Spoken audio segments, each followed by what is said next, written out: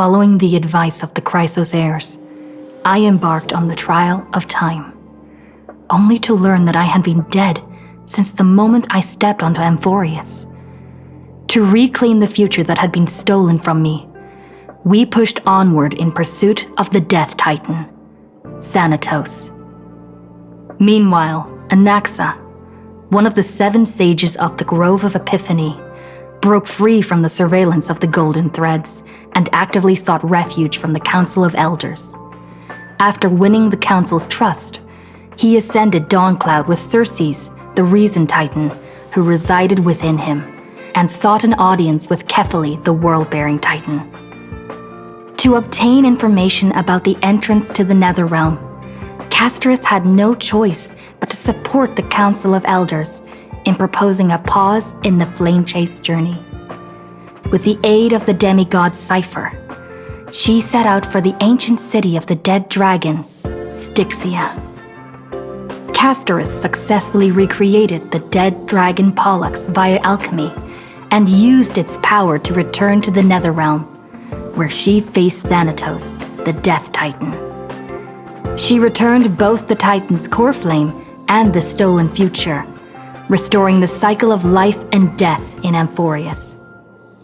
Anaxa's soul met Castorus in the Netherrealm, where he proved his hypothesis regarding creation. At the Citizens' Assembly, he cast a pivotal vote and used the charge of blasphemy to thwart the Council of Elders' schemes for power, allowing the flame chase journey to continue. After returning Circe's core flame, Anaxa's physical body completely disappeared. With this, the flame chase journey neared its conclusion, and all eyes turned skyward.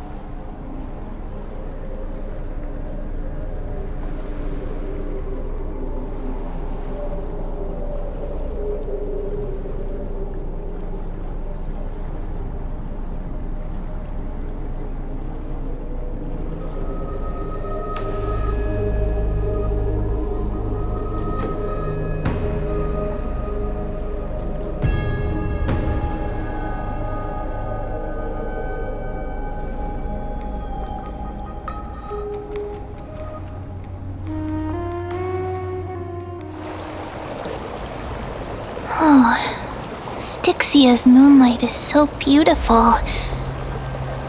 And the River of Souls is so quiet. It's like everything that happened was just a dream. I wonder if Cass is doing okay on the other side. If I write a letter and put it in a drift bottle, will she be able to read it? You're right. We promised Cass that we'd continue the flame chase journey, so we can't let her worry. Now's not the time to feel down. We gotta pull ourselves together. By the way, it was Miss Cypher who asked us to come here. But where has she gone? Huh?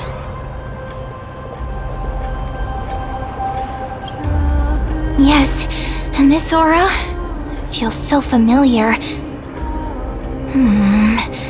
Let's go check it out together. Be very careful. I have a bad feeling about this.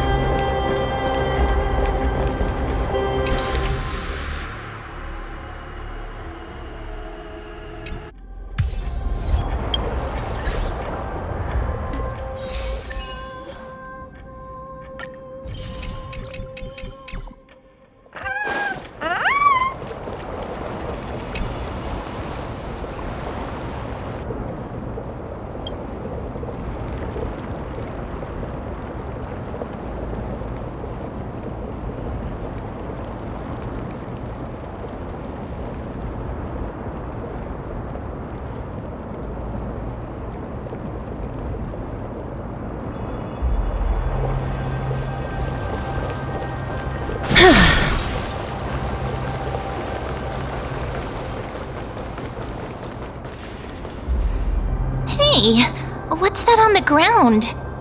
Should we pick it up? Careful, careful.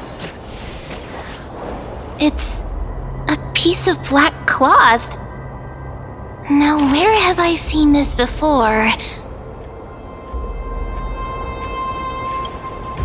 What?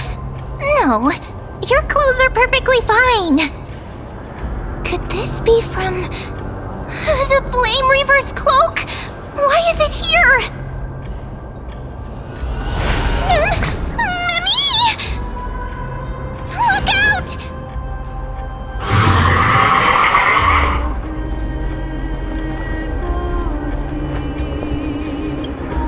Don't give up just like that! Let's try our best to deal with them for now, and we'll slip into the past with Time's power as soon as we can.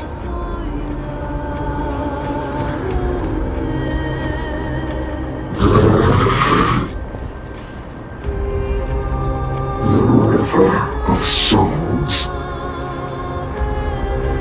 is full of fish, big and delicious.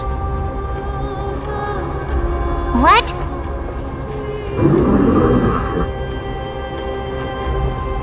The flame chase journey stops. Meow, meow. Meow?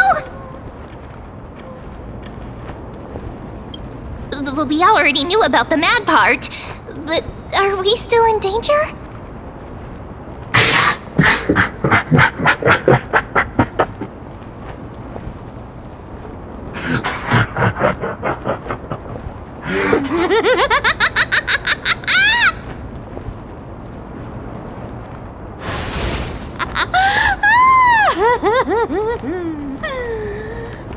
Sorry, I couldn't pass on the chance to give you two a good scare.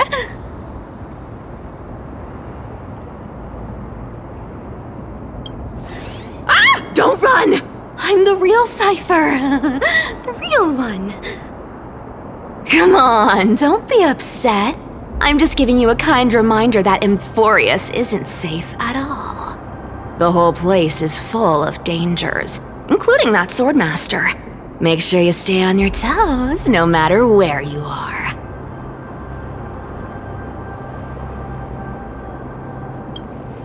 Really? But just a minute ago, that gray hair of yours was all standing up. You were so scared. So, was that a Flame Reaver disguise? Or a magic trick? It looked so real. Is that the power of the trickery demigod? Disguise? No. It's not as simple as that. Let me think about how to explain this.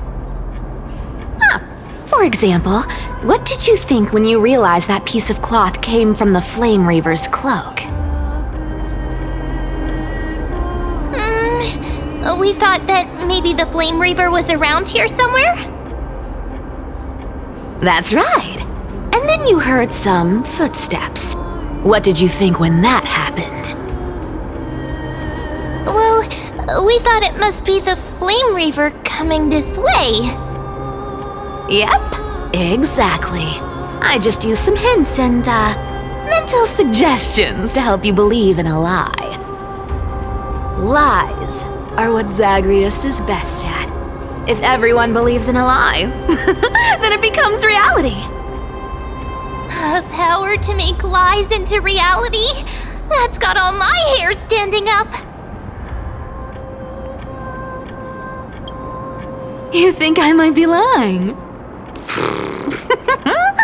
No need. The seamstress trusts you for a reason. Someone as honest as you couldn't trick me even if you wanted to. So, there's no harm in telling you. Besides, we still need to team up to go treasure hunting, right? Let's wrap up here. It's time to get going. Oh, was that your teleslate?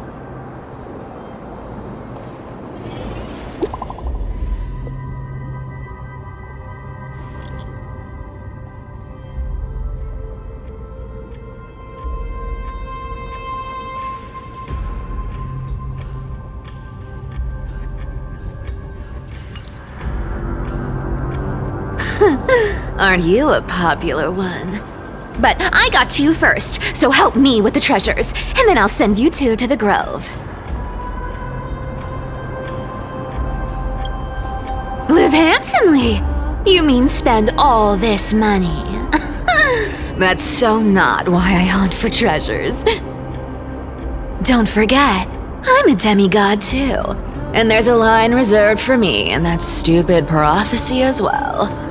You shall walk with greed and die over petty change. But I don't believe in that. As long as I keep collecting treasures, then I won't need to care about petty change. And as long as I don't hurt other people when I get what I want, I won't be walking with greed. Right? Isn't that simple? So, as long as I keep going down this path, all those predestined prophecies and fates will never catch up to me.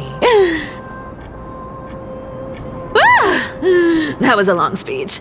I'm getting thirsty at this rate. The treasures of Styxia aren't gonna float up on their own. Come on, Grey Mystery. Show me what the authority of time can do.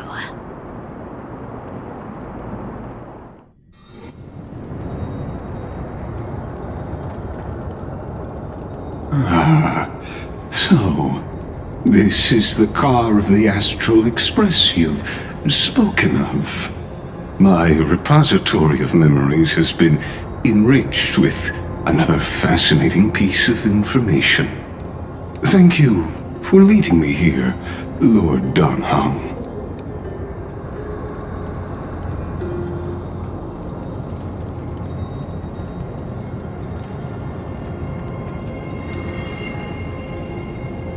Archimans hold wisdom and knowledge in high esteem.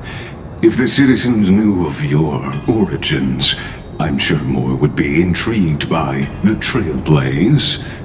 Sadly, discussions about the world beyond the sky remain taboo. It's been quite some time since you first arrived in Arkhima. Presumably, you've been looking for a way to leave ever since.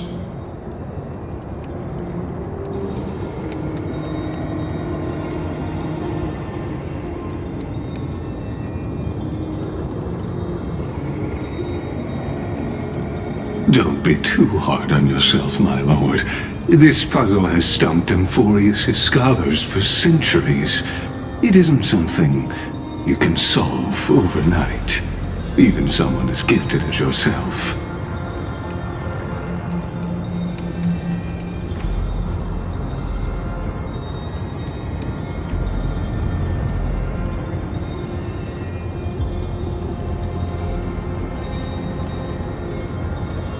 Exactly. Of the 12 titans of Amphorius, Aquila is known for being the most capricious. The weather itself reflects their mood. Tranquil sunshine, mournful rain.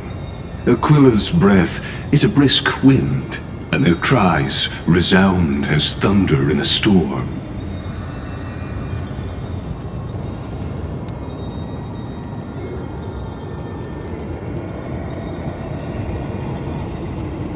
The sky above affects every citizen. It's clear that Lady Aglaya's decision to confront Aquila at the end of the Flame Chase journey was a carefully considered strategy.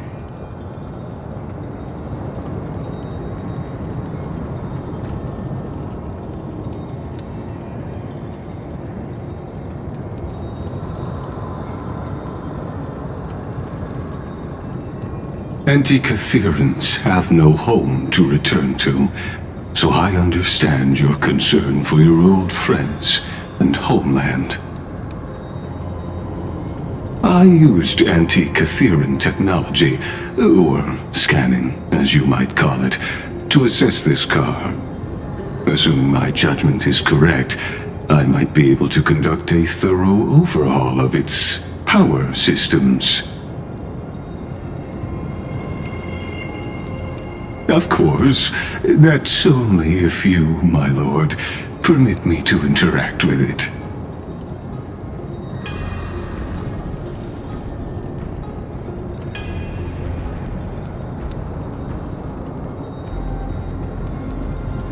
You honor me with your trust. I will be very careful.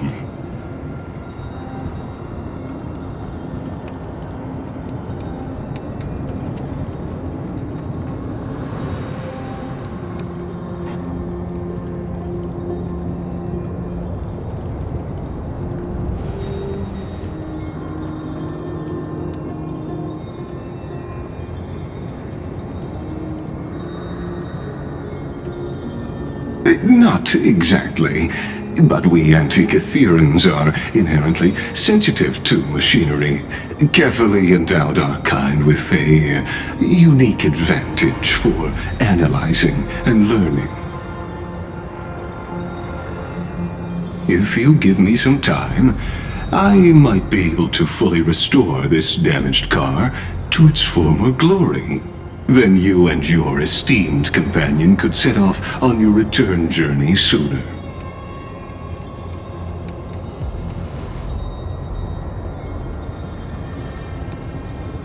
Hypothetically, Lord Donhong, if I could open up a path out of Amphorius that circumvents Aquila's divine punishment,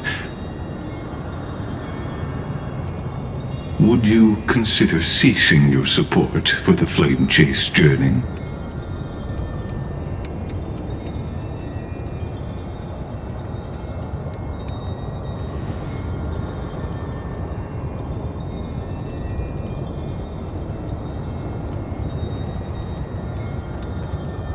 It's best if you don't delve too deeply into that question, my lord. All you need to know is, I can make it happen.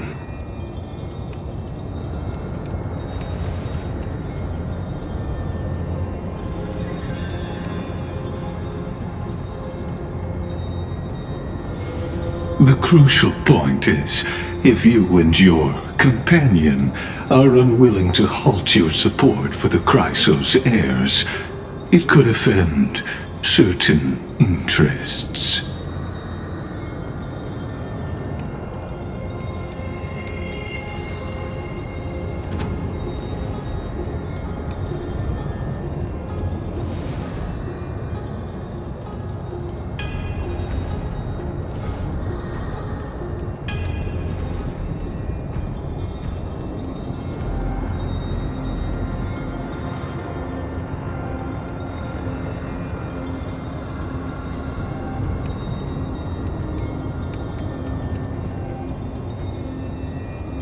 Your prudence impresses me, just as expected.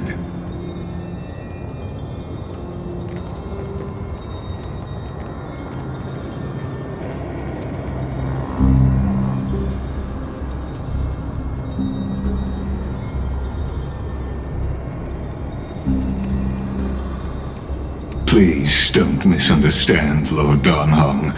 As the Theoros, I have no allegiance to their plans, nor am I obliged to obstruct them. I am neutral.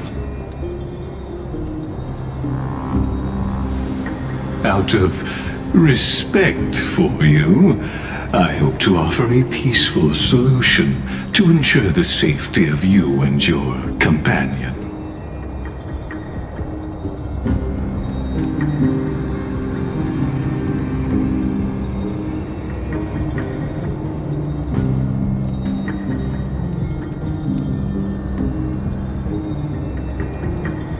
I will not. As I said, I remain neutral. Are you asking this because you plan to refuse my offer and continue supporting the Chrysos heirs?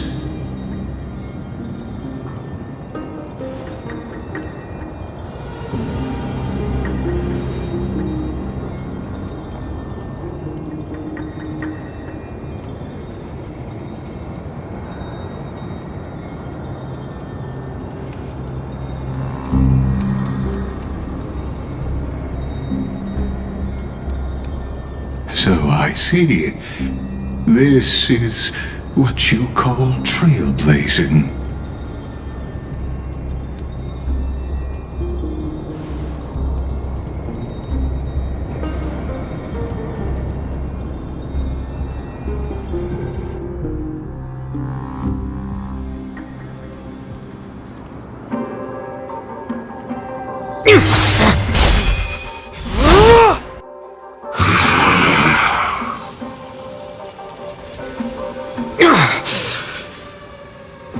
You have such overwhelming power, so why?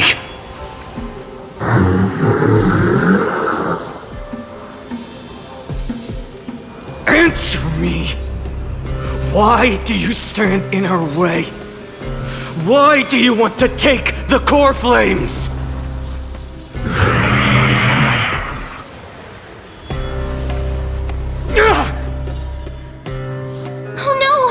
Can't hold on anymore! Drag him back here, friend!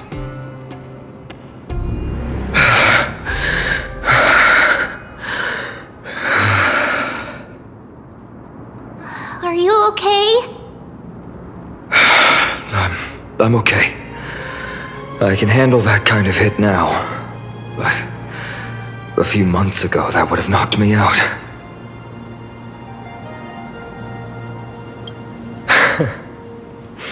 Well, that's why I made sure you were well fed and rested on the road. Thanks for the help. To face Aquila and other potential threats, I must sharpen myself with the most aggressive methods. Even so, it's impressive you thought of this training method. Battling the phantoms of the past in the River of Time? It's just like the hyperbolic time sanctum that the bards describe. It's working pretty well, wouldn't you say? But combat isn't just about strength and skill. You also need the right weapon. Compared to that guy's weapon, mine feels like I'm swinging a lump of iron. I can't tell you how many swords I've gone through since the training began.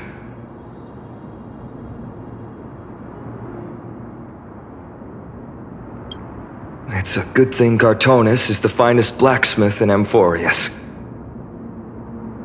I asked him to make a suitable divine weapon for me.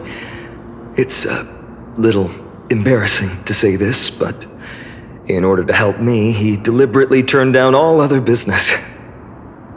Oh, Cartonis is part of this flame chase journey after all, full of energy. Thinking about how he's been recently, maybe you're right. But Finon, I've been somewhat concerned about you.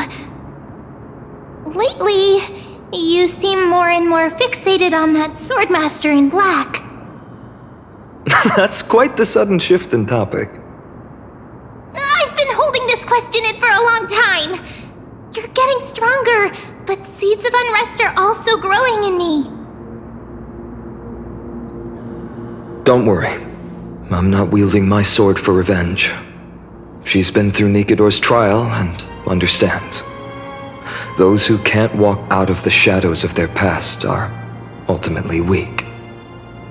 Times have changed. The responsibility I bear is both precious and fragile. I wield my sword for the future of Amphorius. I will not let hatred cloud my judgment again and neglect my duties. You're right, partner. As of now, I'm not able to handle that Swordmaster on my own. I still need the help of my friends. Every time I say something, things get so serious. I don't want to be the person who keeps bringing the mood down. I'm out of energy for training today.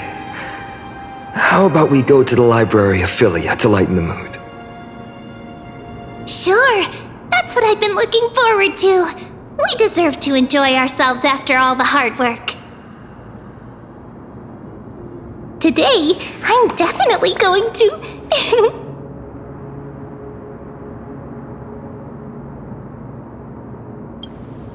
Oh, great idea! However, that would mean no more reasons to visit the Grove. That's the charm of this place. You can find whatever you're into here.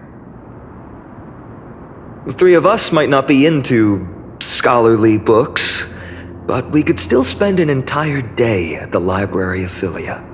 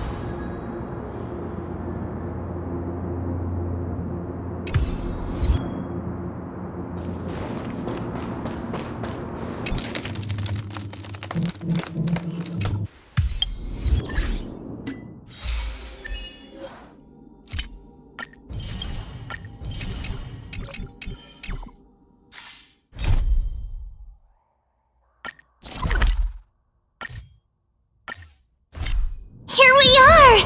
Where was that slate last time? Was it here? Or maybe over here? I'm off to have some fun! It's free time now, so you should relax too.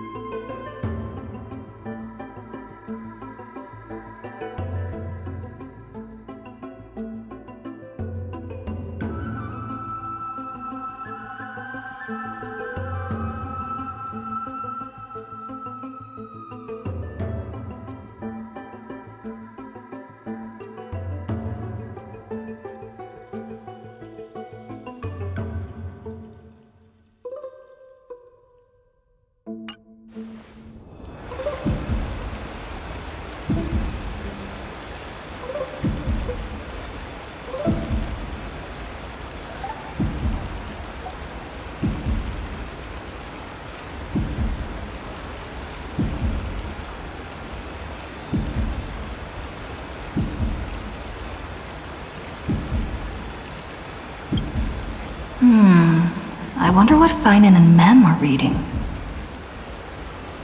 Let's take a closer look.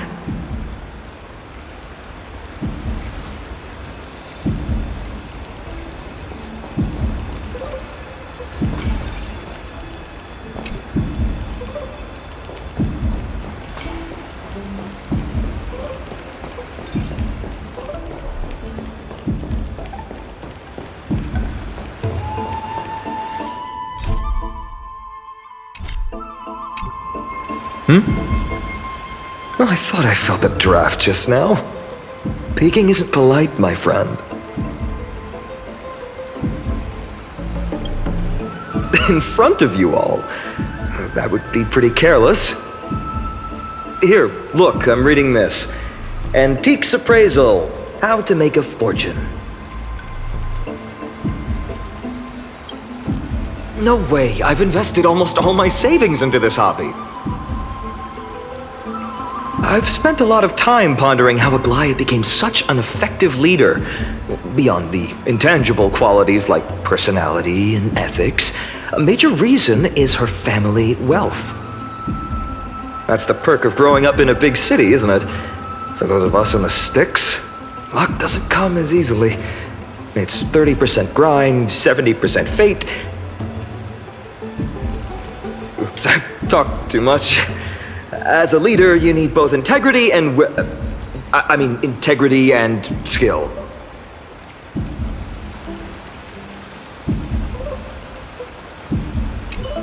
I've spent a lot of time pondering how Aglaia became such an effective leader. Beyond the intangible qualities like personality and ethics, a major reason is her family wealth. That's the perk of growing up in a big city, isn't it? For those of us in the sticks, luck doesn't come as easily. It's 30% grind, 70% fate. Oops, I talked too much. As a leader, you need both integrity and integrity and skill.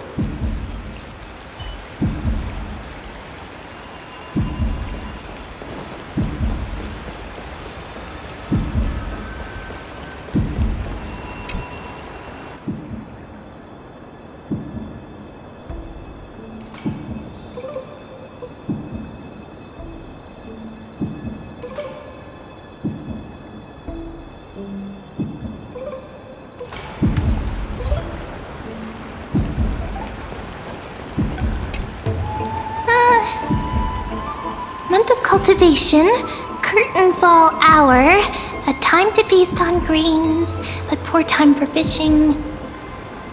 Oh, but then again, are there even any spots left to fish in Amphorius these days?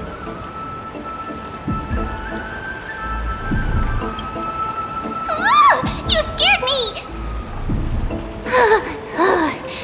Bursting into someone's world like that can really catch them off guard. Well, no more jokes. There's nothing here. I'll go look elsewhere. Something's odd about Mem. What are they flipping through?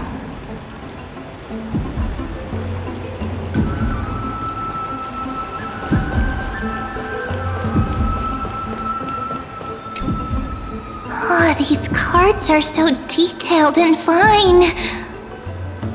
Ruler, Weaver, Traveler, Healer. But the interpretation for each card is so long. Do I have to memorize them all?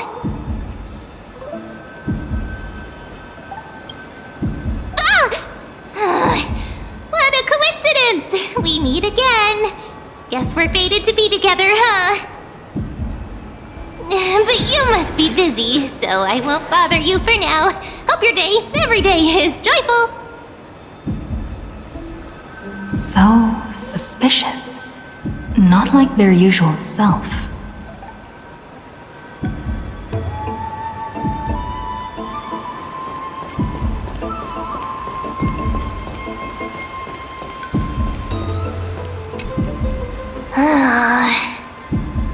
You sure are persistent. All right. I'm totally helpless against your charm. What are you guys chatting about?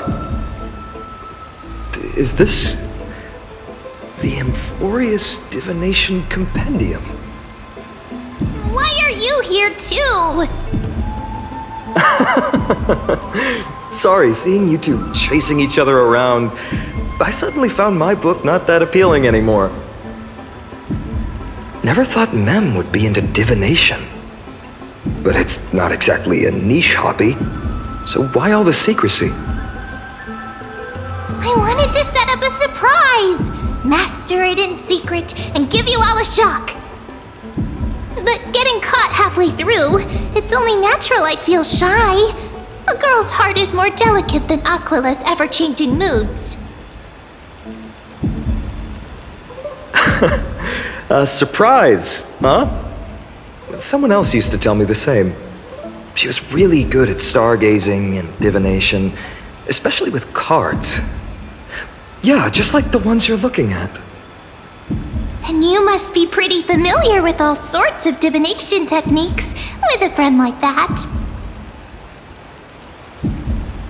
No, I know nothing about it. I've never really believed in using cards or bones to predict the future. If the good omens foretold by divination were true, my hometown, Heidi's Elysiae, wouldn't have disappeared. Don't forget, we've got Lady Trinan. Every other form of divination is just smoke and mirrors or cleverly rehearsed tricks compared to her flawless prophecies. To me, divination could be a power that guides our spirits. Fate always casts a shadow in front of us, clouding our view of the future. That's why people turn to divination. It's just to find a small reason to give them courage to face the unknown.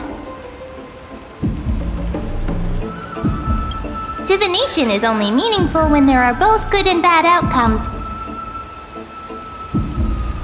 Even bad omens serve as guidance. They can help keep us alert, right? Strange. That person I knew used to say similar things. Looking back, whenever she interpreted a card for me, I couldn't help but feel uneasy. Even though I never believed in the outcomes. Maybe it was her tone. Cyrene. She could paint a complete fantasy so vividly, it utterly captivated me as a child. Right, I still carry a card she once used. Do you want to see it? Oh, wow! It's so exquisite! have a card like that.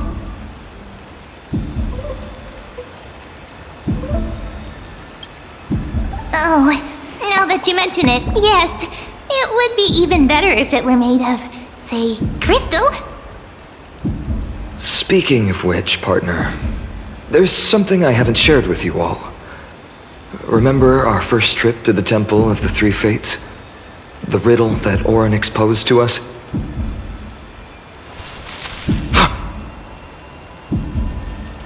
Who's there?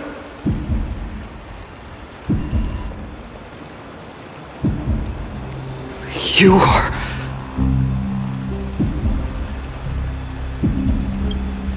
These folks are up to no good.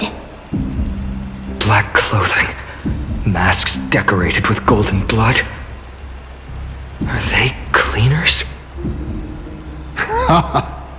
To directly call us by our name, it seems you, Lord Finan, have studied the forgotten history of Amphorius quite thoroughly.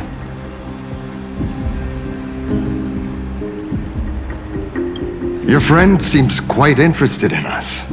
Perhaps you could explain, Lord Finan. It would be the polite thing. We can't let our esteemed guests pass away without understanding. During the Chrysos War, to combat the Chrysos heirs, several cities formed an underground assassin squad called the Cleaners. Their task was to erase anyone with golden blood from existence. Assassination, poisoning, political persecution. They would do anything to achieve their objective. Well, this historical perspective seems biased, glossing over the Chrysos heirs' abuse of divine powers and their blatant initiation of war in order to defame our predecessors. Could you disclose the name of the author behind this popular legend, Lord Finan? I'd hate for the innocent children of Akama to be tainted by such slanted narratives. You should have stayed buried in the dust of history. The Citizens' Assembly has once again legitimized the mission of the Chrysos heirs.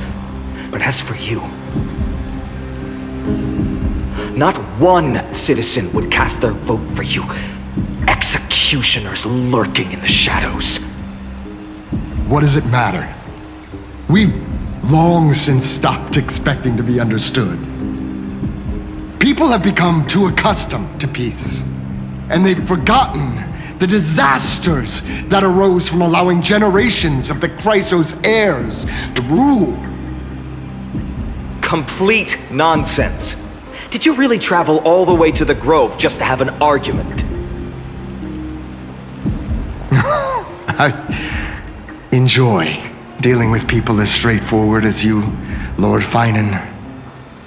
You've probably figured out why we've come before you.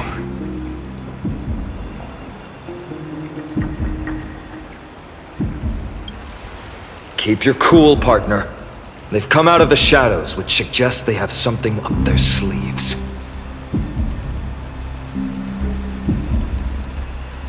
All right, let's hear it.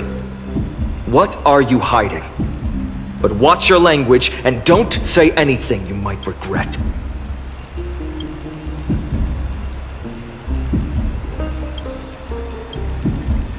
My shoulders might be sore and my sword a tad dull, but it's still enough to slice off your tongues.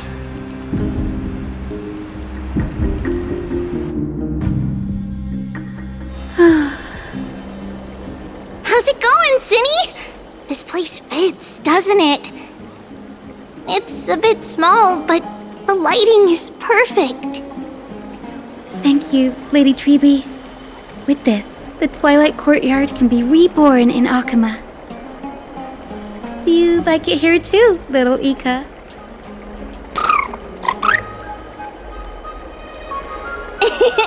It's so bright here, maybe you should rename it? How about Luminous Courtyard? Lady Treeby makes a good point. But Twilight Courtyard? carries the long history of the descendants of the sky, and I'd like it to continue. Right. How does the legend go again? Even Lady Treeby forgets things. We just haven't prepared lessons in a while now, so we're a bit rusty. Just give us some time and we'll remember.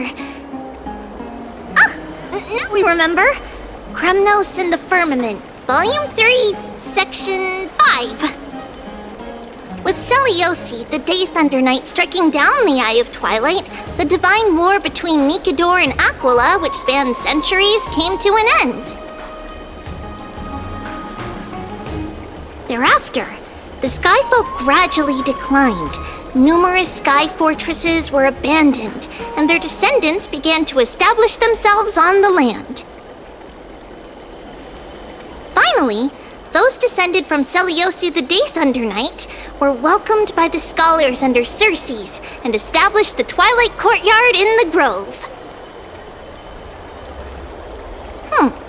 The historical records seem slightly at odds with our memories, but the details from that time have become somewhat hazy to us. Oh, I forgot. For Lady Treeby, history is more than just words on a page. It's something you've personally lived through.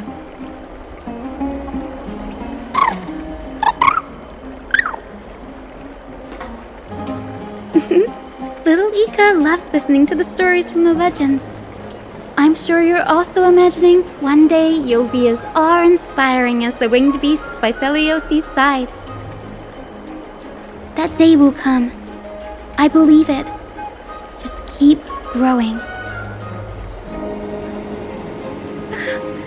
Lord Crediros? Miss Hyacinth. And Lady Treeby. Good to see you're doing all right. I heard from the citizens you were nearby and came to check. Doing all right. What's going on, Crediros? There's been another violent incident at the market. A shop was smashed and looted. It's the third time this week. How can this be? I always thought that with Lady Aglaya here, Akama would remain peaceful. That was true in the past. But these days, forgive my bluntness, her senses may not be as sharp as they once were. Aggie. In my opinion, malevolent forces have noticed the slack in the golden threads and are now plotting to exploit the opportunity.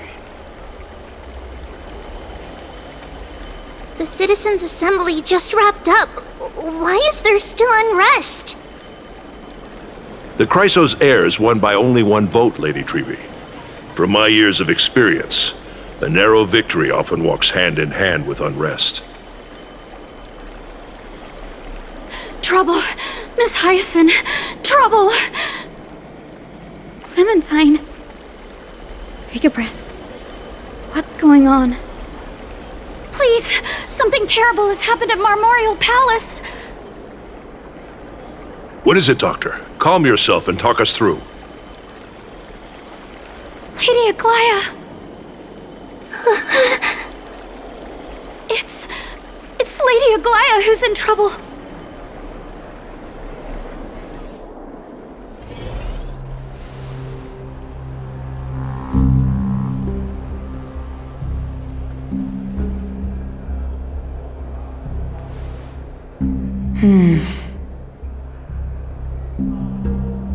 I still remember. This bath that overlooks the entire palace was built by the Council of Elders 900 years ago. Its purpose was to commemorate the first flame chase journey and to remember the heroes who made great sacrifices for Amphorius a millennium ago. Rules were set then. No one was allowed to enter, apart from guests invited by the Gold Weaver. But, I guess, You're no longer pretending to follow the rules, are you, Lady Kindness?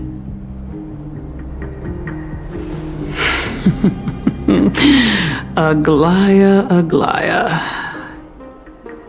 You ageless witch, hiding behind a divine facade to deceive mortals. We've been far too kind with you. Kind? There's no need to use such a word to cover up your incompetence. Anaxagoras humiliated all of you before the citizens. If you still had any shred of shame, you'd throw yourselves from dawn cloud at the curtainfall hour to salvage the last fragments of your dignity. Demigod, why not gaze into the water's reflection and see the wretched face you wear now? These days you're not only blind, but also deaf. The cleaners were born for this moment. When all orders, rules, and laws fail to restrain you, it's time for the dagger to pass judgment. If you're in such a hurry, give it a try. Going toe-to-toe with a demigod? We're not that foolish. The dagger isn't at your throat, but...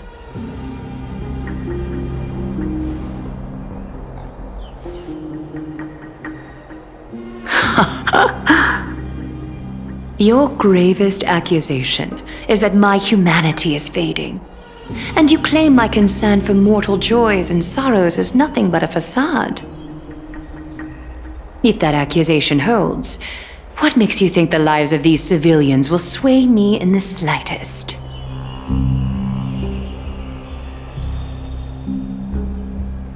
Fine. I'll gladly use a few more words to shatter that demigod facade of yours. Like I said, you're not only blind, but deaf too. Lately, your control over Akuma has weakened. You failed to notice the thefts we arranged in the market, nor did you catch wind of the meetings happening in the Dromus workshop. Plots are unfolding right under your nose, yet you remain indifferent. Humanity? Fading? Aglaya, why not use your precious golden thread to peer into my thoughts? See if the gift we've so meticulously prepared for you can move that cold demigod heart of yours.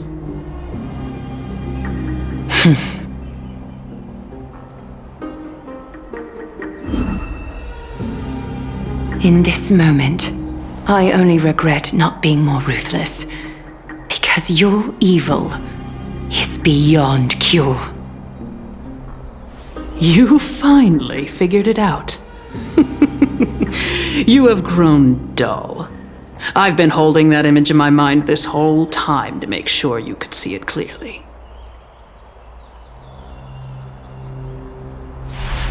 I want you to have this knucklebone talisman, Big Sis. I hope it brings you luck every day and keeps you safe from bullies. That girl who can't speak or hear. What if she accidentally lost her eyes too? You know better than anyone what it feels like to lose your sight. Imagine if 1,000 years ago you, already blind, had also lost your voice and hearing in your youth. Would you still have become the Aglaya you are today? Look at those broken, pleading eyes. How disappointing. We overestimated your cunning. If this plan fails, we still have dozens of splendid parting gifts prepared. Demigod, would you like to hear about them? I thought I could buy some more time. In these 1,000 years, witnessed the fall of 10 titans. From my naive arrogance at the beginning to slowly learning how to guide others.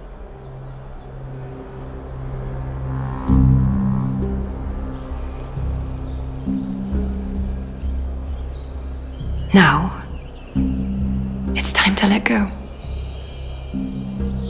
I should be grateful. Grateful that I've reached this moment.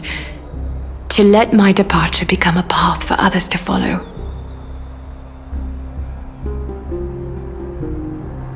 Have I done enough? If I embrace that prophecy now and sink into the warmth of these waters,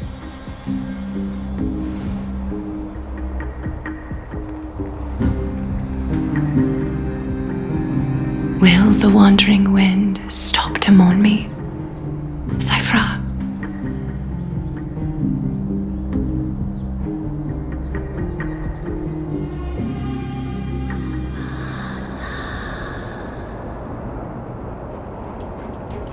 Seamstress! I've come as promised. Look at this box full of gold and silver treasures! I bet there's stuff here you've never seen.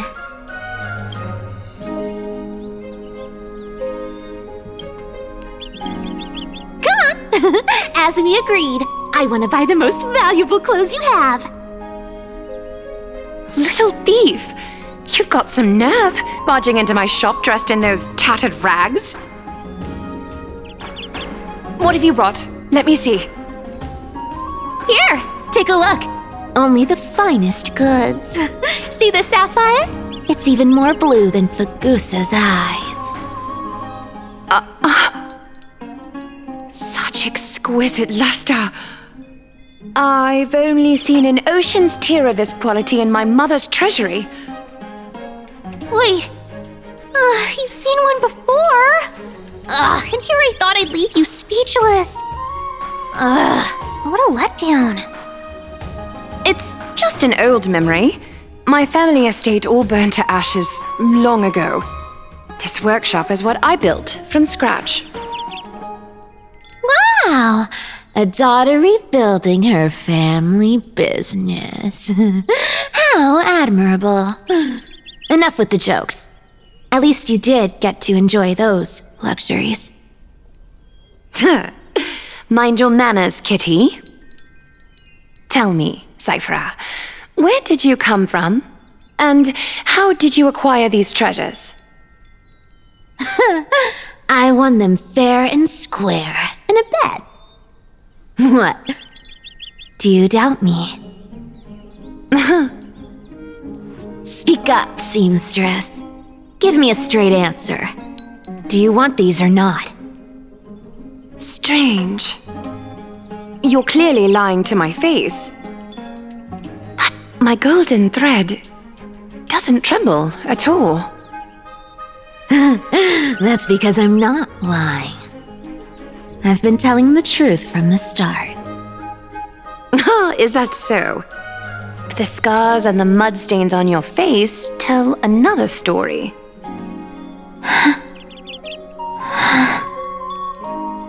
Come on. Can't we just do business without all this chatter? Don't worry. I didn't leave any evidence, so no one will bother you. How can I trust a word you say when you're so skilled at lying? Dealing with you rich people is such a pain. Always wasting my time. Fine, if you don't want it. There are plenty of others who do. Hold on. Your treasure? I'll accept it. But these alone aren't enough to purchase the gold weaver's finest clothes. That said, I do have something that would suit you perfectly. Oh. What do you have in mind? Look. Come a bit closer. Oh, it's shimmering gold. Absolutely stunning. These golden boots are the gold weaver's greatest treasures. Though not as valuable as the most precious gowns, they hold a magical power. Legend has it that Zagreus blessed these boots, allowing anyone who wears them to move swiftly and silently. Put them on, Cyphra, and don't get caught again. A face as lovely as yours deserves better protection.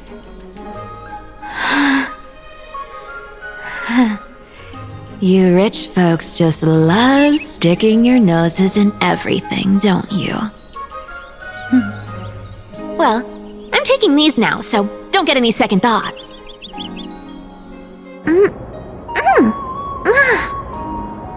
What's wrong? Do you have a smaller size? These are way too big for me. Well, I suppose you'll have to grow into them.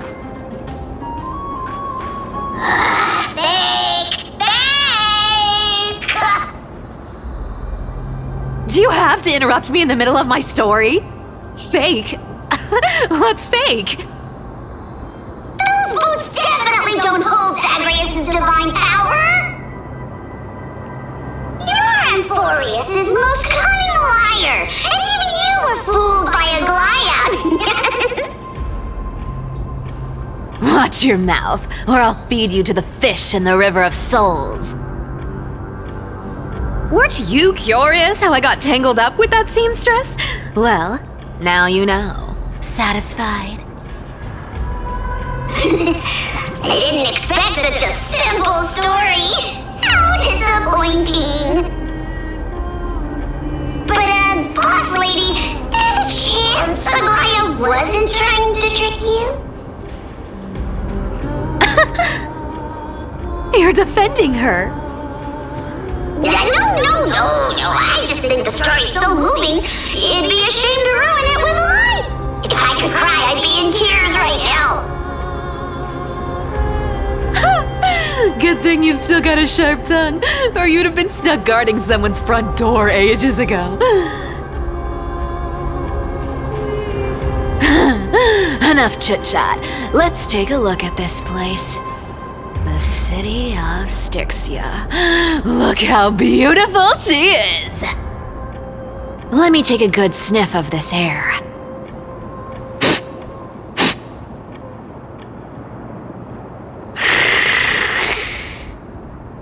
This air, it's filled with the scent of treasure everywhere. Wonderful! Just wonderful. Thanks to Castorus and Grey Mystery, the ancient city's barrier was finally dispelled. Now that I think about it, helping them was well worth it. Time for treasure hunting, Barto! Lead the way, and whatever we find, we'll split 80-20. Well, I have a suggestion. How about 70-30 instead? Listen closely. Do you hear that? The gnawfish in the River of Souls are growling with hunger. 80-20 it is! How generous you are, Boss Lady Cypher! Anyway, what's with all this water? It's damp, cold, and miserable here. I hate it. Ooh, the mighty demigod of trickery! Uneasy around water? You wouldn't understand! The people of Dolos are talented in many ways. Just, not in swimming. Why don't we have a race? Long distance, sprint, or laps? Take your pick! What's got you so worked up? Relax. Who would have thought the fearless Lady Cypher was afraid of water? Cats hate getting wet. What's so hard to understand about that? Now, hurry up and figure out a way across, or I might have to reconsider our split. Don't rush me! Let me take a look around! Got it! Let's use that thing! Come on! Follow me, boss lady! good imitation. I'll play along. Let's see where this goes, Bartolos. Tell me, how did you hunt for treasure when I wasn't around, boss lady? Trying to trick me into saying something. Not a chance. You're as sharp as ever.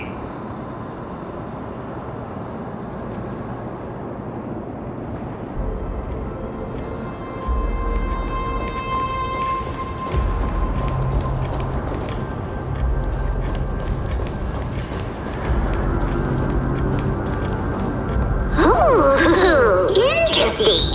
Very interesting. Was this device designed by priests of Ornyx? Do you think you can handle it? Don't underestimate me, boss. Just find a cozy dry corner and wait for me.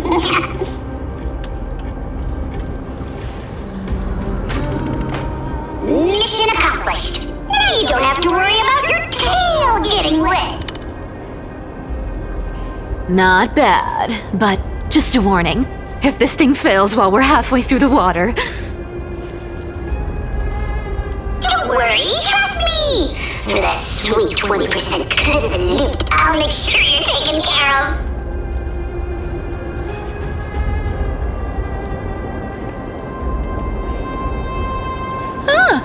This feels truly magical. When did you pick up this trick? Self-taught! All self-taught!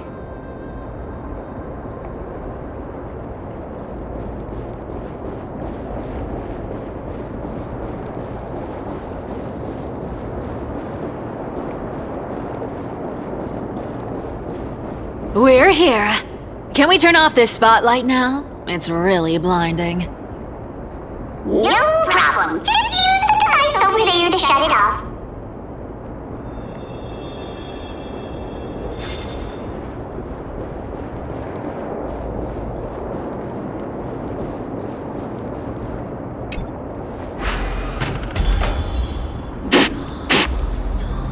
The scent of gold coins, gems, and fine leather. It's so refreshing. The treasures in this ancient city are all floating back up thanks to Grey Mystery and that pink squirrel.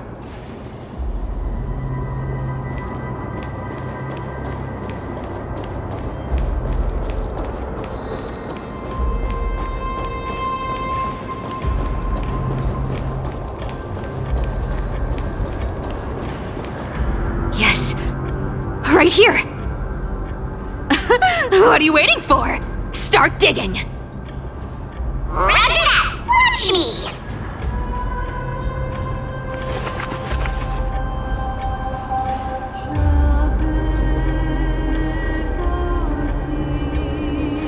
Wow! That's a huge chest. Move over. I want to open it myself.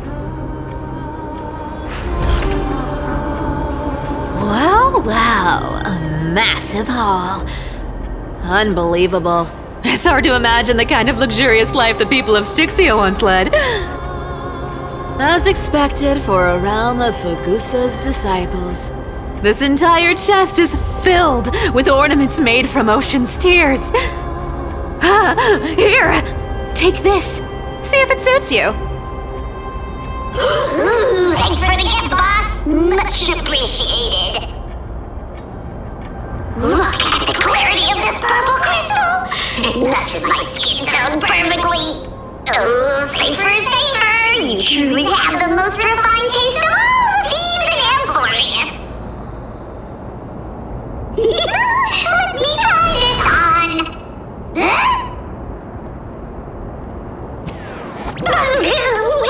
Where is my treasure?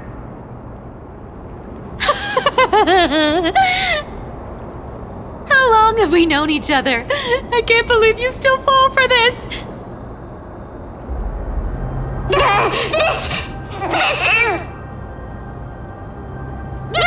How could I have forgotten about this?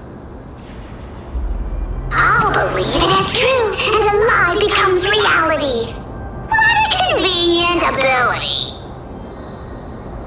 The demigod of trickery's divine gift. Far more practical than any golden thread or teleporter. Alright, enough fooling around. Here's the real thing. Lead the way. Cypher rules! I've already pinpointed the next trove of treasure! Starting navigation. Boss lady, we're set to make a fortune this time! Got any plans on how to spend it? Of course, spend nothing. Have you forgotten my silly prophecy? I remember, of course.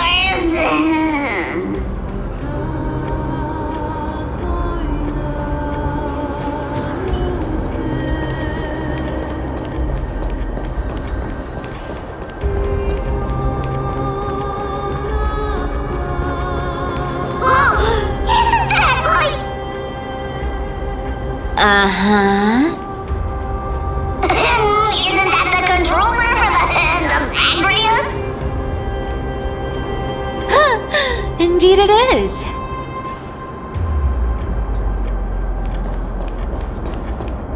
Once activated, this thing makes a racket that can be heard for miles. It's just too stupid.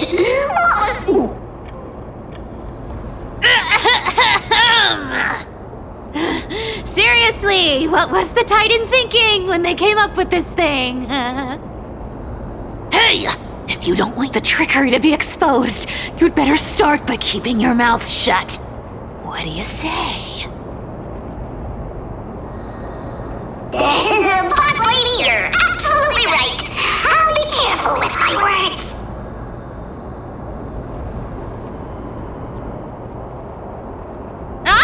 This thing's way too loud when it's on.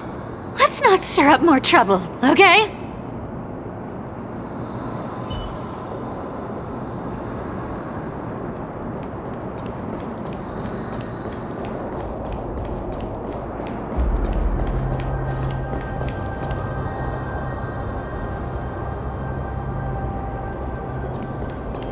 Here we go round the river of souls.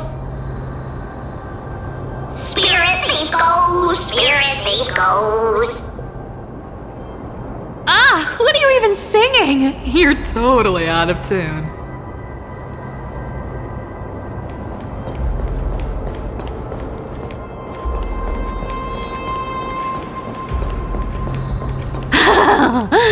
There's a big guy guarding this place. Yeah, big and dumb, just a pure lump of stupidity.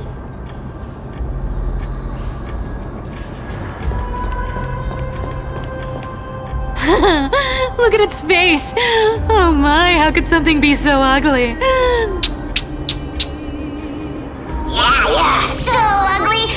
Ugly enough to make even me, a little imp without a digestive system, feel nauseous. If that ugly brute messes up my face, even the stoic Talantin might end up shedding a tear. Indeed, that would be heartbreaking. Clearly running away is the sensible choice. So, how about you take the front? I'll attack from the side. Right. Fleeing fits a rogue nature. Huh?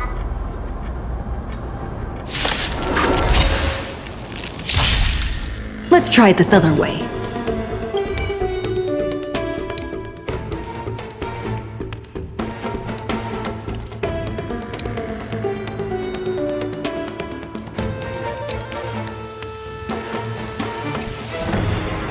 We can do it! How familiar. Bloom. Blink's over. Receive divinity. Don't worry, it's just a scrap. Eternal slip. The dead return! Life is not so fragile. As you wish. Embrace a new life.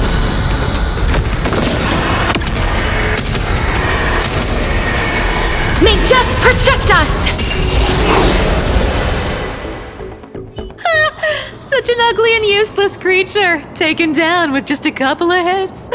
How boring. Hey, Bartolos, are you still alive? Give us a squeak if you are. Squeak! Look at you, all shaken up. Can't handle even this bit of action. It should be safe here now. Get to work. Aye, boss lady Cypher!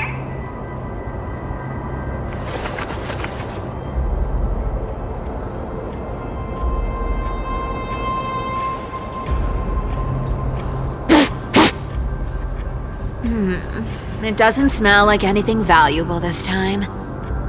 Since we've already dug it up, let's open it and see.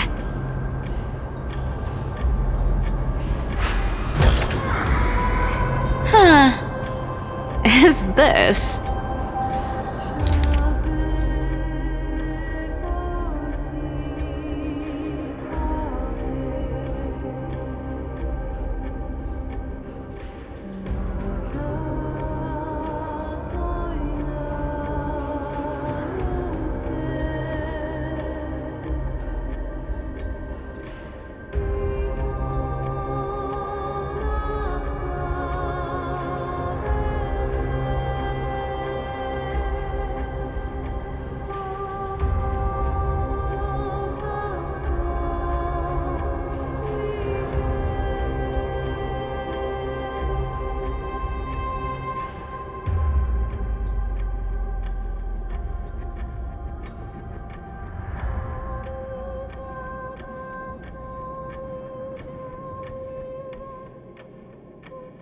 Ooh, this looks tragic. Do you think they made it to Akuma? Probably not. I've never seen or heard of anyone from Styxia and Akuma. At least, I'm still left for Dolos. Guess this city wasn't so lucky. Huh. It does seem unfair, doesn't it? Just because they were born in the wrong place, they had to face such devastation. Meanwhile, those in Akuma, simply because they're supported by the world-bearing Titan, continue to survive. Yeah, the world just isn't fair, is it? Speaking of the world-bearing Titan, Cypher, didn't you tell me once you used to be an apprentice at Kephal's priestly court? Did I?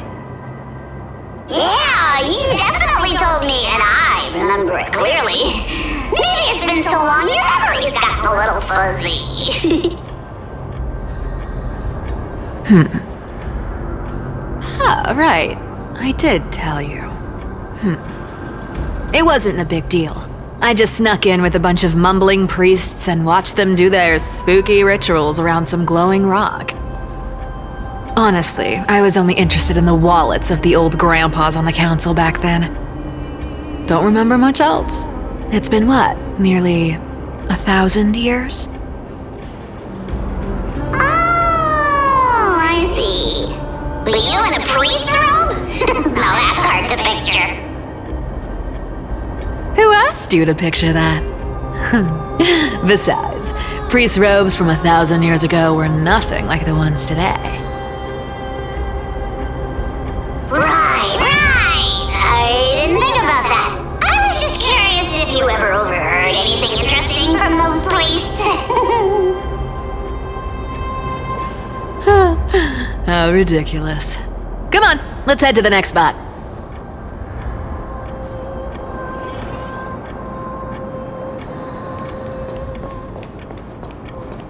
Where did this roadblock come from? Ugh, this is so annoying! The treasure is right in front of us! Oh dear, we're stuck here! But I have a plan! Should we call on that big, noisy, cumbersome hand of Xandrath? Never thought that thing would actually come in handy. Alright. Do you want to handle it? Leave it to me, lad. don't need a controller. After all, you know.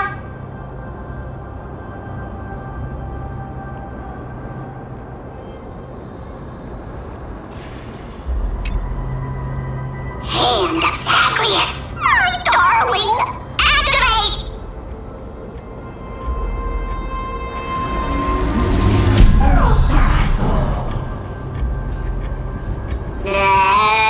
Why did it suddenly stop?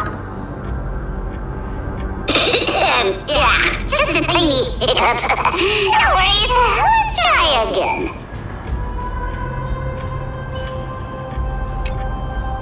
Hand of Zagreus, my darling, activate!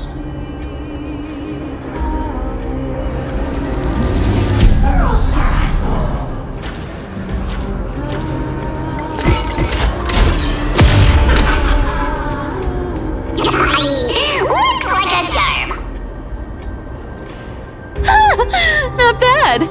However, I still don't see how this ties into trickery.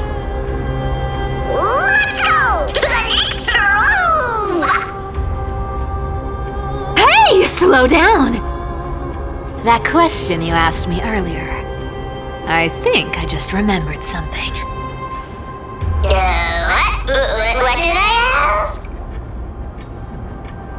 You know, that question. The one you specifically asked me. Right after we dug up the second chest.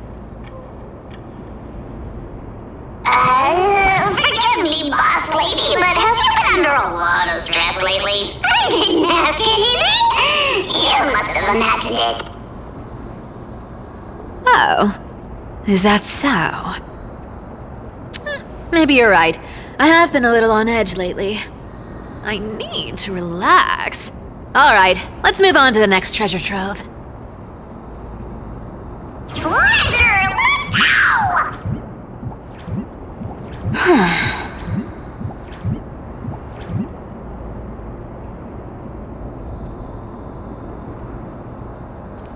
Twinkle, twinkle in my chest, how this core flame is the best. Wow, when it comes to singing, I still sound better than you, boss. Go beyond all time and space On the journey of flame chase.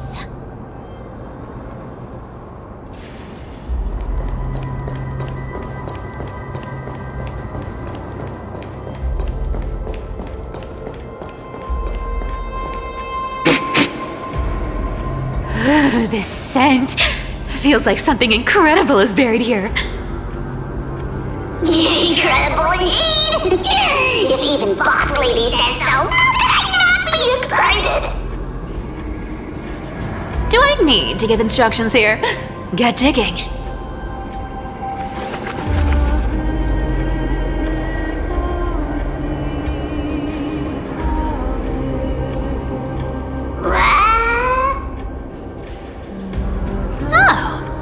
Isn't this a golden scapegoat?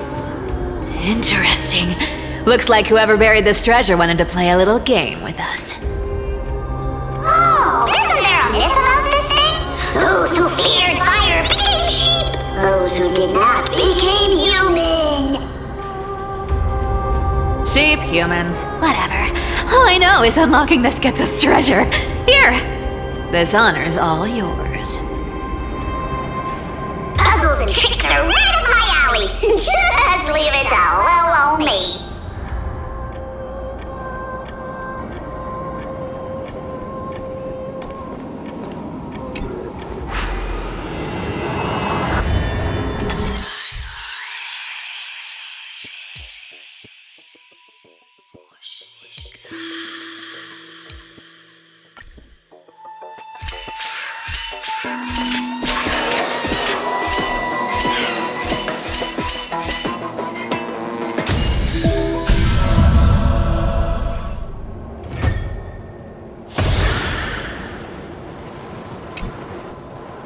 Told you, nothing can stump me.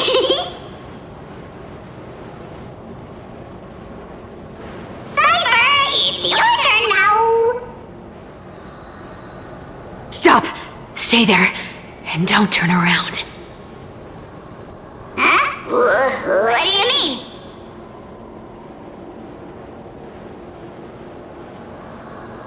I told you, don't move.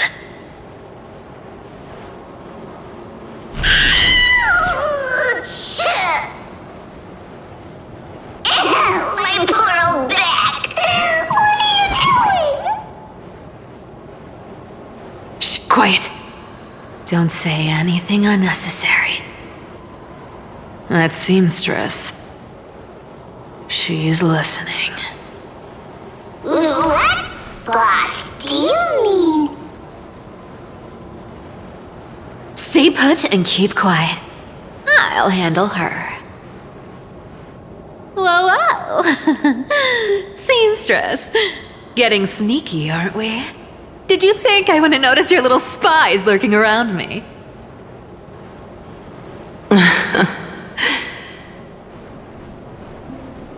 As time passes, I find myself leaning more and more on blind luck. With only the power of this little nymph, naturally I couldn't slip past your sharp eyes, Cyphera. Even if you could fully control Bartolos's mind, I would still be able to see through your disguise. Aglaya. You've gone to such lengths to spy on my every move. What exactly are you after? I've told you before, you don't need me to succeed. Why don't you just let this go? I already made an exception and got involved with Castorus and Grey Mystery. Asking for more now. Isn't that pushing your luck a bit too far?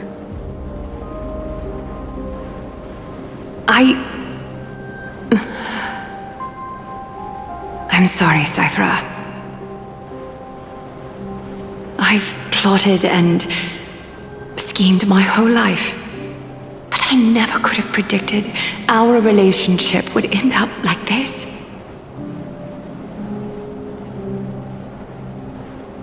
I've spent centuries trying to figure out where I went wrong, replaying every moment over and over. But you've never given me a chance to explain myself, face to face.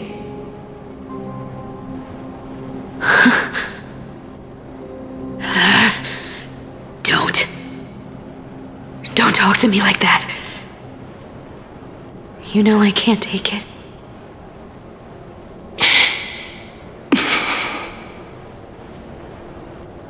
A 1,000 years ago, out of foolishness, I let my silence steal away the most beautiful sound I'd ever known.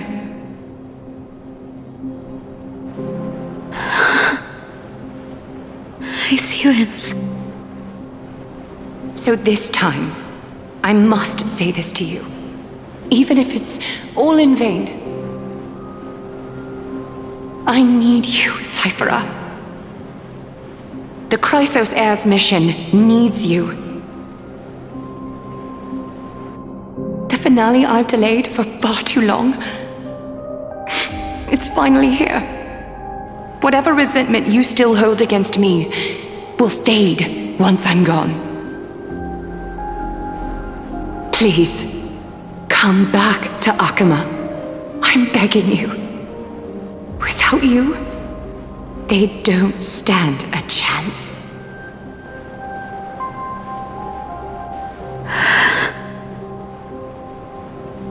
I'll think about it, seamstress. But stop watching me. Unless you want to lose me for good. Don't worry. As much as I'd love to hear your voice again, to see your face, it seems that chance will never come. Goodbye, Cyphera.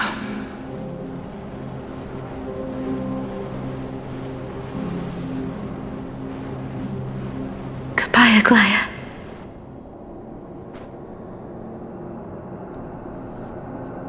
Ah, what a shame. I thought there'd be some real treasure under that goat's head.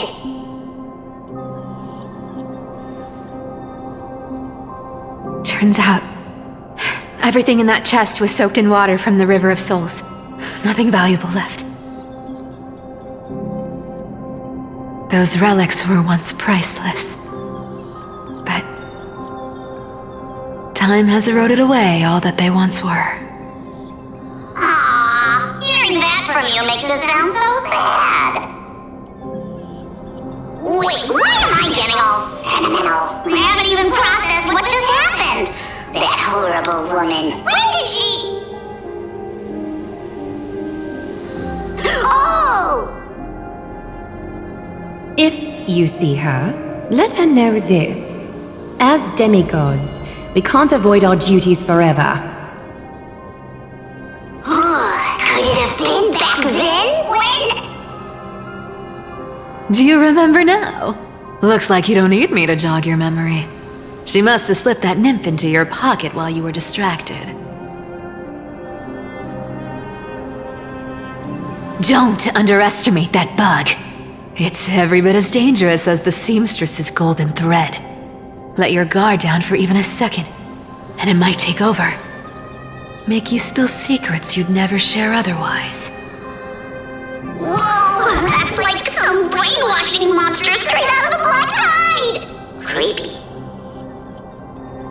Boss, how did you realize something was wrong? I'm curious. What exactly did that nymph make me say? Actually, it gave itself away very early on. Speaking of the world-bearing titan, Cypher, didn't you tell me once you used to be an apprentice at Kefali's priestly court? We've been partners in crime for 1,000 years. We've talked about everything there is to talk about. Except for that one experience at Dawncloud. I never told you about that. I absolutely wouldn't have shared that with anyone. But, boss lady, there's a chance Aglaya wasn't trying to trick you? And as far as I know, the embodiment of trickery despises that golden thread which forces people to speak the truth. You'd never defend Aglaya.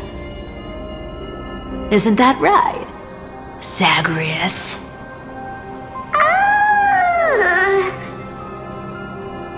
You have a terrifyingly sharp mind. After all, I'm the only one in the world who knows you're still alive. To make sure you survive the Titan trial, I had to fool the entire world. If you want to keep that lie from falling apart, you'd better keep playing your part in the days ahead.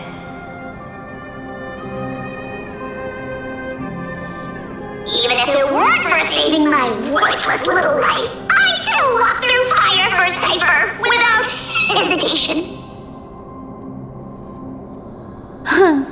You may have been reduced to this form, but you still haven't lost your way with words. Speaking of which, Cypher, you're not taking that wicked woman's words to heart, are you? Life's been pretty great lately. Why get into trouble now? Don't you think? Honestly, I've been thinking. Maybe a trip back now wouldn't be too bad. You're back again, Cyphera, your face.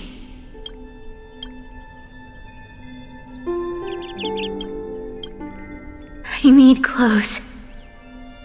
Anything. Just throw me something. A piece of cloth will do. Just enough to cover the wounds. I will pay back the amount I owe. I promise. You're bleeding golden blood. Yes, what about it?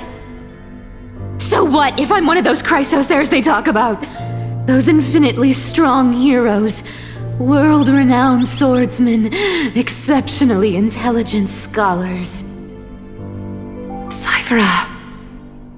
Oh, I'm sorry to disappoint. Who knew that group of amazing people would include me? Pauper. Thief.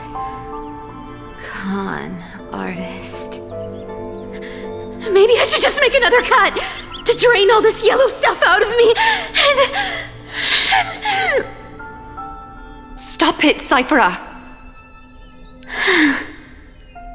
I'll give you clothes, warm you up, and stay here. Stay in my workshop until you're healed. Aren't you going to ask me how I got these wounds?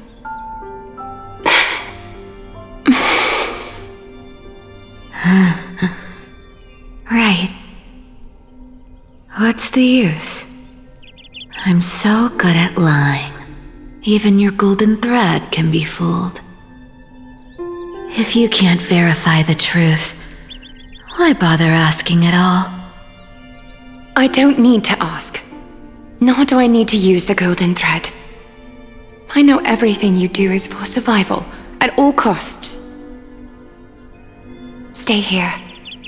You won't have to deal with the cold or go hungry again. Stay by my side, and you can start putting yourself back together. Aren't you worried I'll ruin this place's reputation? Or that I might sneak off with your precious clothes and sell them?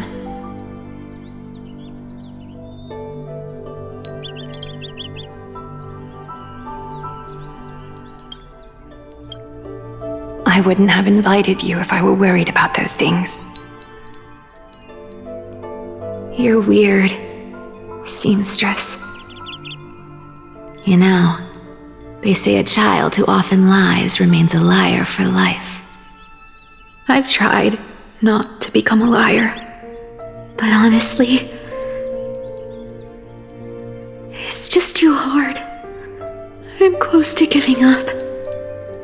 What makes you think I won't disappoint you? Because I can feel it. Not with the power of a demigod, but with the heart that beats in my chest. You love this place. That's why you keep coming by, but also why you hesitate to stay longer. You worry you'll tarnish the Gold Weaver name. After taking over Nestia's divine authority, I became used to letting the golden thread distinguish sincerity from falsehood. However, the mission I need to complete requires me to learn to trust and rely on my heart. Cyphera, you're an honest thing I've given to this world. And also a challenge the world has given to me. Stay here with me. You have a beautiful face that deserves better than to be covered in scars and grime. You've got a way of talking that's hard to follow. All right, let's make it a deal. You have 1 day to change your mind. Once the action hour passes, there's no turning back.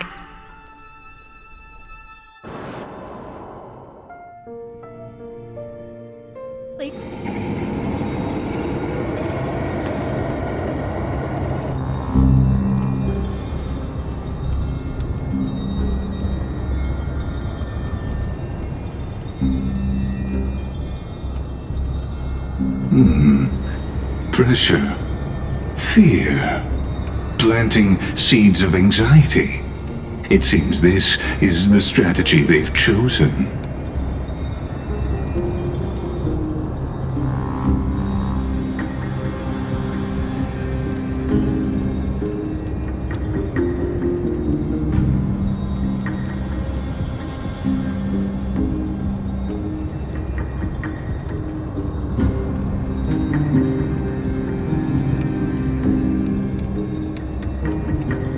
From what I know, these stories are true.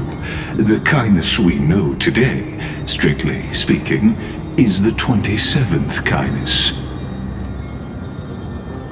Objectively, the rise of the Cleaners was both inevitable and necessary. Yet, their ruthless and twisted methods earned them nothing but disdain and condemnation from history.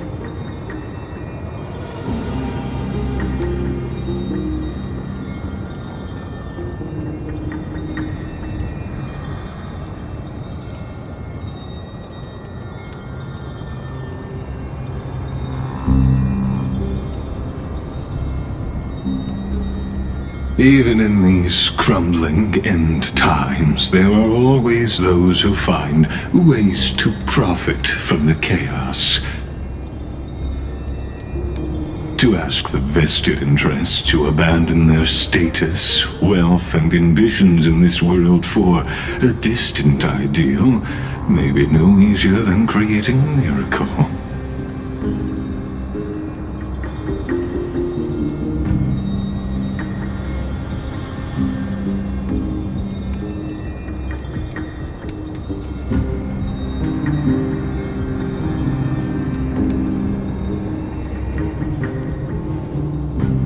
There you are, Lord Donghong. We couldn't reach you on the teleslate, so the Holy City Guard almost assumed you two had met some terrible fate.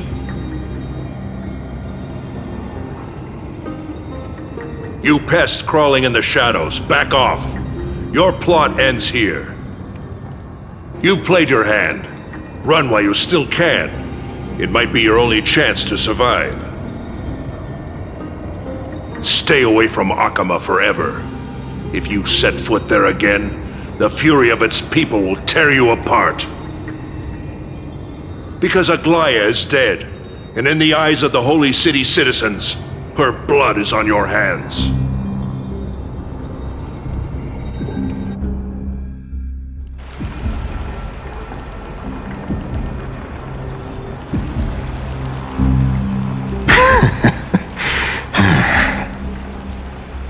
Looks like she was wrong about you. She? Are you talking about the mastermind behind all of this? Well, she thought you were weak. She believed that even when you were facing the evil that you claimed to oppose, you'd hesitate to strike. Misinterpreting mercy for weakness shows how arrogant and foolish your master is. They're still alive. With proper care, they'll pull through in a few days. But I must warn you, I haven't fought a human in ages. I can't guarantee I'll always be able to hold back. They're lucky they're still alive. If you feel as lucky as they are, try me.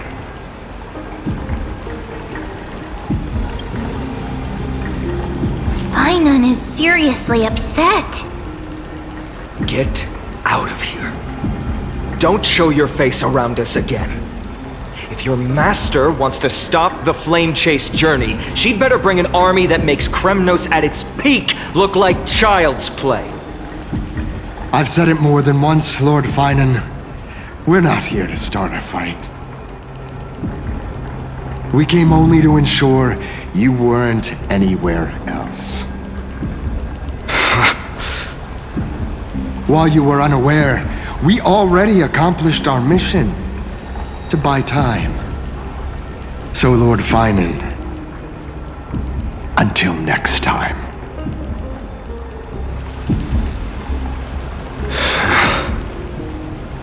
Are you okay?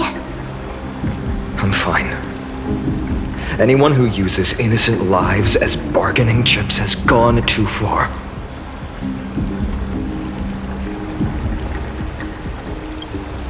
Probably a desperate gamble.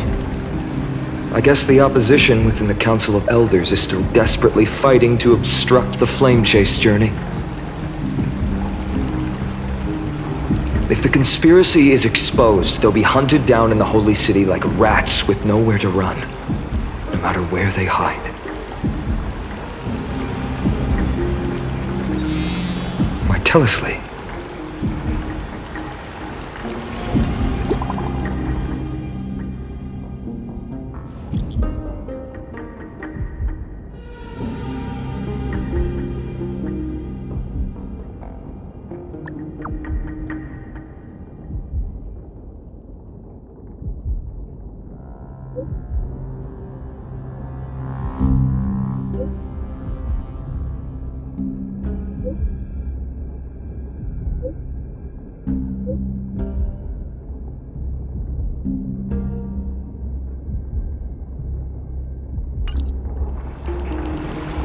Aglaya? Is this... blasted? Those guys...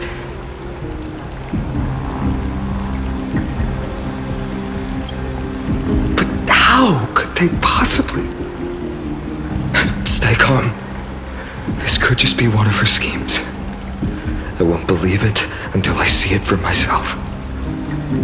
Fainan, what should we do now? Stay on course. I'll contact Treeby and ask her to keep the citizens calm. We'll hurry back to Akama as fast as possible and assess the situation in the city. If we run into any enemies along the way, I won't be merciful this time.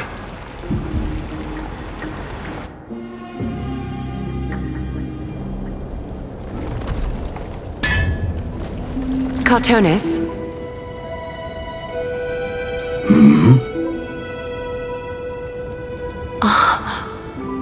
You're forging a sword for Fainan, aren't you? I haven't seen you wield the hammer in so long. I couldn't help but be entranced by the sight. You, Aglaya. In this form you come to me. It means... That's right. At this moment, my physical form is already shattered. My journey as a human in this world has come to an end. It's time to fulfill our pact. Of course. The pact I haven't forgotten. The thing I entrusted to you, do you still have it? Far too plain this vessel is. Not worthy of you. Do you still insist? I insist. Over the past 1,000 years, every piece of fabric I've worked with has been tainted by my cold divinity. It's made me hate their colors, texture, and scent. This ornament stands apart. It was a gift from a child. She was pure and kind. I often wished my childhood could have been like hers. How to say goodbye to everyone? Have you already planned? I'm afraid there's no such detailed plan this time. I deeply regret not being able to say farewell to them, one by one. The moment has come. My departure will give them one less thing to worry about. This parting gift should help ease the regret of such a sudden goodbye.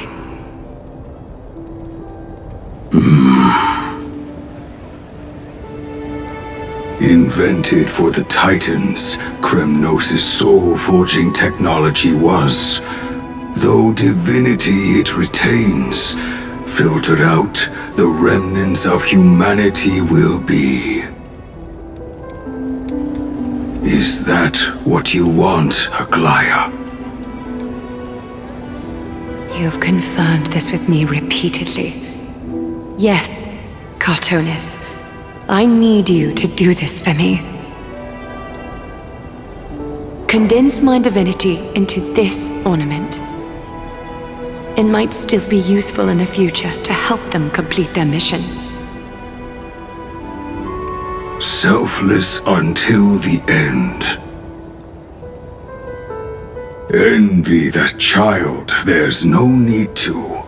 Already lived a grand life your humanity has. Your praise puts my heart at ease, Grand Craftsman. Now, Please, take me through the last tempering that fate has to offer.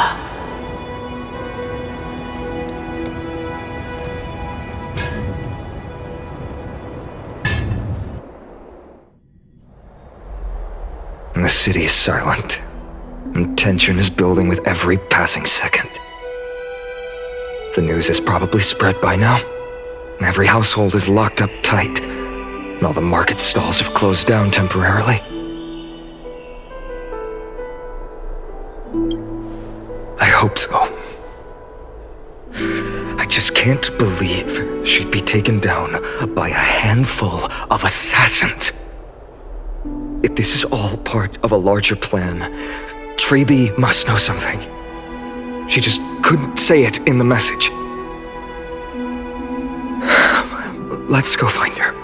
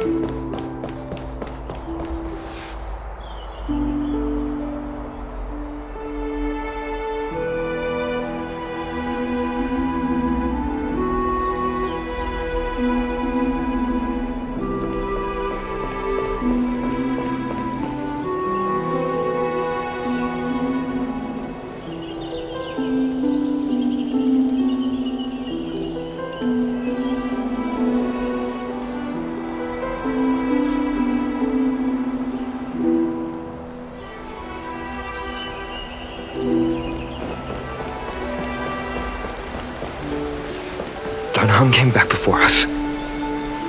Well, maybe he's heard something.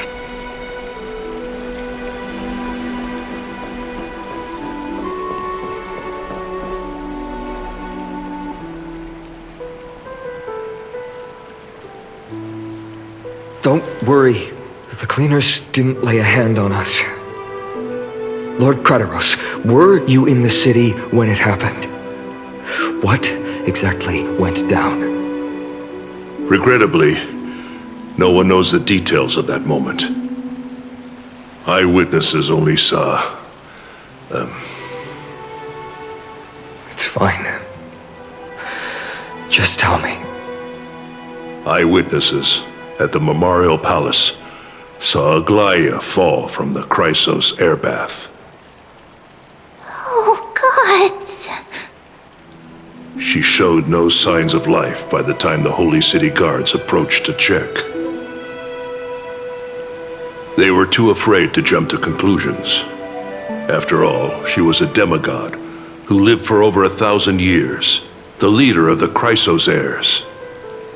Most citizens of the city believed that death couldn't touch her. She was pierced through the heart by a uniquely crafted dagger. I saw it for myself. It's one of the weapons carried by the cleaners.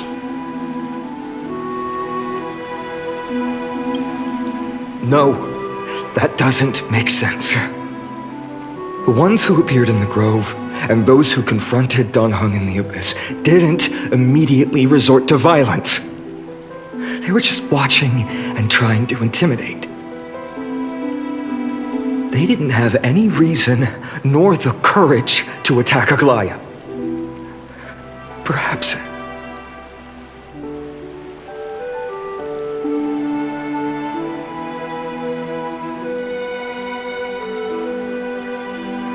I'll stay here to lead the guards and maintain order. Find out what happened, but don't take too long. With Aglaya gone, someone has to take her place and lead Akama. Also, Miss Hyacinth was the one who declared Aglaya dead.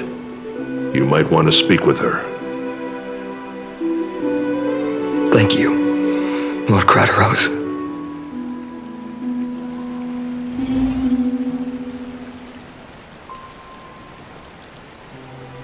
I'll stay here to lead the guards and maintain order. Find out what happened, but don't take too long. With Aglaya gone, someone has to take her place and lead Akama.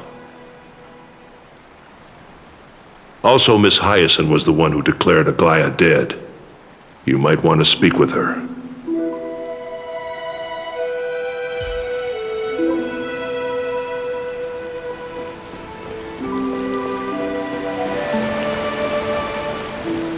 The baths are empty.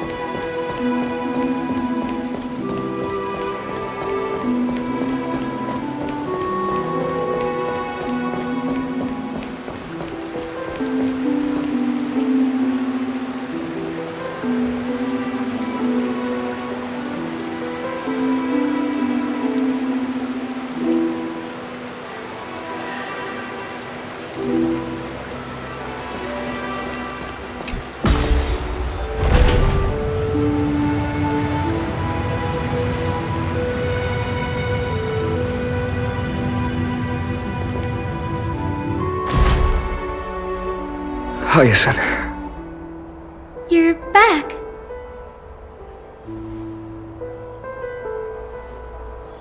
I'm fine. I've been staying close to Lady Treeby and Lady Trinan after the incident. It's great that you could come back so quickly. They need someone with them now.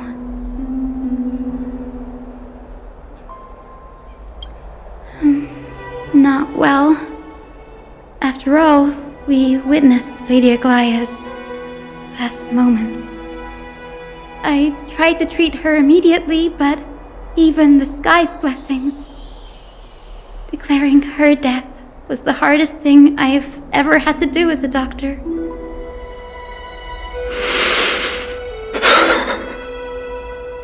Lord Finan, don't push yourself. You're carrying a heavier burden now. Please, don't fall. It's fine. I can handle it. What I've lost is a mentor and a comrade in arms. But for Treeby and Trinan, they've lost a 1,000-year-old bond.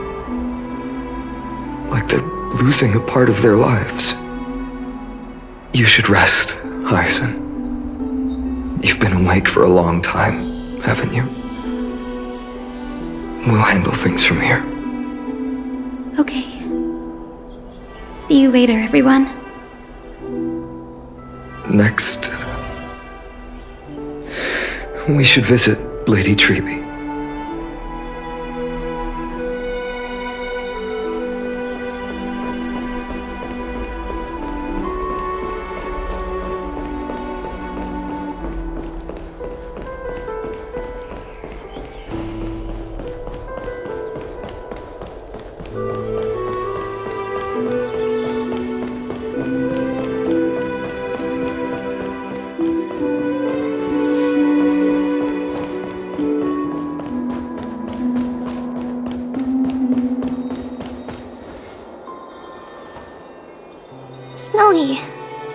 Little Gray.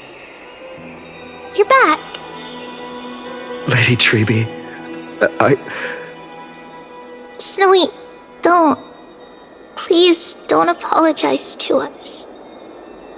You went to the Grove to prepare yourself for the threats to Akama. You didn't do anything wrong, so don't be hard on yourself. We were always by Aggie's side throughout this long journey, so we understood her thoughts better than anyone. She knew she wouldn't see the end of the Flame Chase journey, yet she gave everything without hesitation for the future of everyone.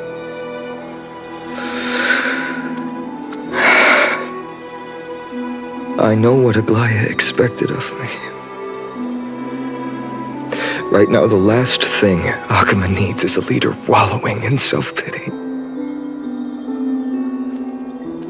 The scroll over there was entrusted to us by Aggie.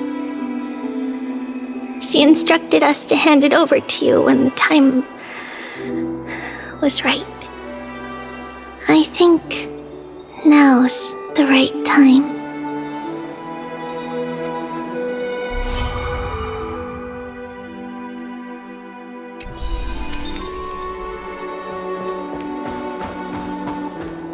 Aggie, I still remember the taste of that oatmeal. See you tomorrow morning. I'll prepare breakfast for you then.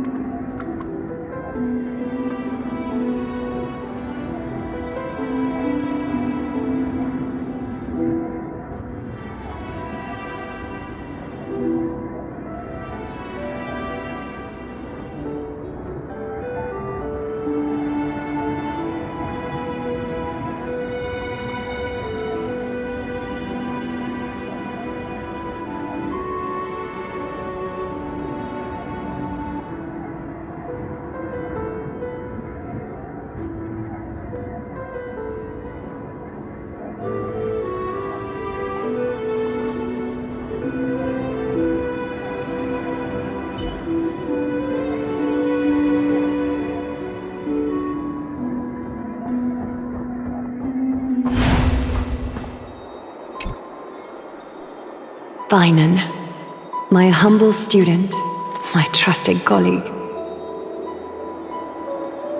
As I write this, you are locked in a battle of words with the Council of Elders, fighting for the survival of the Flame Chase journey on a battlefield where the smoke of war is invisible. I deeply regret and feel guilty for hastily pushing you and the Trailblazer into the debate. But please forgive me. At that moment, I could not afford to show any sign of weakness before you, as it would have crushed your morale. I considered the debate a routine affair, assuming I could win merely with the support and experience we'd accumulated over centuries. But I underestimated kindness and her party's cunning, and also the deterioration of my own senses. The trap was likely set by the debater Calictus. He had prepared a severed golden thread in advance, revealing it to the public when Kindness was faltering in the debate.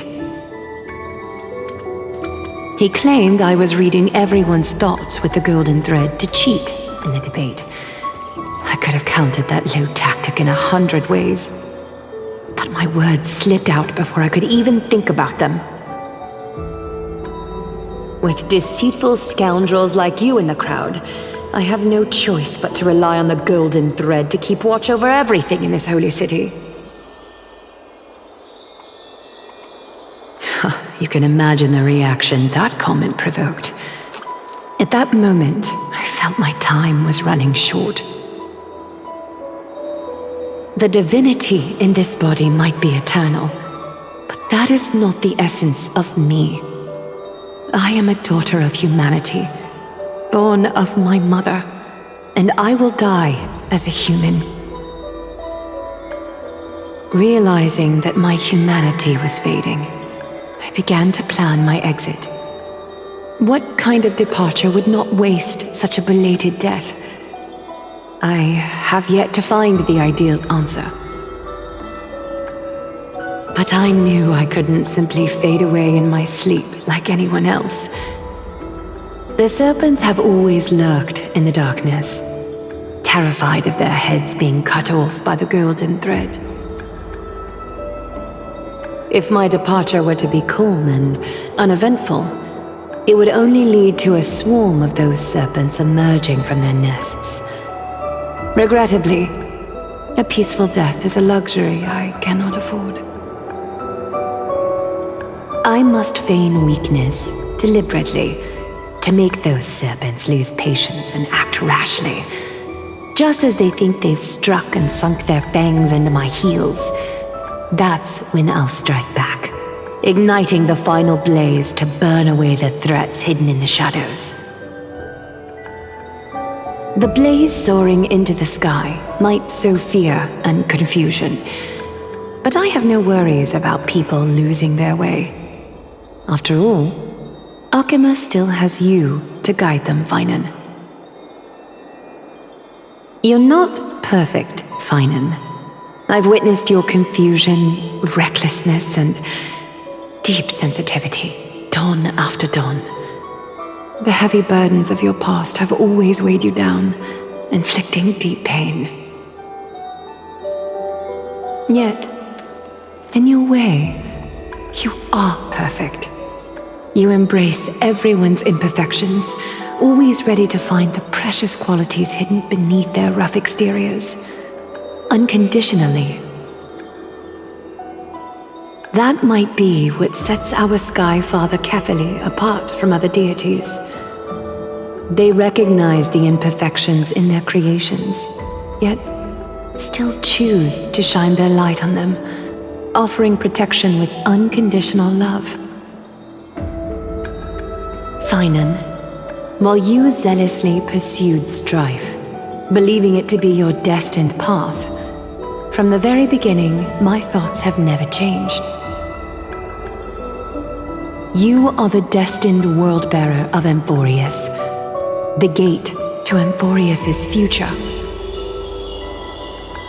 Go, complete the flame-chased journey of the prophecy, ignite the stars, and inspire hope in the hearts of humanity. I will be waiting at the end of the west wind, looking forward to the miracle you will create.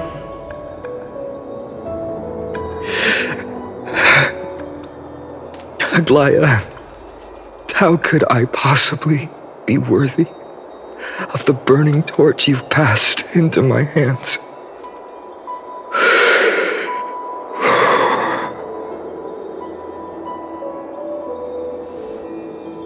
Dorang, can you do me a favor?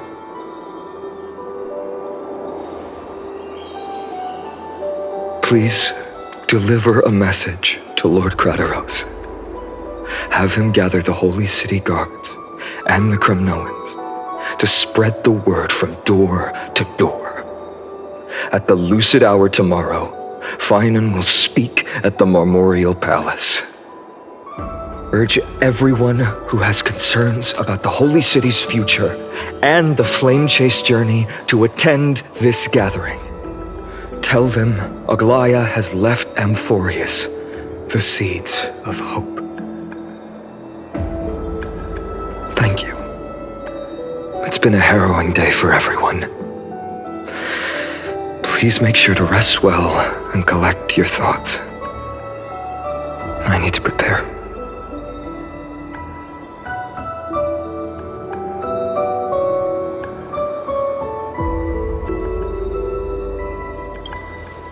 Cortonis, what brings you to Marmorial Palace? I planned to get everything settled before coming to see you. Is there something urgent, Cortonis? How are you holding up, I wanted to see. Better than I expected, you seem. There's no room for doubt anymore. It's time to take action and show everyone that the leadership of the Chrysos heirs is still strong. Right, your assessment is.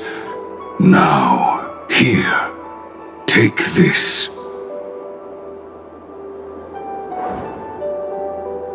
Is this it? You've completed it. Dawnmaker. The name I've chosen for it. Before dawn, prepare for battle. For tomorrow, wield your sword. Befits your stature, it does. Chrysos heir. Dawnmaker. Unbelievable. You've never seen that black-clad swordmaster. Yet you've recreated this so precisely, just from what I described. Precise, your description. Imbued it with the power of dawn I already have. Guided by your will, gleam with golden flames, its blade will. Wield it, may triumph always be yours. Thank you, Cortonis. I will use this sword to protect the beings of Amphorius. Another thing there is. What's this? Stored here, the remnants of Aglaya's divinity are.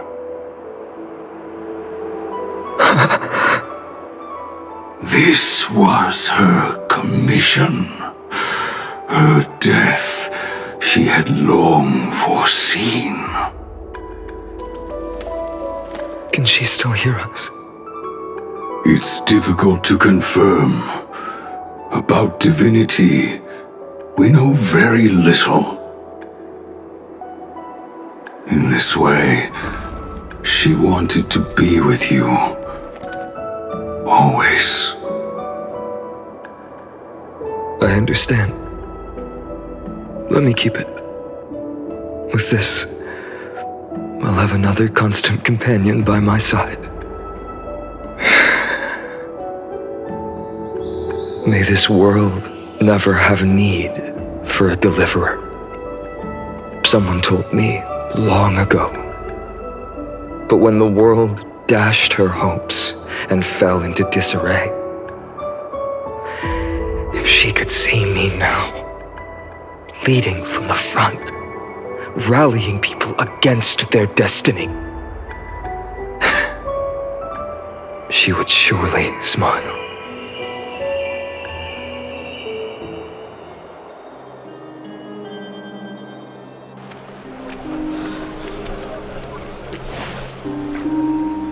How will the Holy City continue without Lady Goldweaver? Look! Lord Finan is here.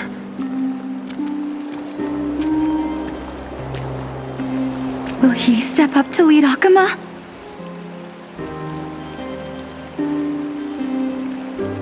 Not long ago, I spoke at the Citizens' Assembly at Dawncloud. I wrestled with every word, searching for the right ones to rally support and keep the Chrysos Heir's flame chase alive. In the end, I remembered a lesson from one of my teachers. In battles where words are weapons, outrage and blind passion often overpower reason. I followed his strategy. I painted my opponents as nothing more than pests, tore apart their character, and laid out their crimes. The strategy worked. I secured enough votes to achieve my goal, but afterward, there wasn't even a flicker of joy. I realized that apparent victory masked a deeper failure. In my pursuit of success, I fueled division and strayed far from my very purpose that led me to the flame chase journey. This journey was supposed to unify, not divide, to strengthen us, not weaken us. It was the gold thread that mended our rifts in the past. Some saw it as a means of surveillance, a tool of control. But no one can deny that it was Aglaya who held this city and even this shattered world together. Now she is gone. Yes, as you have heard, the demigod Aglaya, who guarded the holy city for a millennium, has indeed fallen.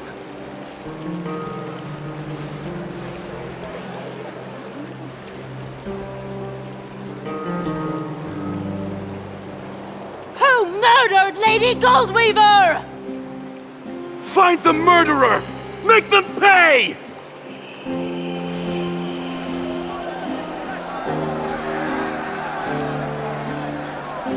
I felt the same as all of you initially.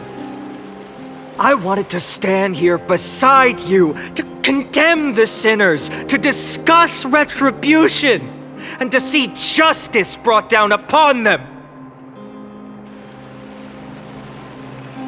But my perspective has changed.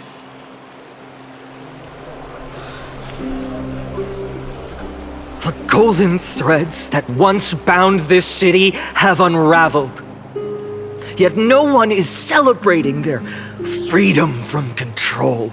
In the empty markets and bath chambers, one feeling lingers.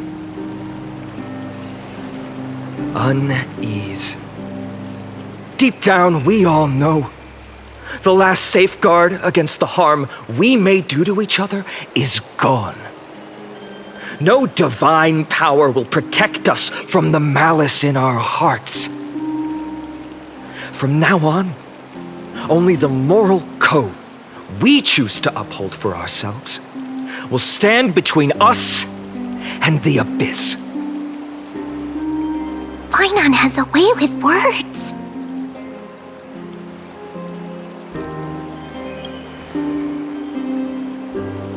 You think highly of yourself, don't you? The flame chase journey is nearing its end. With only one titan left for the Chrysos heirs to conquer, Aquila. Before I rise to the skies, I challenge you. Cast out the shadows and malice within your hearts. Let your spirit shine brighter than the sky itself. Let me bear witness. Even without the divine authority of romance, Akama will remain a sanctuary in these end times. A place for the kind people Aglaya dreamed of. The kind of people foretold in prophecy. A better people! Better people! Better people! Better people! Better people! Better people! Better people! I appreciate your willingness to accept the challenge. You have reminded me that Aglaya left me perhaps the simplest duty in the world. To bear the burden of creation, I need only to give one thing. It's a gift she once gave me without hesitation, and now I share it with each of you. Unshakable faith. There's still a long way to go before Amphorius is reborn. But we will not forget the past as we move forward. For the memories of Amphorius will always benefit future generations. Allow me this moment. I want to borrow a few minutes of your time to commemorate a demigod who protected the holy city for a millennium.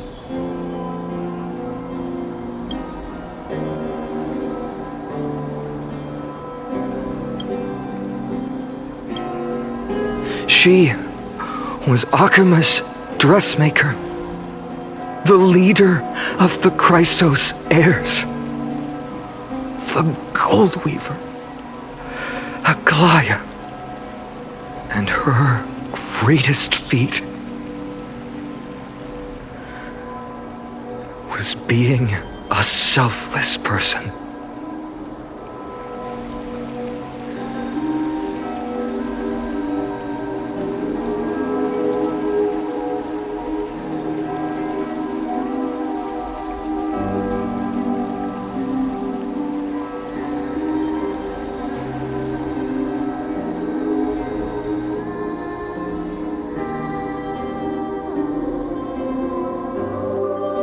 Singing sounds so familiar. That's our song, and Snowy used to love it! Yes, Lady Trian. For that child filled with anxiety. Your songs always dispelled the clouds in my heart. Even if for just a moment. Snowy was so cute and kind when he was little. Now, you've grown so much. Maybe not as cute, but still just as kind. Time spares no one, so there's nothing we can do. But kindness, you helped nurture it in me. Don't mention it. Your light is as bright as ever. Keep it up and stay strong. See you, Snowy. Goodbye, Lady Trian. I heard what you said.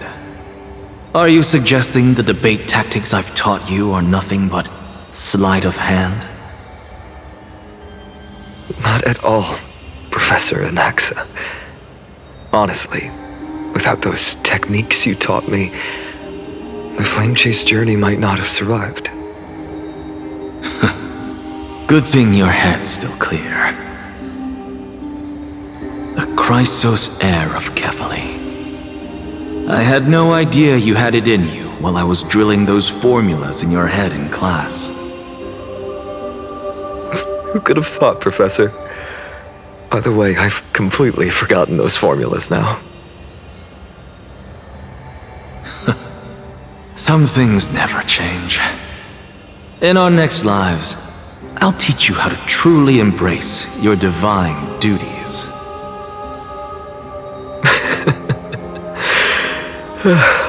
I'll be waiting. Goodbye, Professor Anaxa. Miss Castros? Aren't you going to say something? Lord Finan, you have always been so approachable. Ever since we first met, you've seen me as a friend. It was the first time I understood what everyday friendship was like. But that's dangerous. Dangerous? Laughing and chatting with you, I sometimes forget who I am. And for someone with my kind of power, that's a real hazard. I hadn't thought of it that way. Sorry, I forgot to consider your perspective. Please, no apologies. Despite everything, thinking back on the times we spent together makes me really happy. I feel the same. Goodbye, Finan. Goodbye, Gasteras. Aglaia. Remember, Finan, after completing the flame chase, leave the decision to initiate the miracle of Genesis to the Amphorians. The Chrysos heirs are the executors of the prophecy, yet they, the people, are the true masters of this world. Rest assured, I always keep your teachings in mind. The difference between a presumptuous hero and a tyrant is a fine line. Well said. You've got a good memory. It's late. Anything else you'd like to add? Anything else? Even in your imagination, I'm not one to show my vulnerable side. No worries. I've long understood how difficult it is for you to open up completely. Thank you for bringing me here, Aglaia. You saved me.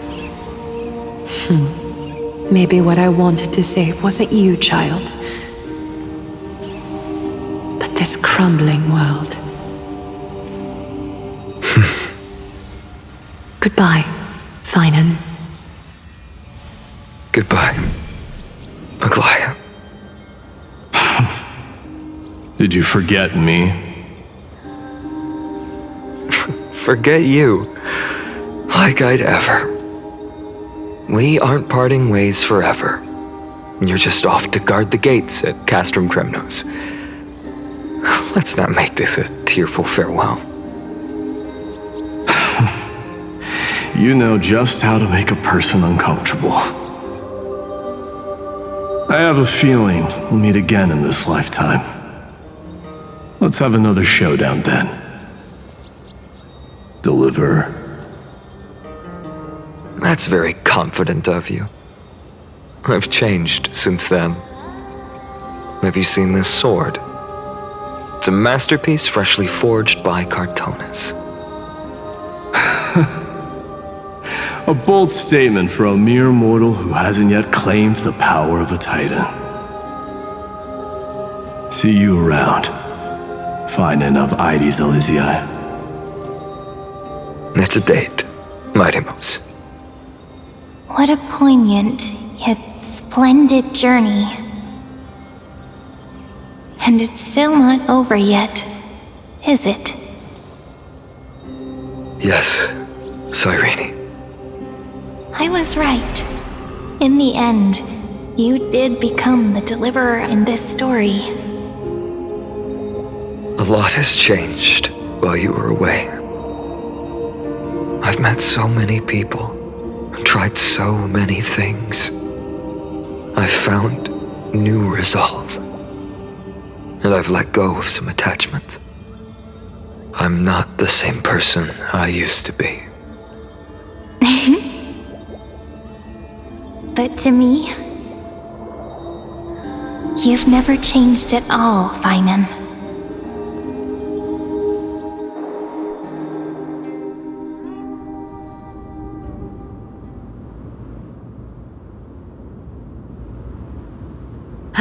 Dawn Cloud, this place holds so many different kinds of memories. I remember you could see the Goldweaver sign from here, all the way down the mountain. But my eyes aren't what they used to be 1,000 years ago.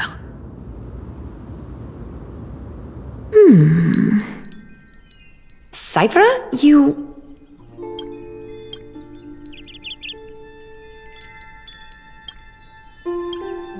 Seamstress! Tell me, does Akama have any treasures so rare that not even your... I mean, our shop has seen? Of course it has. I heard there's a gem of all worlds hidden somewhere in Dawn Cloud. Apparently, it's a piece that fell out of the Dawn device. It's truly a priceless treasure, being a part of Kefali's divine body. Even I, the Gold Weaver, cannot witness its glamour. Gem of all worlds. Nice! Got it! Well, please keep looking after the shop while I... Let me guess, Cyphera. You're probably already plotting to sneak into Dawn Cloud to steal that gem, aren't you? And your next move is probably trying to sell it to the highest bidder, then distribute that money to the poor and the refugees in the Holy City? Look, seamstress. Are you sure you aren't peeking into my head with your golden threads? You might be skilled at covering up lies, but your compassion is all over your face, plain as day. Don't lie to yourself. Do you honestly think this is the right thing to do, Cyphera? What else am I supposed to do? That's the only thing I can do with my power. You keep talking about how I have the potential to become a good person, or even what people call a hero. But I don't know what I need to do to get there! I can't weave golden dresses like you! I can't sing as well as Miss Hyceelens! And I definitely don't know as much as Big Sis Treeby! The only things I'm good at are the underhanded street smarts that no one even respects.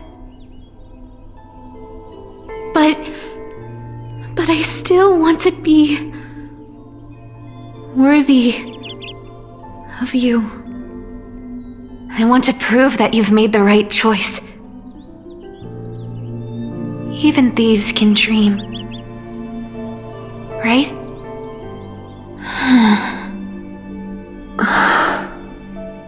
I know, Cyphera. I know. You are justified in your anger. Destiny is never fair. And your path is doomed to be even worse than everyone else's.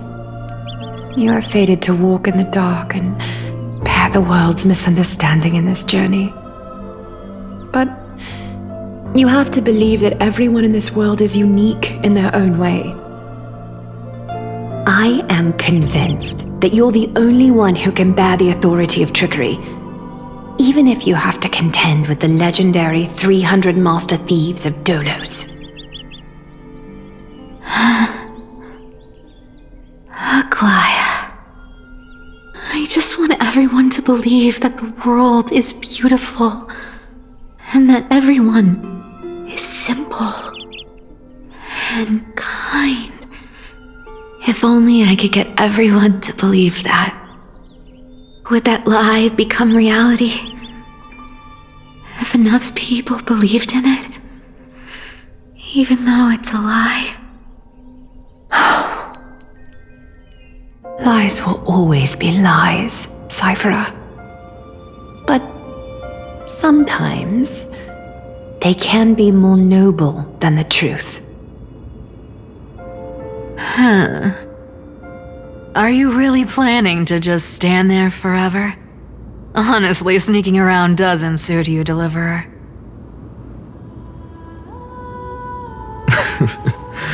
I never thought I could slip past your sharp ears, Miss Cypher.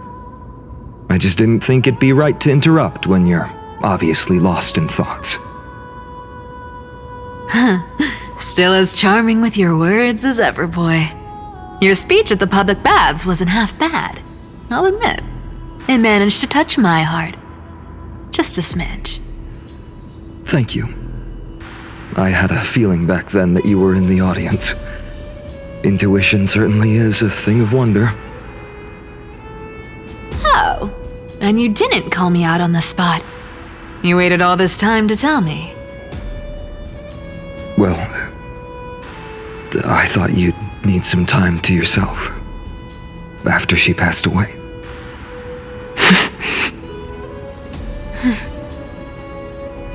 None of your business. Enough small talk. Tell me, what kind of trouble did you run into that you need me, the super old-timer, to step in?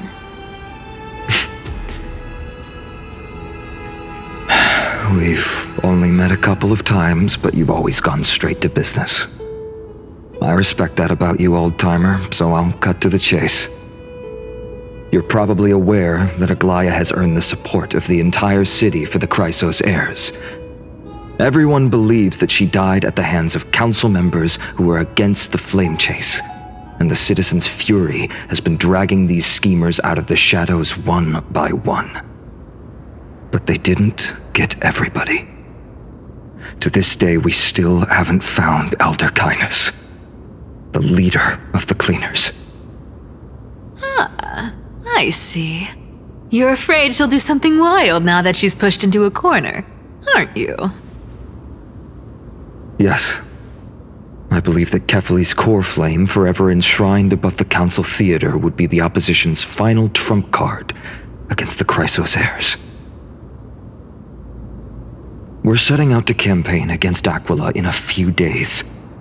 With the Chrysos heirs gone, it'll be their best chance to strike. You think those desperate dogs will try to snatch the core flame while you're gone? So, you want me to give them a nice long walk while you're away, right? You sure saw right through me, Miss Cypher. I know exactly what you can do. Godlike speed, perfect disguises, untraceable movement, and that most enigmatic authority of trickery. I have only one request. Please, use whatever tricks you need to protect Kefali's core flame, even if you have to deceive the rest of the Chrysos heirs as well. Uh-huh. Hey, Deliverer, do you honestly think that there's no way I'll turn you down? Do you even have any plan Bs if I decide to nope out on this? As the demigod of trickery, there are no other trump cards in the world that can outrank you. I'm sure you know the answer to your own question, Miss Cypher. What confidence. You talk as if you have everything in the palm of your hand. Huh. So you did learn a thing or two from her. I'll give you that. Then let me tell you something you don't know. The Flame Reaver. They've been watching Akama closely. You mean... Bet you didn't expect that, huh? I've been tracking them all this time. And this is my conclusion. That lunatic may have lost their mind, but they're no fool. Why do you think they haven't made a move on Akama yet? Professor Anaxa once analyzed this. He thought it was probably because Kefali's core flame was protected by the Council of Elders' secret arts. Ha! Secret arts my foot! I could break those mechanisms with a flick of my finger. Allow me to let you in on the actual secret. They probably held off from attacking Akama because the Seamstress's defense network was way tougher than you thought. Now that she's gone, and you're heading out to the Eye of Twilight, with the city's defenses in shambles, What a dangerous situation we find ourselves in. But since you're the one who brought it up, I'm guessing you already have a solution in mind. Just look how ridiculously calm you are right now. But you guessed it right. Consider this a 2-for-1 deal. I'll keep that lunatic entertained on top of protecting Kefali's core flame. You owe a big favor after this. You have my deepest gratitude. That Flame Reaver's power is truly unfathomable. Please be careful. Don't forget, Deliverer. There's a fundamental truth in this world. Cyphera will always get the last laugh. No need to worry about a demigod. I'll do my job. So you need to make sure you don't die before you pay me.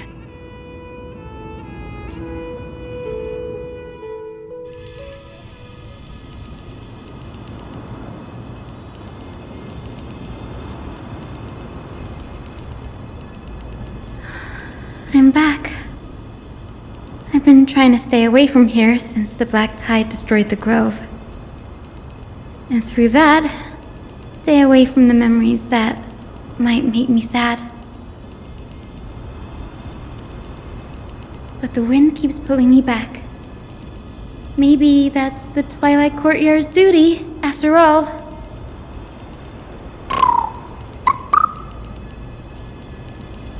I know, little Ika. I know. I too miss the days when we all studied together. But we have an even more important mission this time round. Lord Finan has already set the date to campaign against Aquila. Being a descendant of the Sky People,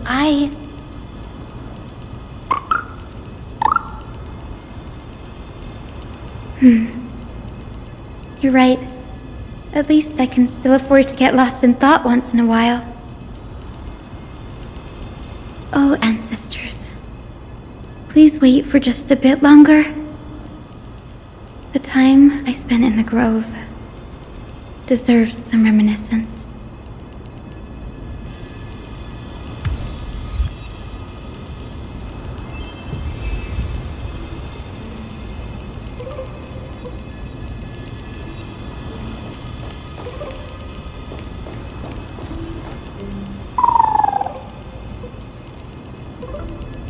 This was where Professor Anaxa gave us the lesson.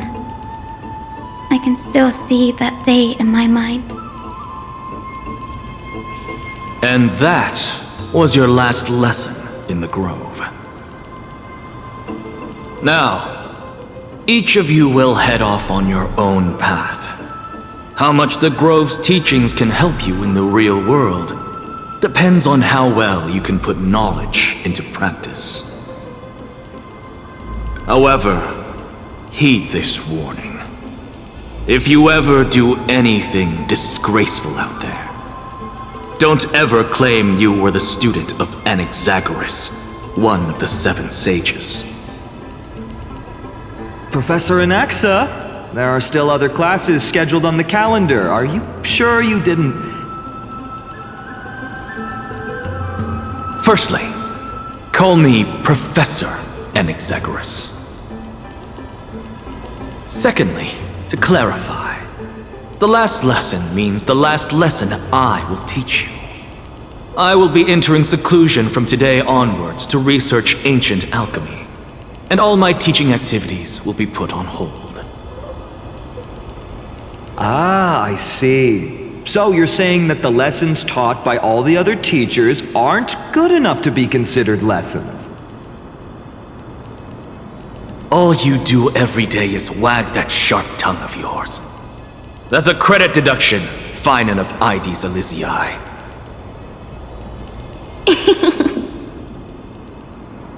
I have nothing left to say. Next. Please wait, Professor.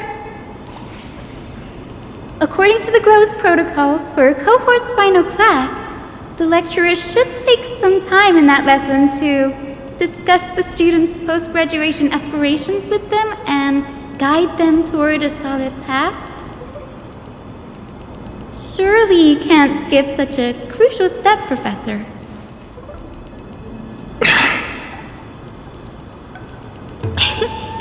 The teaching assistant, Miss Hyacinth, is truly Professor Anaxa's nemesis. Fine. Since Hyacinthia insists on this, let's go through the process. Since some of you are so eager to speak, why don't we start with you, Finan of Ides Elysiae? What is your post-graduation aspiration? Me? Well, it's not exactly an aspiration, but the only thing I want to do is to protect the people I care about. I see. So you want to be a hero? How boring. Next. I didn't say...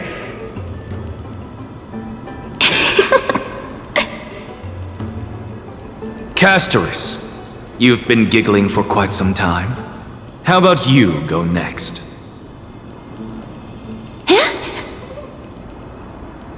Perhaps my answer is a bit vague and meaningless, Professor Anaxagoras, but... I hope the world can be freed from the agony of death, so that every living being may find calming peace. How naive. So naive that it makes me want to weep for your fairy tale. See, this is why I don't want to follow those outdated protocols. All I get are boring answers. Since you suggested this whole process, why don't you wrap this up, Hyacinthia? Share your aspiration with everyone, and let's see if yours stands out. So it's finally my turn. Good thing I came prepared. My aspiration is nothing less than completing the final blank page at the end of the hero's epic. Blank page? An interesting description. Do explain, Assistant. I've read all of Amphorius's heroic epics while studying at the Grove, and a common thread came to my attention. Almost every epic ends with a description of the hero's achievements. But few mention how the everyday people of that time lived. No one recorded the struggles and suffering the commoners endured. So you're saying that, instead of legendary heroes, you're more focused on commoners living on the peripheries of historical records. Perhaps I'm influenced by my background. My ancestor, Seliosi the Day Thunder Knight, raised her spear against the sky and ushered in the flame-chasing era that continues to this day. Her story is told to every child descended from the Skyfolk. We have no doubts about Seliosi's greatness, yet her towering figure overshadowed every record from that entire era. What about the Day Thunder Knight's family, allies, and friends? What about the survivors and those who died in the great battles? Whenever I think about their stories by the campfire, I realize the details of those legends have been long lost, and only Seliosi's name remains. Her brilliance had become as blinding as Aquila's, lording over everything on the ground. That's why I'm glad that my era does not lack heroes. All my ancestors had was a sad past, but I have a future I want to protect. Instead of becoming a hero and ushering in a golden deluge to baptize the world anew, I want to stay in the backline and save all the ordinary humans from drowning in the rising waves. I wish not to return to the sky, but to walk among the masses on Earth. I believe it's the only way for the saga of creation to include a footnote for the everyday people in its blank page.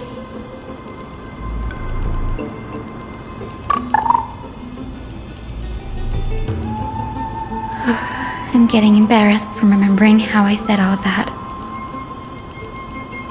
But my beliefs have never changed. Now I really have a chance to stay behind the hero's front line and realize my dream. Danny, what are you doing here?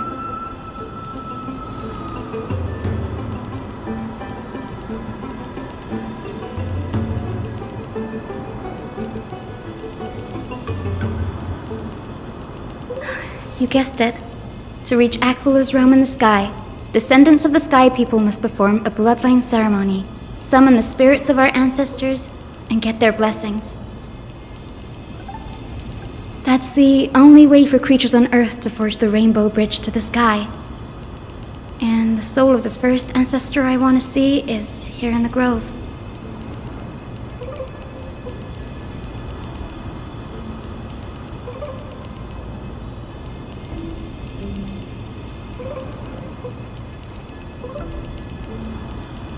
Don't worry, I have little Ika with me.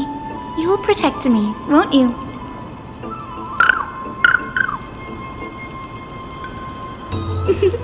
Good, Ika. Well, what brings you here, Danny?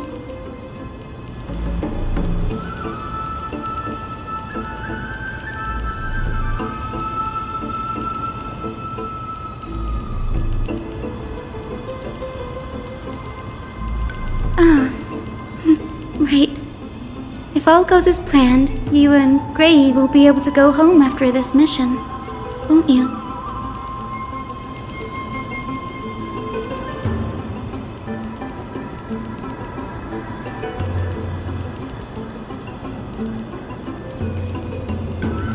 Oh? Could it be that you too have some kind of hidden powers to make prophecies now?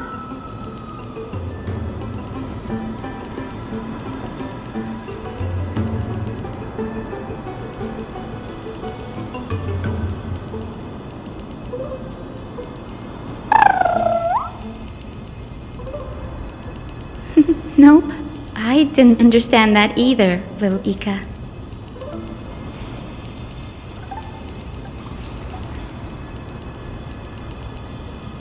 Since we've already met up, why don't you come with me, Danny?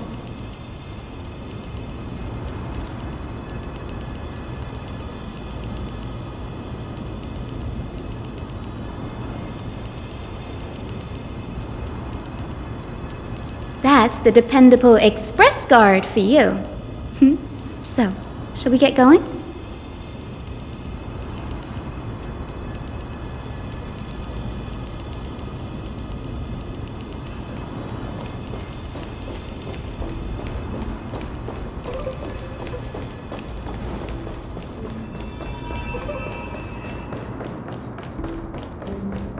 The chroma coffer is vibrating. There must be memories of an ancestor nearby.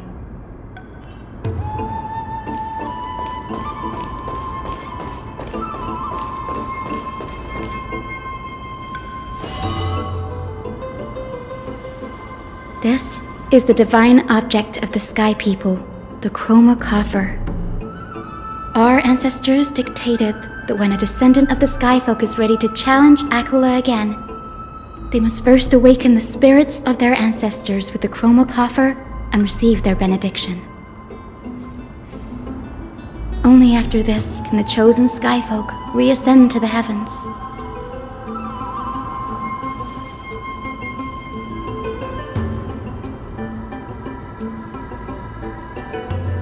Very prudent, wouldn't you say? The soul of an ancestor slumbers here. Now, I will awaken them.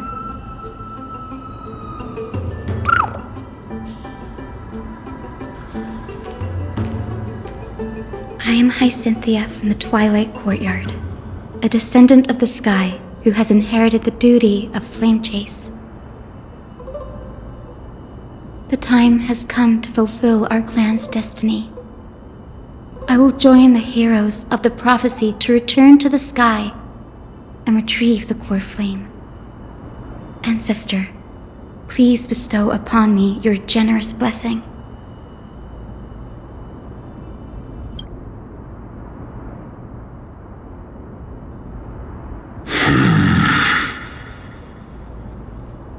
Who has awakened me? It's I. Hi, Cynthia. A descendant of the Sky People. I apologize for interrupting your slumber. You are Lord Crispus, aren't you? I've read your story in our family tree. You were a righteous judge who vindicated many who were wrongfully accused. I never imagined someone in this era would still remember my name. So, our bloodline and duty have continued to this distant age.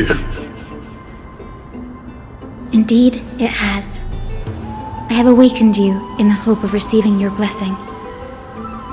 For the flame chase journey is nearing its perfect conclusion, and retrieving the core flame of Aquila is the final challenge the heroes will face. Perfect conclusion. Hyacinthia, you look very young, and you do not have the bearings of a warrior who can contend with a titan. How can you convince me that this blessing will not turn into a curse, leading a child like you to your demise? 1,000 years ago, Seliosi, who conquered the skies, left behind legends and a will, entrusting the mission to return the Sky Titan's core flame to her descendants, to people like you and me. Though I'm not a warrior, I will not turn away from the mission that has flowed through our blood for 1,000 years.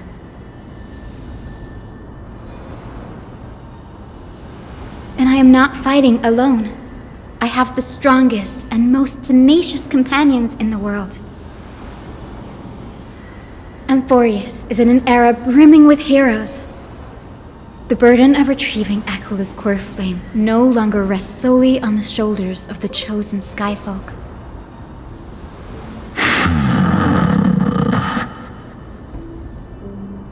I now wield the power of healing.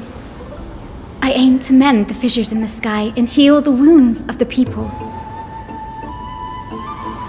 I desire to define the mission of the Skyfolk in my own terms, to conclude the vigil that has spanned millennia.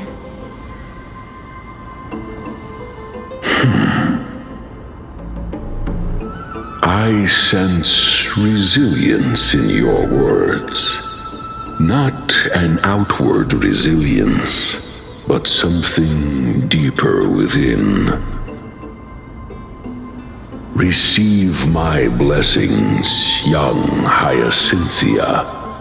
May you gain wings to return to the sky via the bridge of rainbows.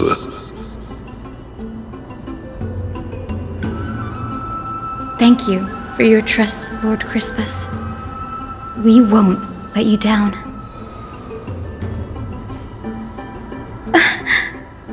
Thank you. My ancestors were all pretty strong-willed people. It won't be easy convincing them. I've run through these upcoming conversations in my head more times than I can count.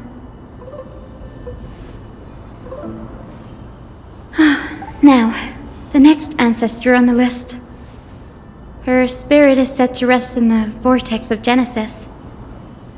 A pity that the ceremony has to be performed in strict order. Shall we head back to Akama together, Danny?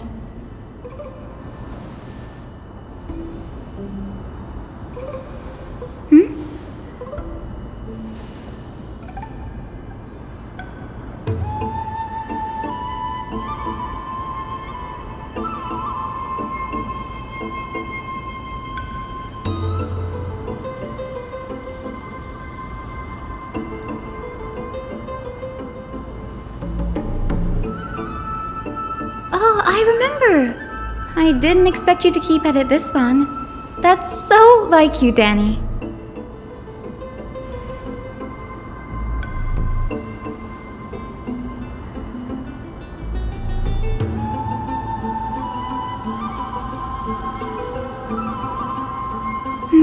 That makes sense. Bagusa was always described as a fickle titan in the myths. Since you're offering, then let me put your skills to the test, Danny.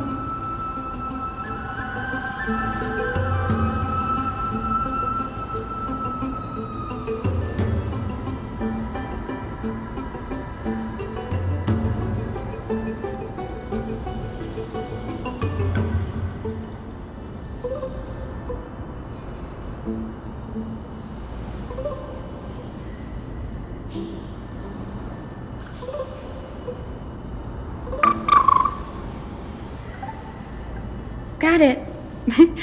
I'm counting on you, Danny.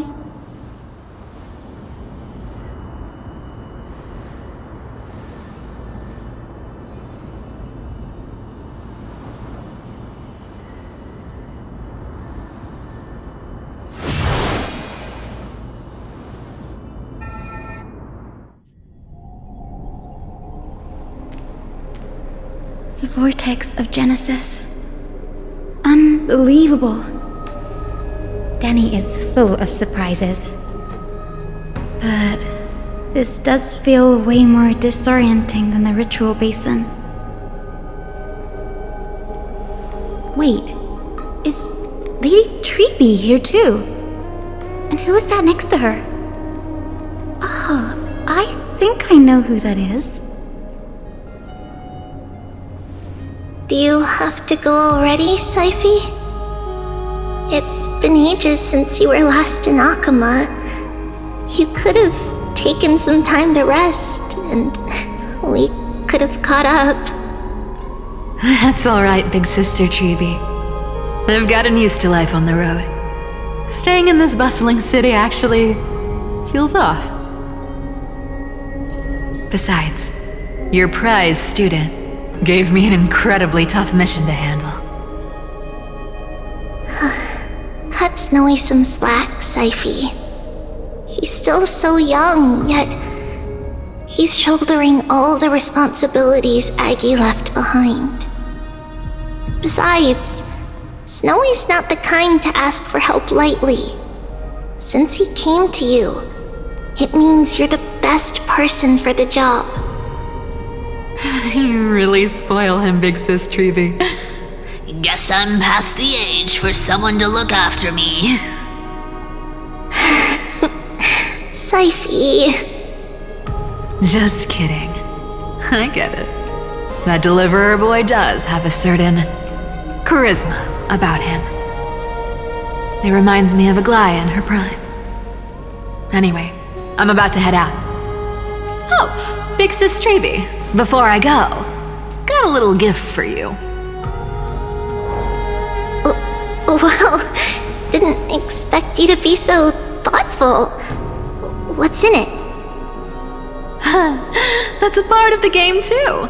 If you want to see the full picture of what's inside, you'll have to wait until nightfall. A gift with a mysterious twist? Seriously? Huh? Looks like we have company. Lady Treeby, and this graceful lady must be Miss Cypher. I'm Hyacinthia from the Twilight Courtyard. Everyone calls me Hyacinth. Pleased to meet you. Bright and cheery as a lamp. Well, hello there, pink child. I'm Cyphera from the long-fallen city-state of Dolos. As for the rest, it's all in the history books, so I don't need to repeat it here. So, you're from the Twilight Courtyard. Does that mean... Yes, I'm a descendant of the Sky People, the Chrysos heir about to take over the authority of Sky. Whoa! That's unexpected. I figured Celiosi's descendant would be, I don't know, taller, stronger. Don't judge a book by its cover, Syphi. Zinni is a master of her craft. She's the most skilled and dependable physician in all of Amphorius. Don't worry, Lady Cypher. I may not be as strong and warlike as Lady Celiosi from 1,000 years ago, but I'm confident I can carry out the mission of the Skyfolk. All this talk about missions, you're making it sound way too serious. You've got to look out for yourself, girl. Don't push yourself too hard. I'd hate to see that cute face all scratched out by Aquila's claws. Syphi cracking jokes?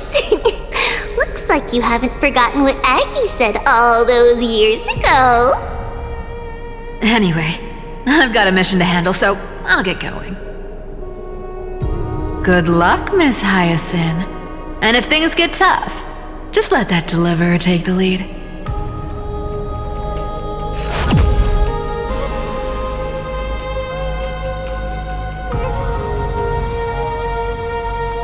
Miss Cypher is in such a hurry. Don't worry, she's always been like that. It's good to have her back in Alchema lending a hand. Well, enough about her for now. You're here because of your mission, aren't you, Zinni? It's the perfect opportunity for me to go and tuck Syphi's gift away somewhere safe. The Vortex of Genesis is all yours.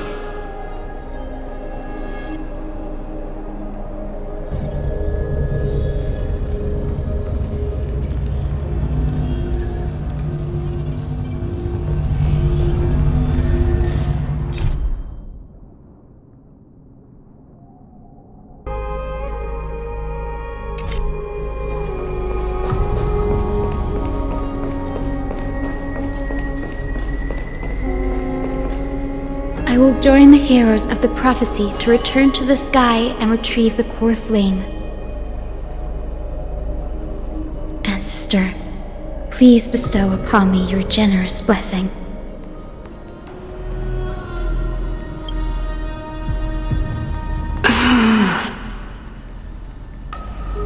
Child, what brings you before me? Could it be you're a descendant of the Sky People?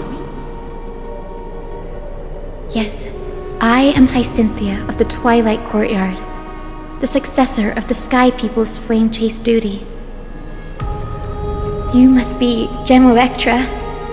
Legend has it that during the Chrysos War, you led our people to ally with Akama and held back the Kremnoan forces. It was your victory that earned the Sky People a place in the Holy City.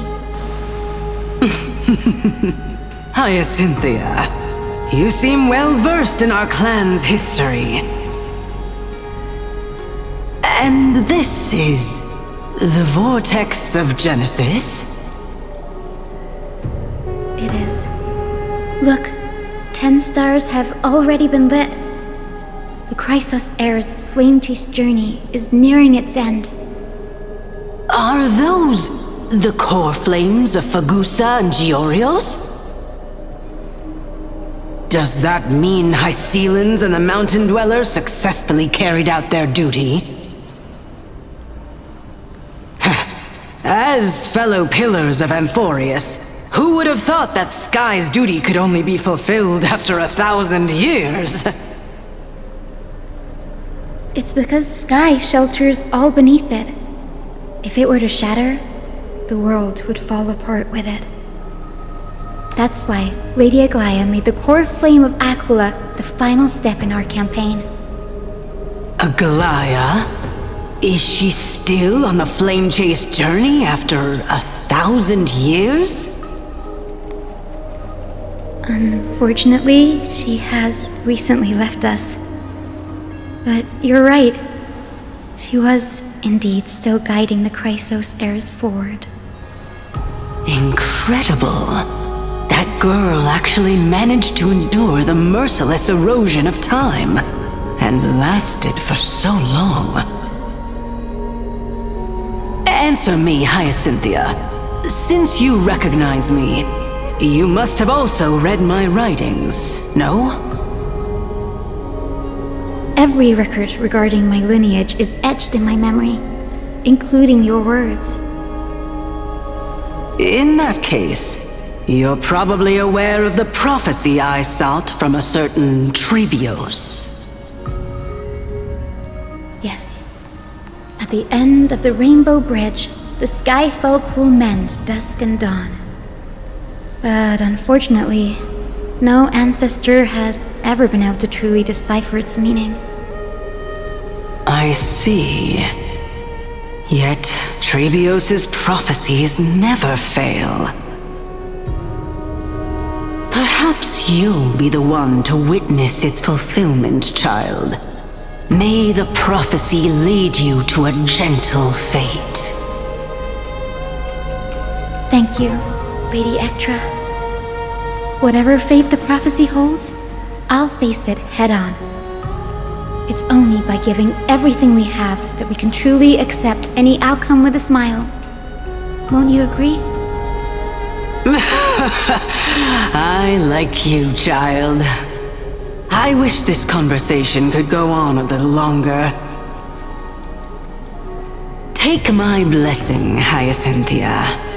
When I first saw you, I indeed had my doubts. But your resolve has touched me. If Sky's divinity is fated to pass on, I hope it incorporates your optimism and kindness. Your blessing is a treasure beyond measure, General. Rest well. I'll make sure your gift is put to its best use. General Ektra is so different from how the records described her. She's quite a gentle person. All right, time to head back to the grove. I shouldn't keep Danny and little Ika waiting.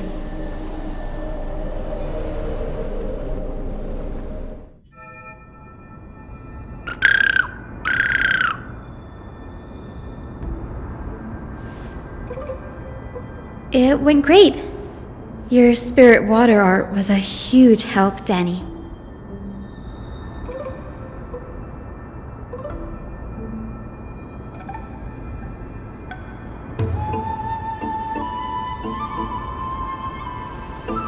What's wrong, Danny?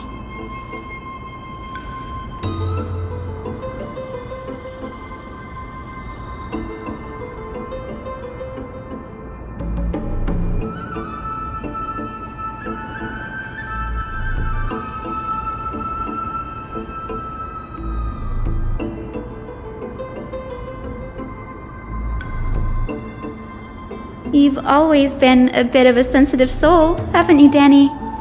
Lady Trina deciphers countless prophecies every day, and this one's just another among many.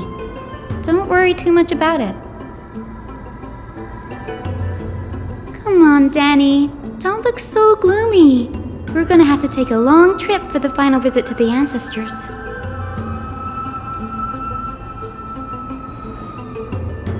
Our final stop is Lord Mighty's home, Castrum Kremnos.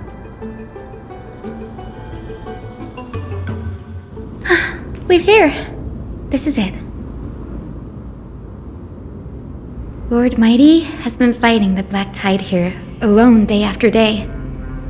I'm worried about him.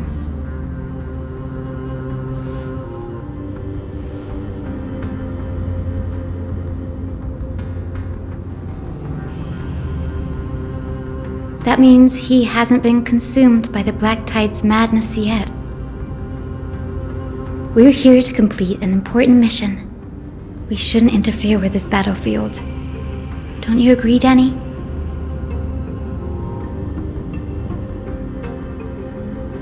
There.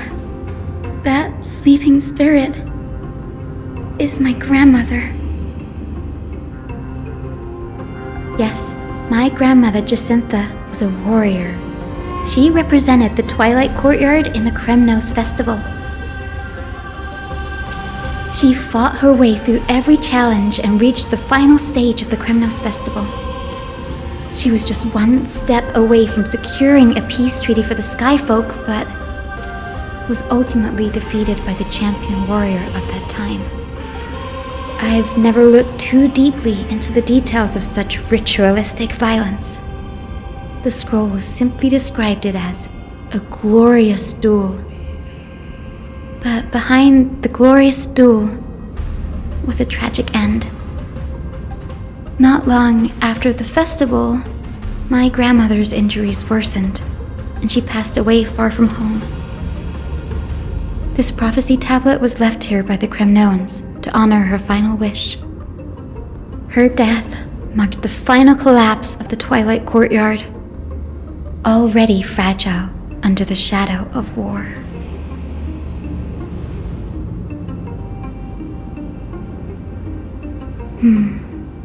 Was Lord Gradaros.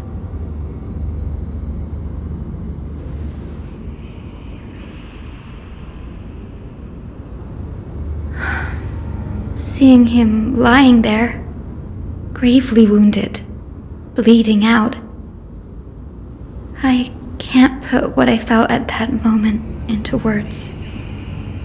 But when I heard Lord Gradaros took that fatal blow to protect Lady Trianne, all those tangled feelings faded away. To quote Lord Finan, Gradaros must have done that to become a better man.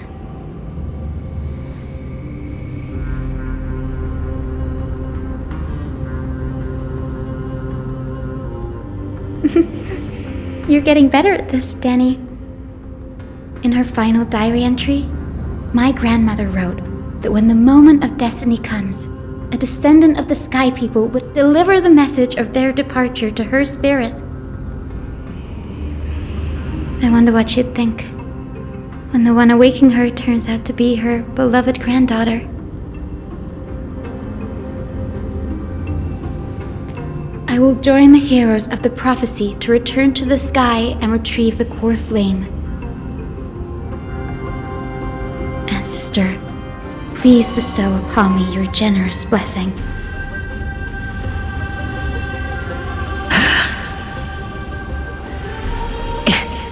Is this the world of the living? Wait. You. Could you be? Grandmother? It's me. Your Hyacinthia. Hyacinthia, my little hummingbird.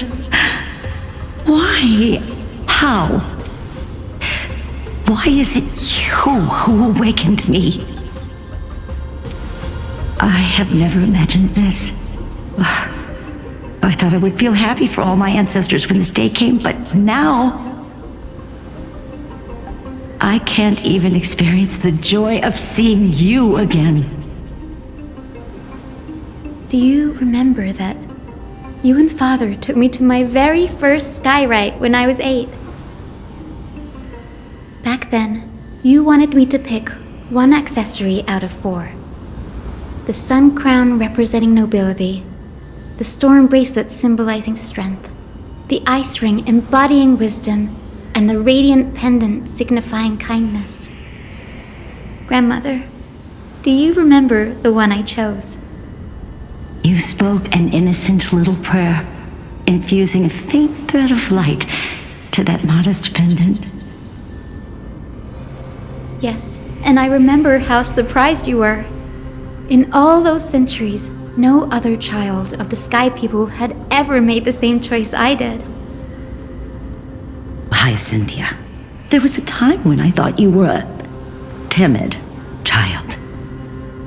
You never had much interest in swords or battle and had no relation to that fiery determination and strength in our blood.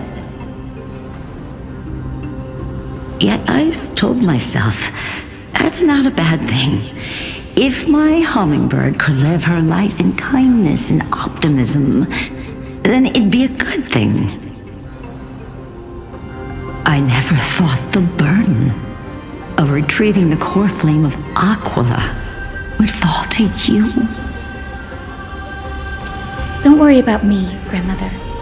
I believe what makes someone a Skyfolk isn't just outstanding strength, but the capacity to shape the world.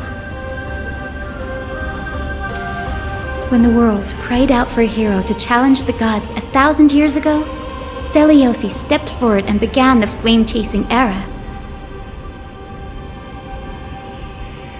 And now, as the flame chase journey nears its end, this broken world is crying out for something else. Healing. Isn't it poetic? A saga that spans 1,000 years began with Sky and will also end with Sky. You're still as optimistic as ever, just like when you were a kid. If your mind is set, Hyacinthia, then carry your resolve through to the very end.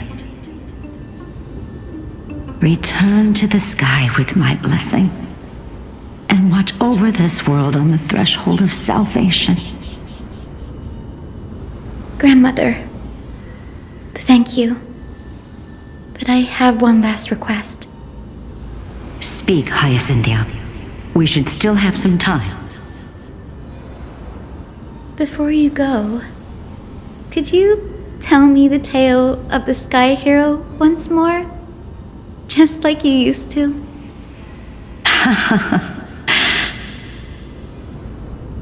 Then listen closely, my dearest hummingbird. After all, this will be the last time. For millennia, the Titans waged relentless wars, leaving the world scarred and ravaged. A century of the Chrysos War plunged the nations into chaos and decay, until a spear, fueled by mortal rage, pierced through the smoke and flames that buried the prophecy of deliverance. Aquila, the celestial shaper, the 100-eyed divine bird crowned with the blazing sun and wielding thunder, those struck blind in 99 eyes by Nikador, they kept one eye glaring at the children of Twilight who received divine blessing, yet turned their weapons against the gods. The Chrysos heir of the sky, Seliosi, the Day Thunder Knight, ascended the forbidden lands of the Eye of Twilight at dusk, clad in wings. To her left was the lion-headed Solibus the Sunlit Wings, whose roars breathed divine flames and scorched the world. To her right was the horse-bodied Lunibus, the Moonlit Plume, whose graceful steps trampled the stars in the heavens. The one warrior and her two beasts challenged the ruler of the sky, determined to seize the divine core flame through plunder. The Titans' every roar summoned lightning bolts, and their every movement stirred cyclones.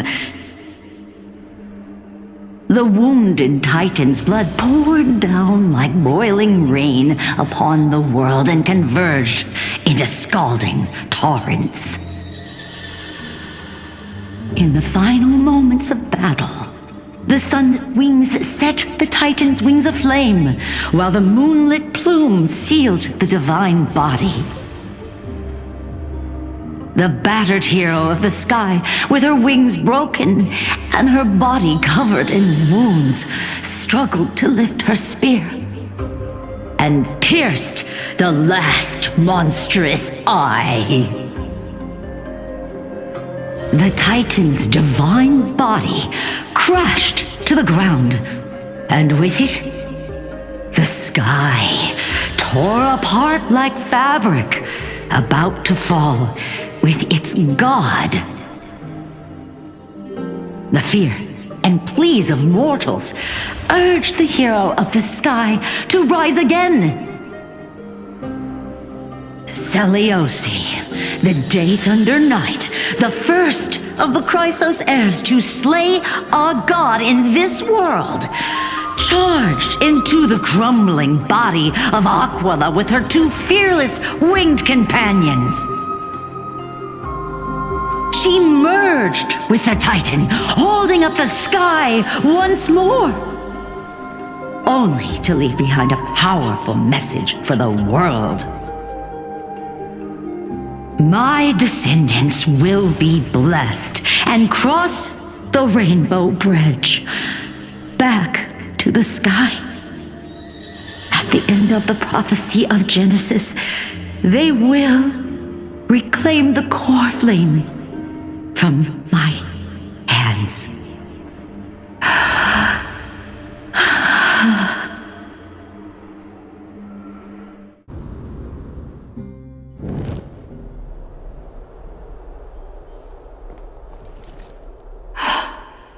Today's the day. Wow, I didn't expect it to be so lively up here. Are these people here to send off the Chrysos heirs? There's Svinen. Let's go talk to him.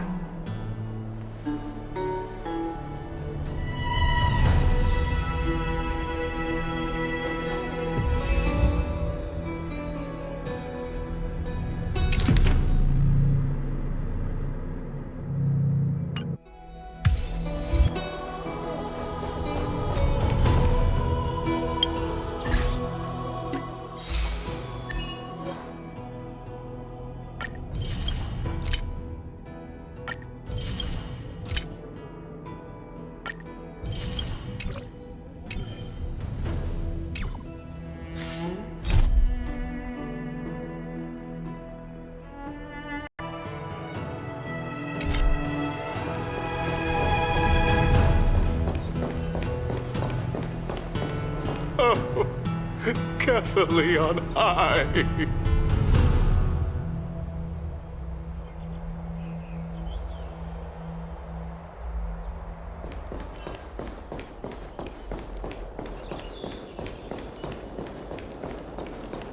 I know this is a big ask, Namazani.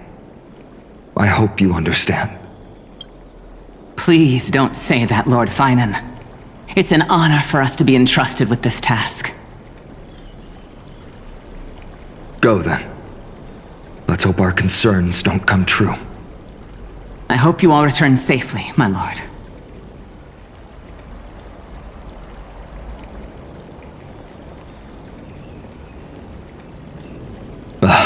There you are, partner. You didn't oversleep this time, did you?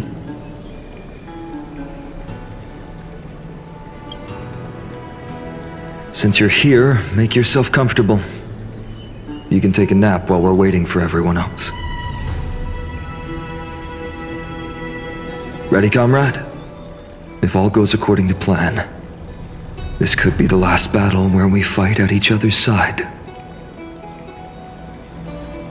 If the curse separating Amphorius from the world beyond the sky is truly Aquila's doing, then you'll be able to return home after their fall.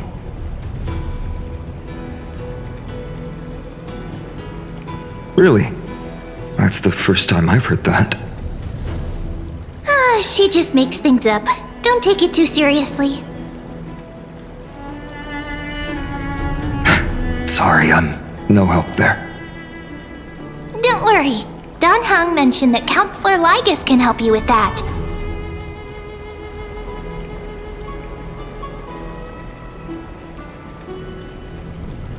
You sound a little insincere there, buddy. That was totally insincere, partner. That would be a problem. We'll need to get you home before Aranova. Let's leave the emotional goodbyes for later. That'll give us some time to figure out what we should be feeling at that time. Besides, when we were playing the Seal Slammers, that bumping seal game, didn't you teach me something back then? crack the champagne at halftime to watch victory slip away.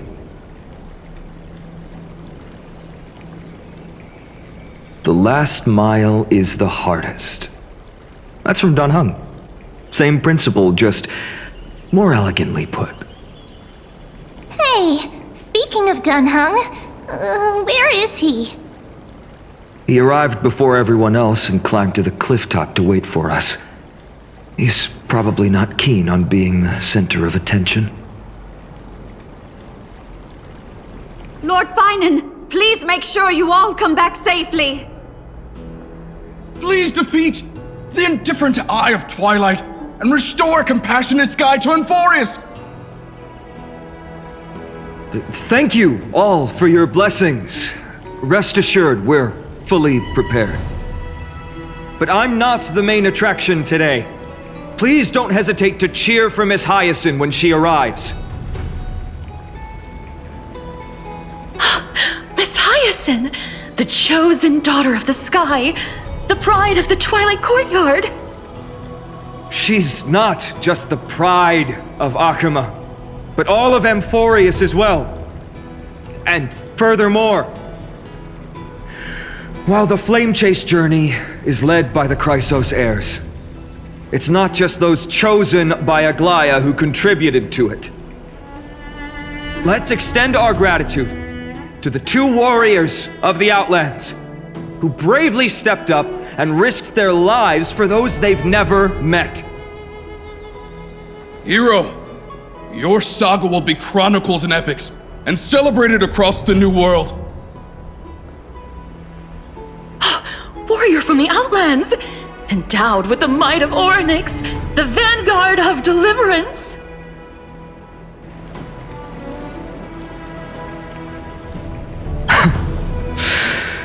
After all this time, you should know when I'm just being polite and when I'm genuinely speaking from the heart. That praise was heartfelt, partner. Had I not trusted my instincts and put my faith in you and Don Hung, it's hard to imagine what might have become of Ak. The guest of honor has arrived.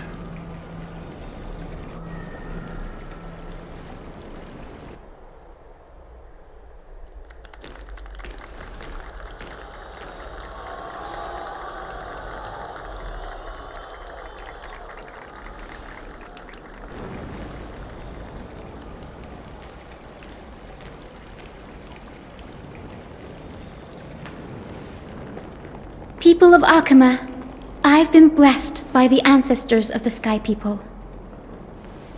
They have agreed to bestow the 1,000-year mission to me and to have me claim the core flame of Aquila.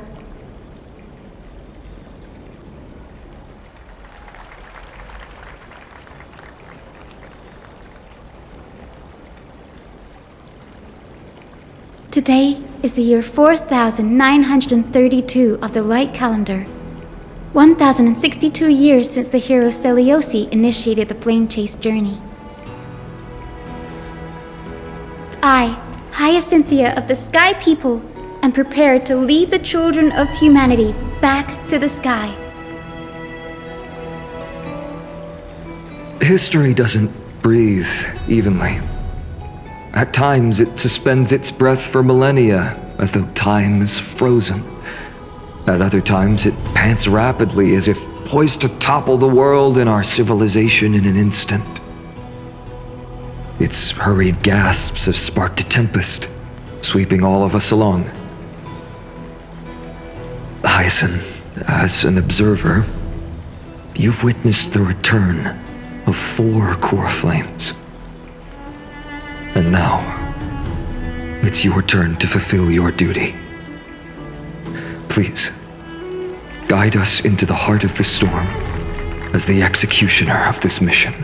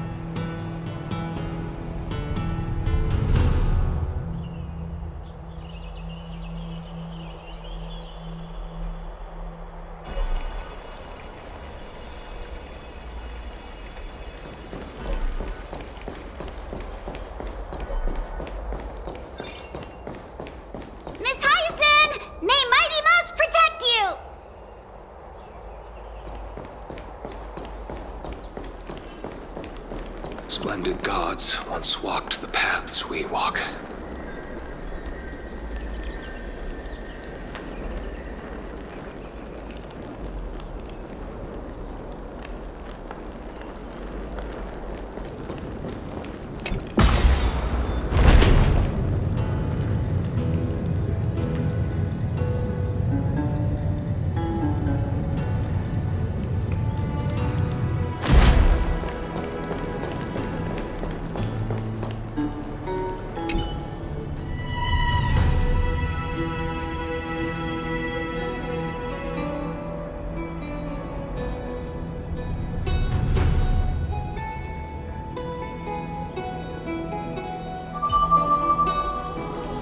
I hope the Chrysosairs triumph and bring light to this darkening world.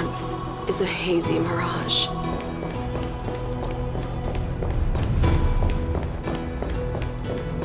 To be immortalized in song, one must inevitably... They'll surely seize the core flame of Sky and bring the flame chase journey to its perfect conclusion.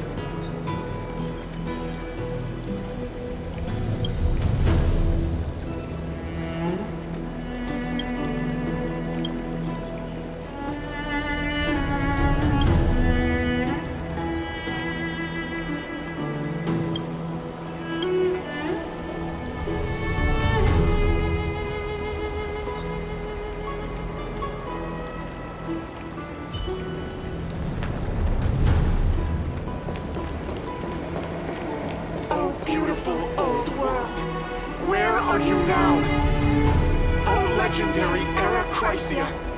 Return to the mortal realm.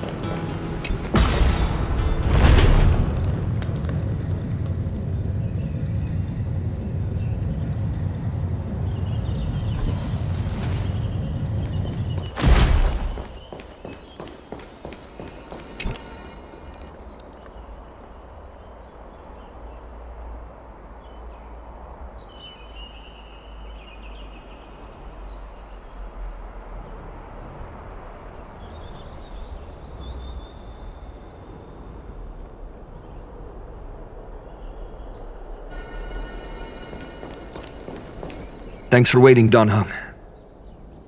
The team tasked with conquering Aquila has finally assembled.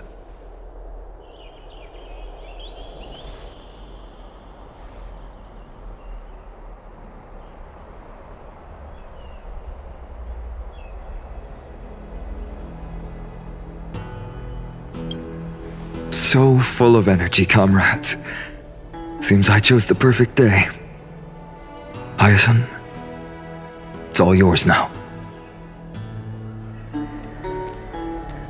Legend tells of the Skyfolk once divided into many tribes. The Sunfolk worshipped the sun. The Rainfolk were devoted to storms. And the Winterfolk waited for signs in the snow. Our ancestors lived under Aquila's light. Yet they were blinded to all but one color. They forgot that the light that illuminates the world is made of countless different colors. That's why the rainbow is my favorite, for not only does it reflect the many colors, it is also a bridge. And I want to use the rainbow bridge to link everyone's hearts and give hope to every soul on Earth. Ancestors, with the rainbow as your guide, lead me back to the home of the Skyfolk, a land we have not seen for 1,000 years.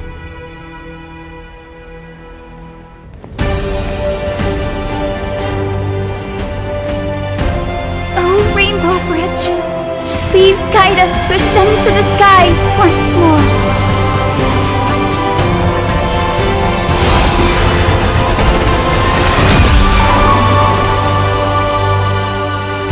Friends, let us soar together.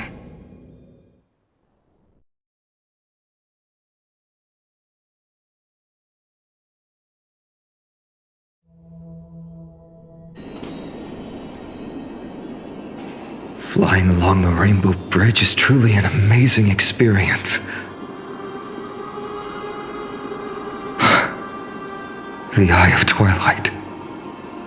It's the legendary sky fortress of Aquila.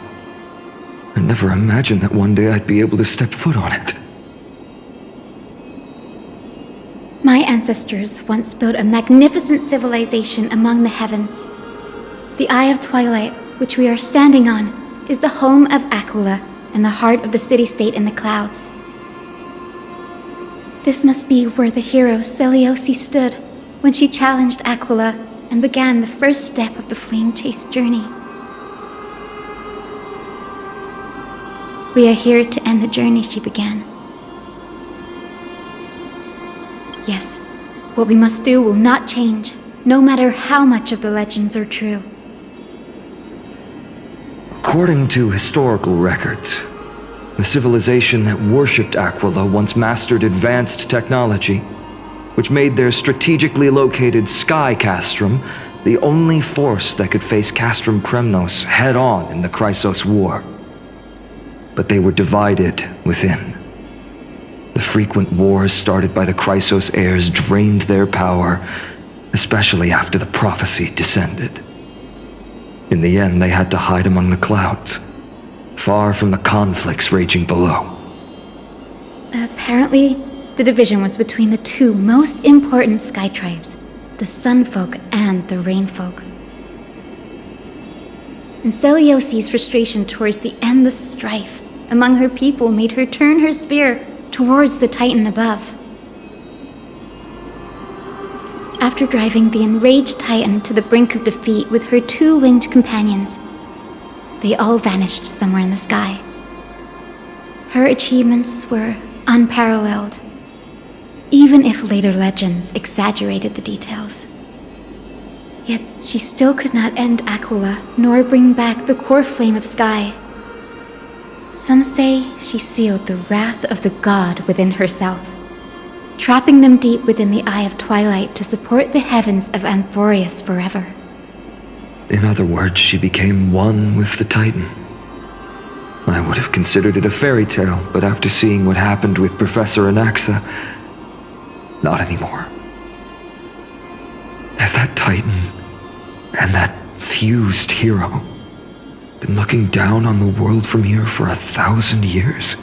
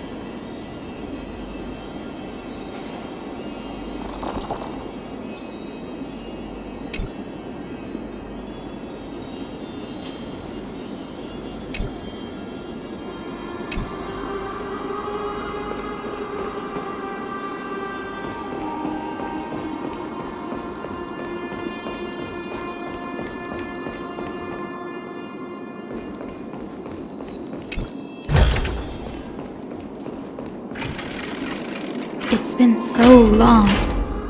Maybe the Eye of Twilight has already turned into ruins.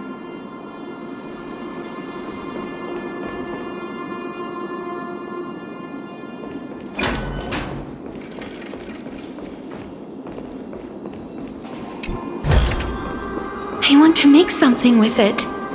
But what to make?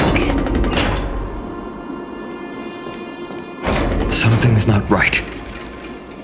I can kind of feel how big and empty this place is. But all I can see is darkness. Maybe it's the celestial mural. The Sky City believes that mural to be connected to Amphorius' sky, and any weather condition depicted on it will become actual weather. The mural would reflect Aquilus' shifting mood, like clear skies, fog, snow, or thunderstorms. The sky priests would gather here during peaceful times and pray to the god for warm breezes and good harvests. To put it in words that Gray and Danny would understand, just think of it as a massive screen. In any case, exploring in the dark is never a good option. If we could light up the mural, it might just provide us with the light needed to move forward. That really conspicuous device might be part of the ritual. Let's go take a look. It's dark, so watch your feet.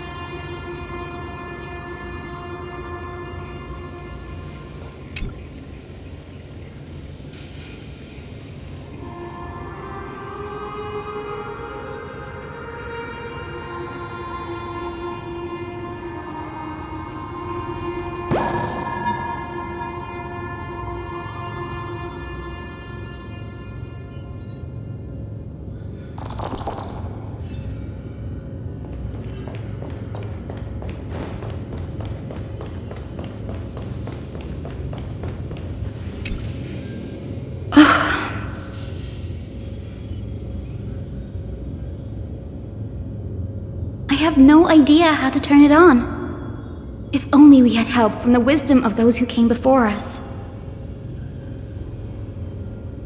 That's it! I almost forgot. Gray, Memmy, can I borrow your powers? Got it! We just need to find the scattered memory nearby, right? That's simple. Give me a little time. Feel the flow of time. Over there. And over there. Done! There haven't been many people for a while, so the traces of time are super obvious. I knew you could do it, Memi. You are a huge help.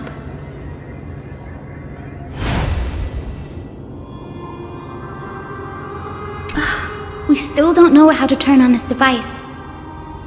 Let's see what the ancestors have to say first.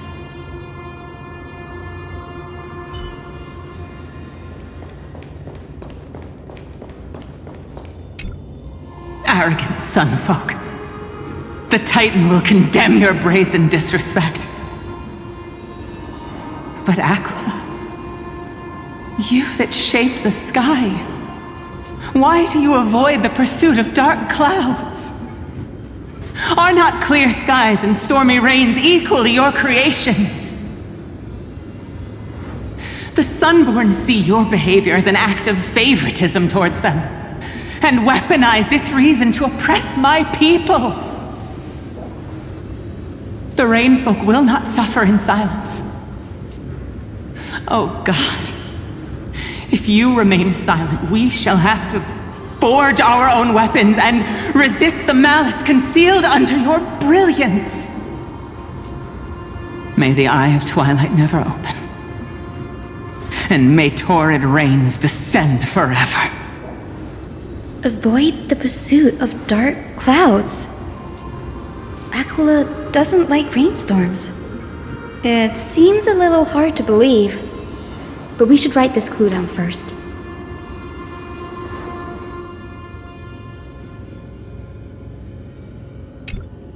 Arrogant sunfolk.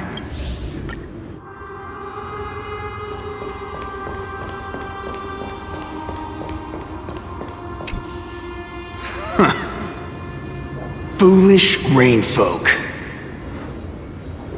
The great Aquila has already left a mark of their manifestation on the golden clouds. The god's choice is clear. Only we, the Sunborn, are the true heirs of the sky.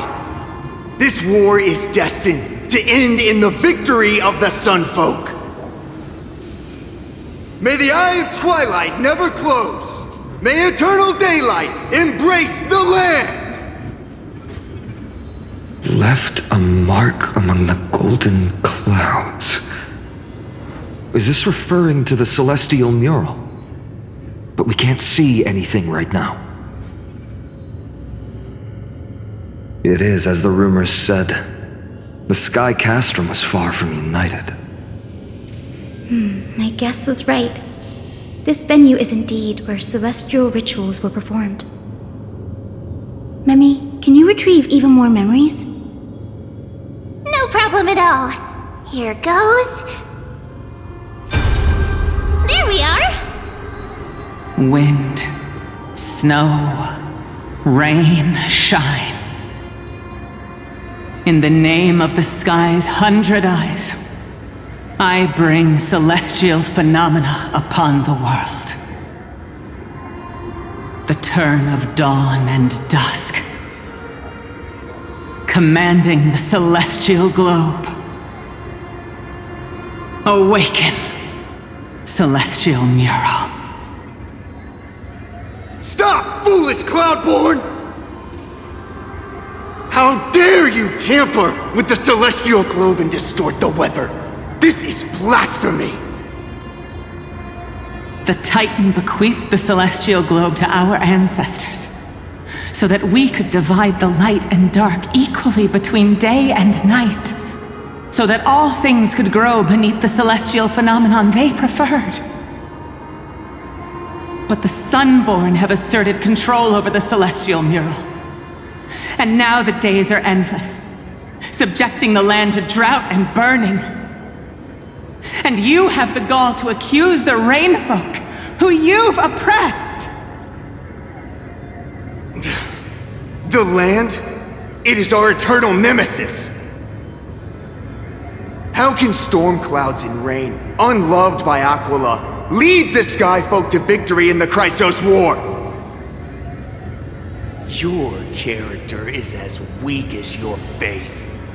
Go seek out a corner untouched by the sun and weep solitary tears in the shadows. That's all you lot know how to do anyway.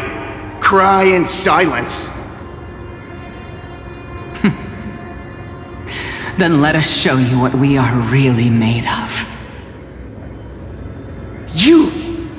What are you? What are you trying to do? Fanatics whose minds have been muddled by the heat. By Aquila above, meet your demise!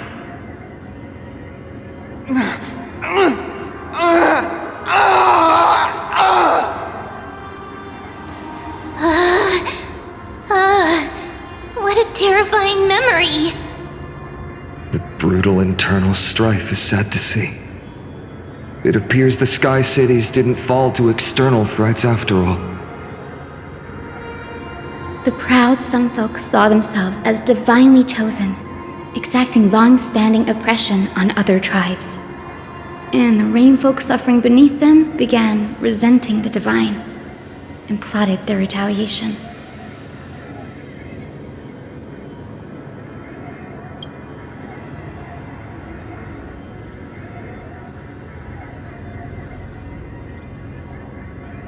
No matter the era, conflict among humans is destined to persist. Having witnessed the actions of Kindness and the Cleaners, it isn't so hard to understand this piece of history. I can't judge who was right or wrong, but when the box of misfortune is opened, no one escapes unscathed. The hero Celiosi. How did she view the ancient feud between the Sunfolk and Rainfolk? The legends focus on her god-slaying expedition, but are hazy on the fall of the Sky Denizens. Perhaps I can piece together the true face of history here. One step at a time. Do you remember the verse that Rainfolk sang, Hyacinth? Perhaps that's the key to unlocking the Celestial Mural. Yes, I already memorized it. Now, shall we try to wake it up?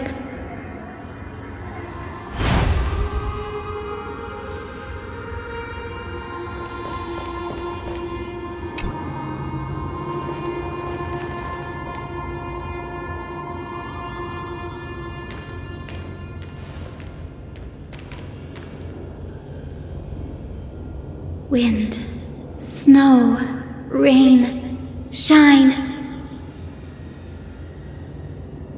In the name of the sky's 100 eyes, I bring celestial phenomena upon the world. The turn of dawn and dusk, commanding the celestial globe. Awaken, celestial mural!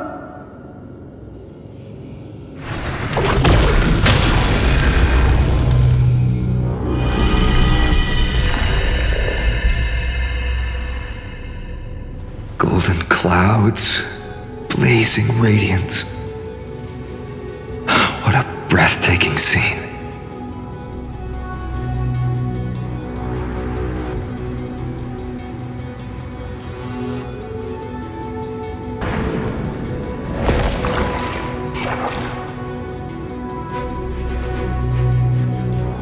How chilling. I wonder if Aquila is also watching us. I remember the Rainfolk mentioned the Titan dislikes overcast days. We might be able to use this to our advantage and change how the mark is behaving by changing the weather on the mural.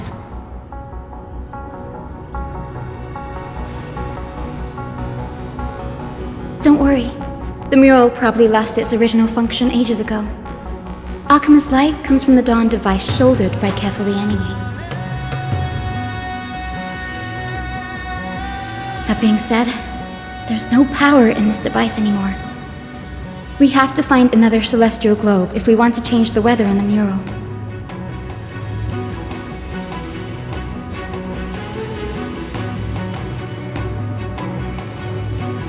Ah, there! That circular device. I'm quite familiar with it. That's a west wind compass of the Twilight Courtyard. We can use it to create a miniature rainbow bridge to walk on. Who knows? It might even lead us to other areas of the Eye of Twilight. Technology passed down from the Golden Age is finally proving useful. Let's go. Leave the adjustments and calibrations to me.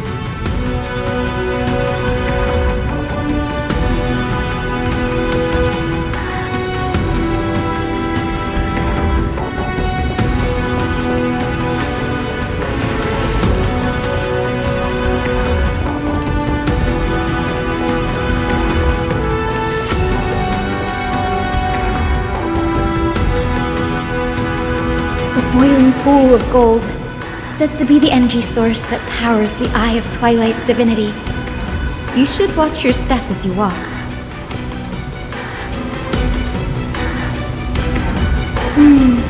The mechanical structure is a bit different from the one used in the Twilight Courtyard. How should I put this? It's a little more complicated.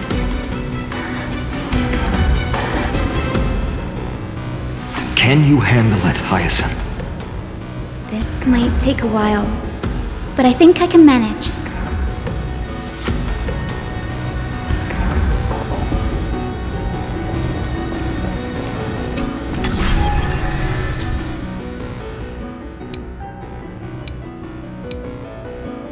Deep breaths and find the way out. I think this should be right.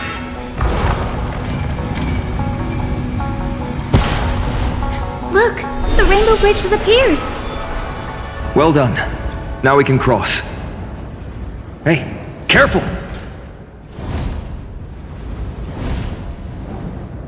Is that a winged Pegasus? Looks like a mythical beast. But this one doesn't seem hostile towards us. Hyacinth! Could it be the legendary... I'm not entirely sure. We might be able to tell if we get closer. We can't assume it's friendly. Keep your guard up and follow it.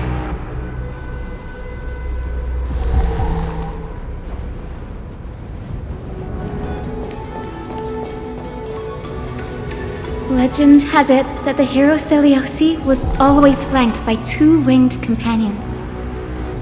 Solibus and Lunibus. They were her steeds and comrades. If they are still alive, they might help us confront Aquila.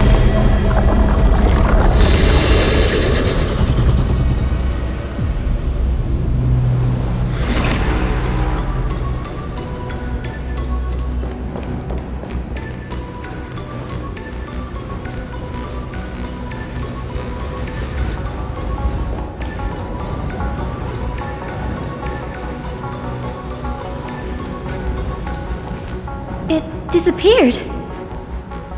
An illusion? Or the memory dissipated?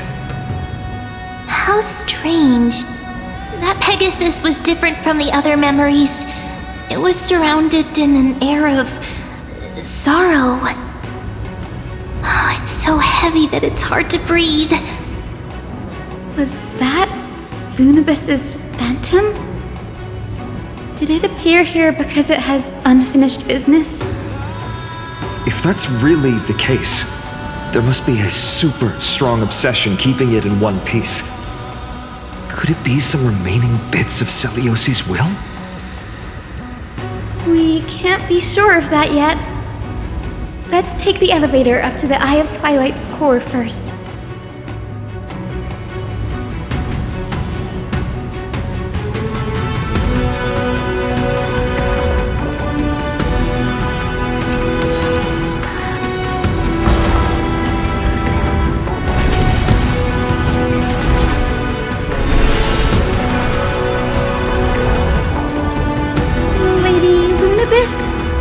Is that you?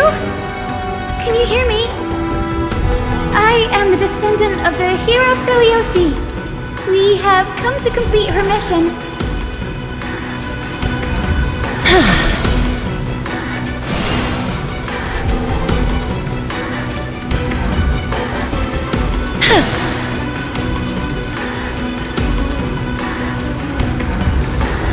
Stream forth. Gold flames.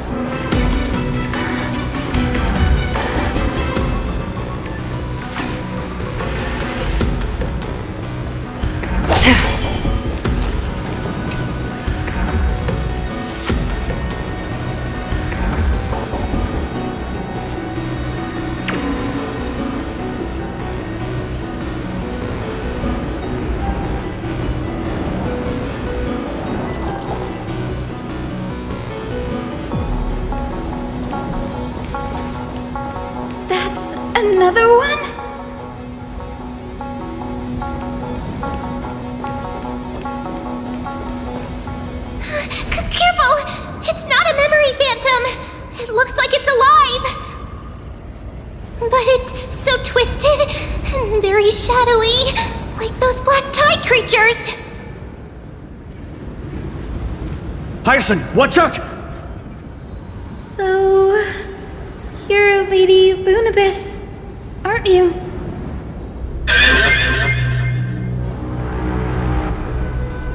Then that corrupted being before us must be Lord Solibus.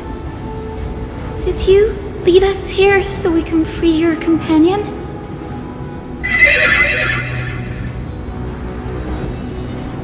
I understand now.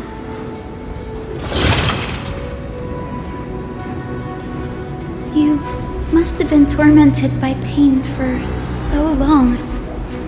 But you didn't give up. And you've held on to what little is left of your will with such tenacity. Don't be afraid. You're not alone anymore. I am Hyacinthia, the healer who inherited the hero's bloodline. Celiosi, the Day Thunder Knight, was once your comrade, wasn't she?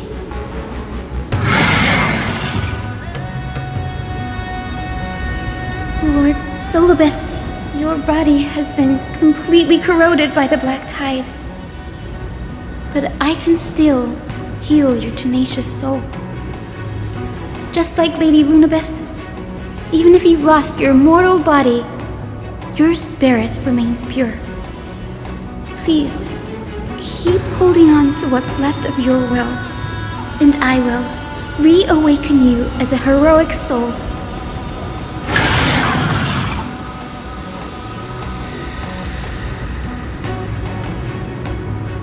No need, Grey. Solibus isn't an opponent that can be defeated easily. Besides, it must be looking forward to an all-out battle. Solibus, the sunlit wings that once accompanied the hero. If this battle can remind you of your great deeds from back then, it would be my honor. Come on, heroes!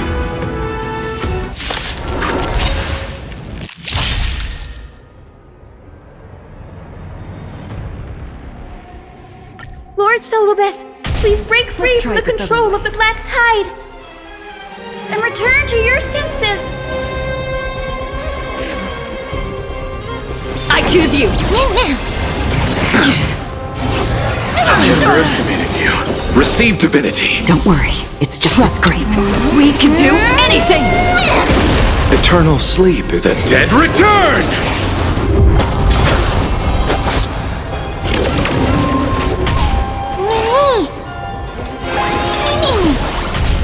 Life is not so fragile. As you wish. I'll see you off. Receive divinity. I shall remember this warmth. Embrace new life, Pollux.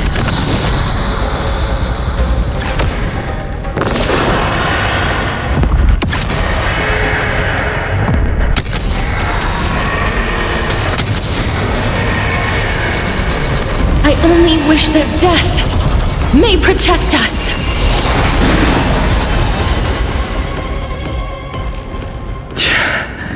It's over. Solibus!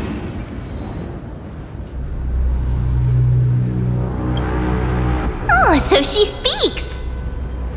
Solibus, you're finally awake.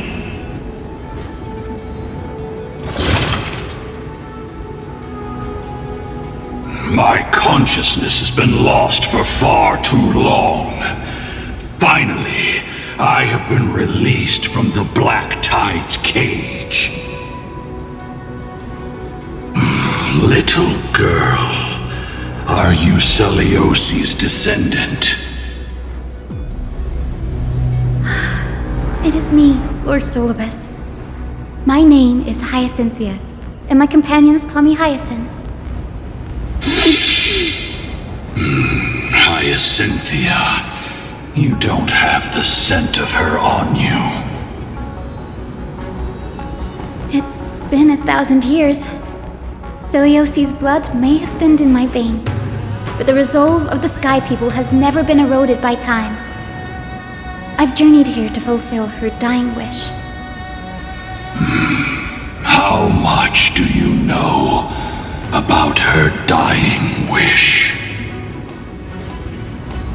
I know that in order to support the shattered sky, she merged herself with the divine body of the Titan. And I also know that she left behind a message, calling on future generations to one day ascend to the heavens again and reclaim the core flame of Aquila. Has the legend changed so much since your people fell to the earth?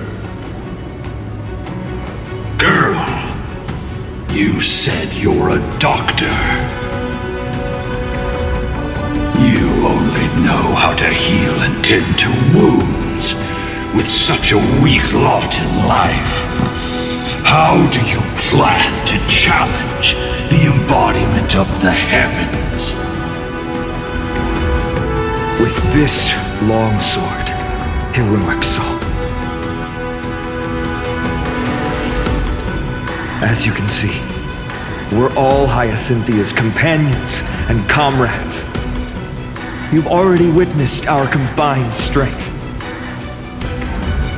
It's not bad, but still lacking compared to her. Solibus, let go of your ego and accept their kindness. You've been trapped in time by the Black Tide, while great change has spread over the world. If I'm not mistaken, the god of war Nikador also fell to the hands of these warriors. We've laid all the other Titans to rest, one by one. Now the final target for the Flame Chase is the master of this Sky Fortress. Please guide us to an audience with Aquila, heroic souls. Seliosi initiated the era of slaying gods and attaining their flames. Even if she could not witness the end of this era, you will all at least bear witness on her behalf. Confidence and fierceness. Yes, I do indeed see a shadow of her in you.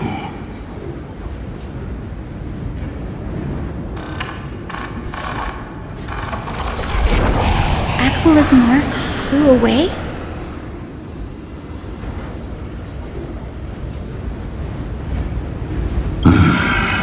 Maybe they detected our awakening. Well, perhaps our presence stirred memories of the fierce battle from 1,000 years ago. We learned from past memories that the Sky Titan fears dark clouds. Would you know more about this topic? What the memo sprite said is true, but you all still need a guide. Follow me, Hyacinthia and fellow warriors. Let the hunt for the gods start again. Is Lady Lunabis not going with us? I will be waiting for you all at the next destination, Hyacinth.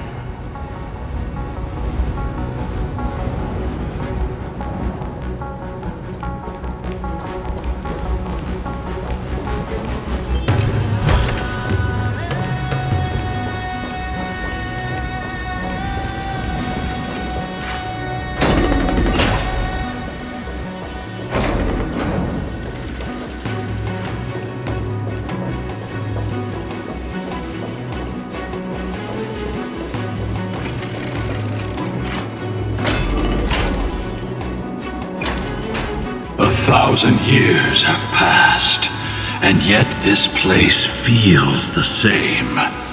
Just that there is no more human clamor.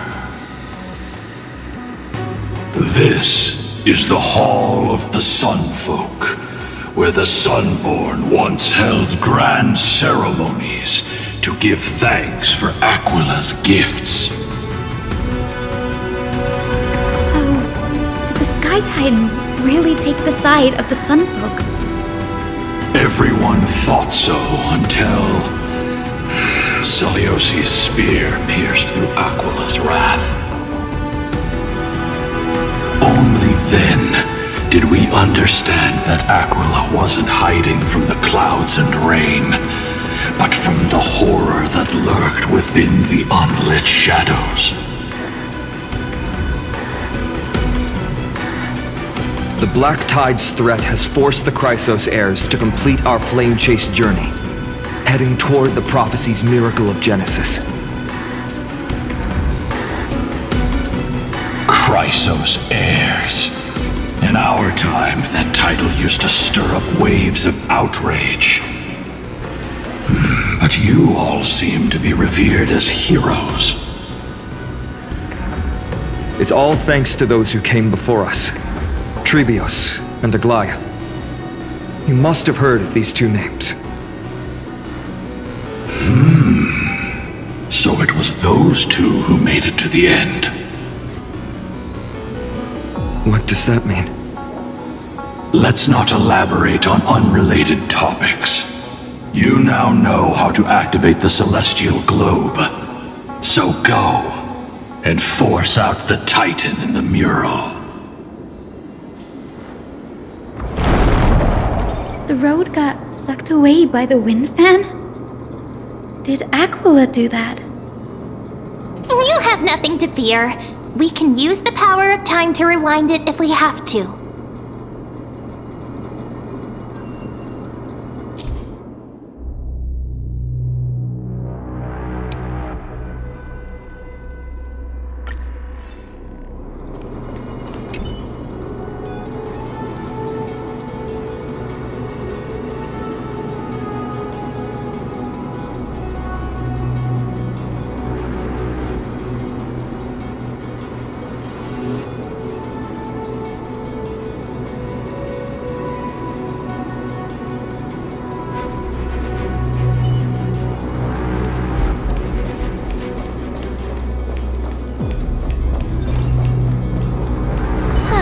Didn't work. The prayer's power didn't last long enough, and we couldn't get the fans to keep turning in the other direction.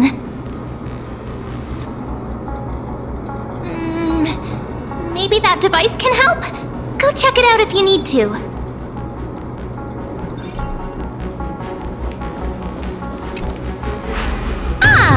It looks like this device can amplify the power of Orynyx's prayer. Why don't you try to change the wind's direction with this thing, partner? Now the prayer should rewind for even longer. Let's try to control the wind's direction with this thing, partner.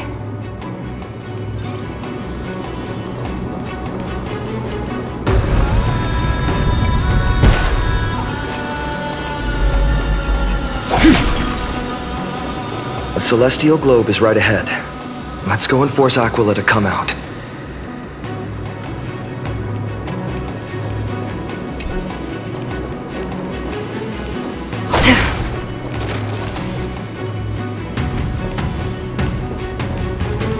The turn of dawn and dusk, commanding the celestial globe. Change, celestial mural.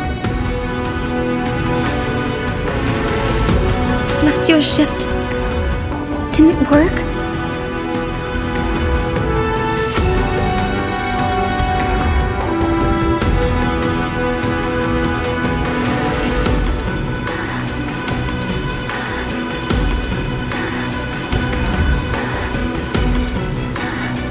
These circuits all seem to be corroded by the Black Tide.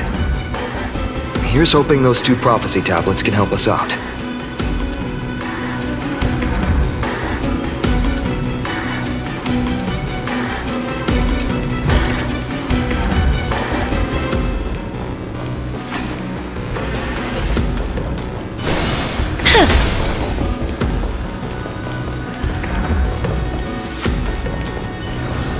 Stream forth, gleam of old blades.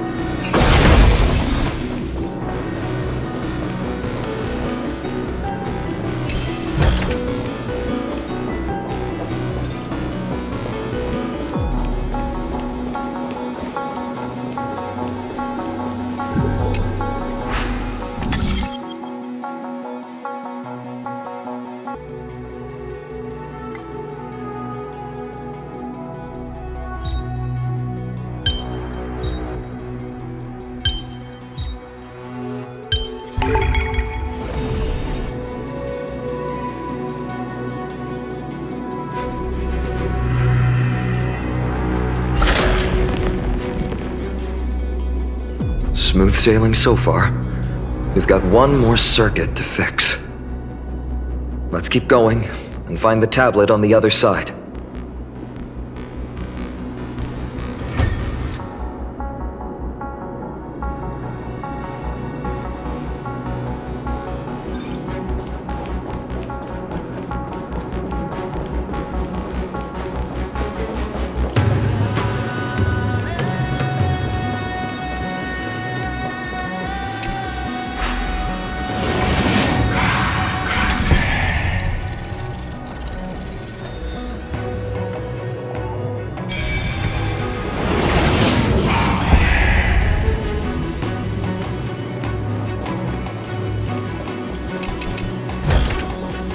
Seek, and you will find.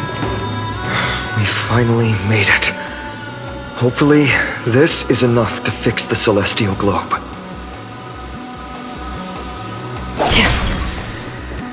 Stream forth, gleam of old blades.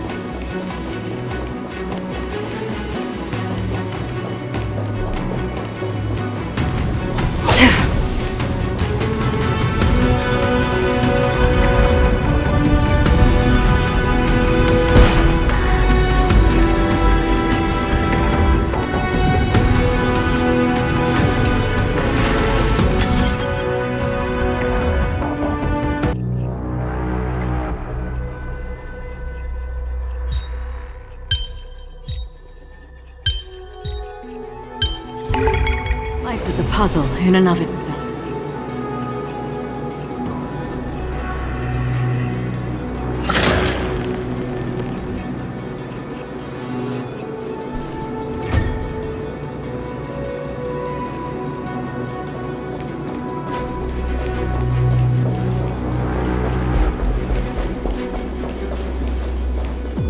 Stream forth, the gleam of old blades.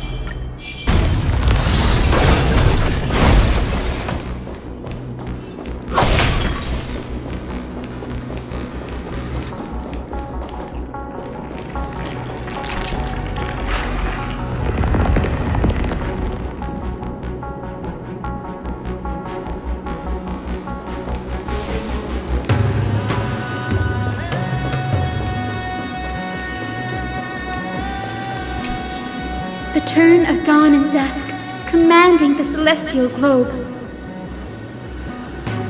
Change, celestial mural.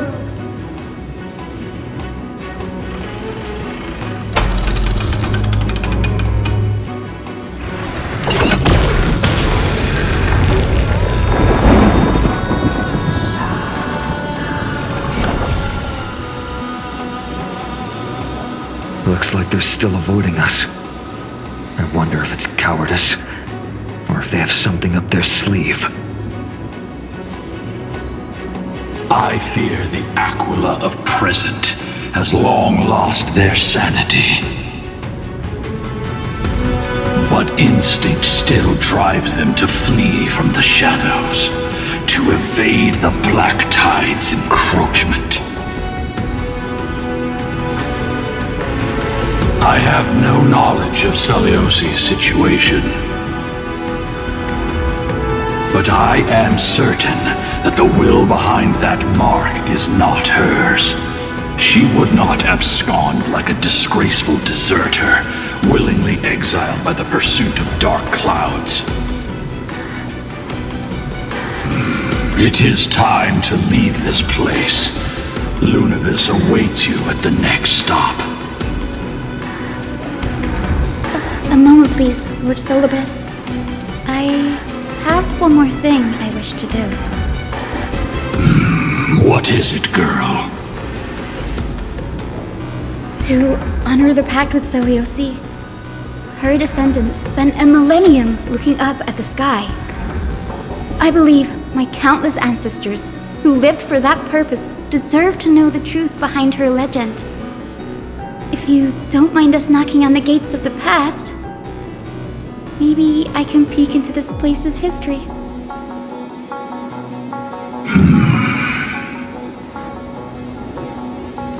You are the ones who hold Orynyx's miracle.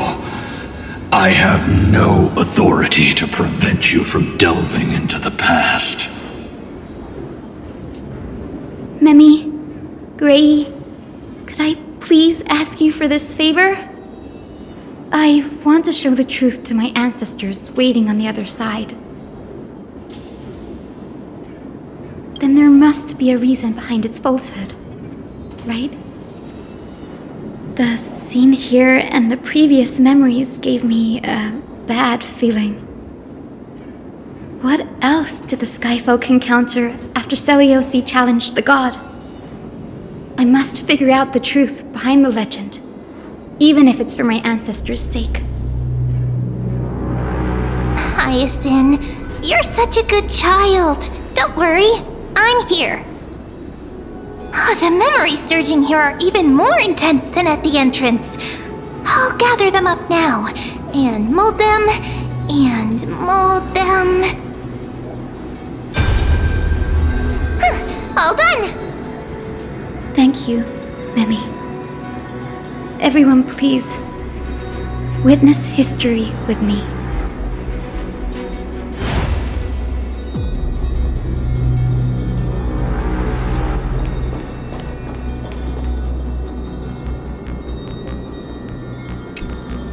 Daughter of Dusk, have you finally gone mad?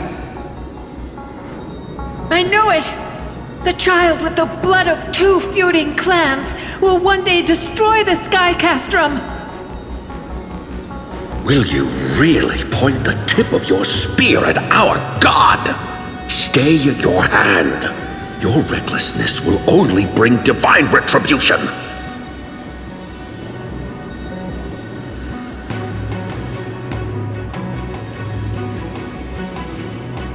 Divine retribution? Those innocent children of the earth were sentenced to total annihilation by the god above, while they had nothing more than mere curiosity for things that lie beyond the sky. Look at yourselves. You call yourselves the Sunborn, yet you're unable to bear the blinding sunlight. You even consider sunburns and blisters as a gift from the gods. You declare yourselves the chosen ones, champions favored by Aquila. Yet you dare not even declare war upon the true threat of this world. Instead, you raise your swords and rattle them at your weaker brethren. You are all beyond saving. My father was also a disciple of the sun, but he taught me resilience and justice and guided me towards the light. He taught me wherever there is light, there is hope. Wretched people, I see no hope left in any of you. Even a shadow has more dignity than you lot. Even so, Daughter of Dusk, even so, you should not shatter our faith. Not just our faith. Aquila forged the sky. Nay, they are the sky itself. If they fall, what will this world turn into? A prophecy echoes from the horizon's edge. It heralds the advent of a new age, one not ruled by the Titans, but created by mortal heroes. I choose to believe in that prophecy. I must believe in any sign that promises to break the chains imposed on us by the old era.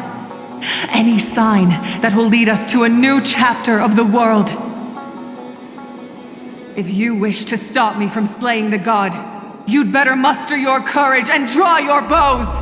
Let's see if I will be pierced by a hail of arrows first, or if you will be burned to ash by Solovis!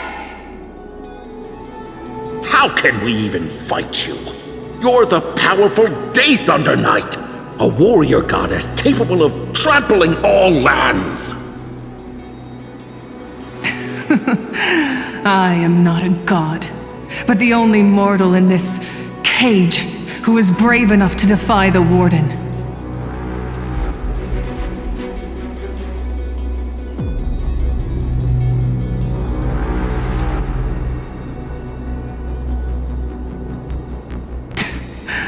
See, You are all truly weak beyond measure. The hunting ground beckons. Come, Solibis! The hero Seliosi, disillusioned by the Sunfolk's deeds, decided to sever the source of it all. The god they so blindly placed their faith in. She was brimming with compassion at that time. Her words were bursting with anger, but her heart had nothing but mercy for the children of humanity.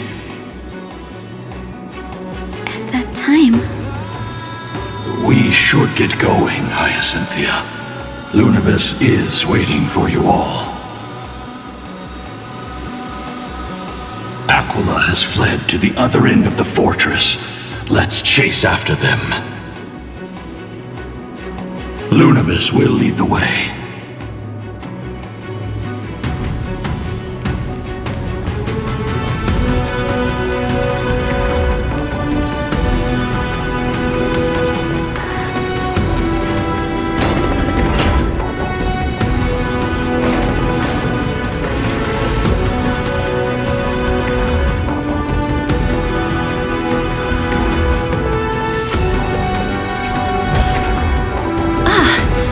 Make sure you keep it safe.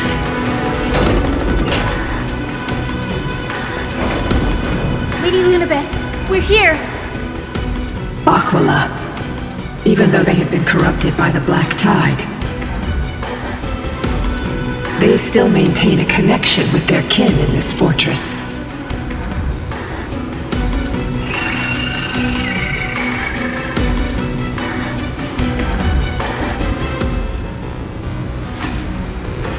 You think to hinder us, imprisoned Titan?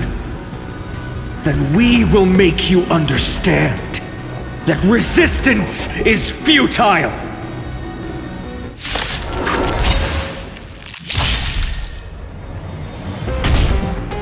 Don't worry, I'll do it. I choose you!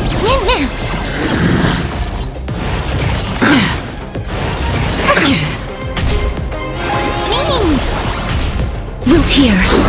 Bloom. Receive divinity. Repay. Embrace a new life. The dead return!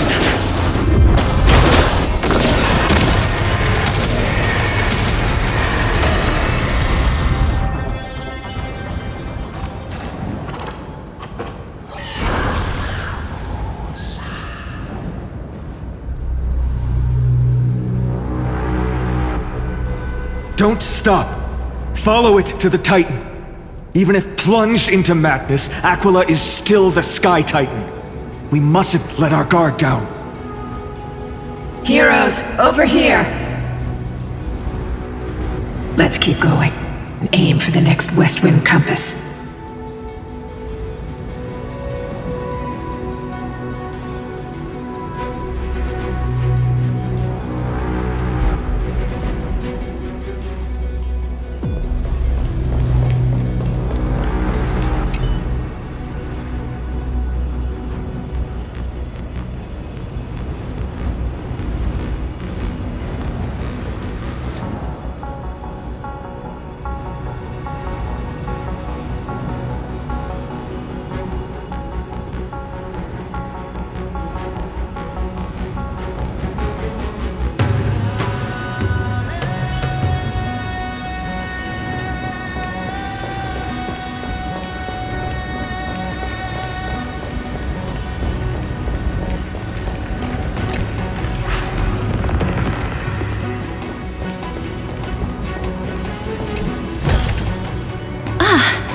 Make sure you keep it safe.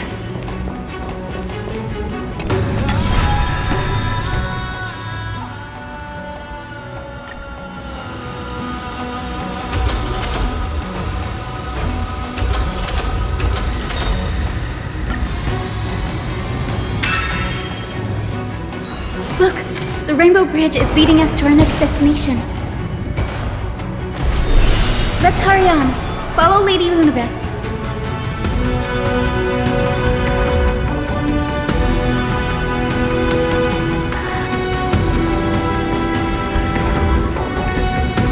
Miss Hyzen, how are you so certain that you could free Solus from suffering? My apologies, Lady Lunibus. I was not all that certain.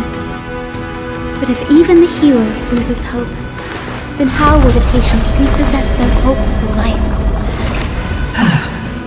What a kind answer.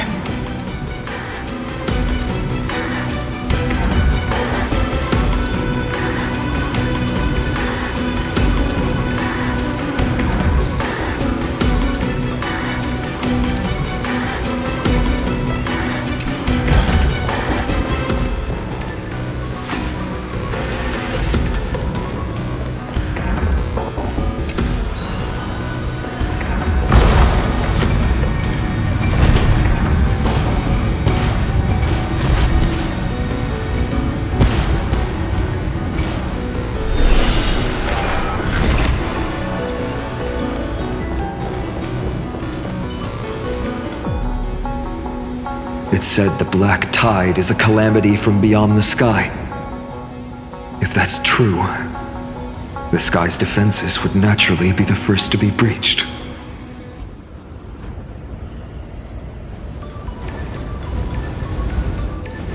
Stream forth, gleam of old blades.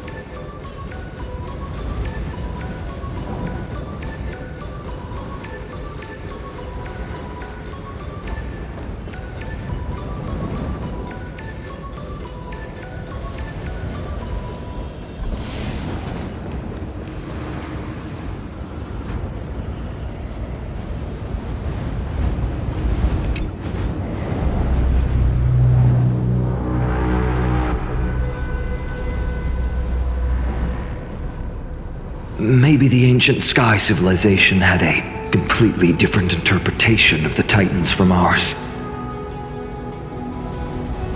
But I agree with you. This figure looks way too alien.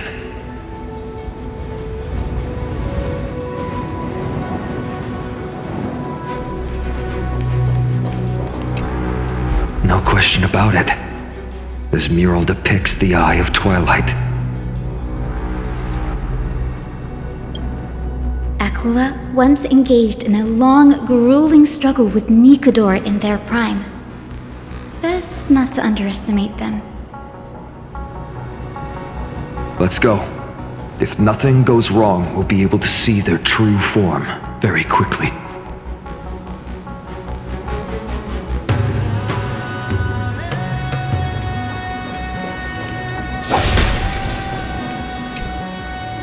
Gusa's Chalice of Plenty. This mural depicts its breaking. Though the conflict between sky and ocean wasn't particularly severe, it is obvious that Aquila's people weren't exactly cordial to the latter.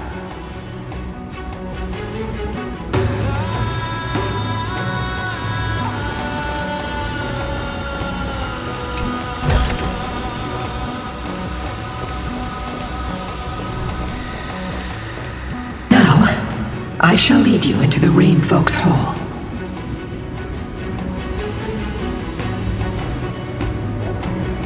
Legend has it Celiosi's father was a Sunfolk warrior who spent his years fighting and rarely returned to the Eye of Twilight. Her childhood was mostly spent beside her mother, a Rainfolk priest. Correct. That was true. It was also during her formative years that the conflict between the two tribes began intensifying. The Rainfolk feared the other half of Celiosi's bloodline, and never truly saw her as one of their own.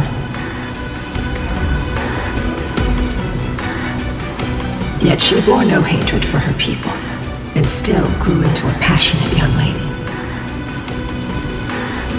Until people discovered golden blood ran through her veins.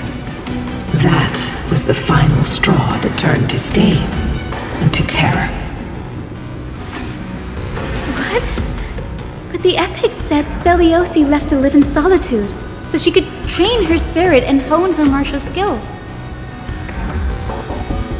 I never would have imagined that she was cast out of her tribe for her lineage and her golden blood. Even so, she did not despair. She met Solibus and me while she was living alone. We hunted, spent our days together, and forged an alliance. I think that oath, stronger than fate itself, kept Solibus and me here to watch over this abandoned fortress.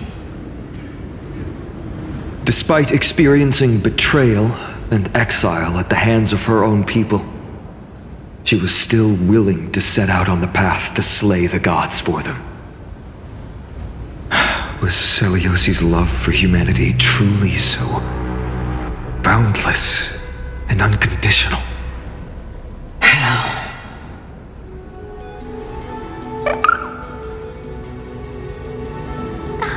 Little Ika, why did you run out on your own? This little one.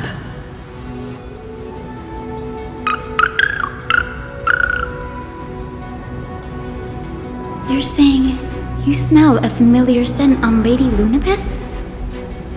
They look completely different. But little Ika should also be a winged beast, right? Could it be?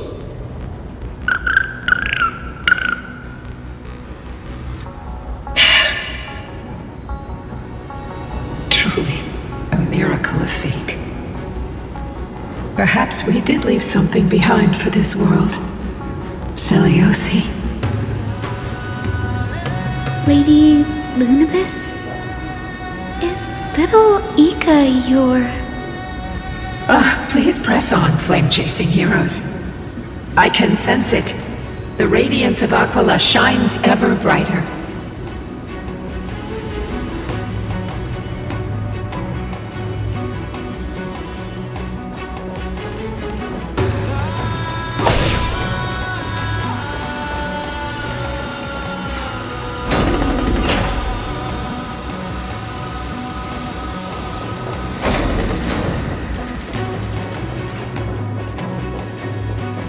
Where did the Skyfolk go after Selyosi challenged the god?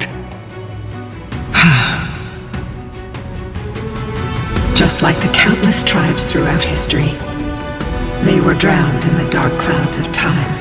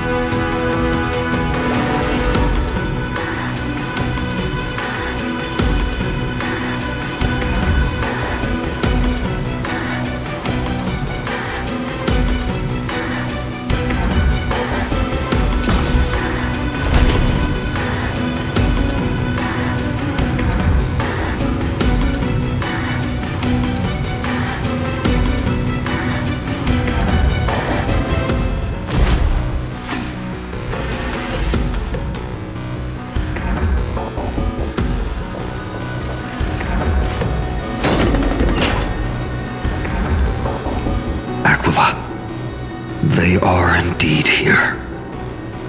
The celestial globe is right ahead. But there are black tide creatures guarding it.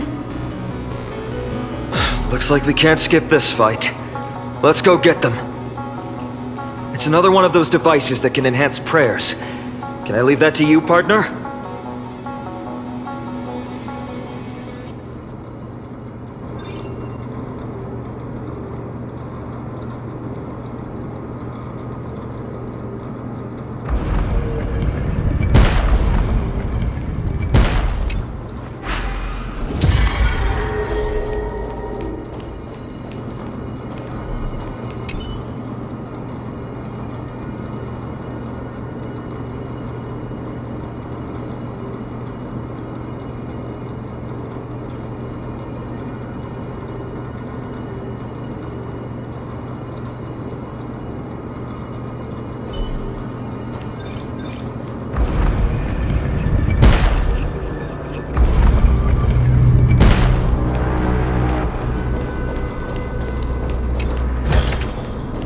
Seek, and you will find.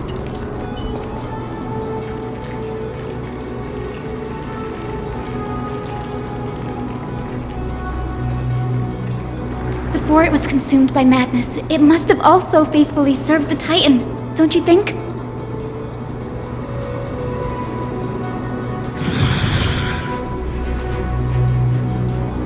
No healer can heal all, especially faced with souls that are trapped deeply in the clutches of pain. Granting it a dignified end may be the most compassionate act of all.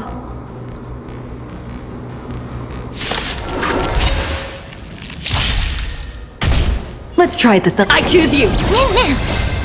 We can do anything! Wilt here. Receive divinity. Bloom. Repay.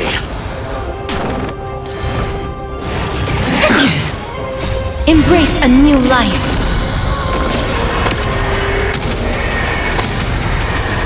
May death protect us!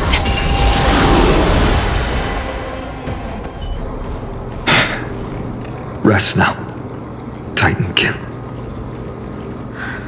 The celestial globe looks complete, but it still won't start. Is there something wrong internally?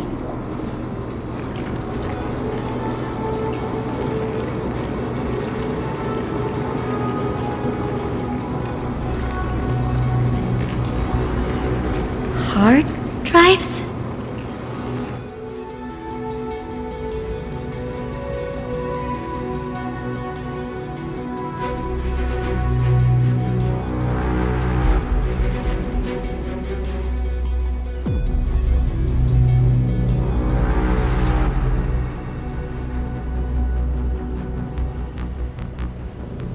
Your intuition has always been good. Let's look around and see if there are any mechanisms. That didn't take much effort. The hand of Zagreus always appears when it's most needed. Lady Lunabis, if it's not too much trouble, please wait for a little longer. It's you all who have to do the work. I've wandered around here for 1,000 years, so this brief moment hardly qualifies as waiting. Furthermore,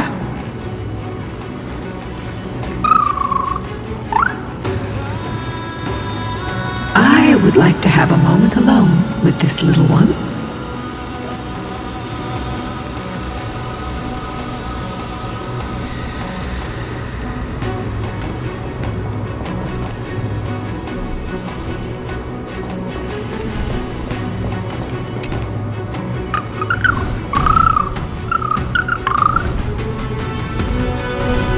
Your parents and their parents, have they always been by the Skyfolk's side? That is quite comforting.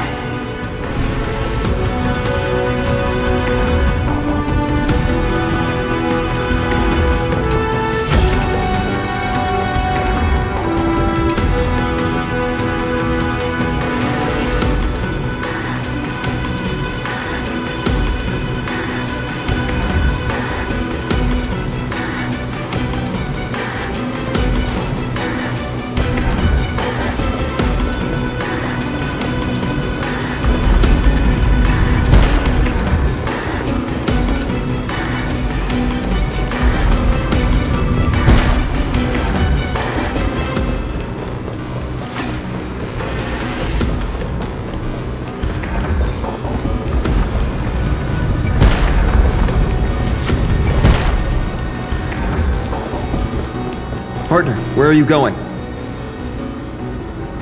There might still be rampaging Titankin outside. It's best not to act alone.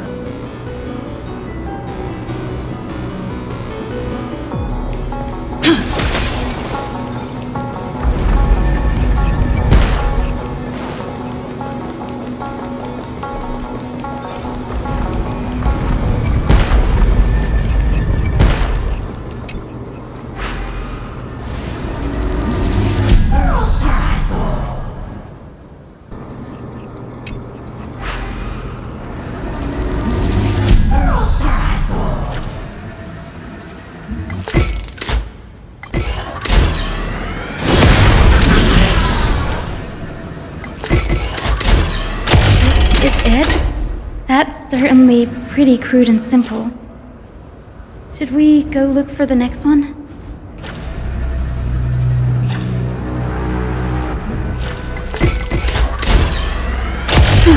All good. Let's keep going.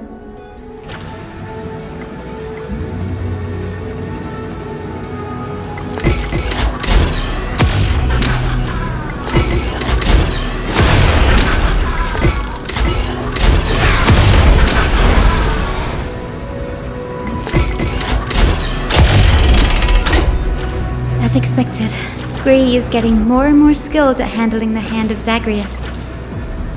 Let's go. We should return and check on the celestial globe.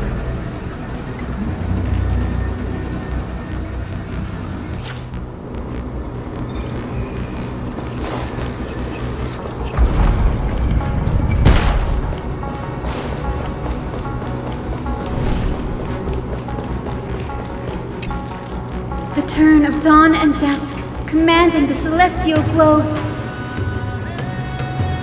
Blot out the blazing sun, celestial mural!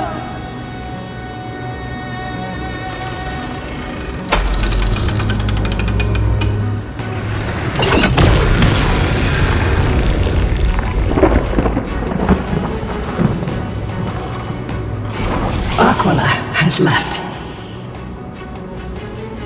We've already changed 2 scenes on the mural.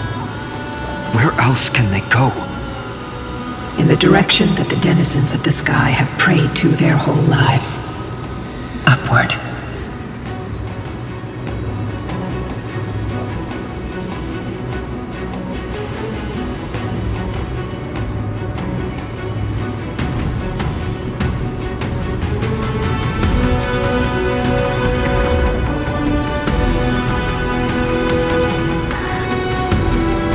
A curse that fell from the sky. Verify the truth of this claim. When Seleucus fought Aquila, the Titan's incarnation did ascend into the skies, but they never attempted to break through the sky's veil to escape our pursuit.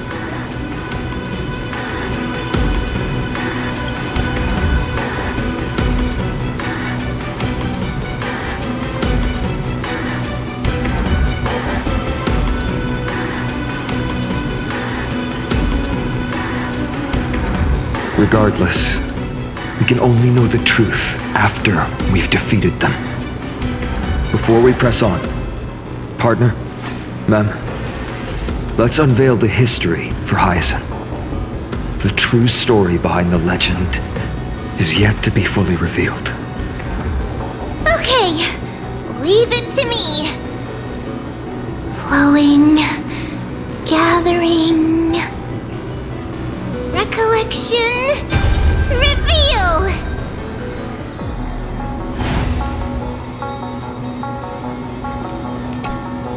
Oh, daughter of dusk, who has permitted your return to this sacred land of the Cloudborn? Bearing the blood of heresy and curse of gold, exile is your eternal sentence.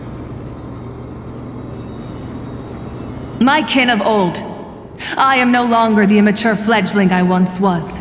I found my wings.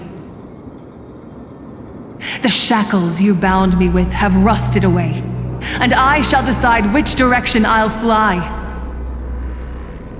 As for this return home, before I embark on my god-slaying quest, those who worship the god who is about to die deserve to know everything.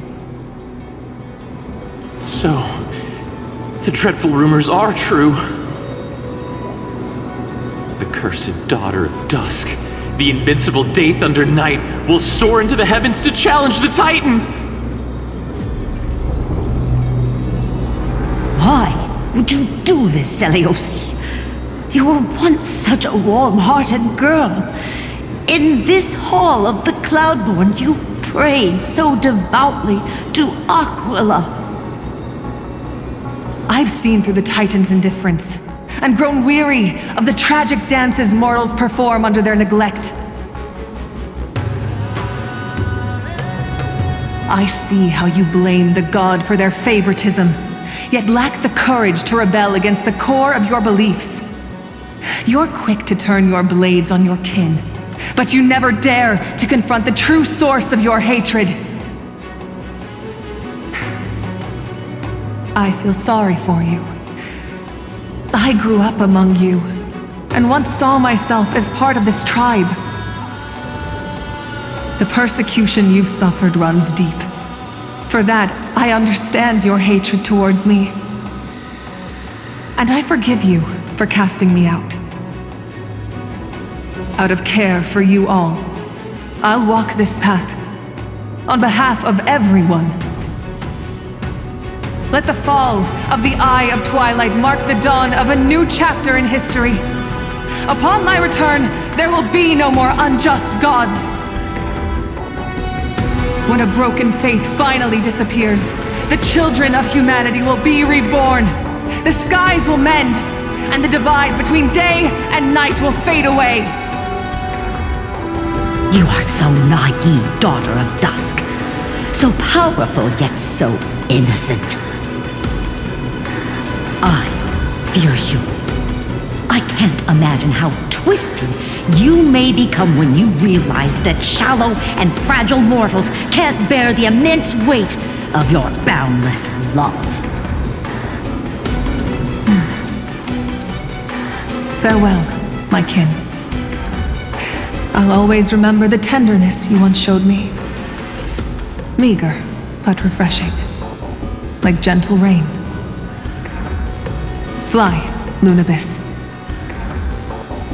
Lady Celiosi's resolve to slay the Titan was as firm as her farewell to her people was dismal. Yet, from this memory, I sense something ominous. What happened later, Lady Lunabis? Rather than listening to me, continue onward and witness for yourselves. Follow the trail Aquila has left, heroes. This time, I will guide you alongside Solibus.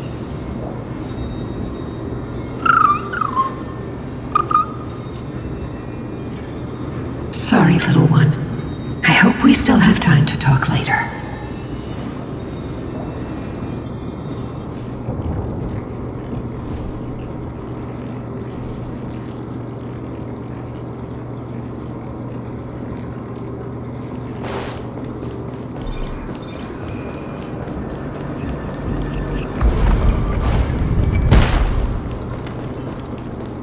Celiosi is such a mighty hero.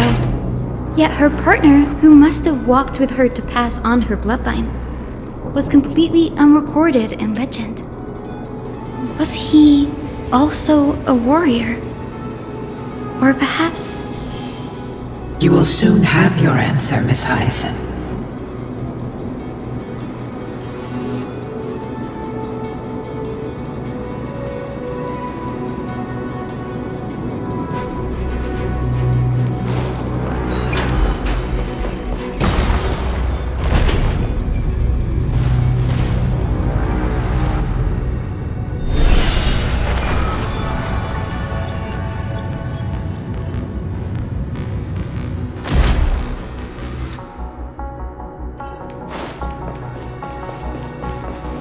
Lord Solibus is waiting for us.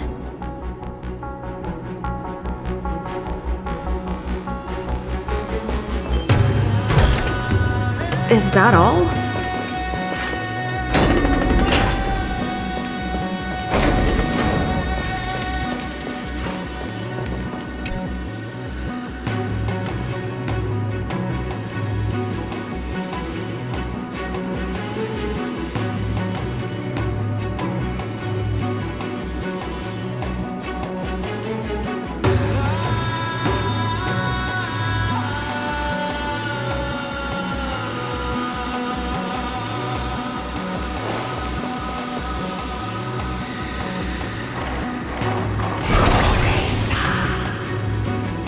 They soared toward the mural's dome.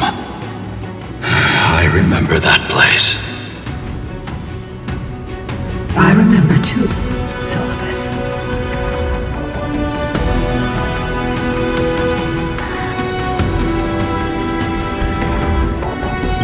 exactly happened there? At the Celestial Mural's dome, we dealt Aquila a fatal blow. The sunlit wings set the Titan's wings aflame. The moonlit plume sealed the divine body. The battered hero of the sky pierced the last monstrous eye. It seems that the legend describing the decisive battle was true. But some things cannot be recorded. They were only witnessed by us. Would you mind sharing more, honored ones? After Aquila's defeated scream, we looked to the ground. The people who watched us fight. We saw the expressions on their faces. Old and young, adults and children alike. They all shared the same expression. Pure, unshakable terror. Our victory brought no cheers or celebrations. The terrified crowd became chaotic, screaming and trampling each other. When they realized that their centuries-old faith had been overturned by a cursed child of two clans. They regressed into senseless beasts that devoured their own kin. No, that would be an insult to beasts. Solibus and I have never witnessed such madness. Not even in the wildest corners of Amphorius.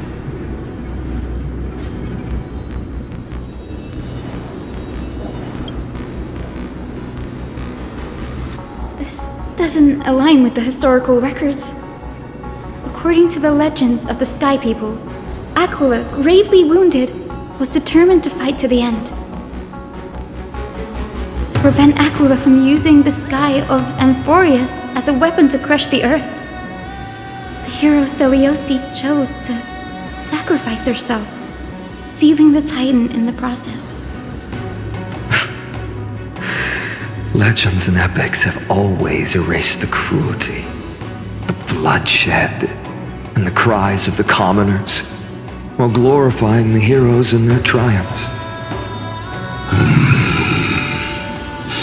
You'll witness a side of the legend that's never been told, young Hyacinthia, with a truth hidden for a millennium before you.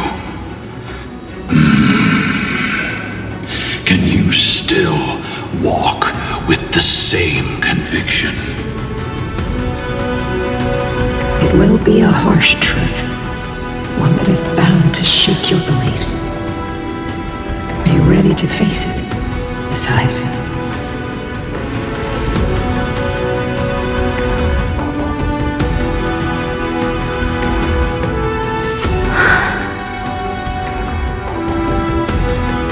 I am ready, honored ones.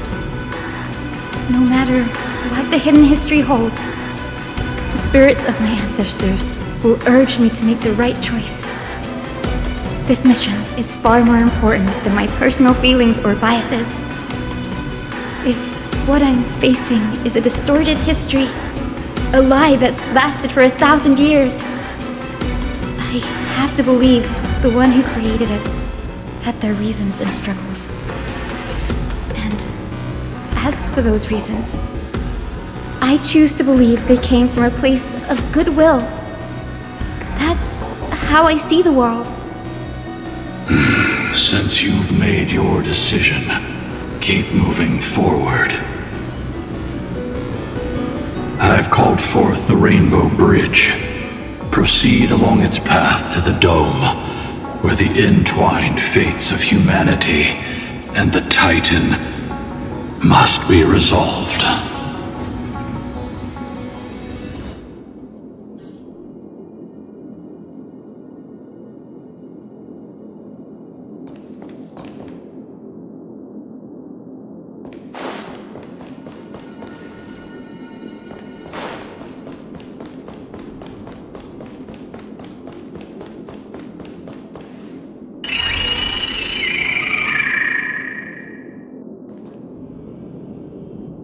They're desperately struggling to block our path, but we've backed them into a corner.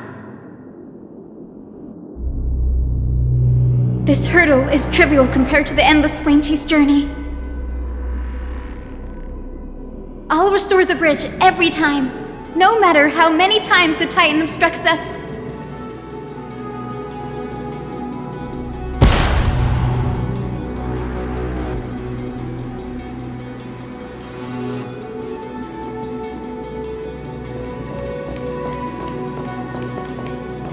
Dear Celiosi, word has reached us that you intend to face Aquila alone and resolve the strife among the Sky People. We have no doubts that you are strong enough to face the Titans.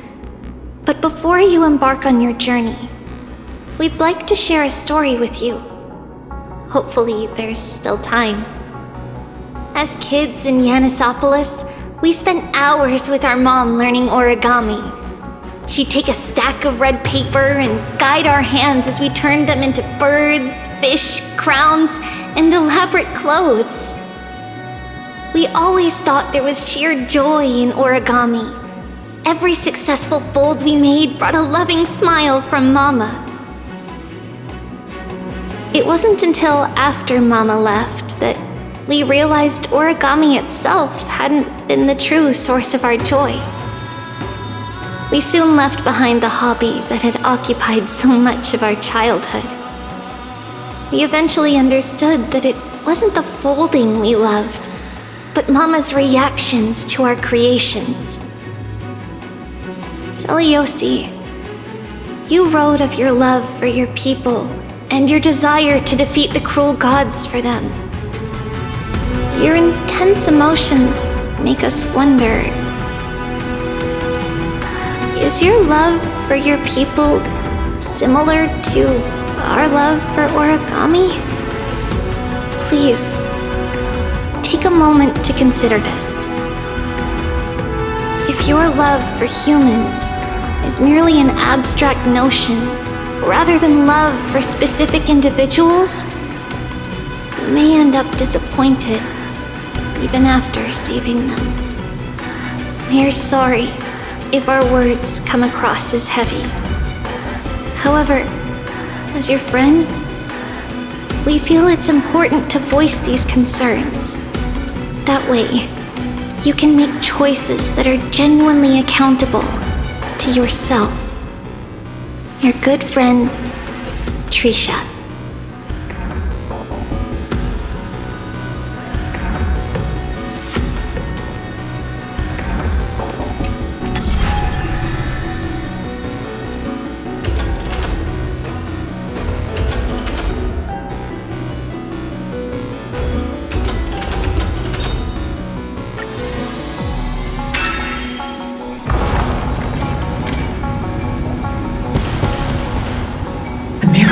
She never stopped dreaming of is just one step away from becoming reality. Honored ones, how did Lady Celiosi become so powerful? Talent and rigorous training. Those sound like essential traits for every successful individual. She is special. Her resolve goes beyond mere stubbornness. Continue forward along the Rainbow Bridge, heroes.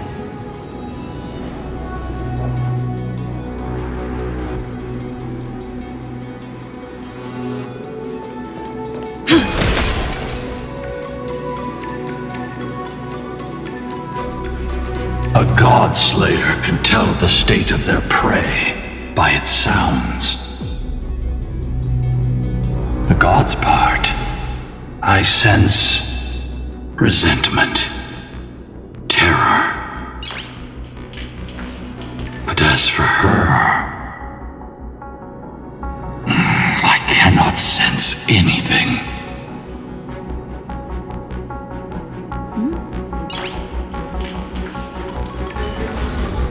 Stream forth, gleam of old blades.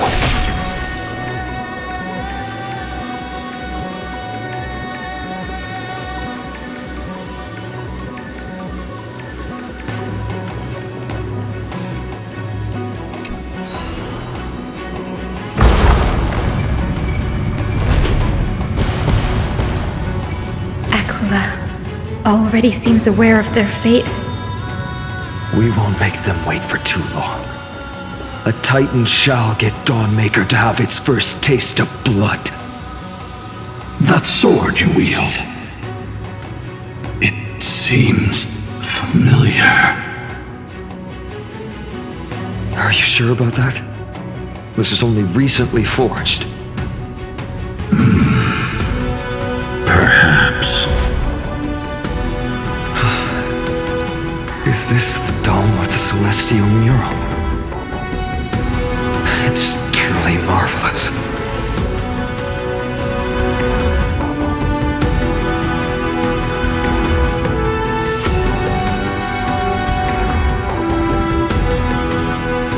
Exactly.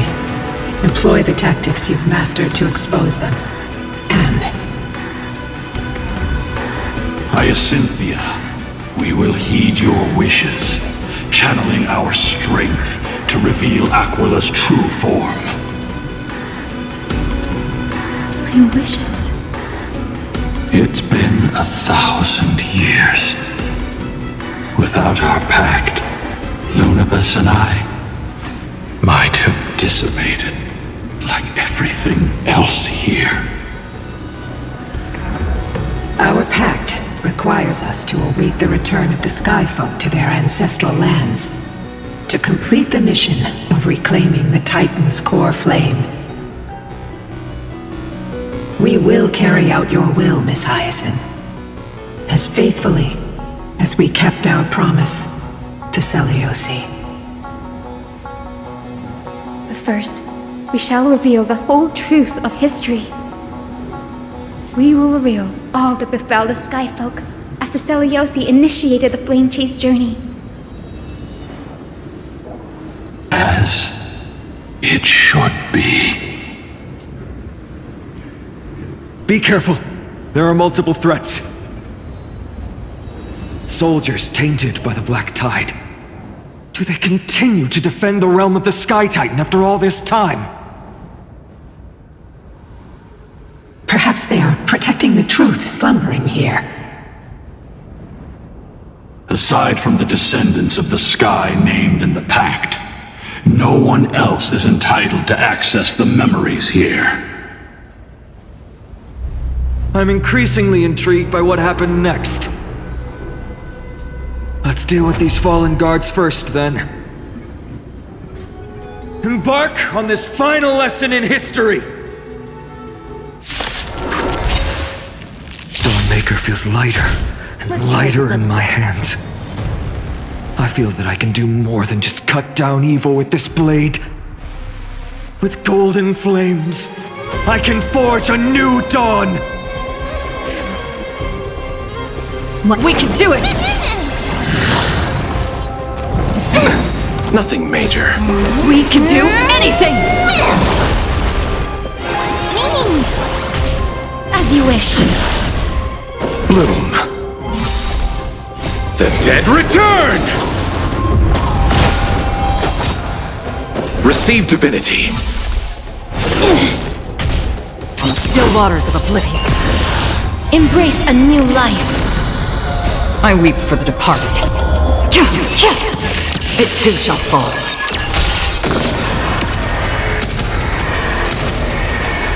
May death protect us! You have fulfilled your duty, guards. Rest now. God of the Sky, we are here. Your resentment and terror will soon end. Lady Seliosi, do you still have your humanity after merging with the Titan? I hope you can witness the harvest of the seeds you once sowed. Now, only the final steps remain. Something's off. I can feel the memories here churning. It's as if countless emotions have lingered through the ages, refusing to fade away.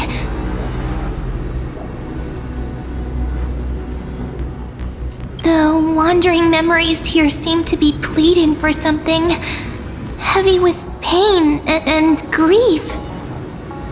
like ghosts lingering by the River of Souls. Are you ready, Hyacinth? Yes.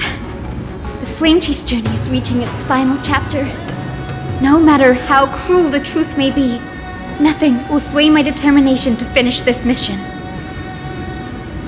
The true history buried in time must come to light.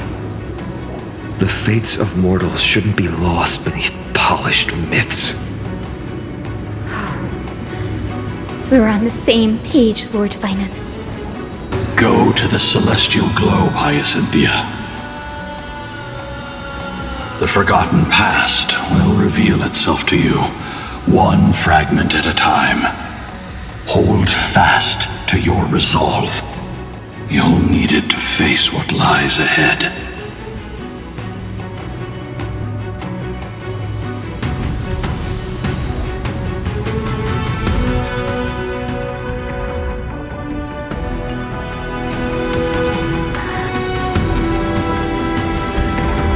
Reveal its truth in order, heroes.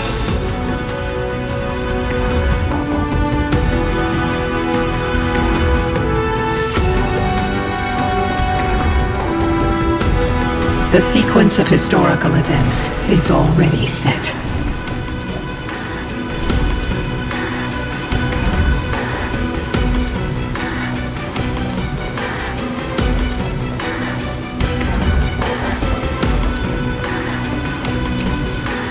Turn of dawn and dusk, commanding the celestial globe. Embrace the clouds, celestial Nero.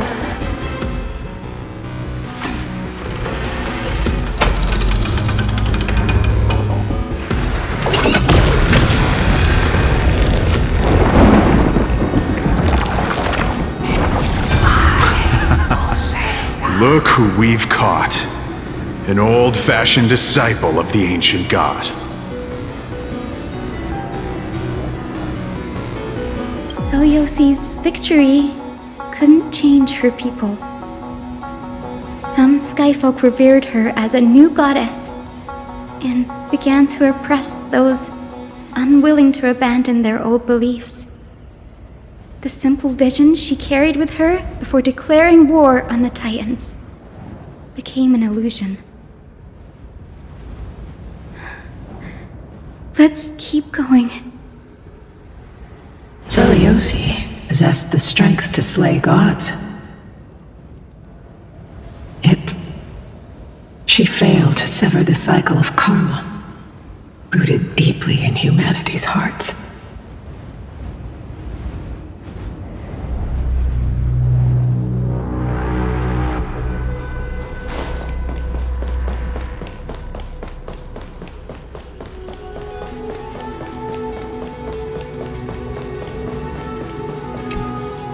Turn of dawn and dusk, commanding the celestial globe. Drive out the gods, celestial Nero.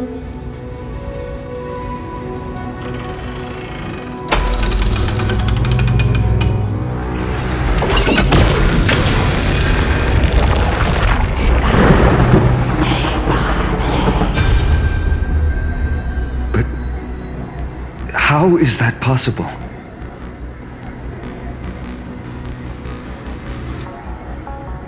Please, help us, the forsaken Skyfolk! Lady Kindness, you are the strong one who follows the path of shadows. The Cleaners. Did the Skyfolk conspire with them? Word has it you hunt those with golden blood, all in your quest to cleanse the world of the filth of those cursed offspring. Deliver justice for us. The witch with golden blood struck down the proud eye of twilight, desecrating their divine grace. Yet, it is we, the devout denizens of the sky, who are forced to pay the price. I can smell your despair, Skyfolk. The Cleaners are on the side of mortals. Together, will erase that blasphemous bloodline from this world. The Day Thunder Knight and her fantastic creatures are far too strong. No one can hope to defeat them in a direct fight. But we'll show you every trick, every strategy you can use to turn the tide. In their desperation, those ancient disciples were willing to do anything. Even ally themselves with the cleaners. But I'm guessing their plan failed, didn't it? Those assassins were vicious, but not foolish. They never actually dared to attack Seleuci.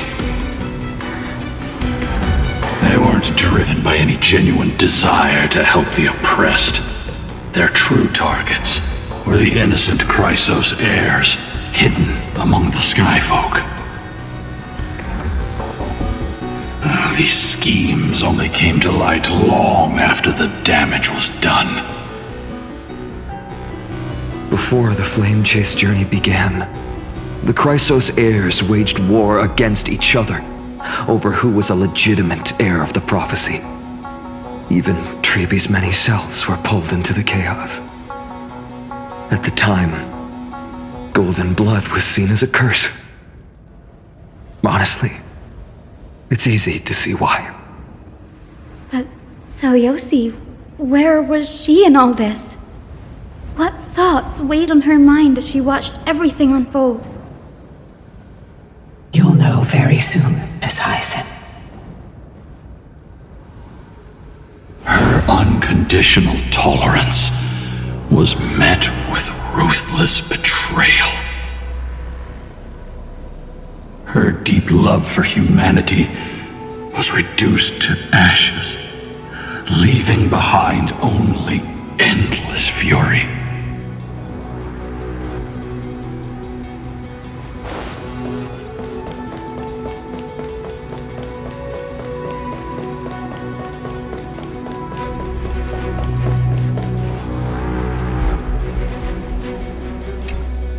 The turn of dawn and dusk, commanding the celestial globe. Reveal the history, celestial mural.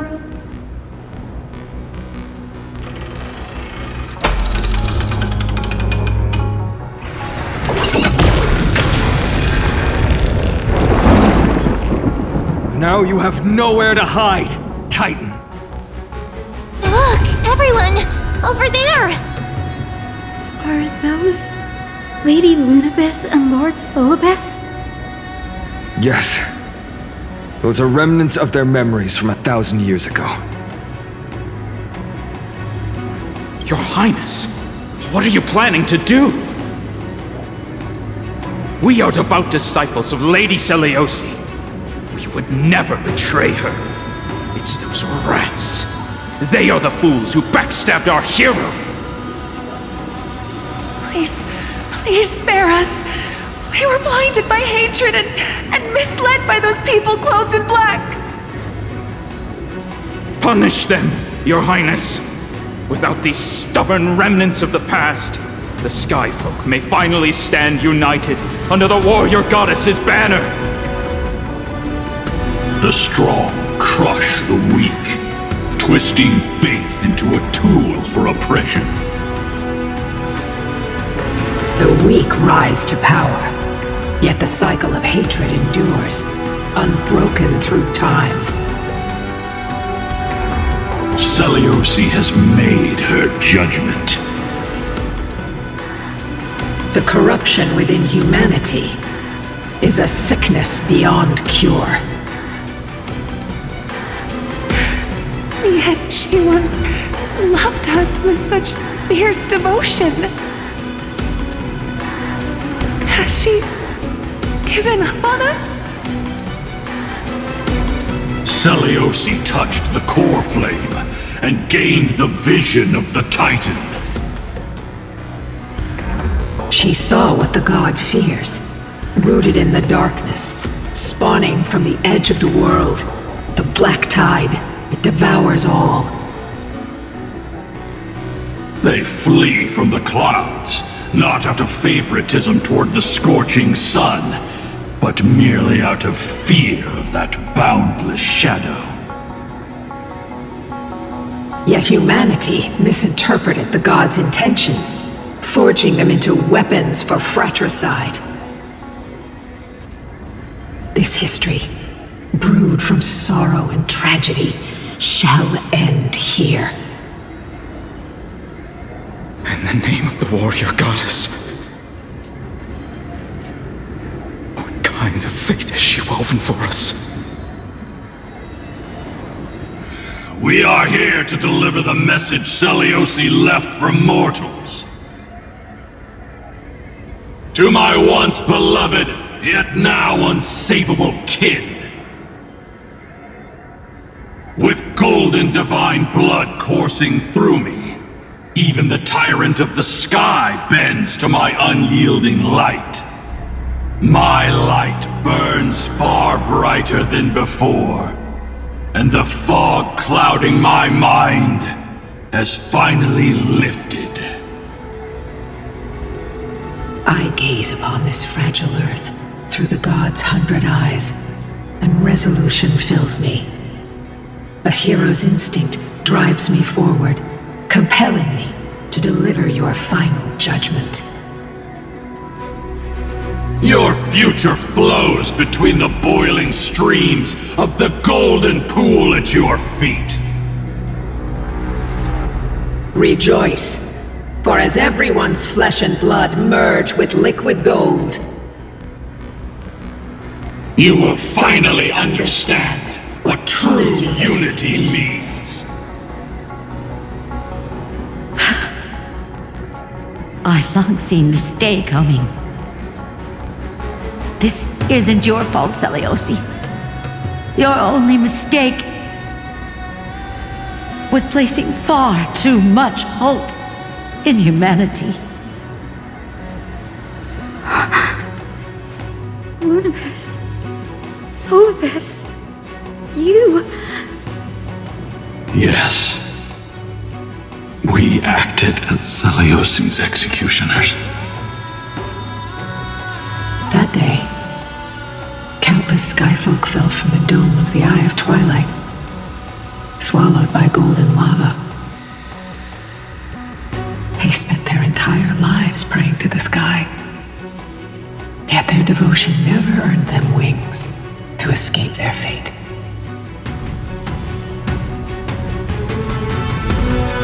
After learning about everything she went through, I can only feel regret. But I can't condemn her choice.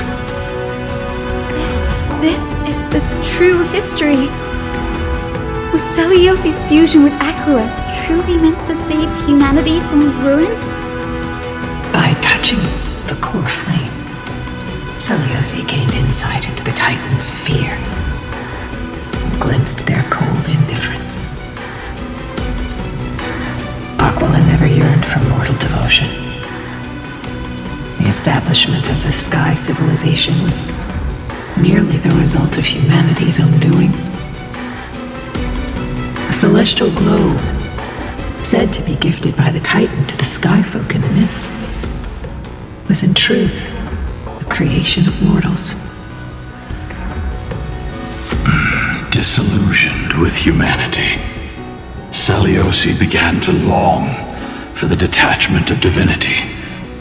She sent Lunibus and me to the Earth in search of a forbidden art said to fuse human and Titan souls. Professor Anax's alchemy already achieved such power 1,000 years ago? Seliosi, who passed fatal judgment on the Skyfolk, had turned her back on humanity. If this was the path she chose, then whose wish have my ancestors and I been guarding all this time? The final fragment of history lies just ahead. Go and claim it, Miss Hyacinth.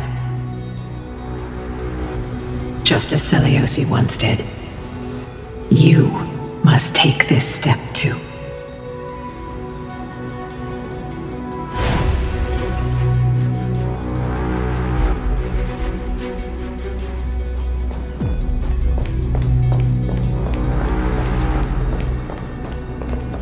Seliosi had abandoned her humanity, then my Twilight Courtyard ancestors and me, are we truly her descendants? The truth will soon be revealed. No matter what, I will not run away from my mission. Grady, will you stand by my side?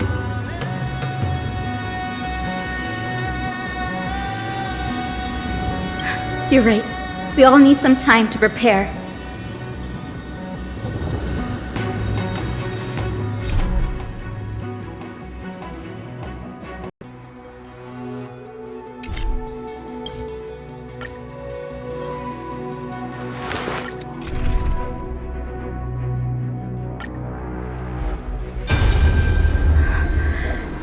Is that... Great Seliosi, I beg you, spare this humble life. I've never harmed anyone. The punishment you deliver out of rage is far too harsh for someone innocent like me. The time has come, mortal. It's time to face your destiny. Wait! Please! Let me speak with Her Highness, the warrior goddess. Look! Can you see it? Golden blood is spilling from my wounds. I am a Chrysos heir too, chosen by the prophecy, just like Lady Seliosi. She isn't lying. Seliosi, what will you do with one of your own? A Chrysos heir. You are no different from the rest. You were once one of the Sunborn. Did you ever rise to defend the weak? When your kin oppressed others under the guise of the Titan's favor? I did not. You abandoned your old faith and made me your new god after Aquila's fall. Did you offer your help when your comrades turned their blades on the faithful who refused to convert? I did not. When the prophecy of Genesis reached all beings, calling the Chrysos heirs to become heroes of this fractured world, did you overcome your inner weakness and heed its urgent call? I failed to do so. Look, Chrysos heir, you are no different from the rest. My judgment is just. Only burning gold can purify your sins. Wait, Lady Seliosi. Please, grant me a moment to explain my cowardice.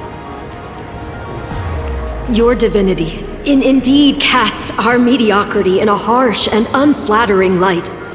Humanity has walked this earth for many ages, enduring life's struggles and witnessing its shameful imperfections. Yet, despite everything, we built great city-states and thriving civilizations. Even when trapped in the mud of malice, we continued to struggle and push forward.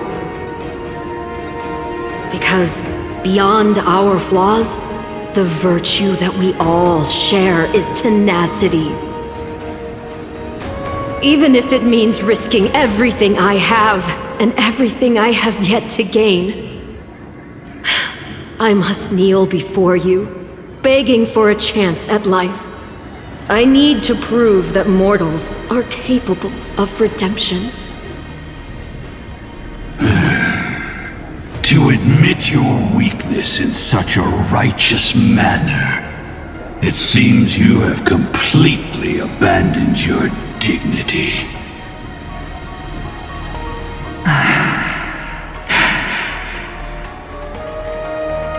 You say you're willing to risk everything you've yet to gain.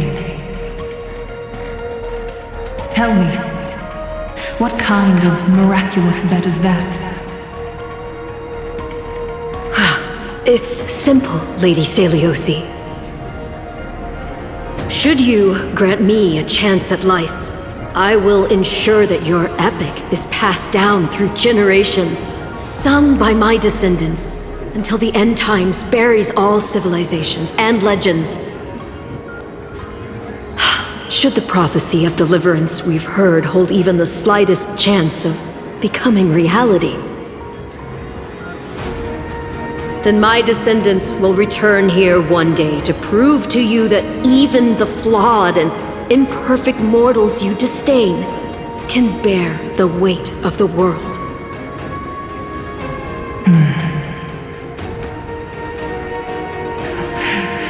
Interesting. Release her, Solibus, Lunibus. From now on, she and her descendants will carry both the sky's blessings and the curse of their history. No matter how long it takes, I will wait for the one who is destined to arrive. When that time comes, I'll take pleasure in mocking these mortal children on how their progenitress sold their unborn lives.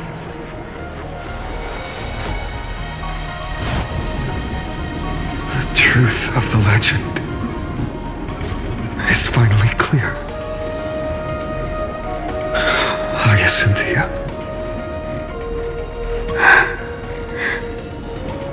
Am I the descendant of that nameless Chrysos heir? Our lineage wasn't from the hero, but from a nameless Chrysos heir who begged for mercy before her. My whole clan's fragile mortal life was simply spared on Celiosi's whim.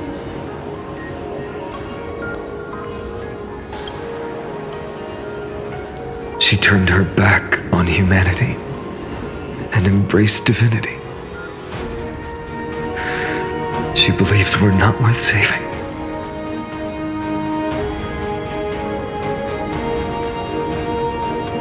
Lord Solibus, Lady Lunibus, tell me, did you wait for 1,000 years at the Eye of Twilight just to witness that Chrysos heir's child coming back to receive punishment? Time alters everything, child. Once upon a time, we had not yet learned to read the complexities of human nature, and Celiosi's perspective was our only window into understanding humanity. Her words were everything to us. Our guide, comfort, command, and admonition. It wasn't until she fell silent that we learned to perceive humanity through our senses. During our resistance against the Black Tide, we watched over the Earth, observing the progress of the flame-chased journey. We saw heroes embarking on a mission of deliverance from which they could not return. The unity and hope Celiosi couldn't see, we've witnessed in her place. We've changed, young Hyacinthia. Our watch isn't about proving humanity's weaknesses anymore. It's about waiting for the return of the light.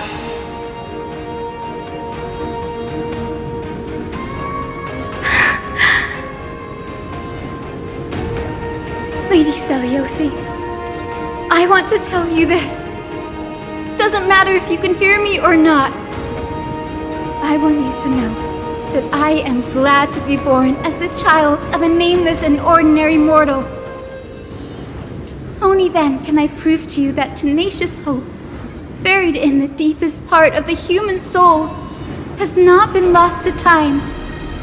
It's just waiting to heal and grow, and then it will shine once more.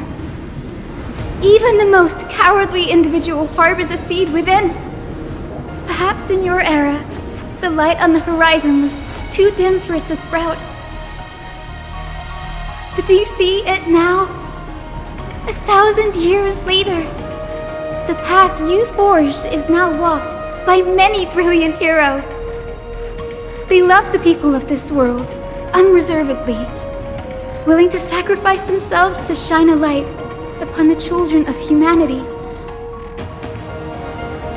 The light they leave behind will inspire the seeds within people to sprout, grow, and thrive, nurturing them every step of the way, until the barren land is reborn as a thriving forest, growing endlessly, and one day, reaching for the sky once again. That twilight, still capable of being healed and protected in the end times, is the reason we choose to bear the weight of humanity's flaws. History has proven once again, the flame chase journey itself is a miracle. It began with a whitewashed lie, but it laid down a path of deliverance for humanity over thousands of years. Seleuci, we have honored the promise made by that nameless Chrysos heir and returned here. We also bring you the answer to your question. Mortals are capable of change, and humanity is worth saving. Our people forging through the trials of the end times deserve a second chance. We are worthy of a new dawn.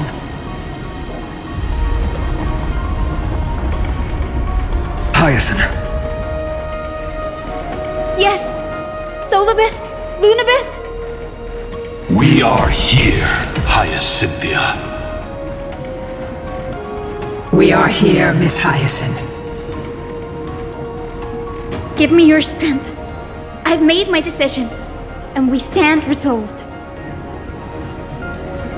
For all that mortals have built, I will follow the guidance of the prophecy and claim the core flame of the Eye of Twilight. The children of humanity have returned from the earth, and we will challenge the skies once again.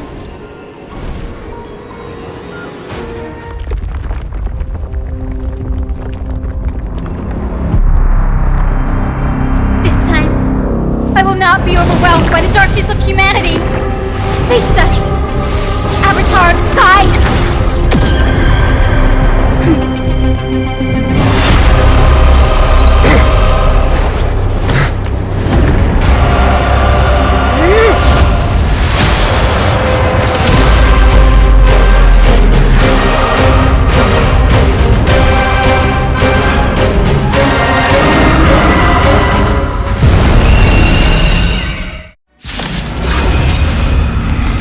Does this weather please you, Titan incarnate? Indulge in this, and taste the fiery blaze of Dawnmaker! If you could still hear my voice, Lady Seleuci! Behold, the strength of those who pledge to save the world!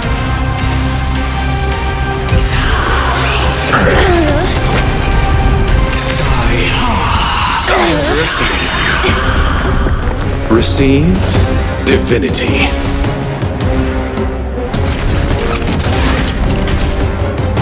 Humanity's tenacity is beyond your imagination.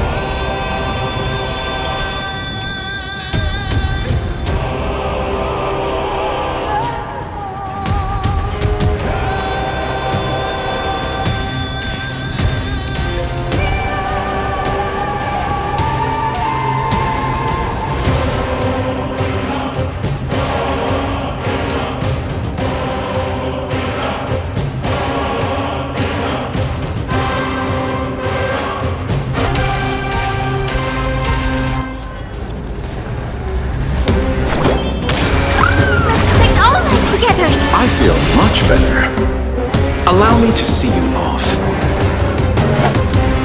Receive divinity. I shall remember this warmth. That which is seized must be repaid. There's more to life than drawing breath. Eternal sleep is not the end. The dead will return!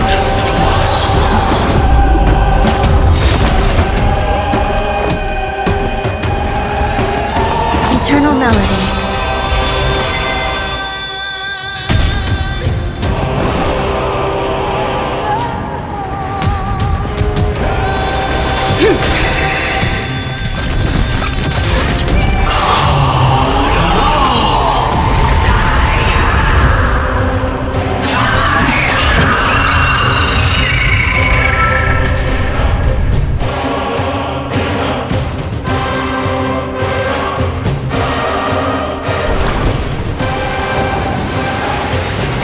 Embrace new life, Pollux.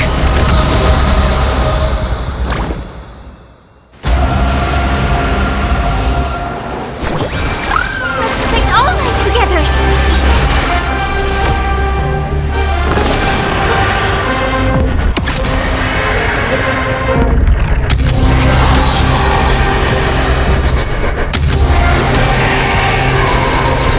I only wish that death may protect us. They want to turn this place to scorched earth.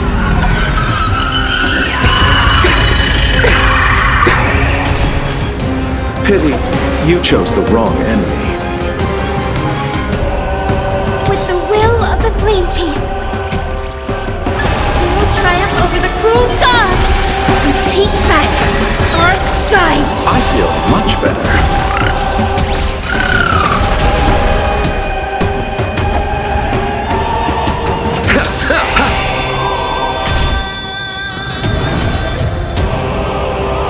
I grant you this, as you wish. You'll do. That will not defeat us.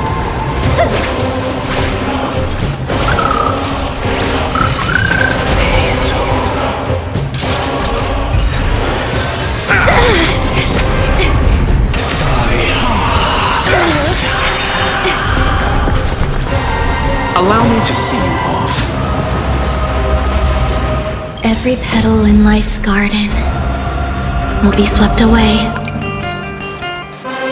by the wind of time.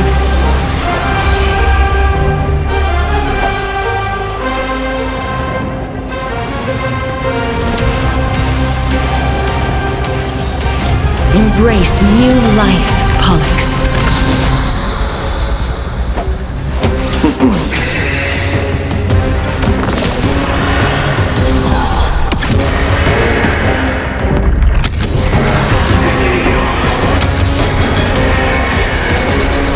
I only wish that death may protect us.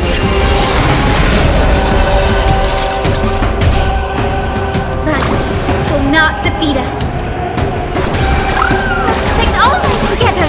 So this is the warmth of life.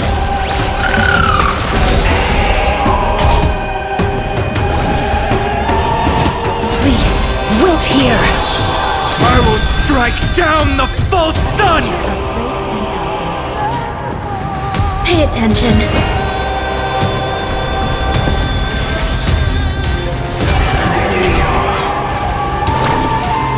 With the will of the flame chase, we will triumph over the cruel gods and take back our skies. So this is the warmth of life.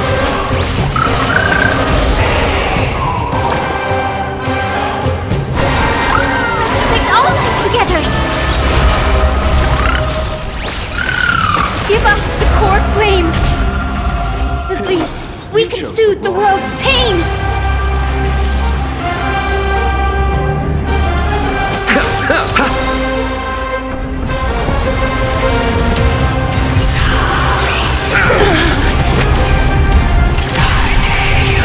Turn away.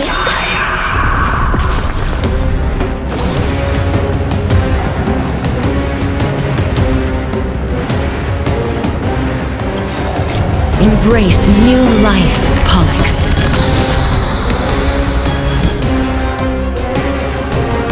Sleep now.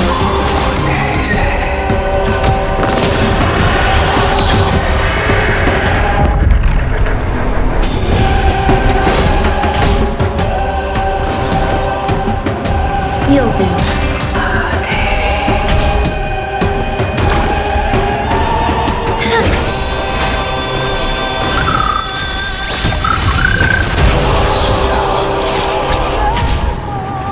Allow me to see you off. Abyss flower, bloom.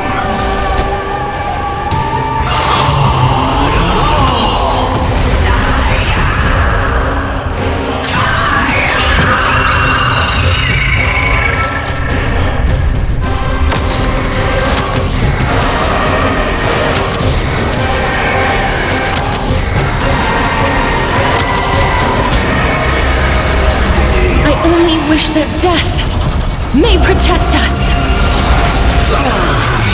Let's finish this! Slice off their wings! You too will be cleansed with gold!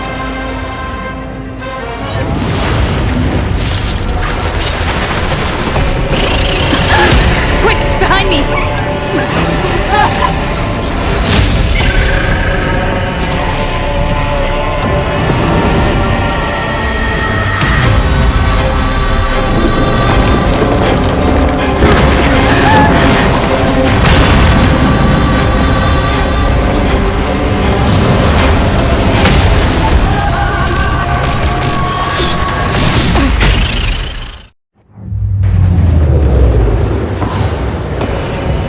Stand firm! It's a long way down. Let's end them before we crash into the pool of gold!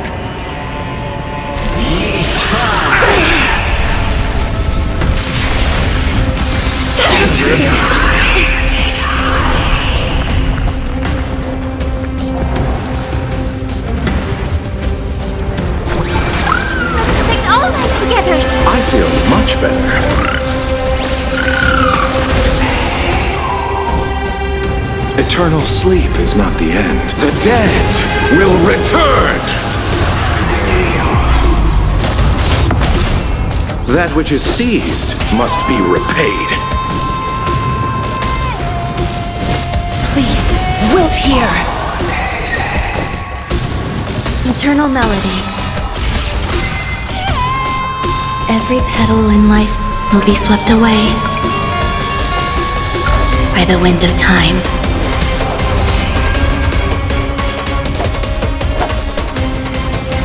Receive divinity. Different healing technique? I want to learn.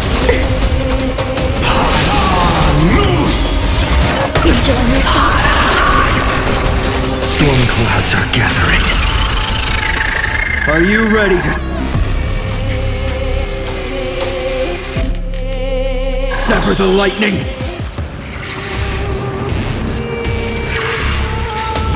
Embrace new life, Pollux. Please calm down.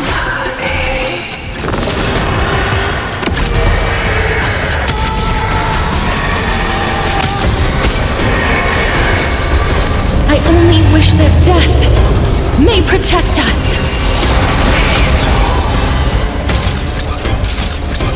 Life is not as fragile. I grant you this, as you wish. There's more to life than drawing breath.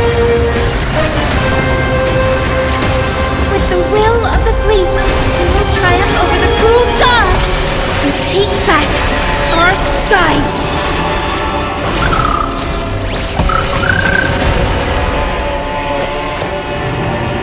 All things are as one. Thunder and lightning are the cries of their fury.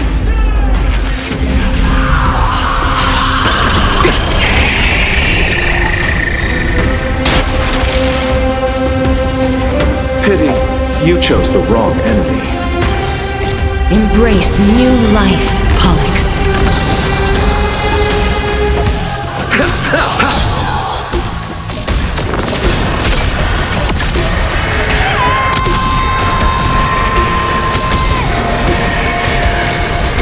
I only wish that death may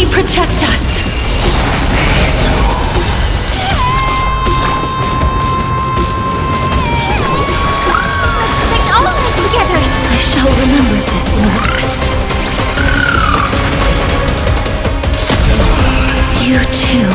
We'll soon head to the Nether Realm. Please, wilt here! Dragons will not defeat us. Let's protect all life together. So this is the warmth of life.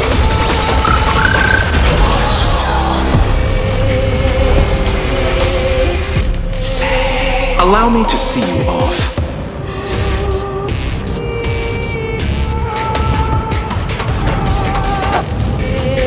Abyss flower, bloom. I shall remember this warmth. Embrace new life, Pollux. You'll do.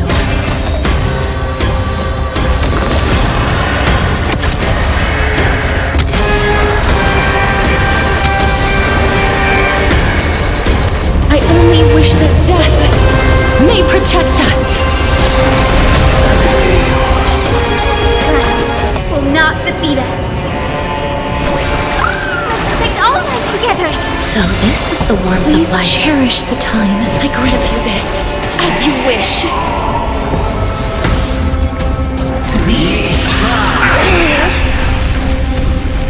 Receive divinity. That which is seized must be repaid. Pity, you chose the wrong enemy.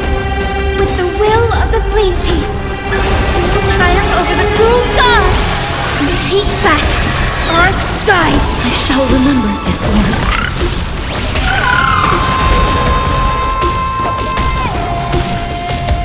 Eternal sleep is the dead will return.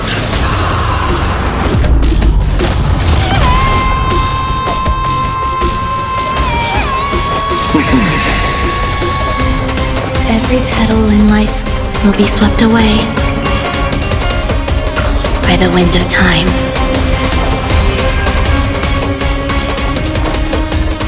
Embrace new life, Pollux.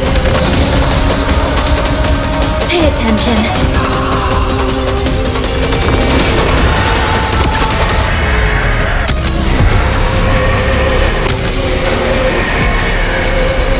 I only wish that death may protect us. There is another world waiting to be saved. We have no intention of dying here with you.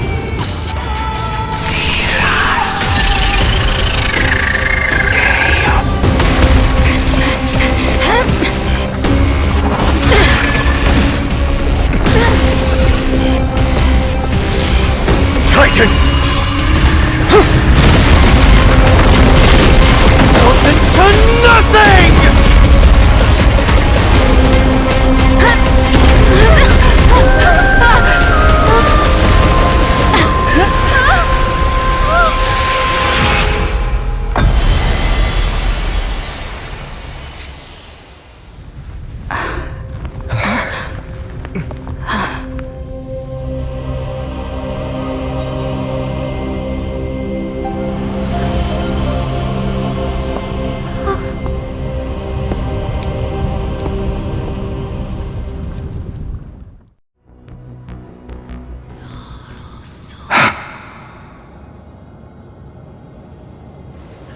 Aglaia, are you still protecting us?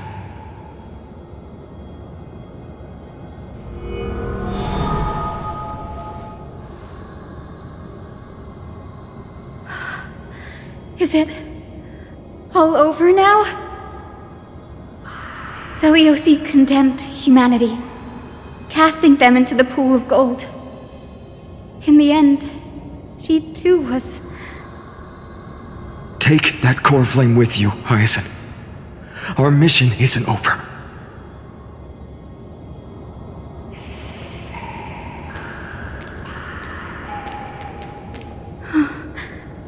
Core flame of the sky, come with me.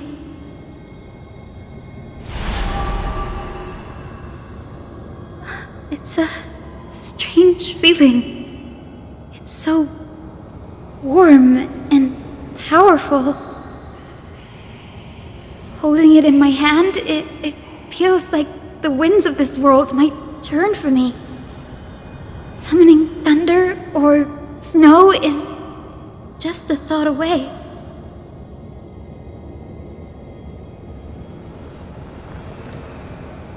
I understand how you feel, but right now, this platform is on the brink of collapse. Who knows how much longer it can hold? We need to find a way to leave.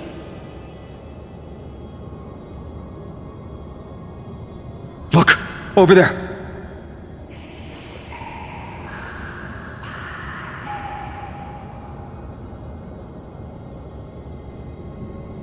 No idea, but we have to take a gamble. If the prayer can rewind the shattered platform, then we might ride it back to the entrance. And also retrieve Aglaya's amulet. We can't delay any longer. Everyone, move quickly!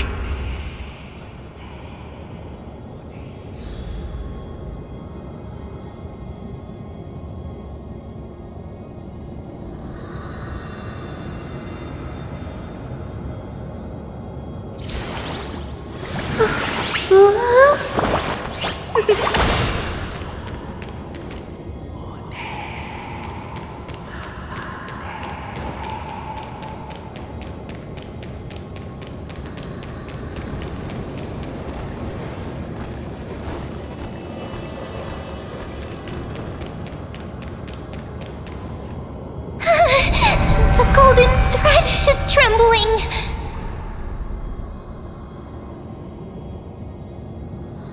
We're out of time. We have to retrieve it. Partner, quickly!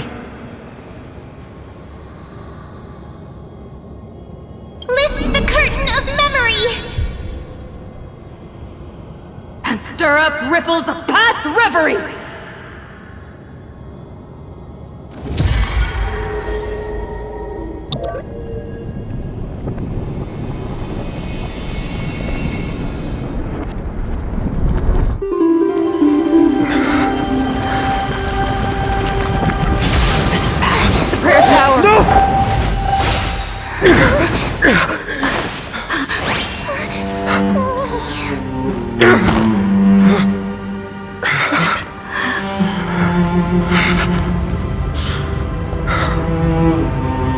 Come on. We have to get out of here.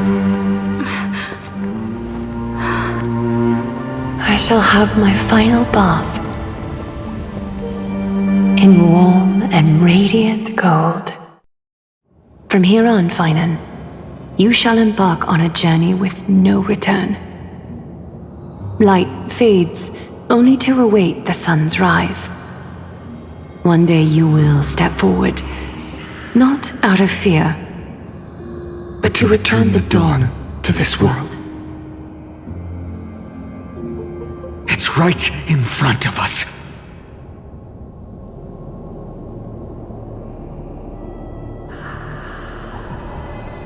This way! Behind!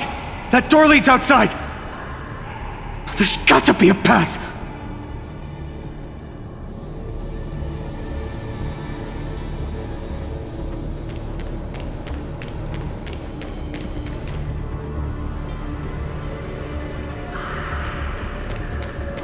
Dear Celiosi, are you okay?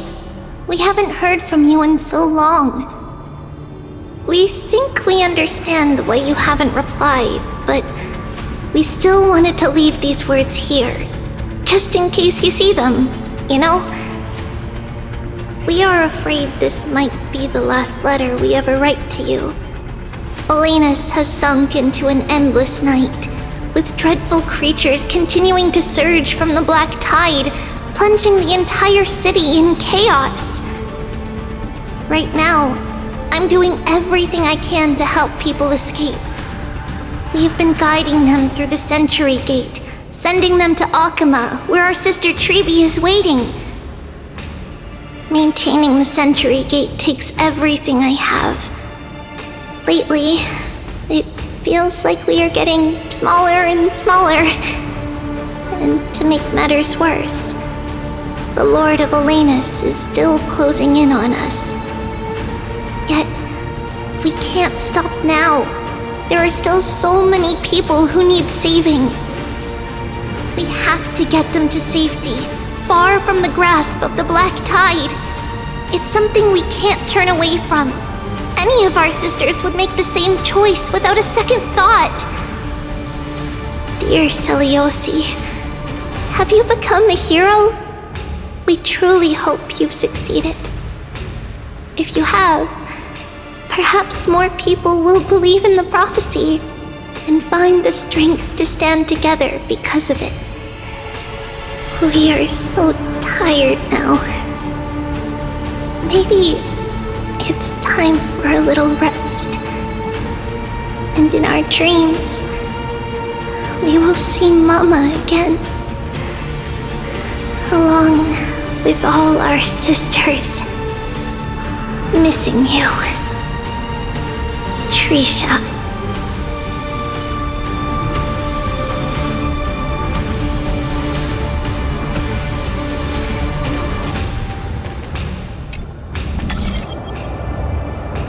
It worked! Let's go!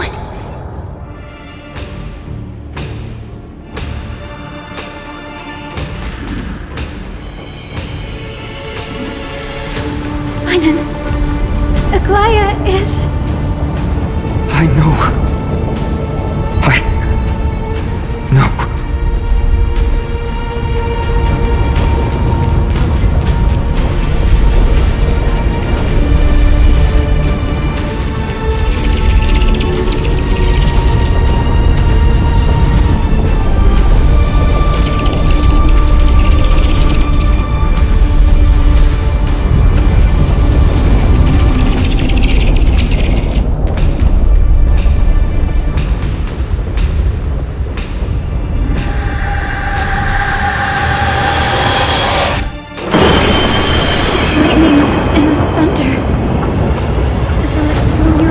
Showing the end of the world.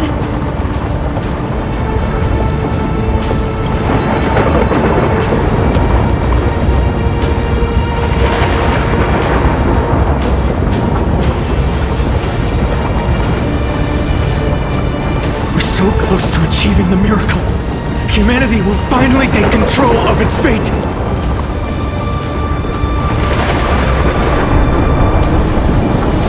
As long as we can make it out of here.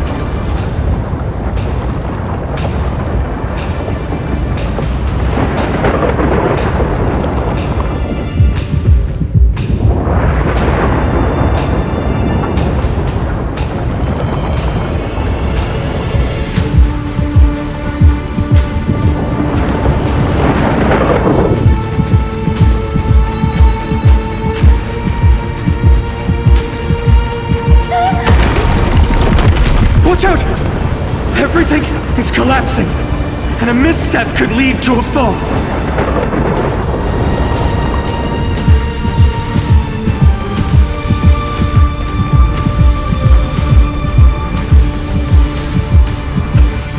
Thor's flame is coming down! Partner, give us a hand!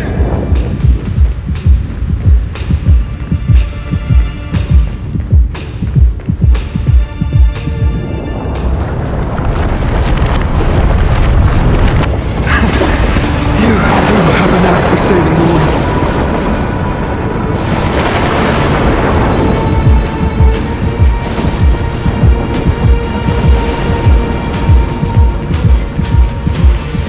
Stay close to them. Don't fall behind.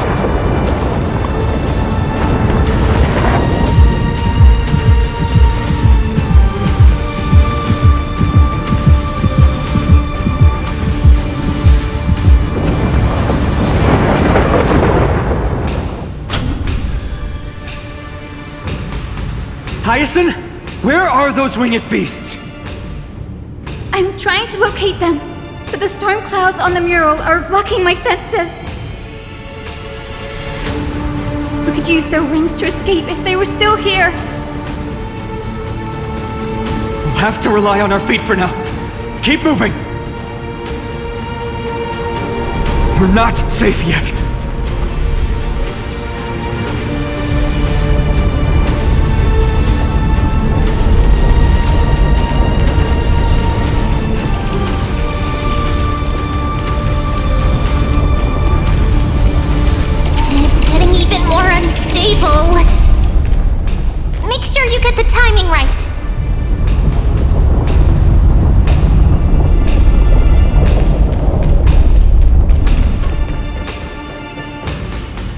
almost there. The end is just ahead. All we need is a rainbow bridge. A West Wing compass! Leave it to me!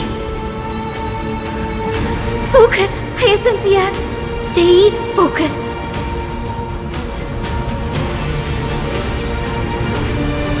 We're out of time. The fortress runs on Aquila's divine energy. If I can channel the core flame...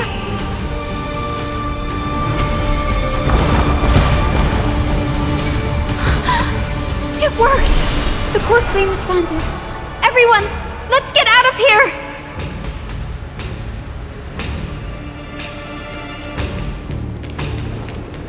We all have something worth living for. And we all want to see Akima's second dawn.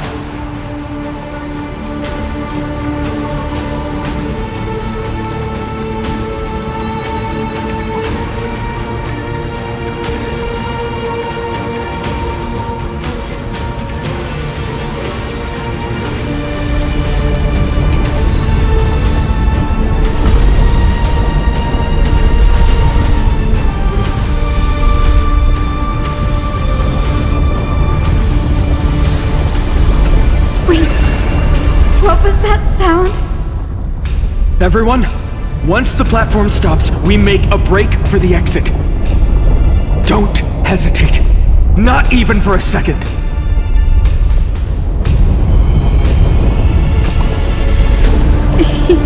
It's squishy.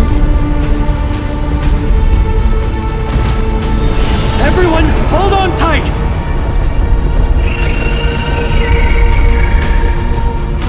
No time for speculation. Run!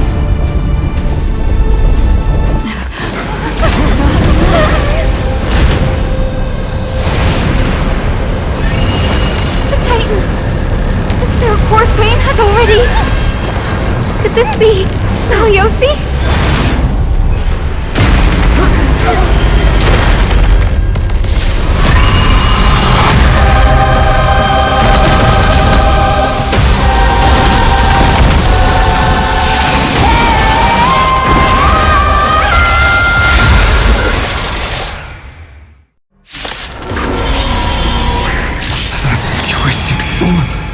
Black tide bringing me back to life?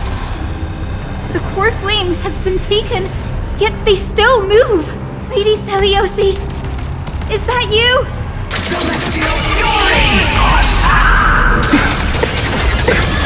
Hope will not end here.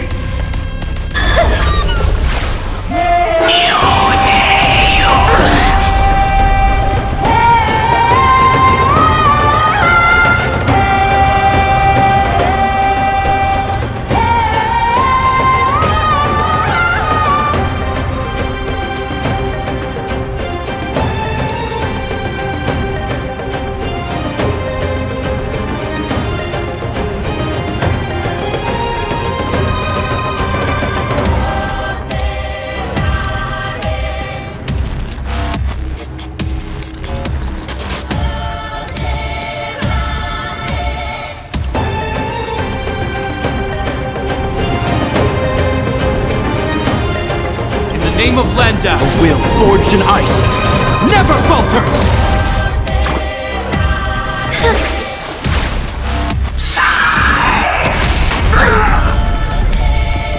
Allow me to see you off.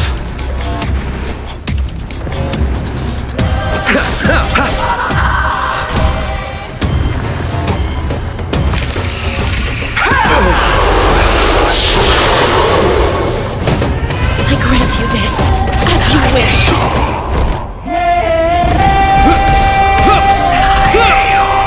Hero, witness the children of humanity. Return to this world. I feel much better. All I say.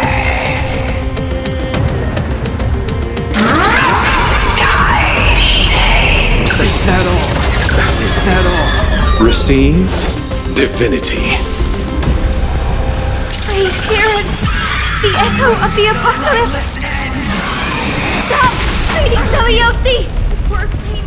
Hero, witness the children of humanity. Eternal sleep. The dead return!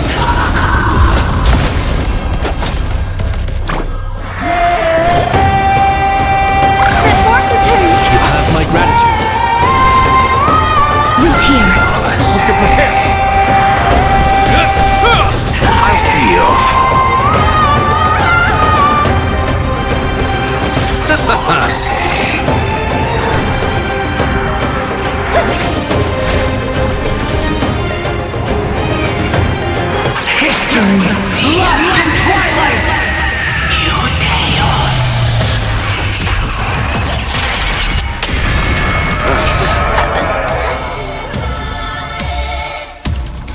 We must bring light to these dark times!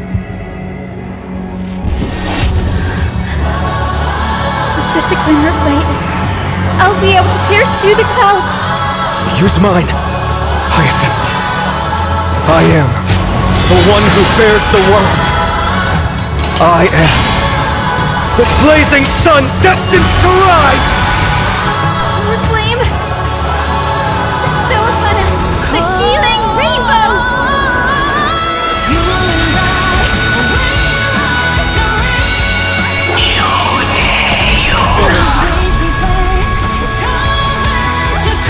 Life is not as fragile as butterfly wings. Please, wilt here. I hope you're prepared.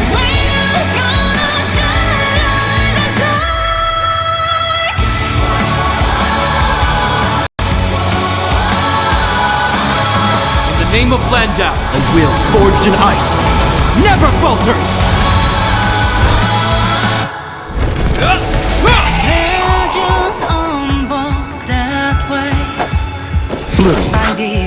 Different healing techniques? Witness humanity! Return once to this world! I shall remember this one.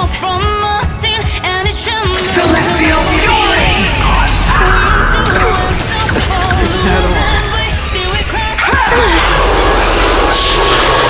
Of this flower, blue. I shall remember this one. Heal!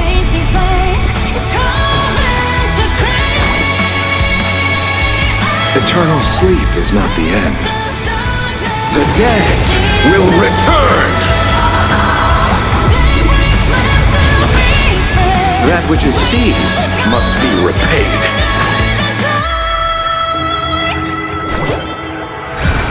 Return once to this world! You have my gratitude. And like us.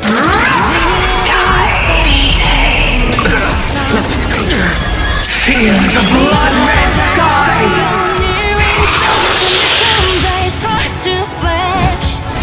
Please, wilt here.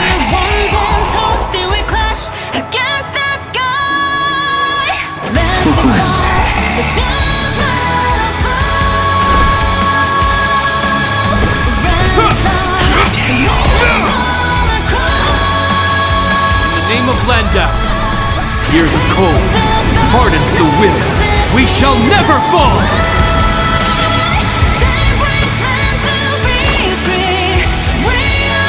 Please calm down!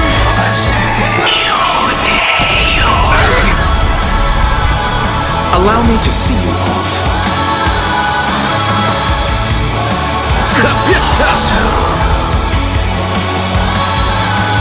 Receive divinity.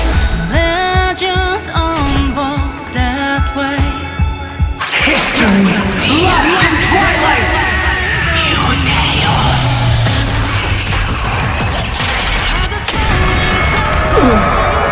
I'm here to the end. You see, I've returned. In the name of Landau, a will forged in ice never falters! Eternal sleep. The dead return!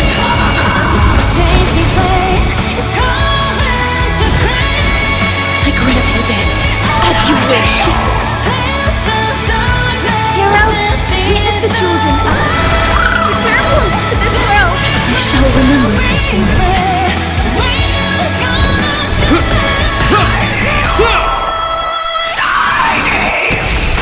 Heal! Celestial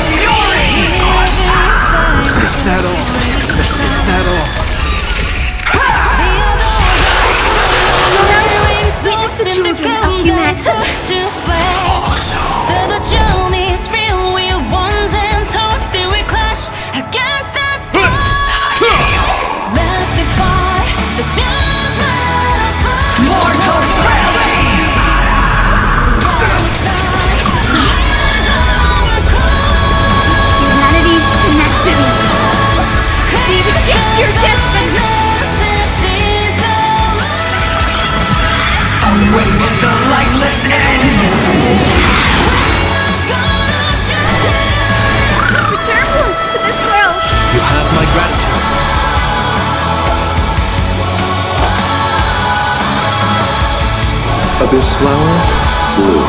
I shall remember this warmth. That which is seized must be repaid. Please, wilt here. Dangerous to be with you. How the trolling trust grow from us, and it shimmer rise from the edge. Pity, you chose the wrong enemy. Racine, divinity.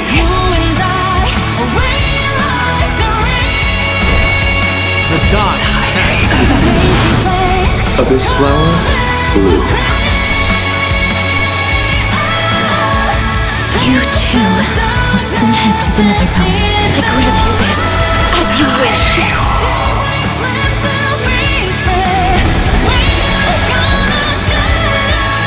Celestial fury!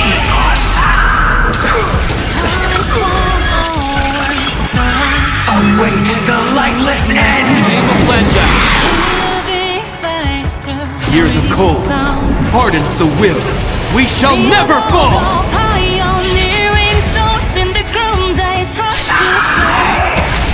Reveal.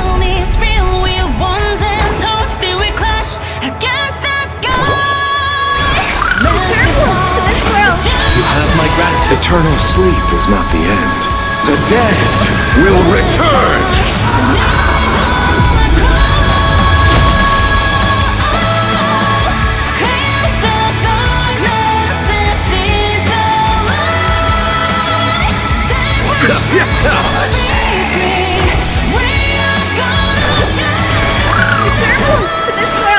I feel much better.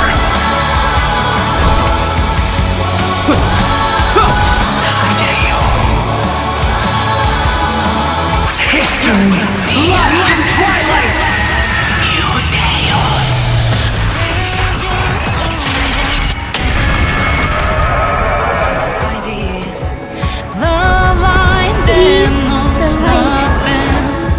Together, we shall free the sky!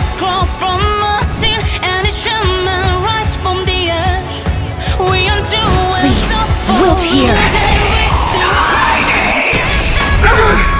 The poor queen will heal.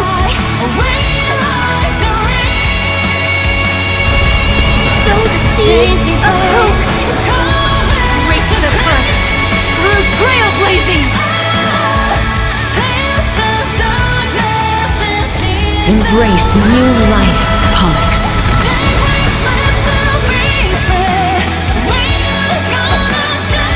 Racine, divinity. I shall remember this warmth.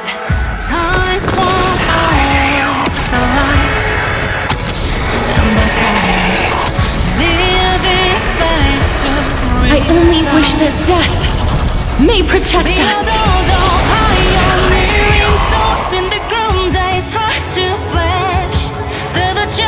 Abyss flower, bloom. That which is seized must be repaid. With this gentle storm, I will make you come back to your senses. Lady Trailblaze! I shall remember this warmth.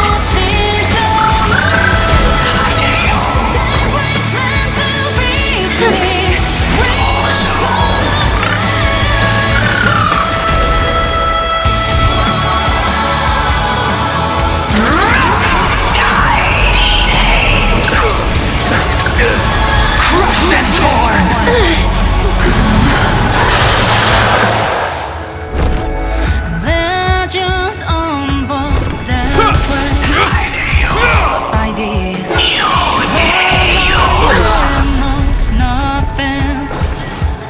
Hero, Eternal lead us sleep the is children not the of end. humanity. The dead return!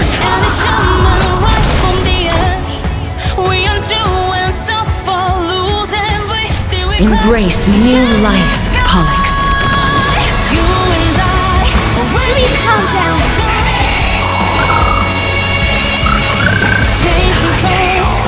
Hero of the sky, awaken!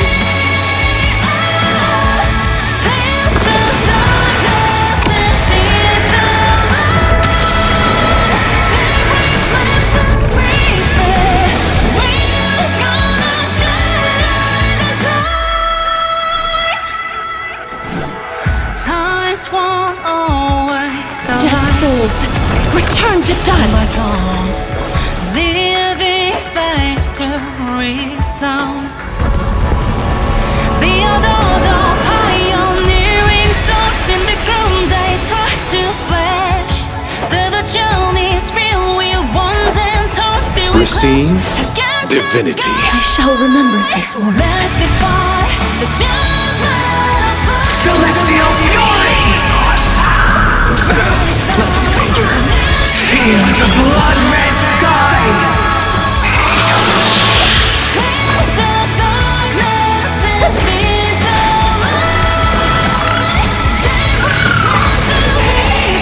With this gentle storm,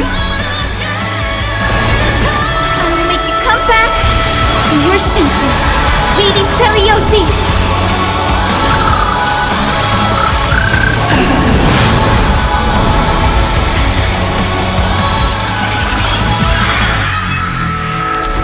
Legends on board that way. The first and only god that Dawnmaker will slay is you!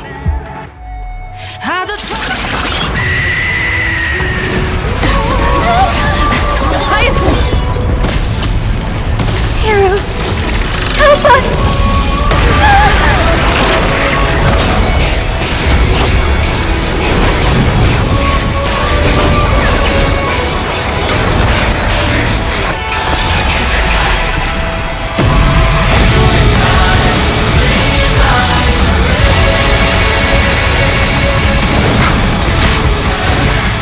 Hero of the sky, witness the will of humanity!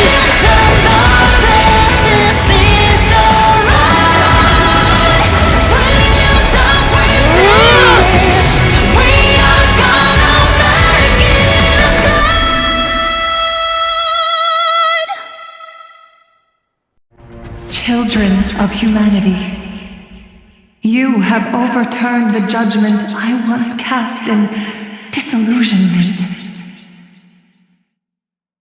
Beginning with a lie disguised as a heroic legend, passed down for millennia. A grand epic of creation has been written. You are worthy of a new dawn.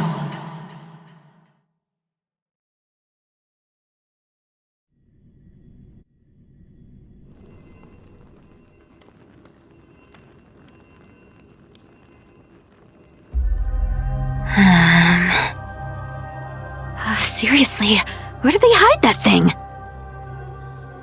Trash. Just trash. What is this? Never mind. I'll take it anyway. I finally found it!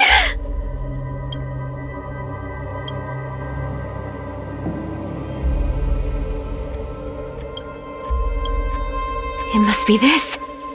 The gem of all worlds that the chaplain secretly stashed away. Said to be a fragment peeled from the Dawn device.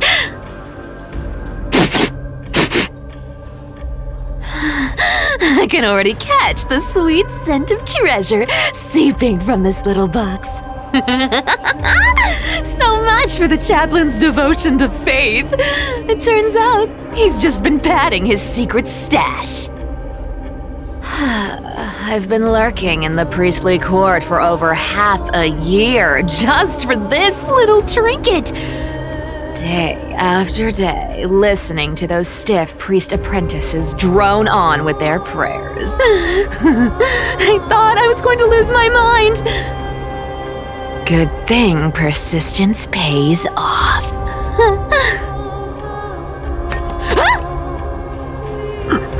Atticus, is that you? Atticus. That name rings a bell. Oh! He's the apprentice the chaplain favors most. The one everyone expects to be the next chaplain.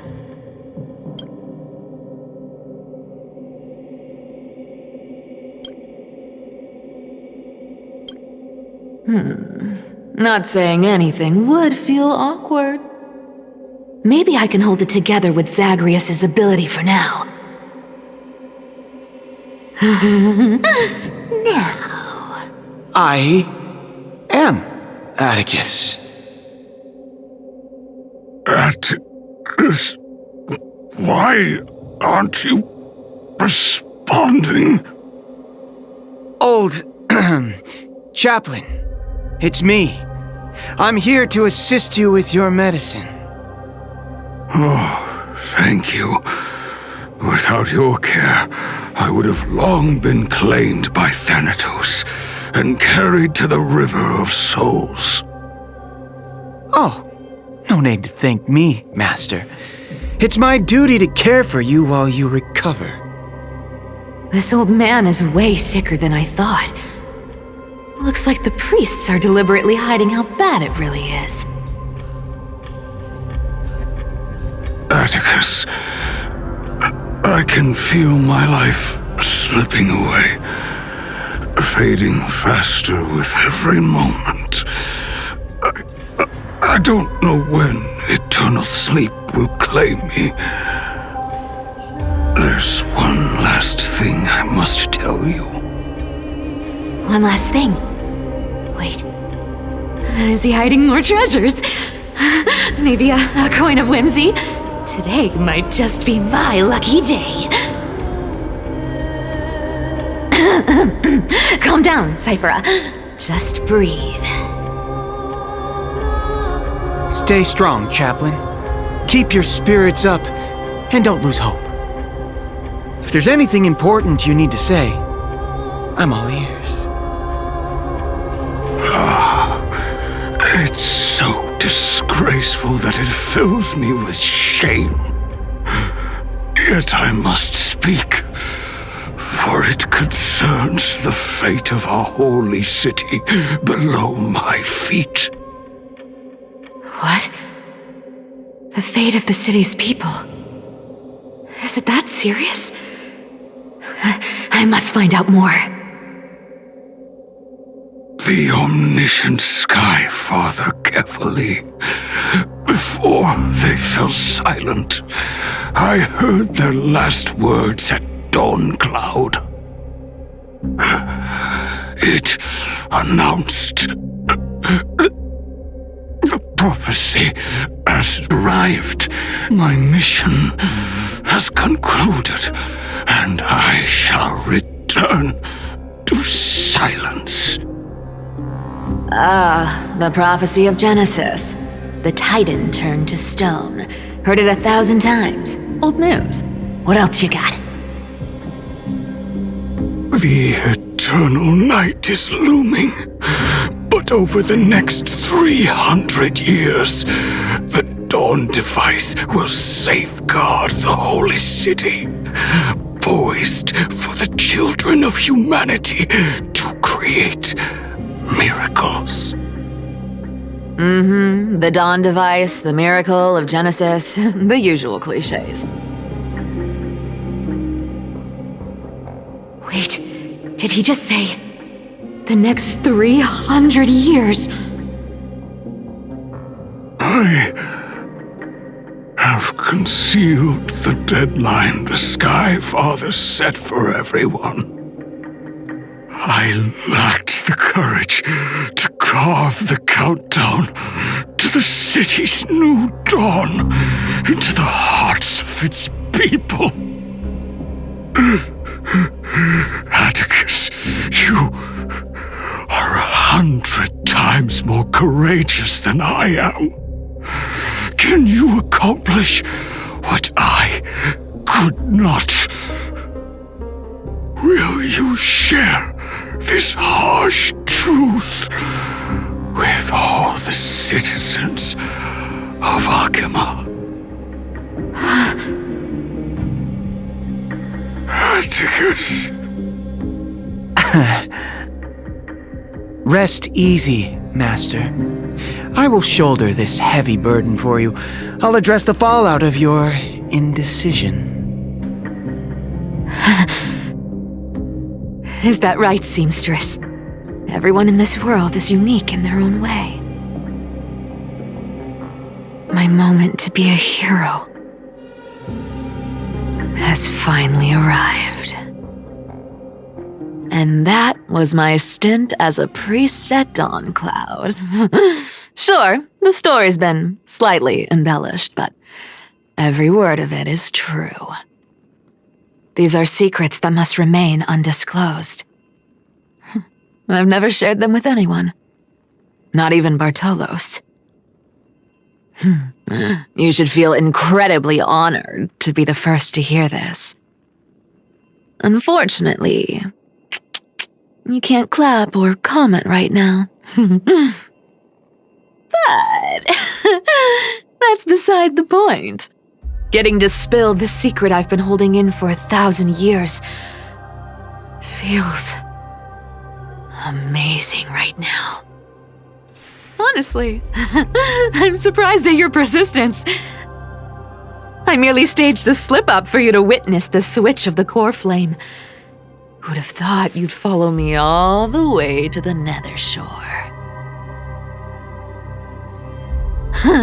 That deliverer kid was spot on.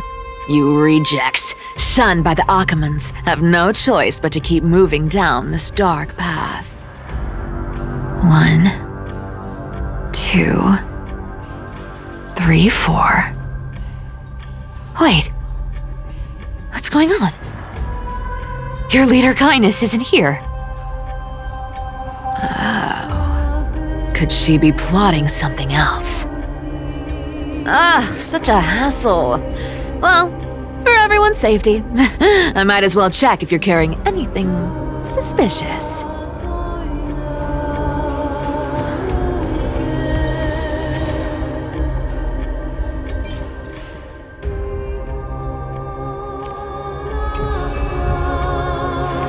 Not a good sign to be empty.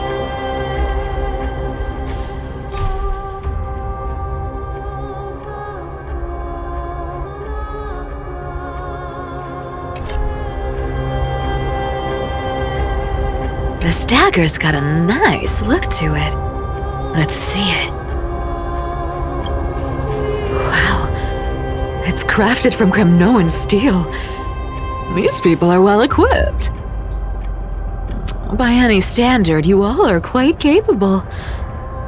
Had you not strayed, you could have been guarding Akama, securing a stable income. Such a pity. In your next life, remember to choose a safer path and stay away from dangerous jobs like this.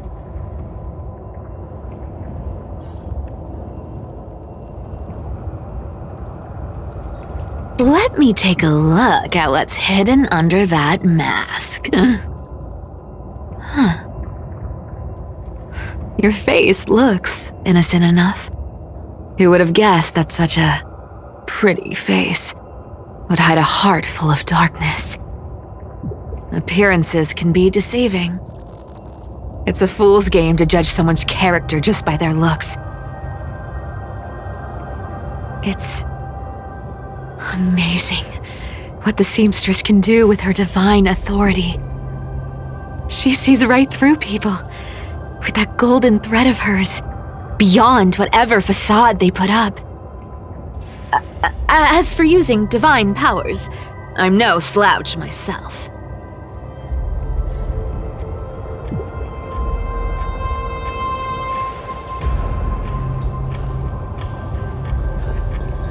Who came up with this uniform? It's got more pockets than it needs. Nobody wears this style anymore, do they? Back in the days when I was doing honest work for the Gold Weaver, I saw my fair share of these. Oh. What do we have here?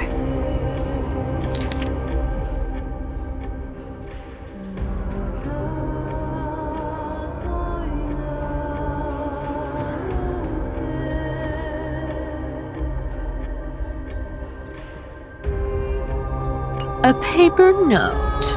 Aww. Talk about old school. Oh, right. Once the seamstress's powers diminished, the world wound web slowed drastically.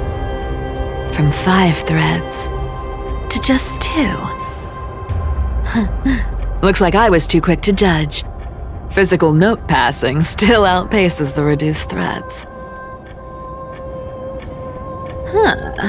No trace of kindness. Is she hiding too well? Or has she given up? Well, I've done everything I could.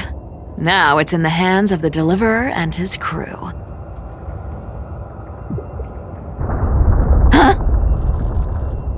What was that? The noise came from above. Could it be? It looks like they pulled it off. The Deliverer is impressive, no doubt. But some of the credit should go to the gray mystery from beyond the sky. I've crossed paths with them before. They're a little quirky, but their power... absolutely terrifying. With the core flame of Aquila taken, the flame chase journey is down to its final threat. They're already here. Barely gave me a moment to catch my breath. All right then. Guess it's my turn to see what you've got.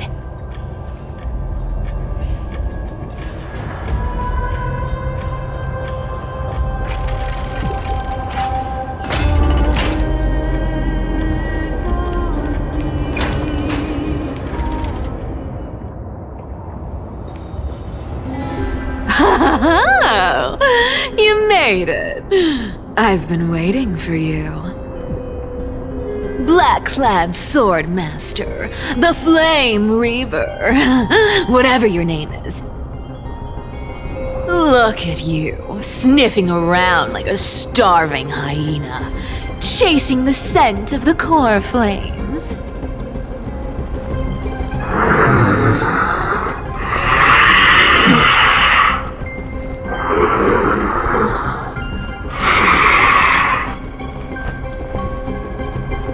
What's wrong?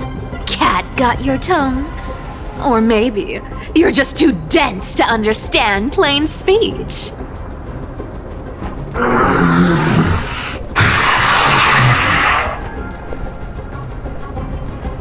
Throne of worlds, core flame. Must take back. You sad little thing! I've got you all figured out. Let me guess. You've been eyeing these last 2 core flames all along, huh? No wings, no allies. Oh, what a pity! Even with Aquila's core flame sitting idly in the sky, you're helpless to reach it. All you can do is sit and wait for the Chrysos heirs to bring it down, then swoop in like a brute to snatch it for yourself. Isn't that so?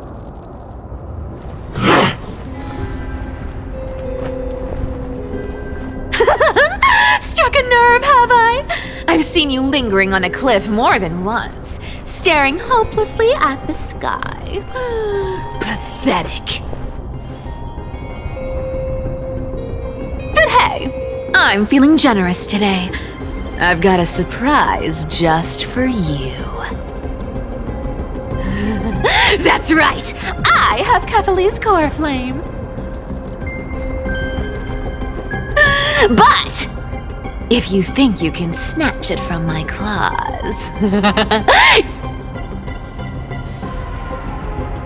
you'll have to catch me. Fun fact, Dolos cats aren't just quick on their feet. They've got the stamina to match.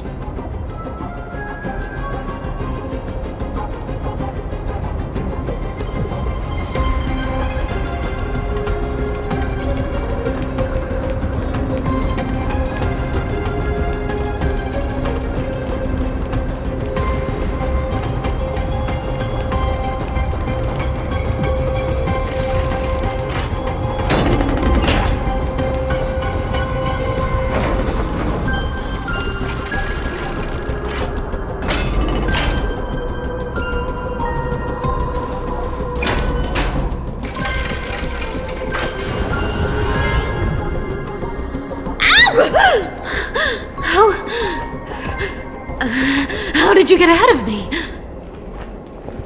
Whoa, whoa, whoa! Don't swing that thing! Easy there.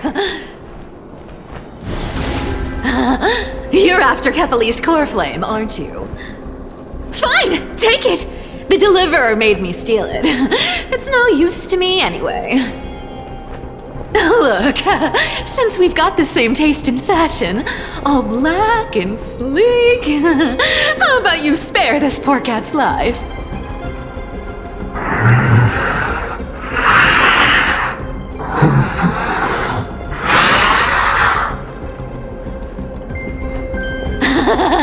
That's the spirit. You get the core flame, and I get to keep breathing. Everyone wins.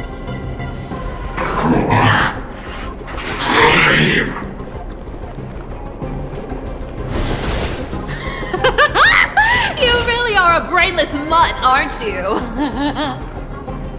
Woof woof! Come on! Come on! You're not gonna let a little setback like a lost bone stop you, are you? Well, look at that. They actually caught up with me. No one's ever managed that before.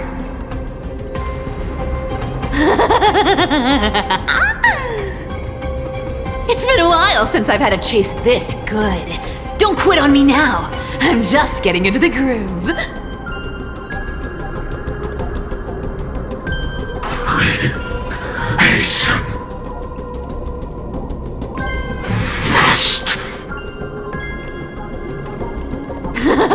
You sure stumble over your words, but you've got some speed on you. Sign to be empty-handed. I'm going to speed up. Don't get left behind. You can't get rich by waiting.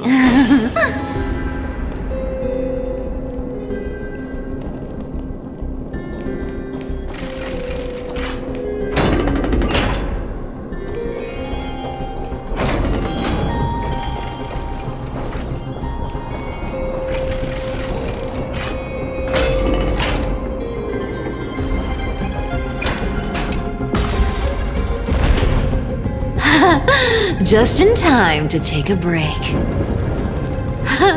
Don't tell me they might all... What? Still not here?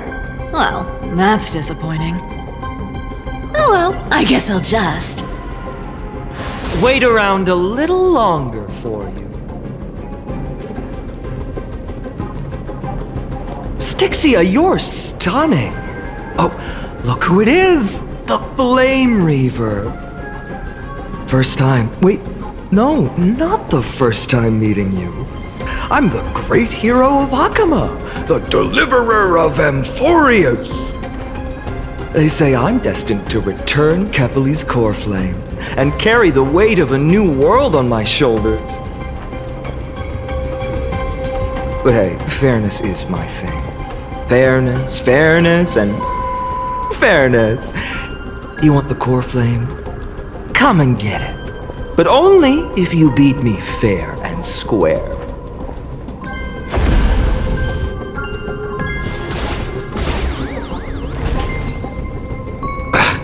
Boring.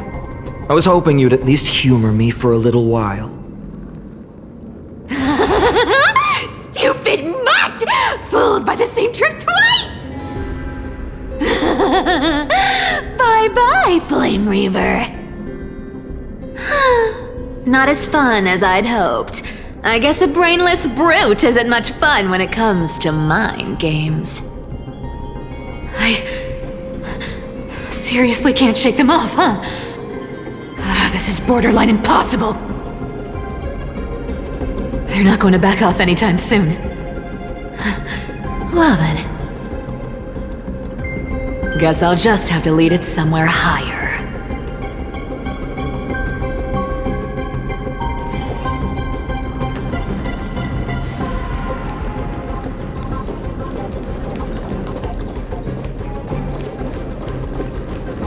The plan can't fall apart.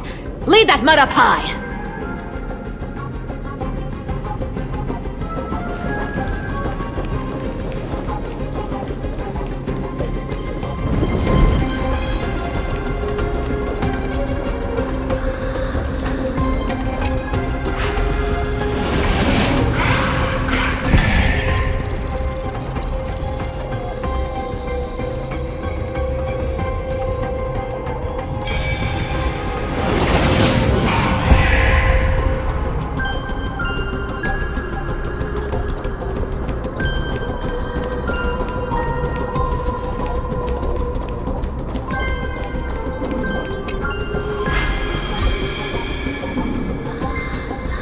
Cyphera, do you still plan to go to Dawncloud? I've made up my mind. Don't think about stopping me, seamstress. Is it for the gem of all worlds? Does it even matter? You'll never guess whether I'm lying or telling the truth.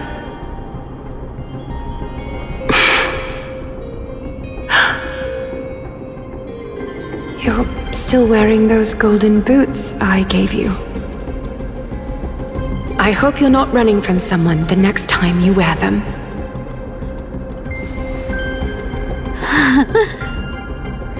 Aglaya, did you see that? No one can catch up to me.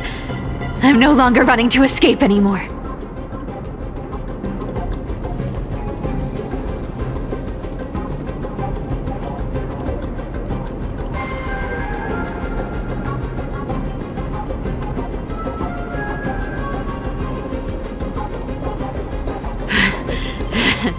Deliverer, you better thank me.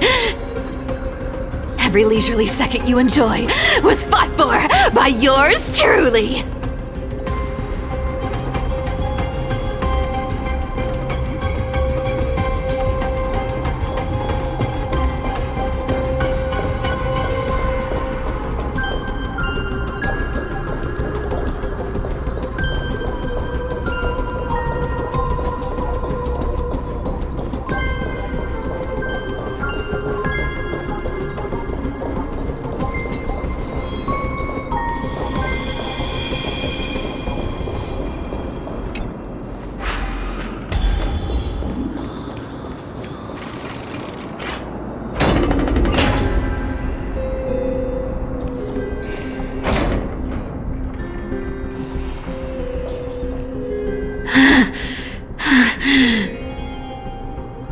You just don't know when to quit, do you?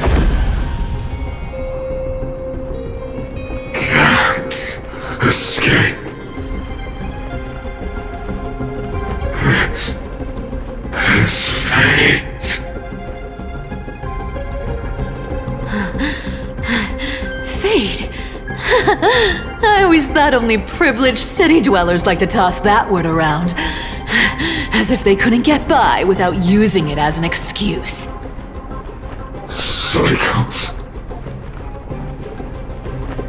can't be broken. Cycles. Fate. Give me a break. Everyone has to walk their path. Those who cling to gods and prophecies end up as hollow shells of themselves. Back then, I was nothing but a scoundrel. A cheat, clawing and scrambling just to survive in this messed up world.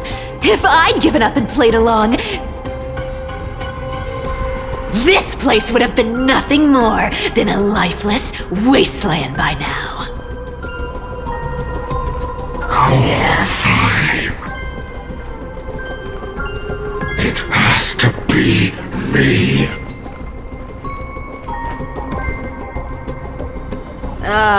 My bad.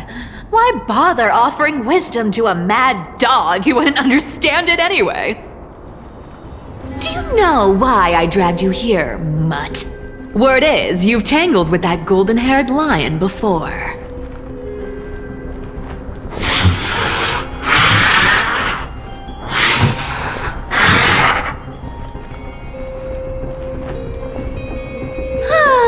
Looks like there's no getting away from you. And hey, that was a pretty good warm-up. Now, how about we spice things up with a bit of competition? As a fellow heir to the divine authority of Calamity, I've been a demigod for 1,000 years longer than the little lion. Now, let me see if you're worth your title, Flame Reaver. I've been around for over 1,000 years, and I've never met anyone who can match my speed. Until now. But speed isn't my only trait. Today, you're getting the full performance.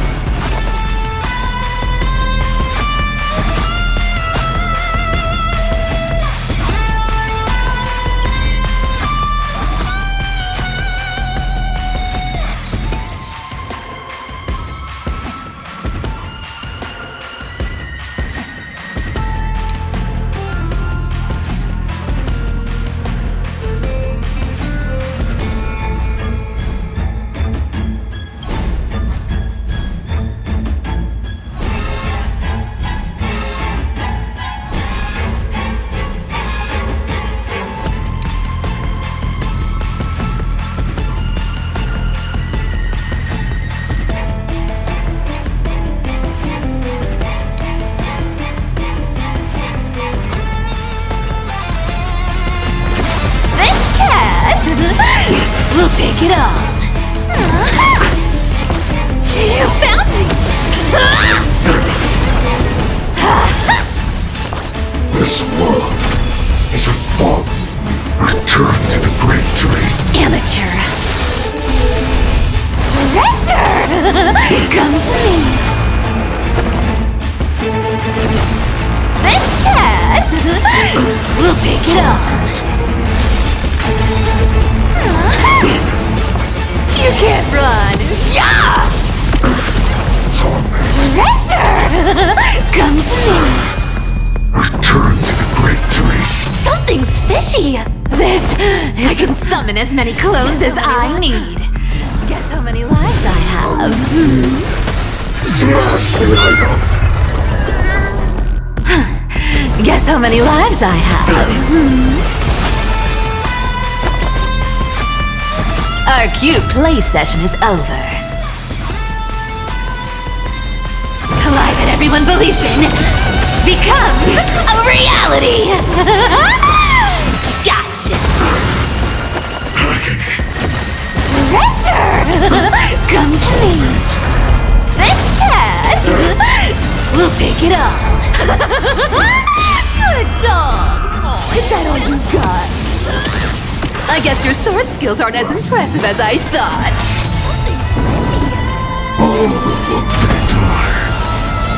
Let me have a go!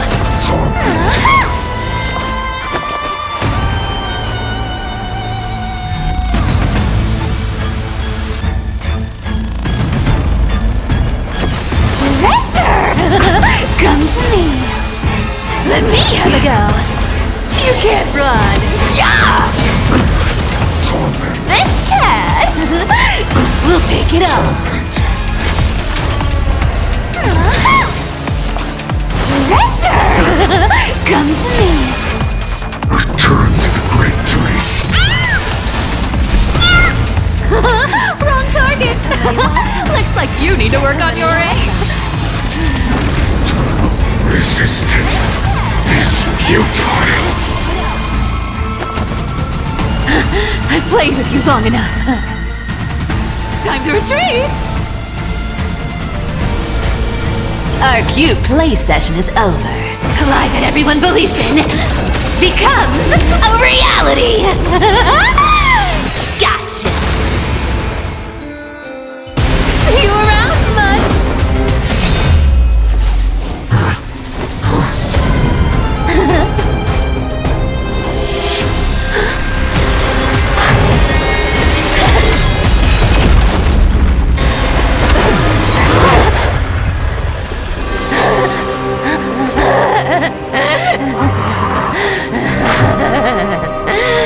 Only a mindless fool would fall for the same trick 3 times in a row.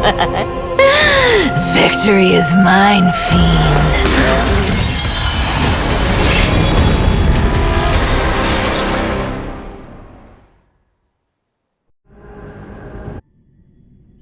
See you around, Mutt!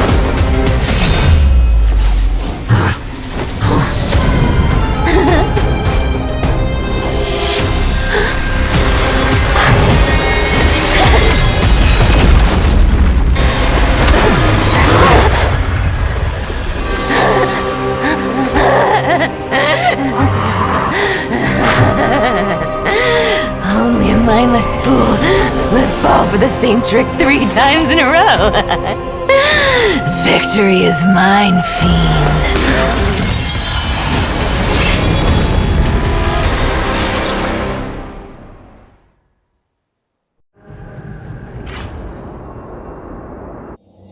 To all citizens of Akama, today I bring you 2 pieces of news. One sorrowful, one joyous. First, let us offer our blessings to the departed. Our beloved Chaplain Foros has returned to the embrace of Sky Father Kefali. May he rest in peace. But citizens, do not grieve his passing. In his final moments, Chaplain Foros found peace. While he still had his wits, he heard the final words of the Sky Father. And that brings me to the joyous news I share with you today. Before the great world-bearing Titan fell silent, they spoke one final message to my revered mentor. And now, I shall share those words with every soul in Amphorius. They said, "The prophecy has arrived. My mission is complete, and now I shall fall into eternal silence." The eternal night is looming.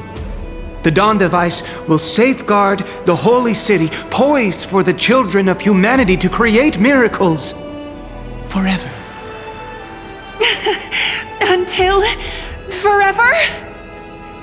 Skyfather's love transcends time itself, stretching across endless eons.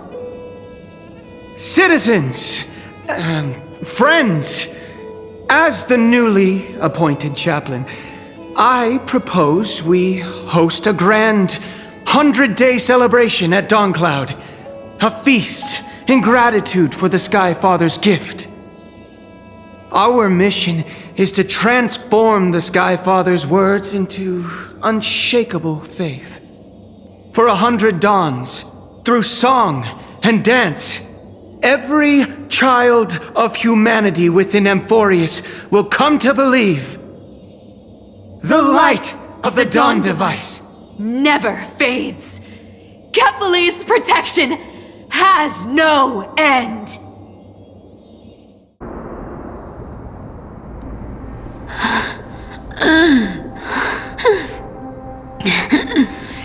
You shall walk with greed and die over petty change.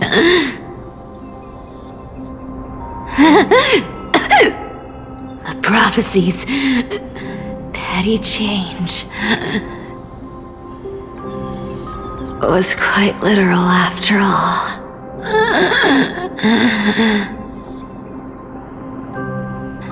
Atticus.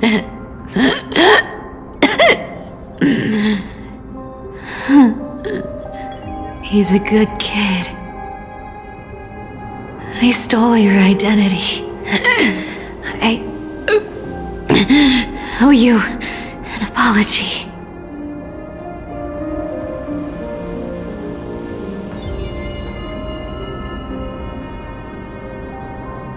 But I owe more than just an apology. There's also you, Aggie. Back then,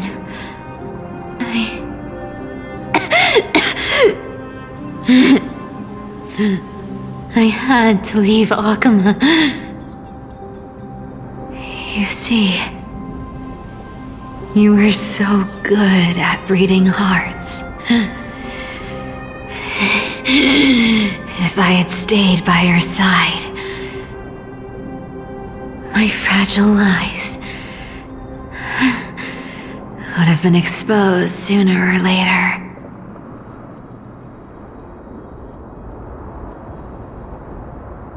Your weave shop. I wish I could chance upon it again. Just once.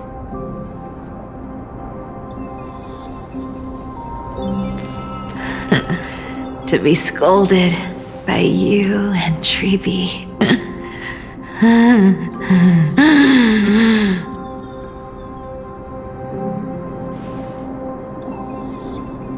I'm sorry. In the end, I overestimated myself.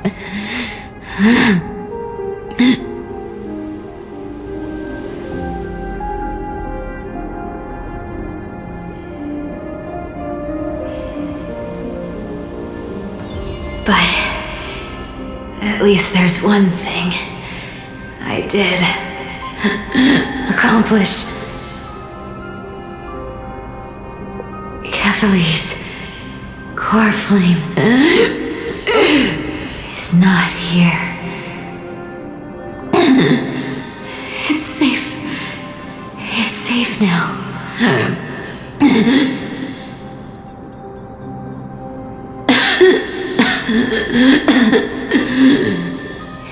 Even if I'm nothing more than a thief,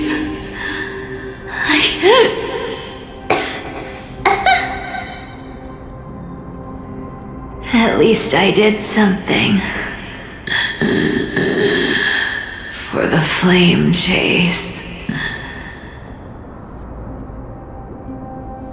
Aggie, can you hear me?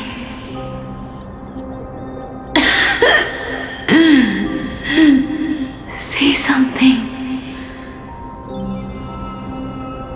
Anything. Anything. Please.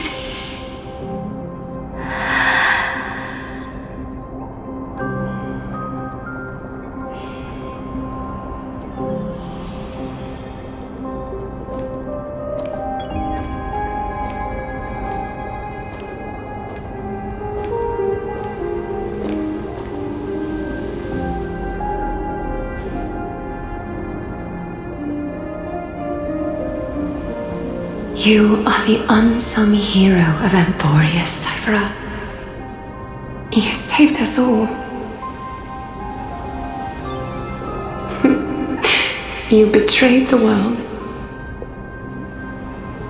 And in exchange, you earned humanity 1,000 more years of life.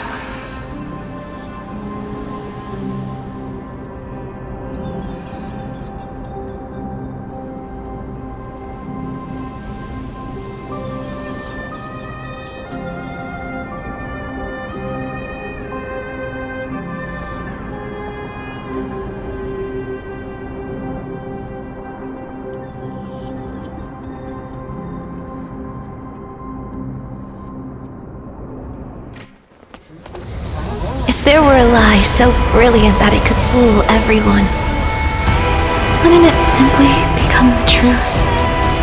Lies will always be lies, Cypher. But sometimes, they can be more noble than the truth.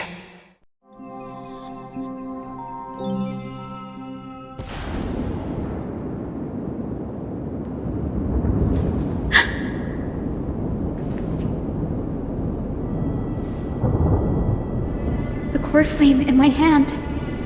It's trembling. It's sending me a warning. Lord Finan, in Amphorius' mythology, isn't the Dawn device said to be a gift from Aquila to Kephalie? Why bring this up now? Let's focus on getting back down there. Lord Finan? Yes. Nearly every mythologist agrees Aquila gifted the Dawn device to Kephalie.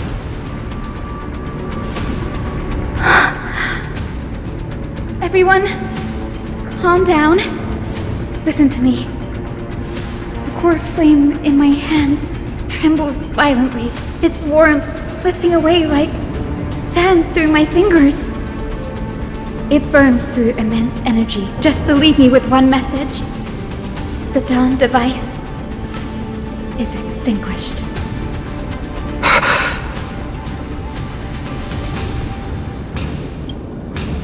I don't know.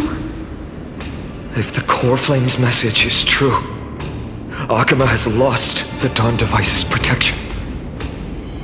darkness will consume the holy city in an instant, and the aftermath will be devastating. Finon, I feel something too. While Hyacinth was speaking, countless streams of memories rose beneath our feet, spiraling into the sky. There are so many, so heavy. Even through the fortress walls, I can still hear them clearly. Birds, nymphs, people, their memories tangled together, their cries echoing as one. Could this be because of the Titan's fall? But that doesn't make any sense. There's no time to dwell on the cause. Without the light of the Dawn device, the holy city will be consumed by darkness, and countless lives will be cast adrift. Everyone, you must return and fulfill the mission of the Chrysos heirs. As for me, Danny, you're still carrying the goose's spirit water, aren't you?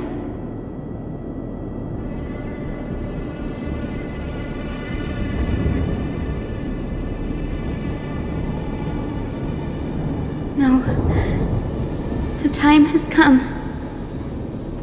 Open the path to the vortex for me. There's still one thing I can do for the people down there. Return the core flame of Aquila and inherit their divine authority. I'll remain in the sky and cast my protection over the people.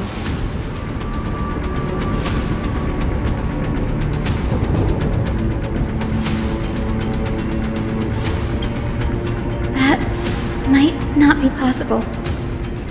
The entrance serves as the exit. It's a one-way passage. You need to return to the holy city and deliver Kefuli's core flame. And an entrance created this way only has space for one person, doesn't it? Danny, I'm counting on you.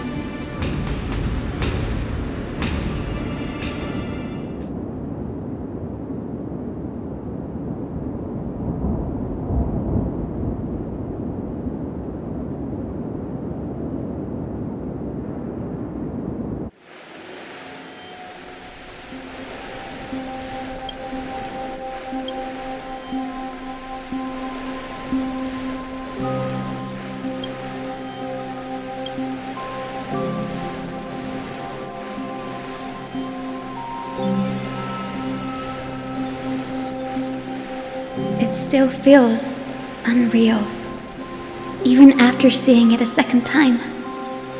You'd move in perfect harmony with the rivers and seas of this world.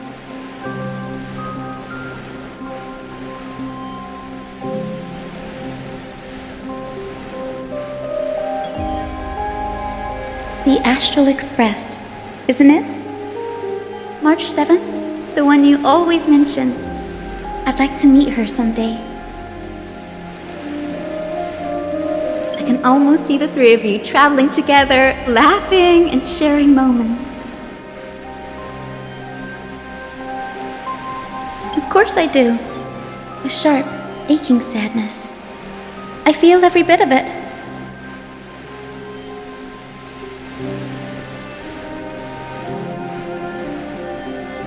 As a healer from the Twilight Courtyard, Don Hung, it's my duty to stay composed in front of those suffering from illness. A sorrowful expression would only add to their burden. The world I love is the one suffering now. How could I face it with a frown? Goodbye, everyone. Please, become the heroes this world needs. And as for the final blank page of this epic, the lives and stories of ordinary mortals, I'll guard them until the very end.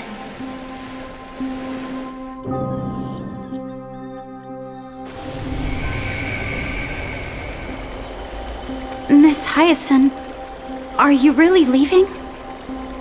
Yes. Lord Finan has already set the date for our departure. As a descendant of the Sky Hero, I must prepare myself and carry this responsibility. What about this new Twilight Courtyard? Believe in yourself, Clementine. You're an exceptional healer, more than capable of handling things on your own. The patients trust you, and you've earned that trust. That's what matters, isn't it? Miss Clementine's medical skills are amazing! We believe you'll make the Twilight Courtyard proud. Thank you, Lady Treeby. I'll do my best. I just don't have the same confidence and certainty as Miss Hyacinth. No matter how severe the illness or injury, she always faces it with a smile. Honestly, I'm not confident about everything, Clementine. I've just learned how to hide my unease well. It's a skill I consider essential. It's hard to imagine anything making Miss Hyacinth feel uncertain. Well, shall I give you an example? Since Lady Treeby happens to be here too. Wait, you're part of this? Look at the Flame Chase journey.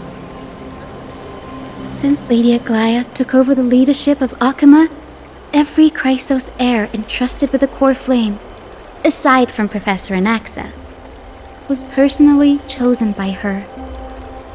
I was the outlier. The hero Celiosi entrusted her bloodline with the legacy of the sky. Lady Aglaia's thoughts on my potential remained a mystery, even up till the day she left. So I've always carried a lingering doubt about my ability to fulfill this role.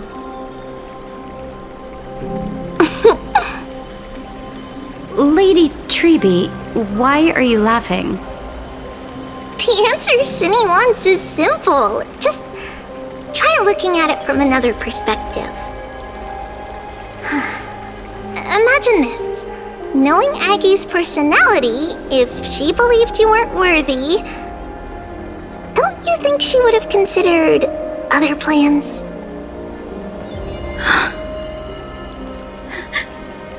Now that I think about it, I feel much better. I may not have Lady Aglaia's keen judgment, but I would never question your resolve, Miss Hyacinth. Thank you, Clementine. I had a sudden thought, Lady Treeby. Before I depart, can you teach me the words for returning the core flame?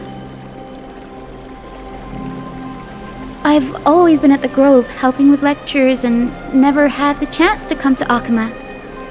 The phrases everyone has memorized still feel unfamiliar to me. I don't want to embarrass myself in front of everyone when it's my turn to return the core flame.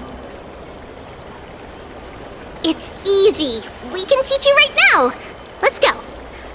We will say a line, and you repeat after us. O Majesty of the 12 Titans. O Majesty of the 12 Titans. Pillars of the world. Pillars of the world. We seek your divinity. We seek your divinity. To mend the rifts of the world. Fill our bodies with blood of gold. Till we wither in willing service to the prophecy. Surrender the core flame, Chrysos heir.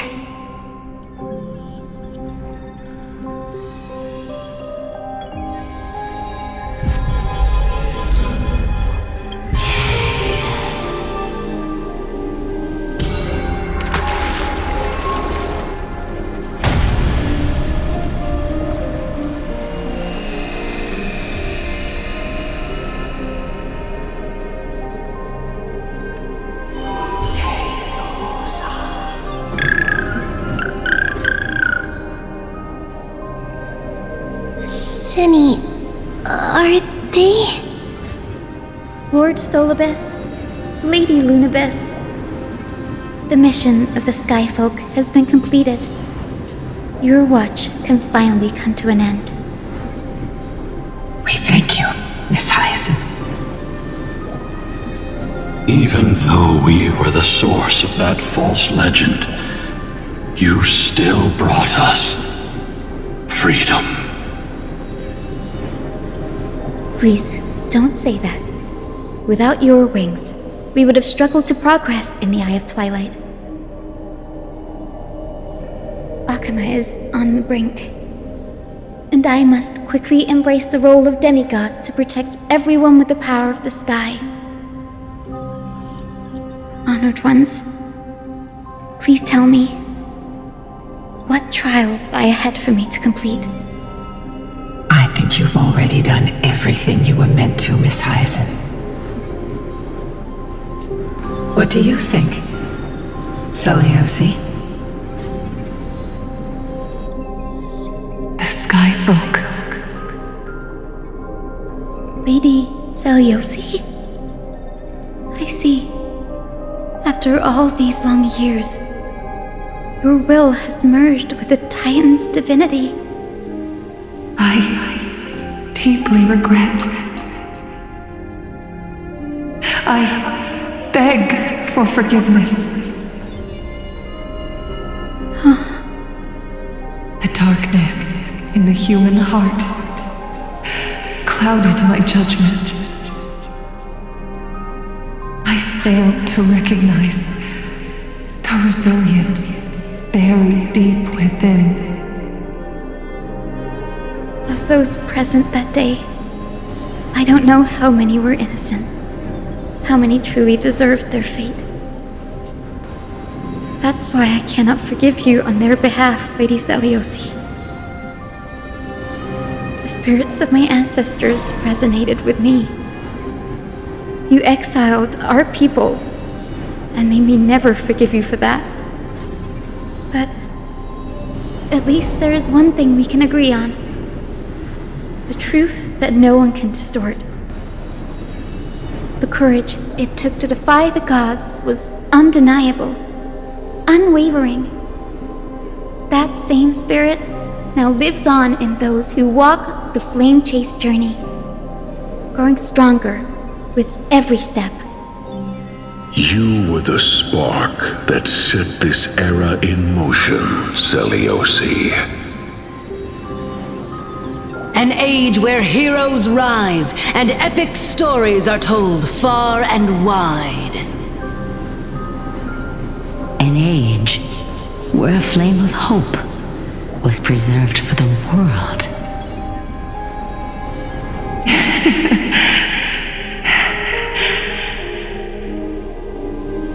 Perhaps this is what I longed for. Now, I can finally rest in peace. Even in that darkest moment, Lady Seliosi, you still held compassion for mortals, didn't you? Even with the Titan's power, you didn't punish the world by letting the sky fall. I imagine you were waiting for someone to bring redemption. Trust me with the power of the sky. I am merely a healer. I could never match your strength even with that power. Thankfully, the world no longer needs a demigod who can summon thunder and storms. What I must do is merge with the sky and cast down a gentle rainbow, protecting as many lives as I can.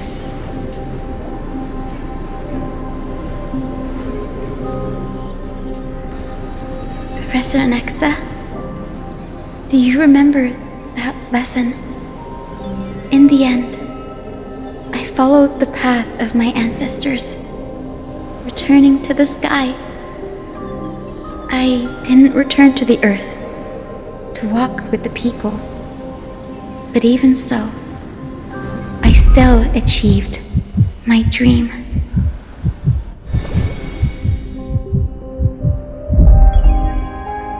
Hyacinthia. Thank you.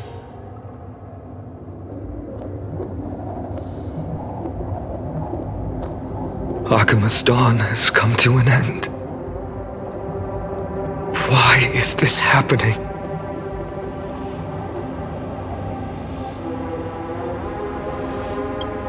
Treeby would have made sure to warn us if there were any mention of it. Even if Hyacinth takes the divine authority of the sky, she probably won't be able to banish this darkness. The Black Tide. Its power probably surpasses even that of the Titans.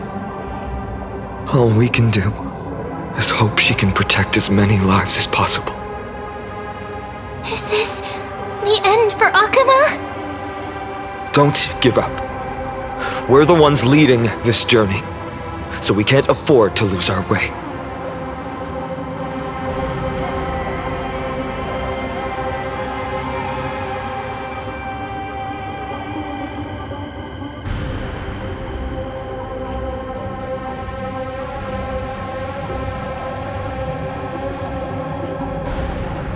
I've never seen anything like this before. Could the Black Tide be the cause? There are too many things we don't understand, and we don't have time to figure out. We can't delay any longer. Let's head down. Hopefully Kefali's core flame is still safe. I'm confident that Miss Cypher will do everything in her power to fulfill her duty.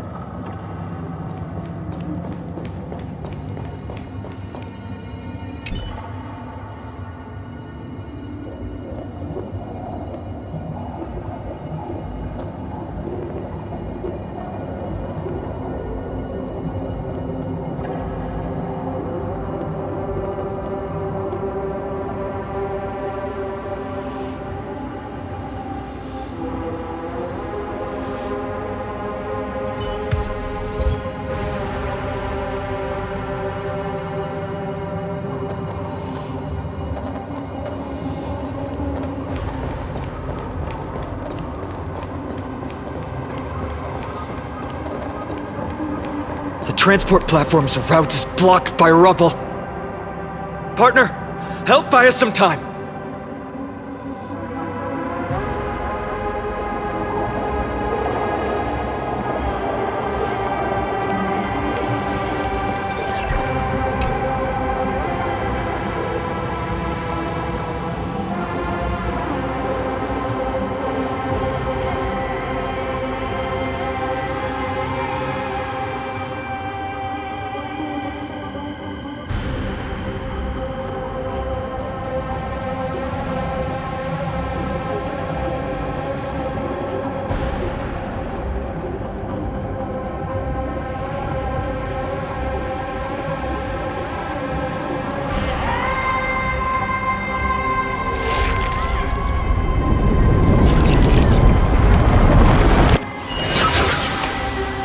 Good job. Now we can get off the mountain.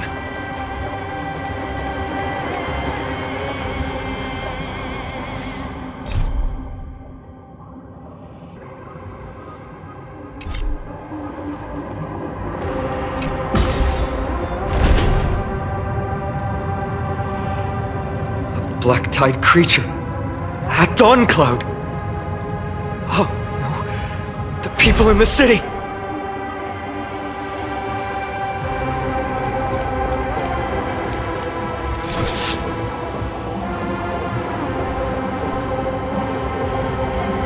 Must find out where they breached the city from.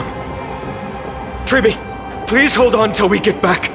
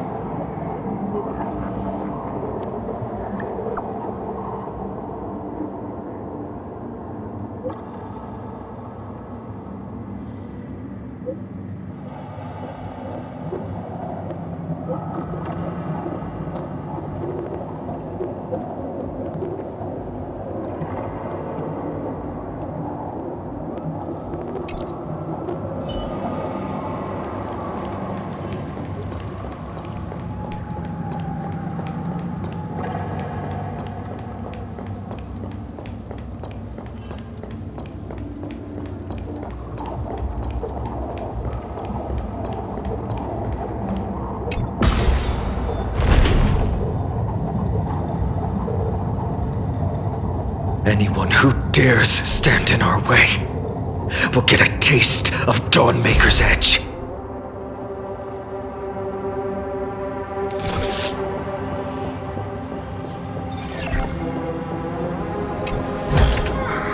Time well spent.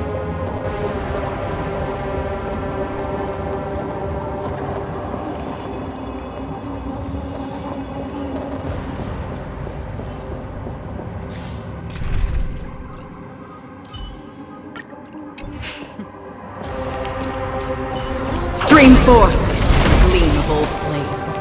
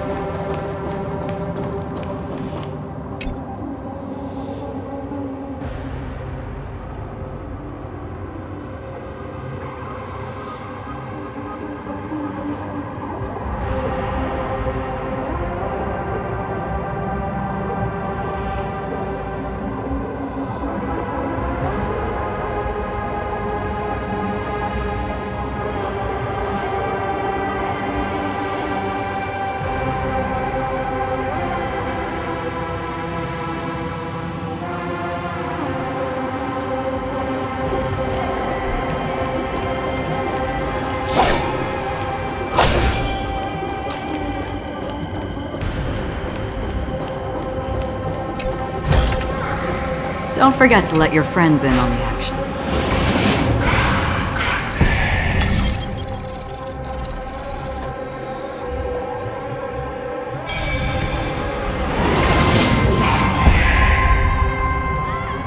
Over there! Kefali's core flame is being kept in the center of the council. We must retrieve it and bring it back to the vortex of Genesis. Right. Worst case scenario, we need to be prepared to return Kefali's core flame. If the end is indeed upon us, we no longer have time to investigate the truth behind the miracle. We'll have to trust that Professor Anax's hypothesis is the only option. Apologies, Aglaia. I promised you that I would leave the choice of Era Nova to the people of Amphorius. But I'm afraid there's no room for doubts now.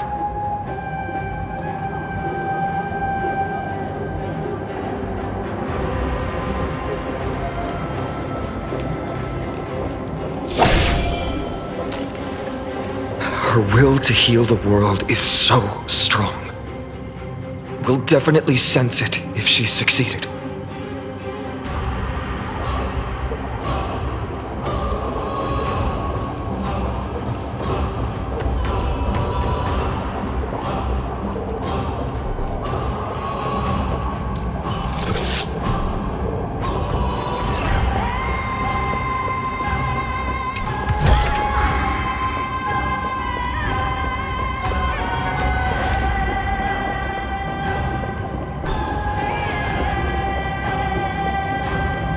Oh, Sky Father Kefali, please forgive these ignorant and lowly children of humanity. They are so utterly naive that they think of the golden-blooded heretics as deliverers. This blood-red sky and the raging flames and demons throughout the land will purge their foolishness. Kindness. Lord Deliverer, why don't you join me in praying to the benevolent Kefali? Cast your eyes on this ravaged land. All of this, sins committed by you, blasphemous heretics.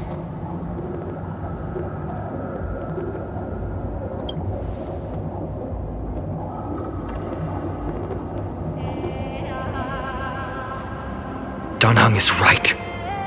My sword yearns to end your pathetic life. But to a cornered dog like you, the most deserving punishment is to personally witness the Chrysos heirs fulfill their mission.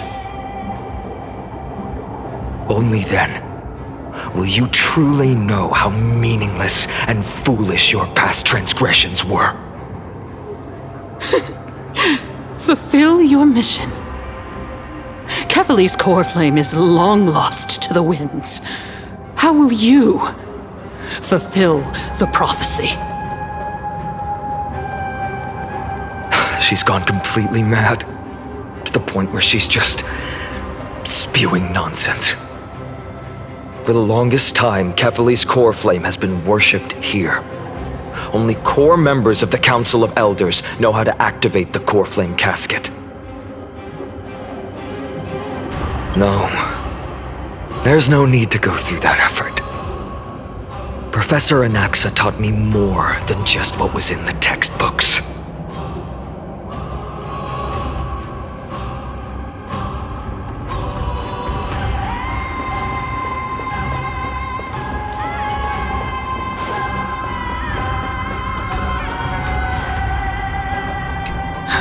The sins of the Chrysos heirs have finally transformed into divine punishment. None of us, no one can escape.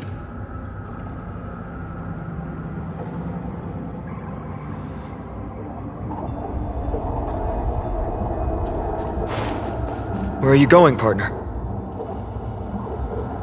Come back, we need your powers to open the core flame casket.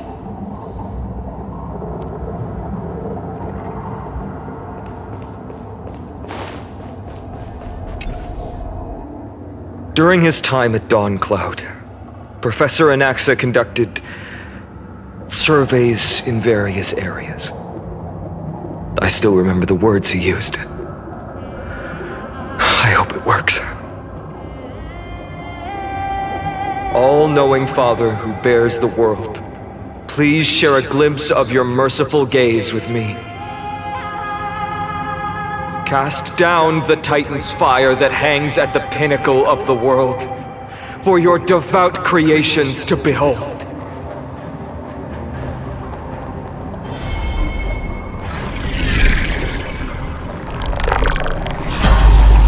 It worked. One step left to undo its arcane seal. Partner, I may require your strength again.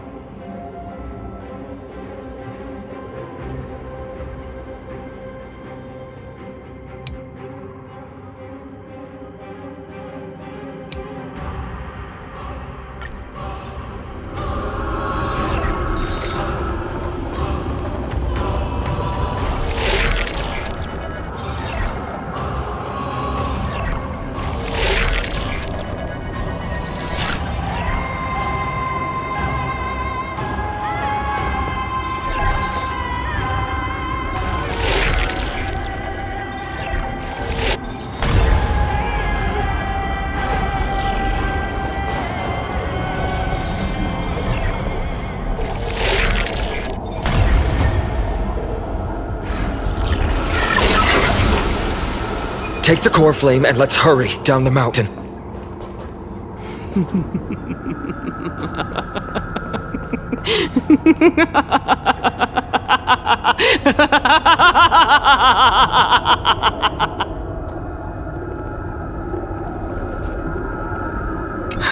The sins of the Chrysos heirs have finally transformed into divine punishment. None of us. No one can escape.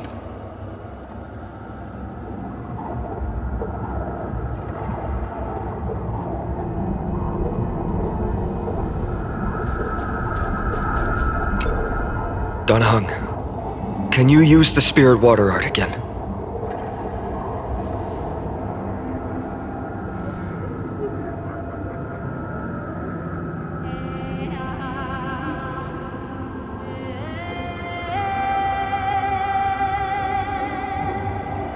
Is this also a result of the black tide? Looks like all we can do is sprint down the mountain.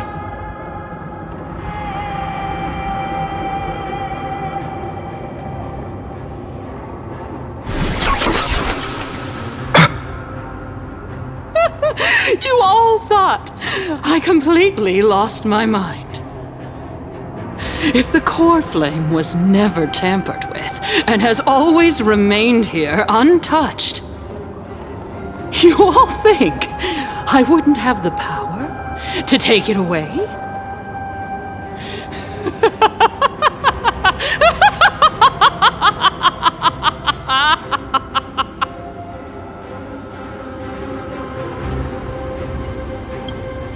Partner, calm down.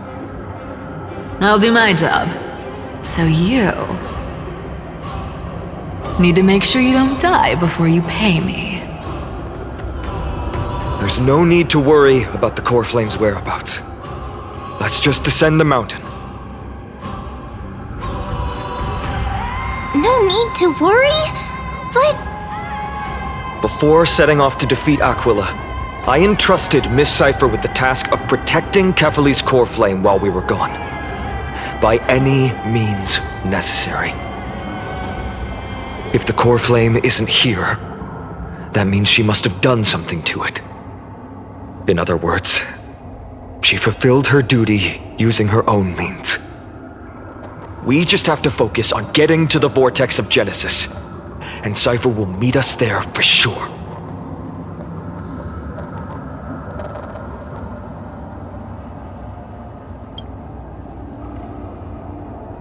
Friends, we have no choice other than to trust her. If the nearest ritual basin is 10,000 paces away, then what we have to do is to run in that direction and hope she meets us after 1,000 paces. If she doesn't show up, we will keep going and trust that we will see her at 2,000 paces. 3, 4, 5,000. I will keep hoping with the same resolve all the way.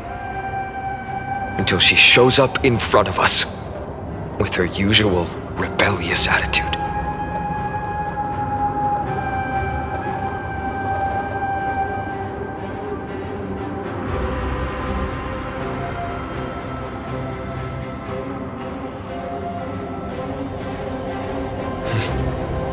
She will be no exception. But before that, we must survive and break through this siege.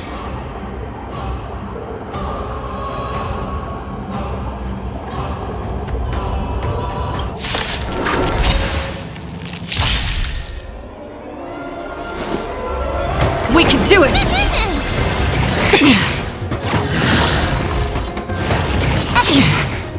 Disappear among the sea of butterflies. Illusions of the past. Wilt hear. Who's next? On the still waters of oblivion, I weep for the departed. Dusk's reign, it too shall fall.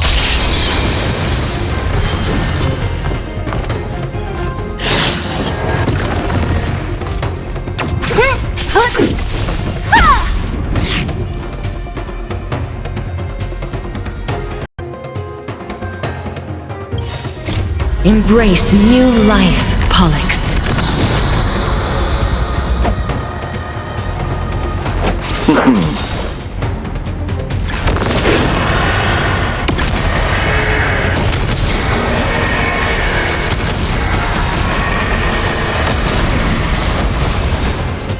Receive divinity.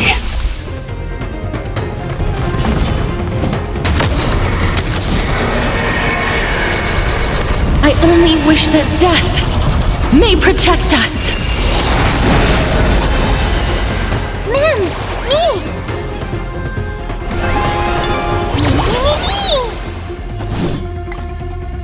Nice psychic, my friends.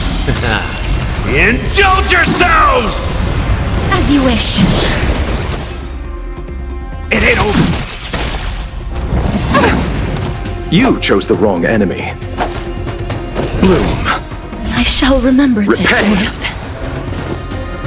I'm still here. Embrace a new life.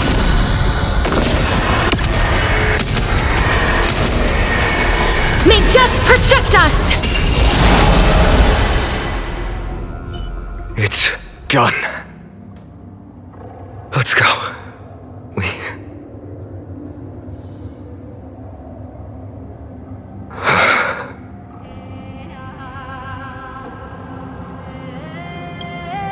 She may not have sought sympathy from others, but as a cleaner, she was willing to absorb a millennium of identities and memories for an objective that hasn't changed in that time. I suppose this is also a form of extreme but twisted resilience. Let's go. It's time to leave this place. Everyone, can we run faster? I've got a bad feeling.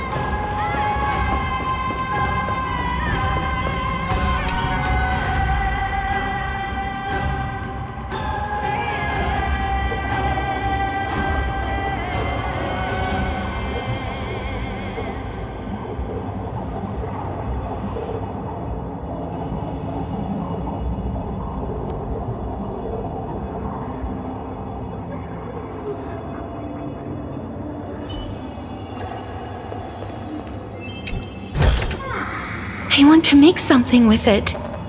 But what to make?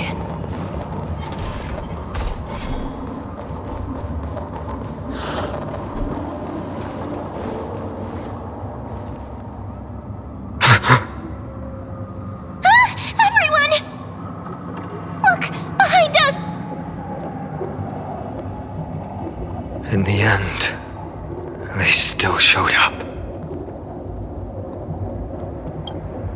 No.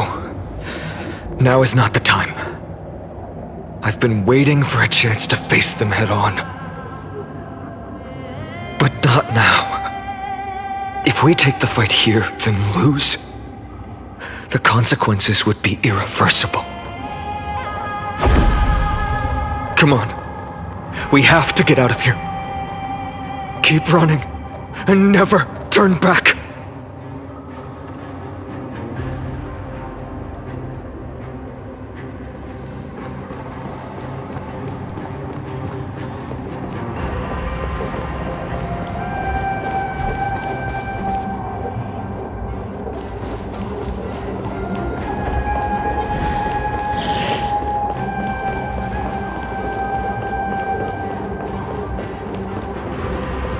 They will catch up to us sooner or later. Keep running, Don't stop!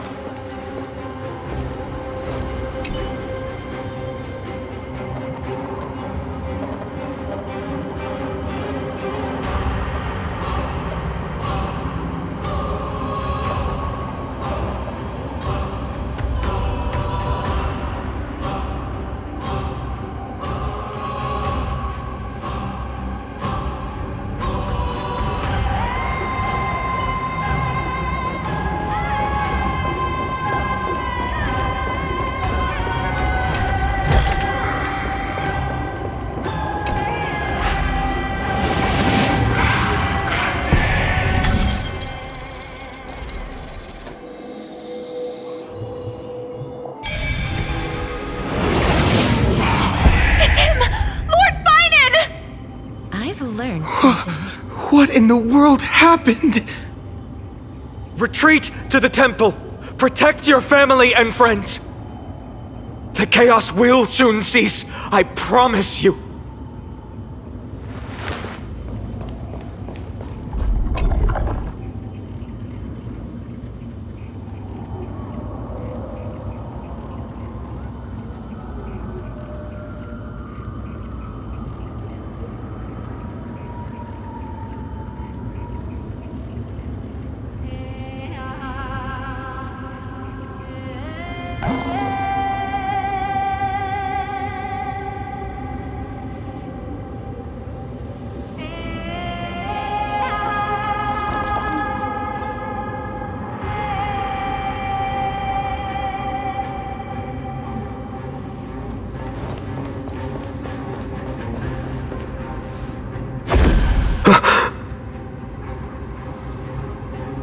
Dusk has descended as ordained.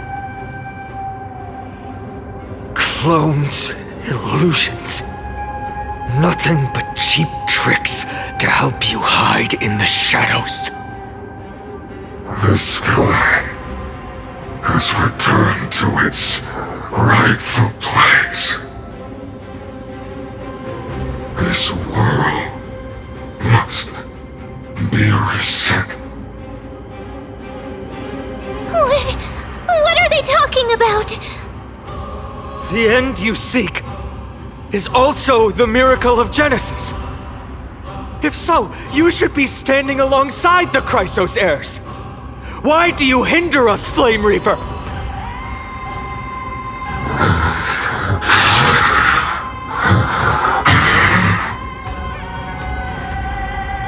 Dusk has descended as ordained. Must reset. If words won't work, then we can only express our resolve with our blades. We shoulder the fates and futures of too many people. We will not fall here!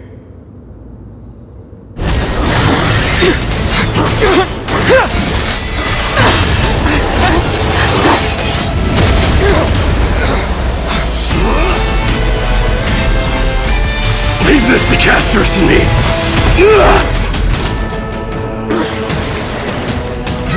Over here! Go!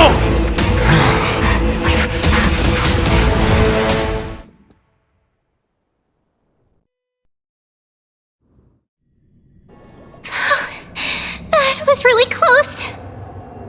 It's too early to relax. The Flame Reaver is a master in the art of deceit. Even Mighty may not be able to restrain them. I never thought I would leave him alone on the battlefield twice. But now isn't the time to be thinking about this.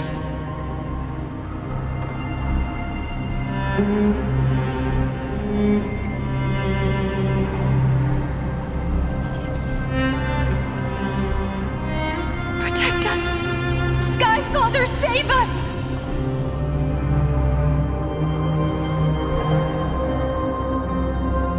The Black Tide creatures are threatening the people. We can't just stand by and watch. Let's end this quickly. Rainbow barrier.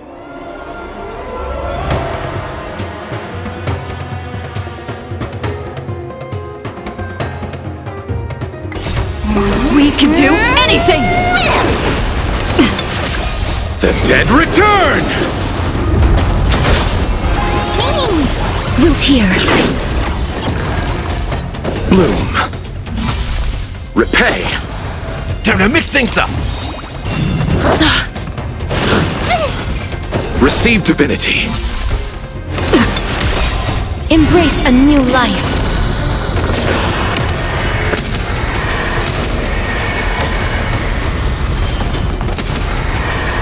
May death protect us! Bloom. The dead return! How's this taste? As you wish.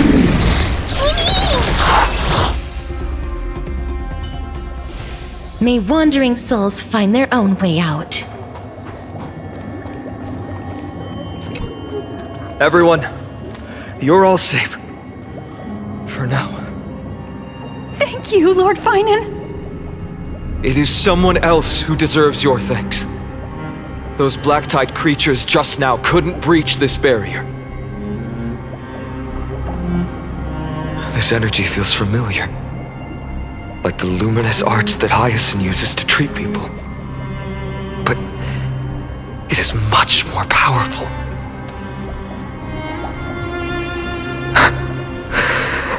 Yeah. Citizens! My companions and I can't stay long. Before reinforcements arrive, please do not step out of this barrier. This is a miracle left by the demigod Hyacinth. Please trust her conviction. Miss Hyacinth has also become a demigod, like Lady Aglaya? We understand. We will not leave her protection until you return, Lord Finan. I won't make empty promises.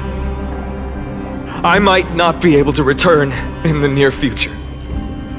But even if there's no perfect solution, I will make a choice that fulfills this mission.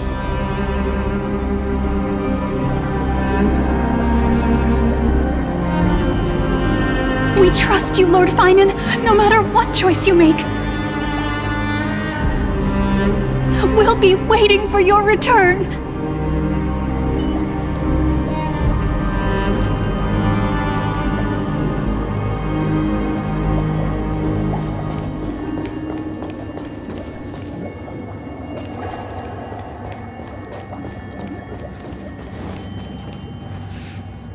The people in the market must also be suffering. I hope Hyacinth can protect them in time.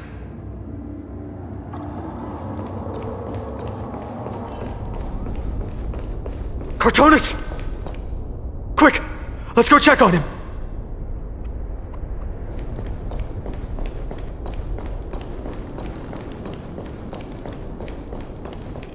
Cartonis! Hang in there!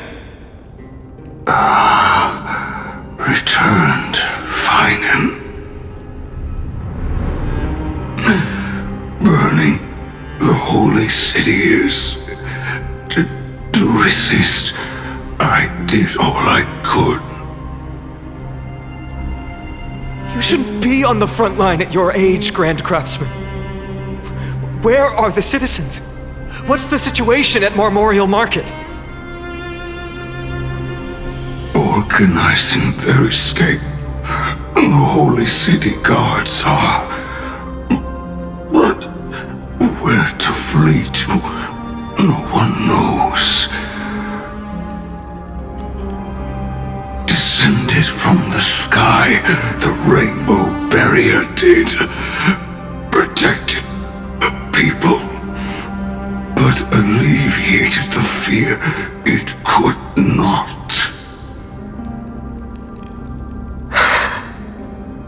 I fear this is Amphorius' end, Cartonis. There is only one way to save our home. Finally come true the Sky Father's prophecy. Go, for miracle, deliver, you shall become. One more thing there is. Waiting at the vortex of Genesis, Lady Trinan is. Kefali's cold flame is safe, she said. Trinan.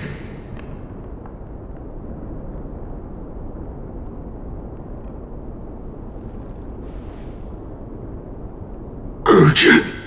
The situation is. Leave them to me. The monsters. Died. I should have kept me here. The power of the rainbow light did. But if destined, inescapable death is, why not leave behind some glory? You've been forging nothing but glory your entire life, old friend. For others, and for yourself. May you never see the slightest glimpse of war in the New World. Farewell, Grand Craftsman. Let us depart to the Chrysos Air's baths. For battle, these hands were not meant. But if to protect the holy city's future, they are needed. To the final moment, I will fight! Cartonis said that Trinan had news of the core flame. As expected, Miss Cypher did not fail her mission.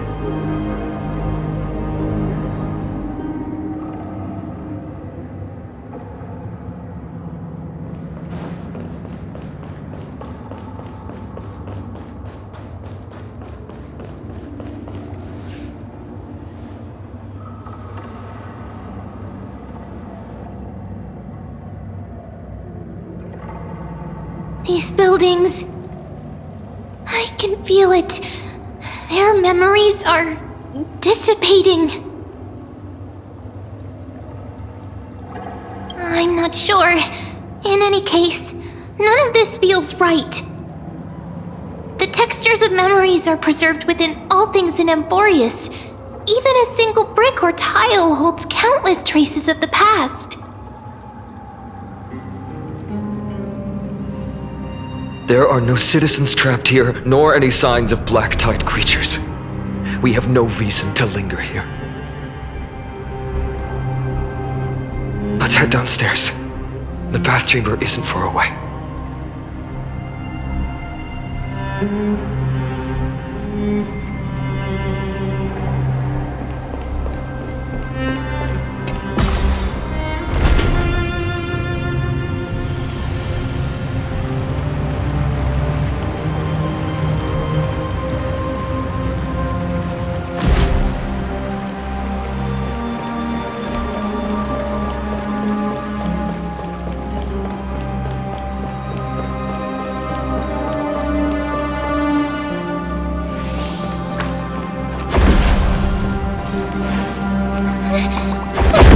To us? Don't tell me that Mighty...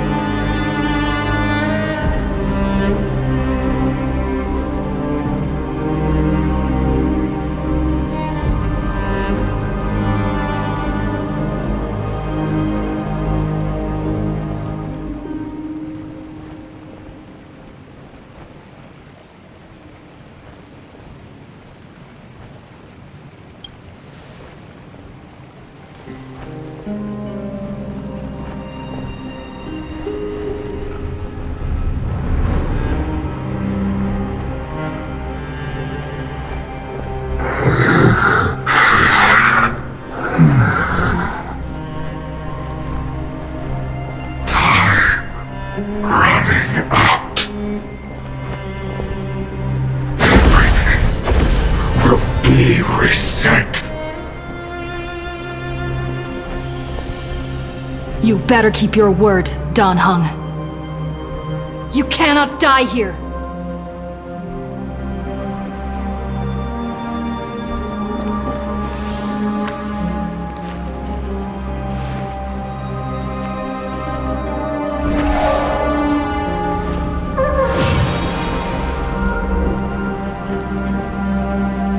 This power, unfamiliar. Who are you?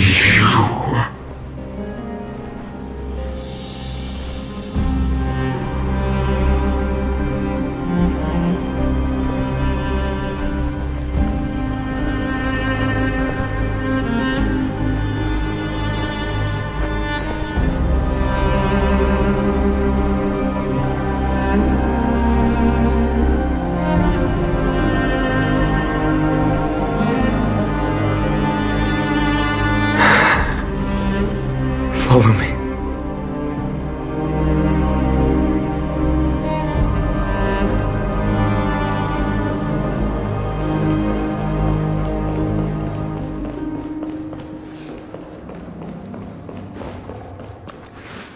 Lord Finan! Finally! You're all back! Even in such desperate times, you still managed to keep your promise to me. I am grateful beyond words. Finan, what is this?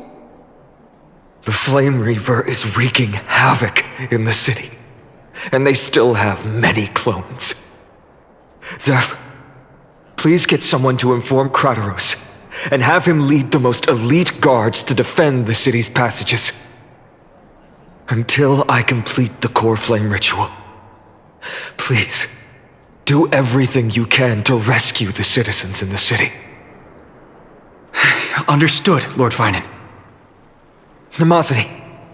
Several citizens are trapped in the Garden of Life and are temporarily seeking refuge under Hyacinth's barrier.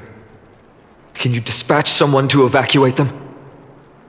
Though, I also don't know where to shelter them. Leave this to us, Lord Finan. Just focus on your own mission. All right. As for the two Trailblazers, I'll also leave them to you.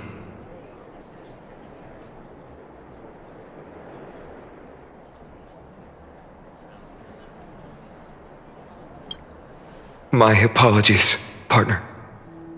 I acted on my own this time. I prepared for the worst before the fight against Aquila. Even if there came a day when Akuma was taken by the Black Tide.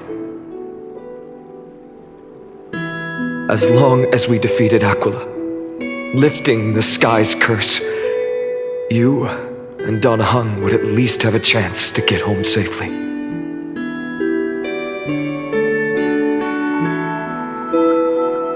I know this is hard to accept, but even if it means being resented for the rest of my life, I still have to be responsible for you. Friend, you and Dan Heng taught me the spirit of trailblazing. The best decision I ever made in my life was when I followed my intuition and chose to trust you. Dan Heng told me many stories about the adventures of the Nameless. Two of them left a deep impression on me, Belobog and Penacony. The first story taught me that the fate of a world should be in the hands of its people. And even if the Nameless are willing to risk everything for an unfamiliar world, in the end, you still have to embark on a new journey and go to the next world that needs saving. Because that's your mission. The path you follow. In the second story, Dan Heng told me about the few Nameless who sacrificed their lives for the prison world. I know very well that the two of you are willing to make the same choice for Amphorius. After hearing those stories, I made up my mind. I won't let your journey end here. Somewhere beyond the sky, where Amphorians have never reached, there are many people waiting for you to come home. The prophecy has always remained shrouded in ambiguity. Even if the 12th core flame is returned, no one knows how the Era Nova will manifest, let alone if the miracle will extend its favor to 2 visitors from beyond the sky. Before stepping into a fate unknown, the last thing I can do is help you return to your family. Please, don't worry. Lord Finan has already entrusted Elder Lygus to fix your transport. Lady Trinan's sentry gate is open on the main street outside Akima's walls.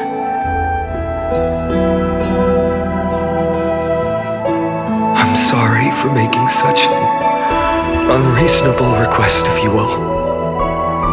But we live in an imperfect age, where there is never a perfect choice.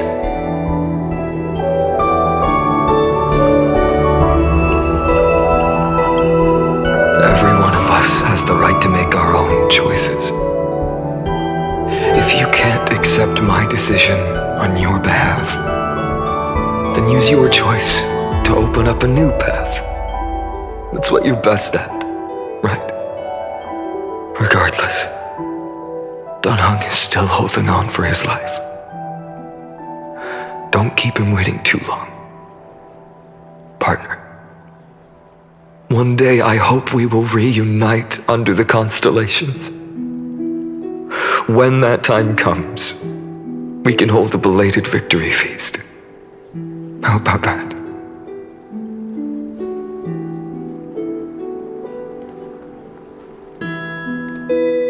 The spirit water has dried up. Blast! Why is nothing going right? Calm down. There might be another way in. The closest ritual basin, the other chrysospheres. Snowy! Trinan! I thought you'd be waiting at the Vortex of Genesis. Are you alright? When Akima's night descended, all the spirit water dried up along with it. We anticipated that you'd be on edge, so we came ahead to wait for you. You've always been the ones who knew me best. Kefali's core flame. You know where it is? Yes. Little Syphi protected the core flame well. No one would be able to guess where she stashed it. Bartolos, you can come on out. I don't have to pretend to be an envelope anymore! That was suffocating. Bartolos? What in the world? Hey, you better watch your tone, brat. That core flame that the entire world is after is currently nestled in the depths of my bottomless tummy. This certainly was unexpected. Huh? Your reaction's too composed. It's completely different from what I was anticipating. Bartolos, Snowy still doesn't know the truth behind Akima's eternal daylight. You're right. Well, then you'd better strap in and listen up, brat. That girl Cyphera spun a grand lie that deceived all of Amphorius.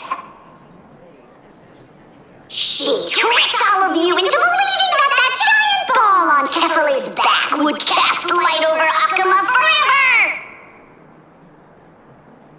Not just that, she even managed to fool that dumb Ascension trial and allowed me, the Great Zagreus, to survive! Hey, Rat! Still no reaction from you? Yeah, dang it. You're no fun at all. I'm sorely disappointed. So for the last 1,000 years, what maintained Akuma's eternal daylight was not Kefali's miracle, but Cypher's lie, woven using the divine authority of trickery. But now, the lie has come undone. Which means...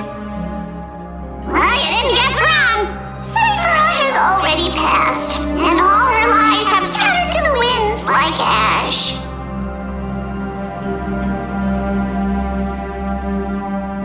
But you just said you, Zagreus, relied on Cypher's lie to keep living. If she is already... Guess you're not as smart as I thought, Rat. Don't forget, I'm one of the 12 Titans of Emporius. And this core flame in my belly, is it not the core that maintains a Titan's life and divinity? So, you're going to hand the core flame over to us? Just like that? Just so. How about it? Let's hear some groveling gratitude, huh? Why? In the myths, Zagreus was the most cowardly and shameful of the Titans. Hey, stop slandering me with those fabricated tales. My pursuits are far greater than one measly life. Let me tell you then, my lifelong ambition was to work with Cypher to conjure the greatest trick in the world. Assume this world holds 100 million possibilities, and no matter how one looks at it, 99,999,999 of them all point to outcomes of certain destruction. But with an exquisitely brilliant scheme, we fooled all the fools, villains, and disasters of this world, and achieved that 1 in 100 million possibility. This is the miracle I wish to achieve in my life's pursuit, even at the cost of turning into this! Take the core flame with you, brat. Go finish your mission. Remember this well. What saved Emporius wasn't the grace of that simpleton Kefali, nor was it the babbling of that child Oryx. It was the divine power of me, scorned by all, and the millennium-long lie of a cat-eared thief.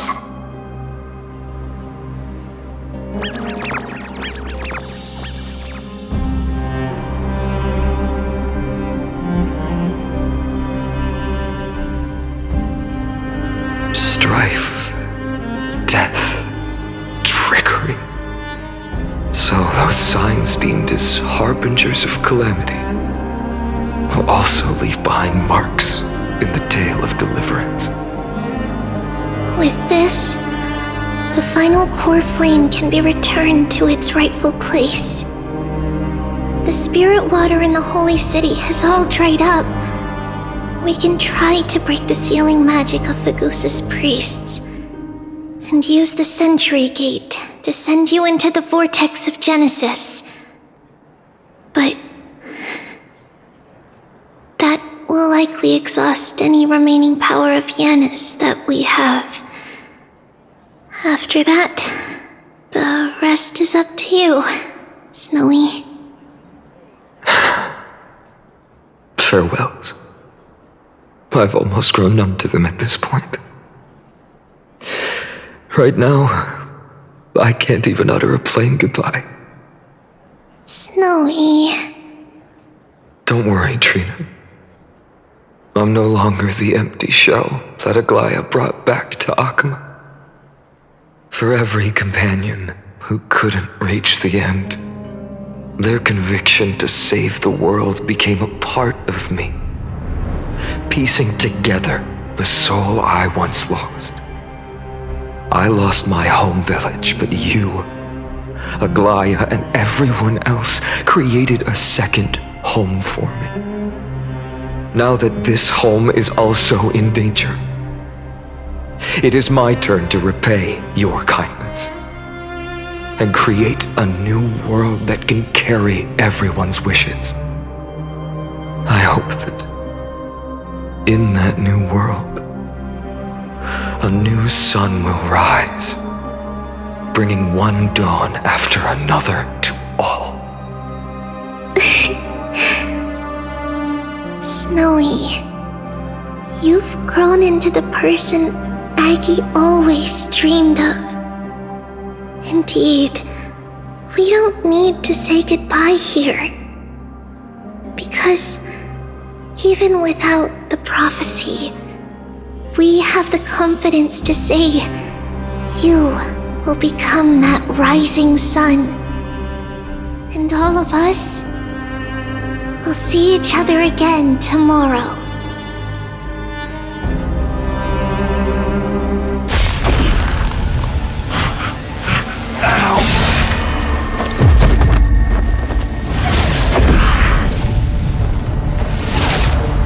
All shall bid farewell to one,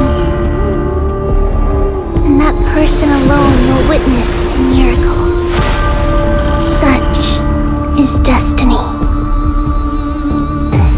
Become the dawn. Whoever.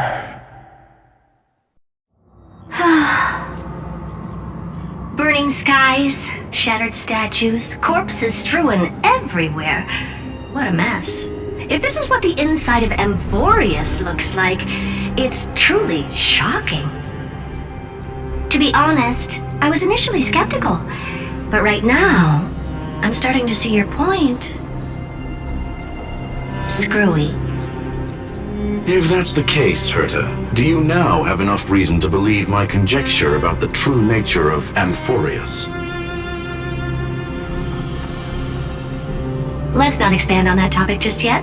That Intellitron, Lygus, was it? He's not completely dead. That was probably a fake body. Something behind it is still defying us. I must admit, even if both of us worked together, it wouldn't be a simple task piercing through its defenses.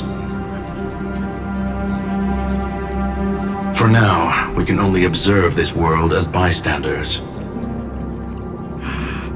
I knew we should have brought Stephen along. No wonder the Garden of Recollection wants to work with the Astral Express. Without the power of the Trailblaze, it'd be impossible to unearth this place's secrets. But in the end, the garden emerged unscathed, and it was the Nameless who got burnt. Curiosity definitely killed Aki. That big guy over there, the black ball spewing meteors, you think it's got anything to do with the Lord Ravager? Alas, without sufficient computational power in the stream projection, I am unable to analyze the path energy. Suggestion. The immediate priority now is to find the whereabouts of the two Nameless. Research priority on the destruction can be lowered. Every second counts before that Intellitron's preventative measures kick in. All right. Stop making a fuss. How many times have we collaborated, and when did it ever not end in a perfect outcome? Why not add another mission objective while we're at it? The card-playing memo keeper told me that the frozen Trailblazer girl might just also be trapped inside Amphorius. If time allows, I will also investigate March 7th's whereabouts. Herta, do you hear that? A wave of desperate cries from the heart of the mountain city. The lives there are undergoing intense suffering. Conclusion. The butterfly has already flapped its wings, and an impending storm closes in. The Nameless are important allies, and you and I have matters to attend to, Herta. I beseech you. In moments when a choice needs to be made, one must not be distracted due to personal interests.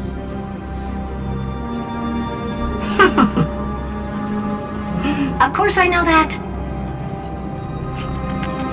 Fate really is a game of dice screwing. Who'd have thought that thing once sowed chaos across the cosmos, causing the Intelligentsia Guild to splinter and disintegrate? It wasn't until I cracked the solitary waves theory that its lingering effects were put to an end. Yet, in a forgotten corner of the cosmos, one slipped through the net and remained operational. And it was this machine that eventually became the cradle for the birth of a certain Lord Ravager. The source of Emporius' tragedy is an Emperor's scepter that survived to this day.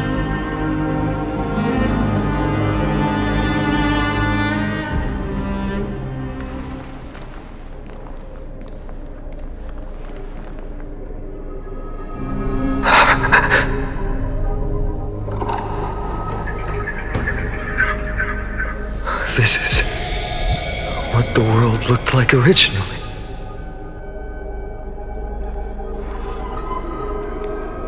And what are you doing here? Answer my question, Lycus. Another hero has arrived at the Vortex. I can no longer remember how many times this has happened. The author of each epic, as the prophecy has foretold, stays their pen at this point. Just like each cycle of the extrapolation, in accordance to their primordial design, ends here.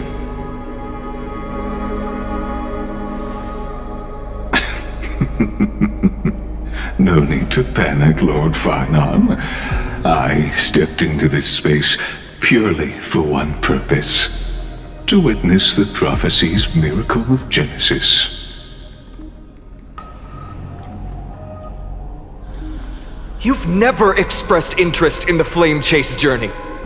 When my companions and I ran, bled, and sacrificed for the core flames, you never so much as lifted a finger. An indifferent observer. An anti-Catharan who's neutral till the end. Why would you suddenly express concern for the Chrysos Heir's mission?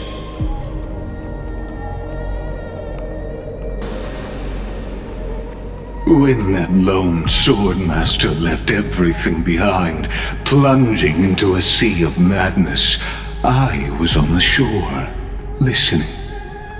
When that mighty lord shed his armor, filling the crevices of the earth with his iron bones, I was on the mountaintop, gazing down. Across 1,000 years of the Flame Chase journey, I have witnessed the ardor, resolve, division, and unity of the Chrysos heirs with mine own eyes. Just as you were all born to shoulder the guidance of the prophecy, I too have bathed in the gaze of distant stars, have seen the deepest, darkest of destinies. I will become the most loyal reader of the epics, a spectator voraciously consuming the valorous deeds of you heroes.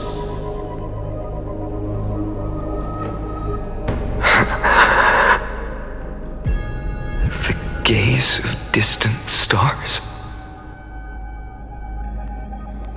One day you will understand, but not now. At this moment, please disregard this observer and finish what you must, Lord Finon.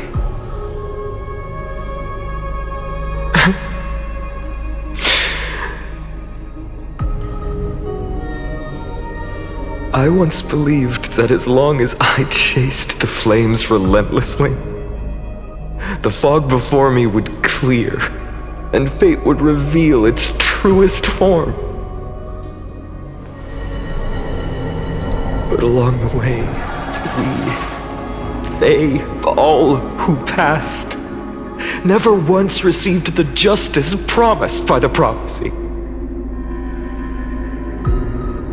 I have perceived. Outside the vortex, the world is collapsing, and the children of humanity are crying. But you, Lord Finon, will bury the old world with that core flame, bringing all things into a gray unknown.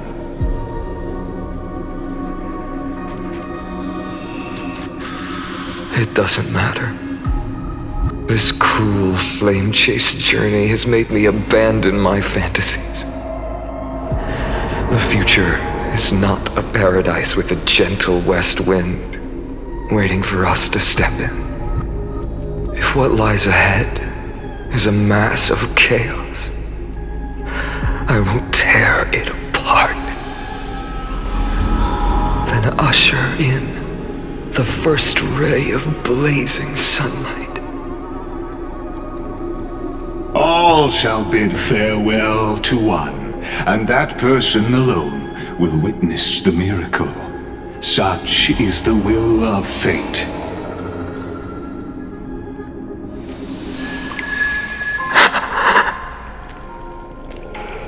Yet this time, will an epic with endless cycles.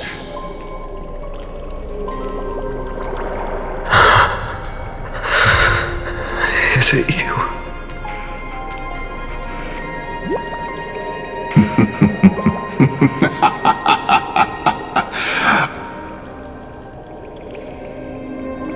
Turn a new page.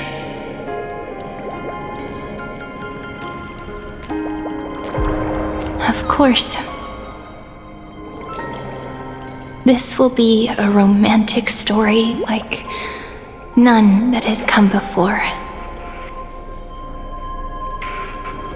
You think so too, right?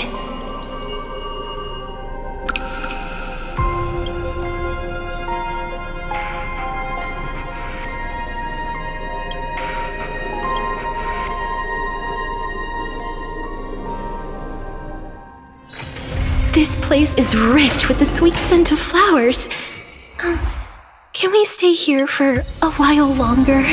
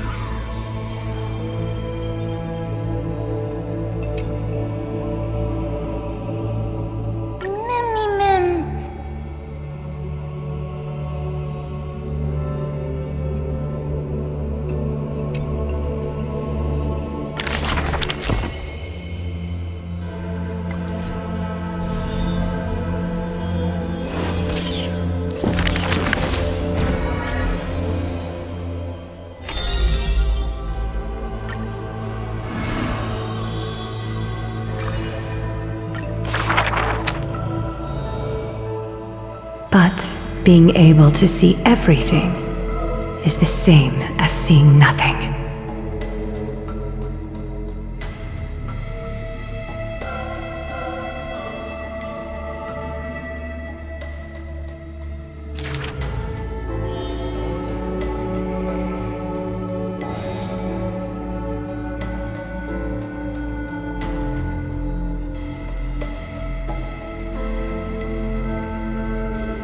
I heard that the Golden Goddess also likes to visit the baths.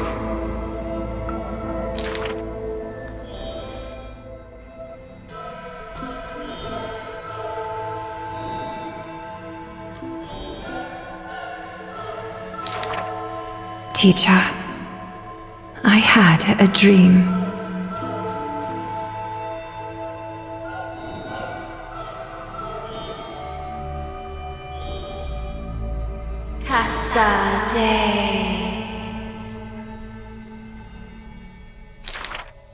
The dawn device is always glittering, and birds are always chittering.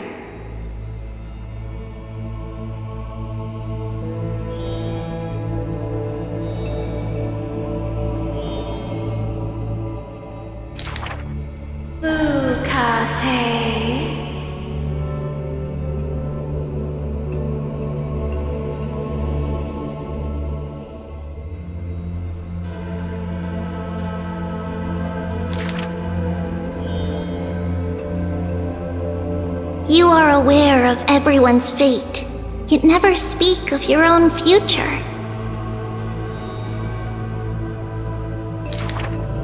There's only one future for silken threads.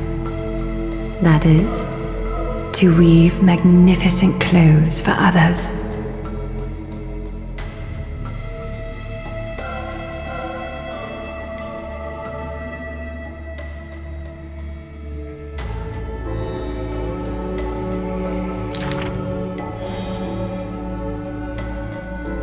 The one that wears this elegant attire in the future must bear the weight of the silk threads.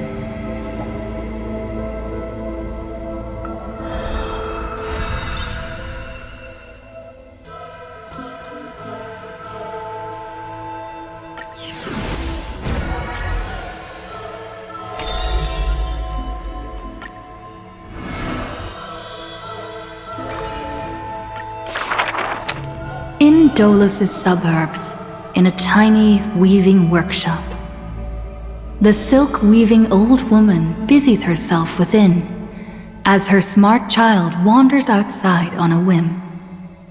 The silk pours from the loom, some bright as the dawn, some dark as the night. The woman had lived her whole life in poverty, yet through her business, she never deceives. Good child, listen to me. Never lie and speak deceit, for people like you only do to honesty. The girl smiles and nods, but her heart is drawn to the boundless desires of the bustling streets. And the grandmother is unaware that her handmade white dress has been stained by the mud of conceit. Madam, what is a bundle of white silk's price? Sir, only 2,000 balance coins. An honest price tag can only meager profit obtain. If we keep selling cloth like this, we'll stay poor for the rest of our lives!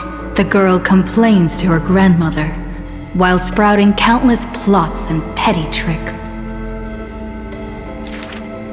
The woman smiles and does not reply, only weaving with night-shaded silk a suave hooded robe for her little spark. Why don't you take some of our goods and go into the city tomorrow to try out those pranks? The mesmerizing moneyed charm of Dolos City turns minds and tongues into a whirlwind of confusion. Even the girl who prided herself on sharp ears and a clever tongue could not contend with the myriad shifting face before her.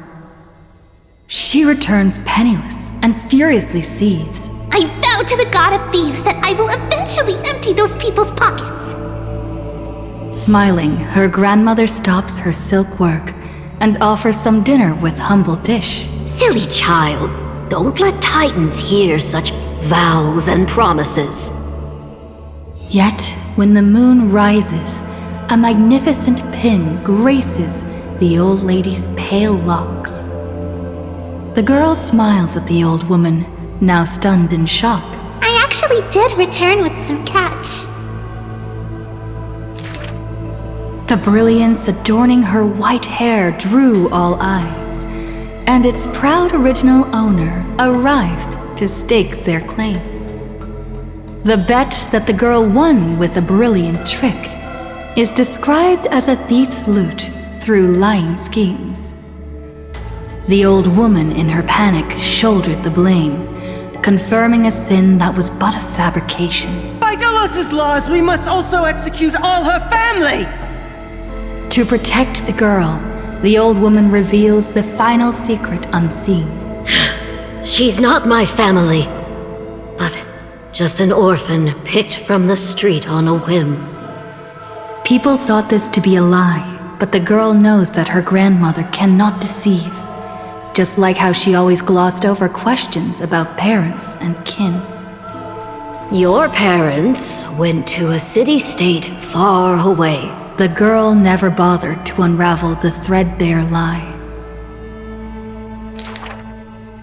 Stop! Stop right there, you thief! Run! Run as fast as you can! Cyphera! The lies overthrow the shop and tear apart the good woman's good name, leaving the girl with guilt and grief. The hearth of her home was a lie, doused by another conceit. But if her sleight of hand had better skill, would it have made that fire burn forever? The girl pulls down the hood and sinks into the starless dark. I vow to the god of thieves. And from that day, she never left empty-handed, her words woven with deceit. However, back then, the girl did not realize that the people did not covet one simple pin, but the golden blood flowing beneath her skin.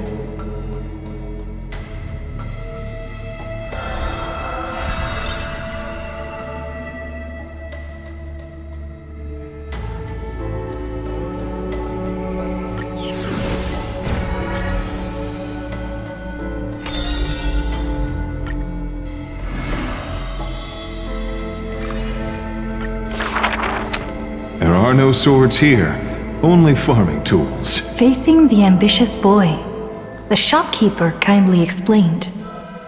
Even a rake would do. Let its worth be judged by the verses I etch upon the earth with it.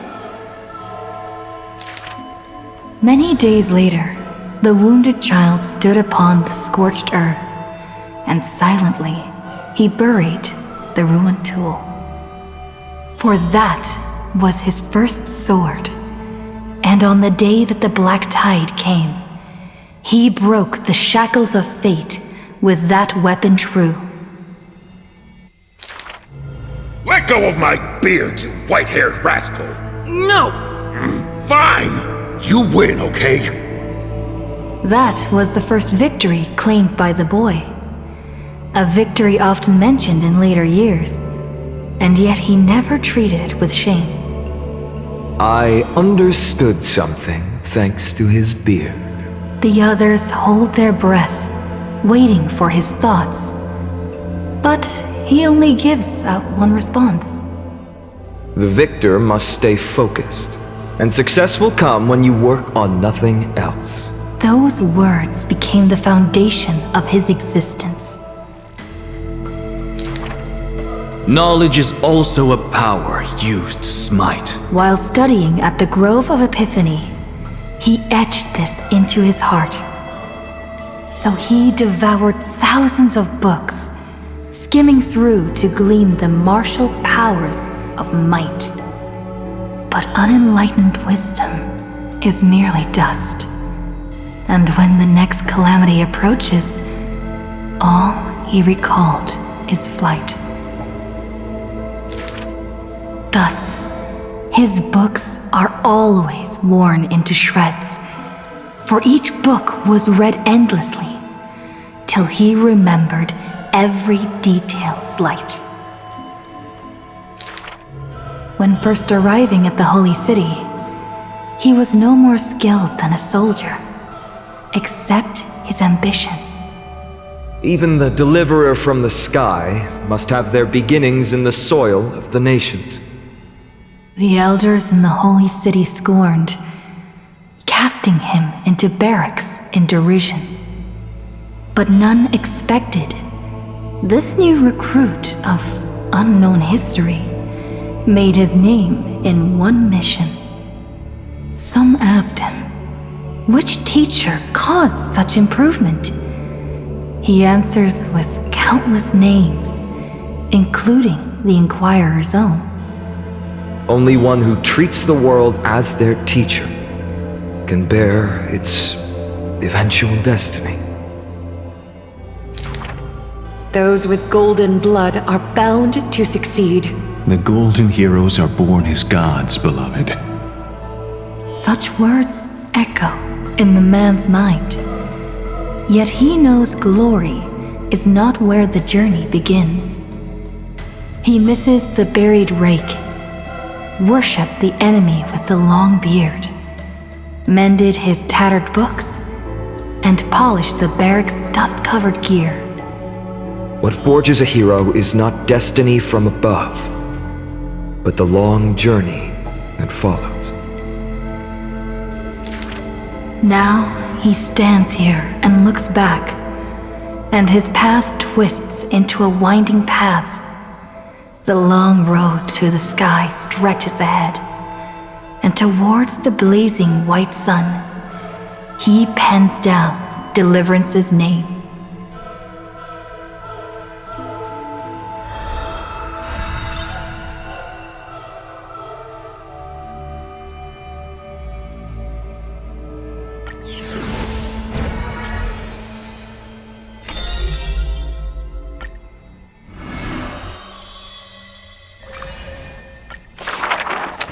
This world may contain thousands of ills, but the number of sufferers is countless, like ocean-going sails.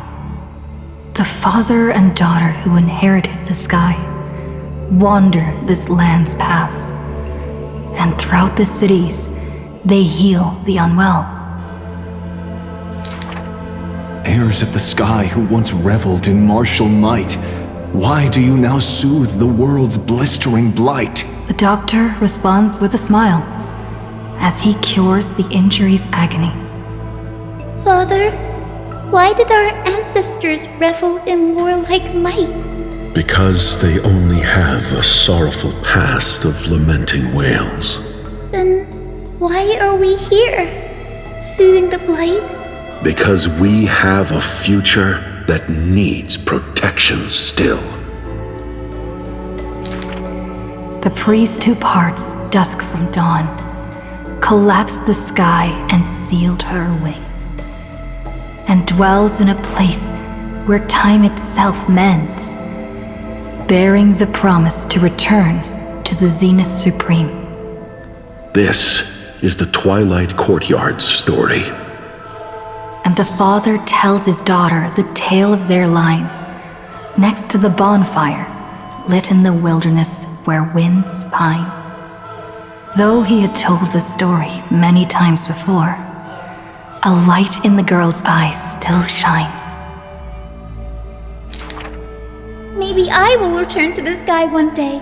Or maybe that is not to be your fate. The blessings of the sky were passed down through generations of their heirs. The brawn of the Titan who molded stars granted a boon fitting and fair. Perhaps the girl with heroic blood in her veins will be accompanied by thunderbolts and the sun's merciless glare. Childishly, she recited the words, "Oh sky, heed my wishes. And thunder and heat did not descend. She only saw a sliver of gentle warm flare, wiping away mortal exhaustion and others' tired airs. What a gentle blessing!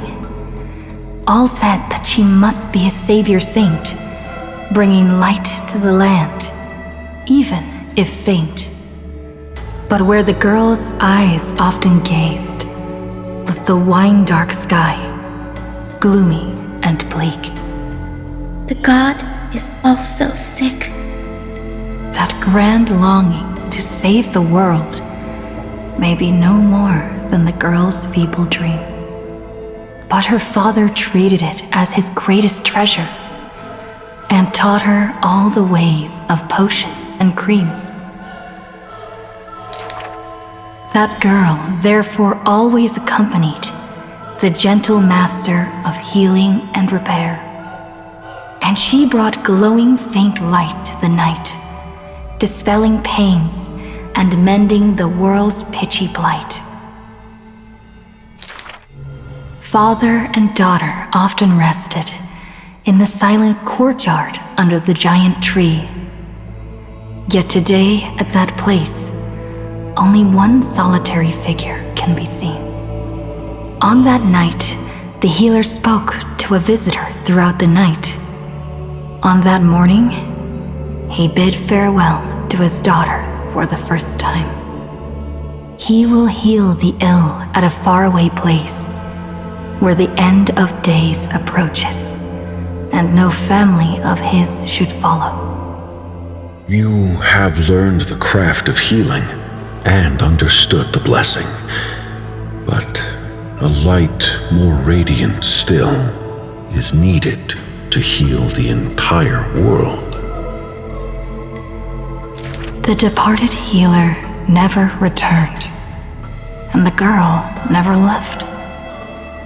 And that rather lonely courtyard stayed silent as it was before.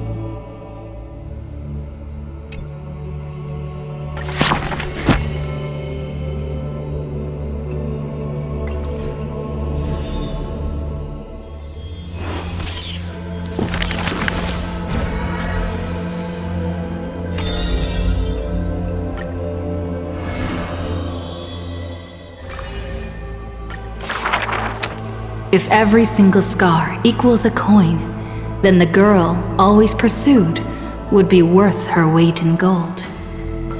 Deception, theft, and night heists, but her nerves failed her when it mattered most. The girl clutches meager loot to her chest and escapes, muttering curses bearing her pain. If we're head on, I definitely win next time. She always longs for the coin of whimsy's blessing and creed. Yet the coin in the air always suddenly disappears, as if in reply from the trickery titan. Day and night flow, and the thief star makes circles across the sky, while time molds the girl into an adult. The cloak once used to conceal her entire body now only suffices as a hood that barely covers her fringe. No matter. These days, I have no need to hide. With a confident stride and a silver tongue, her perfected fraud, thieving every opportunity as a result. And at curtainfall hour, those treasure-seeking steps fade into the moonlight. When she appears again, her arms are laden with money's weight. What is the art of thieving? Stealing from the poor. Not enough loot. Stealing from the rich. That's a boring task to boot. The girl narrows her eyes of greed towards those called the Chrysos heirs. The golden vines of the sages' homes, the sacred carcass of the deathward realm, the divine lyre of the seashore's pearl, and the crystal chalice of the 1,000 gates. The girl knows not the treasure's origins, only that they are all valuable beyond measure. To have something priceless is the true art of thieving. A pity that deceits are all eventually revealed, and the thief meets a rare defeat. A golden thread discerns her meticulous disguise, and the heroes hold down her third hand to imprison in this thief star made of human feet. I take defeat with my head held high. Spare me your sympathy. She frankly faces the accusations, knowing that escaping would be nothing more than child's play. So the Chrysos heir outside the cage smiles sweet. Would you like to see my most precious? A treasure bride? It is a dress, like the beauty god Nestia's divine body. More blinding than the sun, rivaling the moon in its glory. It is woven by divine threads. It captivates even the gods. But all the lies and deceit are revealed under the golden thread's query. The world-famous thief is stirred by such grand words into a flurry. Then just you watch. This wondrous dress will forever remain in my own gallery.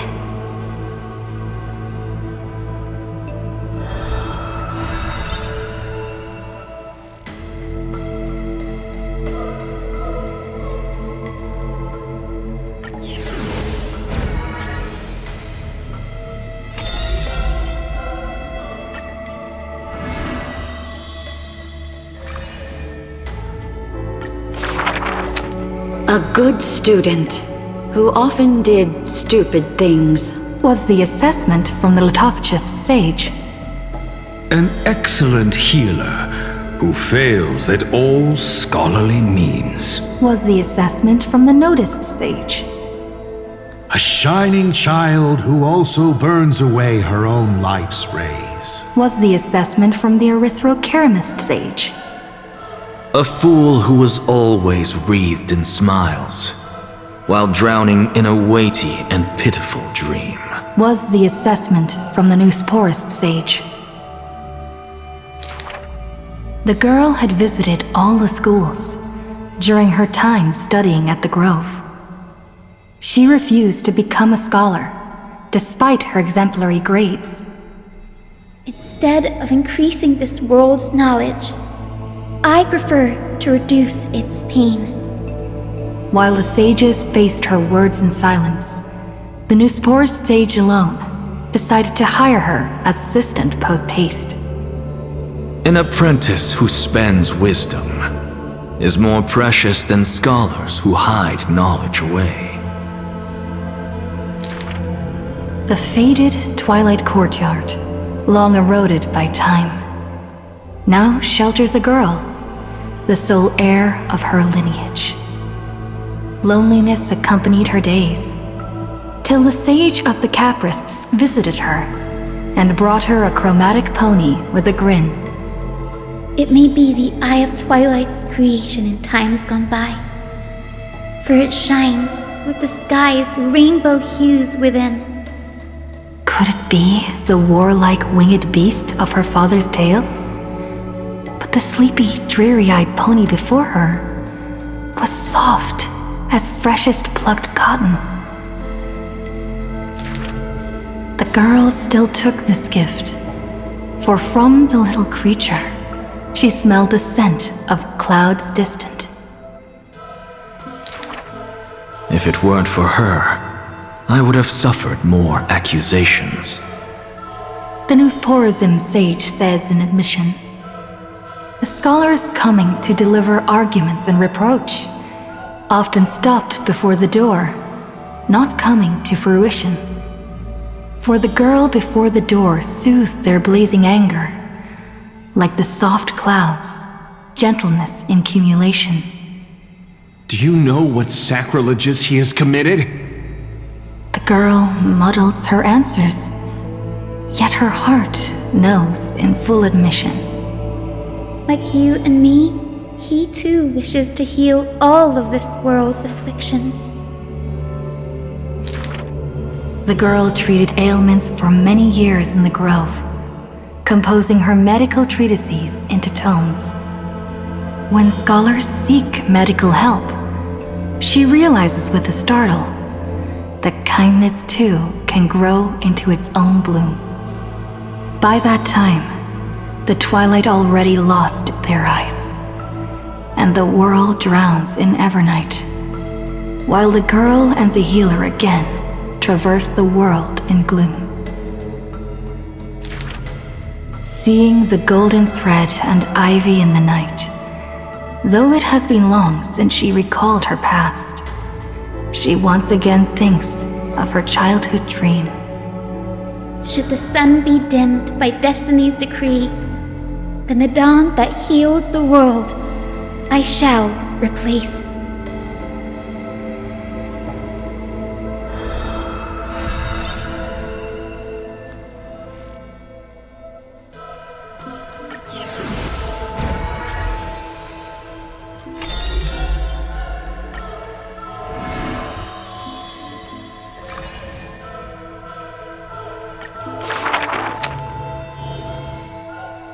I fear, how can mere mortals defy the gods?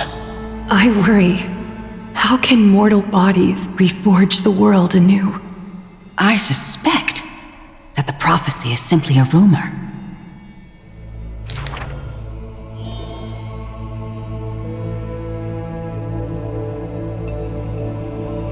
Hearken to the sounds that the doors whisper. Overthrow the gods, it declared.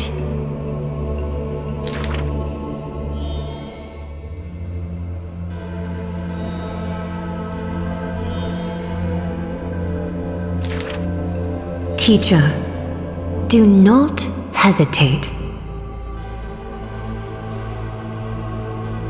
The world still walks on the path you indicate.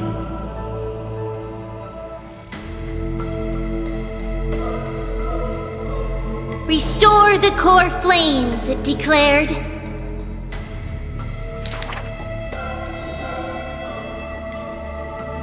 Stop! We only wish to live life as it is, no more. Cease! Our achievements already stand tall. Rest up! We only wish to live in peace and prosperity.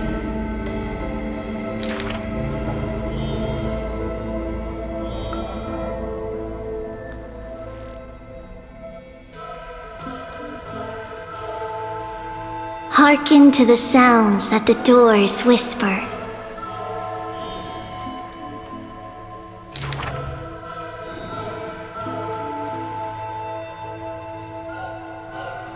Please, be not afraid. We will definitely bring you to a new home. Lady Treeby, Lady Trianne, please, don't cry. Do not worry. We trust you always.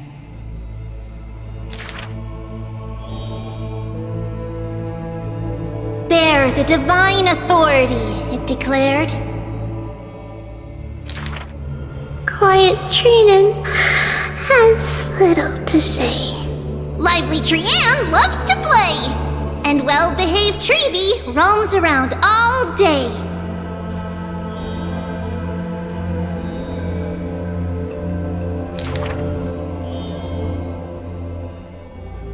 Forge miracles, it declared.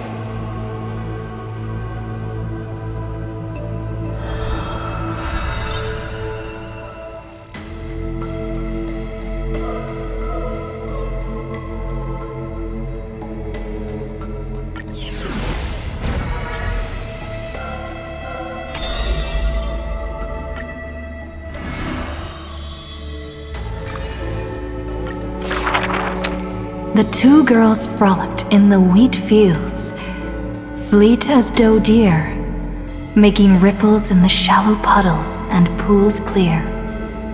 As dusk approaches, the exhausted girls collapse over the wheat heaps, talking about their longings and dreams of literature, love, and a journey through a world dear. Oh, Sky, slow your closing gaze. How I want to keep this moment in my hands forevermore. On that day, the breeze was warm and gentle. At that time, death was soft and fair. The broken-winged butterfly falls by the window, bringing with it a scent of melancholy. The girl looks outside. The golden wheat fields rolled endlessly, stretching to the horizon. Holding to the chair, she tries to stand, only to find her legs trembling and feeble. Don't worry, Pelixia. Her older sister whispers beside her ear, and on her sister's shoulder, the girl weeps mournfully. And time thus becomes silent, painted with sighs only. When hearing the healer's diagnosis, the girl remained deathly still. Her eyes were already drained of tears, and her heart a wilted grave. Every time she has something on her mind, she would tilt her head and look outside. Her sister follows her gaze, seeing a barren field turned by a wind into a desolate gray expanse. Till one day, when the girl looks outside, she sees a dash of dark blue, most brave. It's a flower my sister planted. Like the torrential river of life, it pours into the depths of her heart. The flower is called Antilla. Even in the Netherland, it's rumored to thrive. You are the quiet in my heart, amidst the chaotic choreography. That seems to be its floriography. When the days are warm, the sister would take the girl on long journeys, through the flower fields, gazing upon rivers, napping amongst the grove. A discussion hearty. After I die, I want to become an Antilla flower and become the quietness in your soul. A thoughtless word from the girl gains her a wrapping on her forehead most dainty. Do not speak of dusk when you have yet to see the dawn.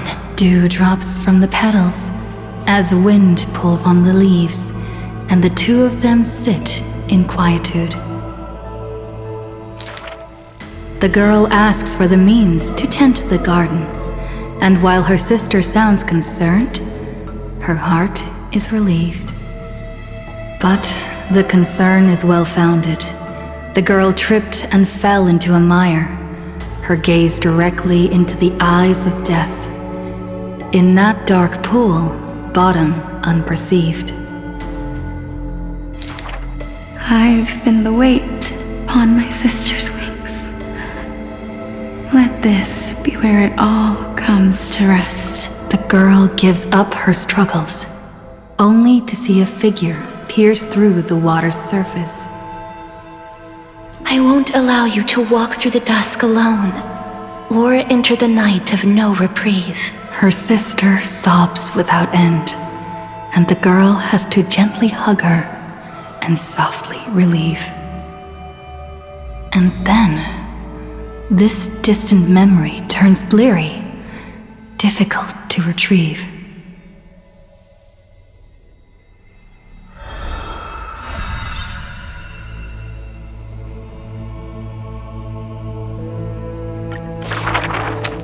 The river of souls flows to the other side, wrapped in the land's night, broad, slow, an eternal and silent sight. It belongs to all in this world that has life, all of which flows downstream, converging as one. The master of the nether realm, Thanatos, enshrouds themselves and the souls within the moon cocoon. The dragon, born from the cocoon, carries the girl, soaring upstream the river of souls, defying its eternal flow. Their connection flows tighter than blood, and the key that opens the netherworld's gates is the sisters' selfish plight. Back then, the boreal winds cut through to the bone. Back then, death was a bitter and stabbing fright. In the nether realm, without an earth or sky, a flower named Antilla blooms, its beauty witnessed by but one soul. You are the quiet in my heart, amidst the chaotic choreography. The younger sister scores through the blooming Antilla fields, never finding that promised dark blue sprig. She silently made up her mind. Death, leave all your dark nights to me, and save the dawns for her. The younger sister gazes at the moon cocoon high above and plans a trip to the mortal realm, a distant flurry. A bard once sung to musical notes. Do not turn back. Oh, do not turn back. The long hand of shadow will retain the dead behind their gates. The giant dragon born from the moon cocoon willingly offered itself as the enduring barge of the River of Souls. No need to turn back. Oh, no need to turn back. That price had long been paid for you by someone else. The dragon lowers its long neck and places the girl on its back. In slumber, she will unknowingly greet the dawn of her rebirth.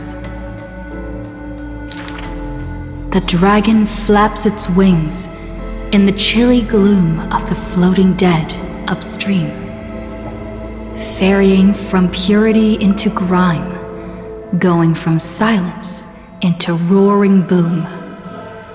The souls of countless poets flounder past, their distant rhymes endless like foams. Do not turn back, for to look toward the land of mortals is in itself turning back. In this pale dawn, the sun's first rays light the night ablaze. So the dragon crosses the sea of souls onto the shores of life and strands itself in the gleam. We know not where these stories arise. They are scattered across the shallows with the waves. The confession the girl made before her departure still echoes in the tide's heaves. If there is anything for me to leave behind, may it find a soul to remember. This is the ode of my life, and I've already penned my last stroke.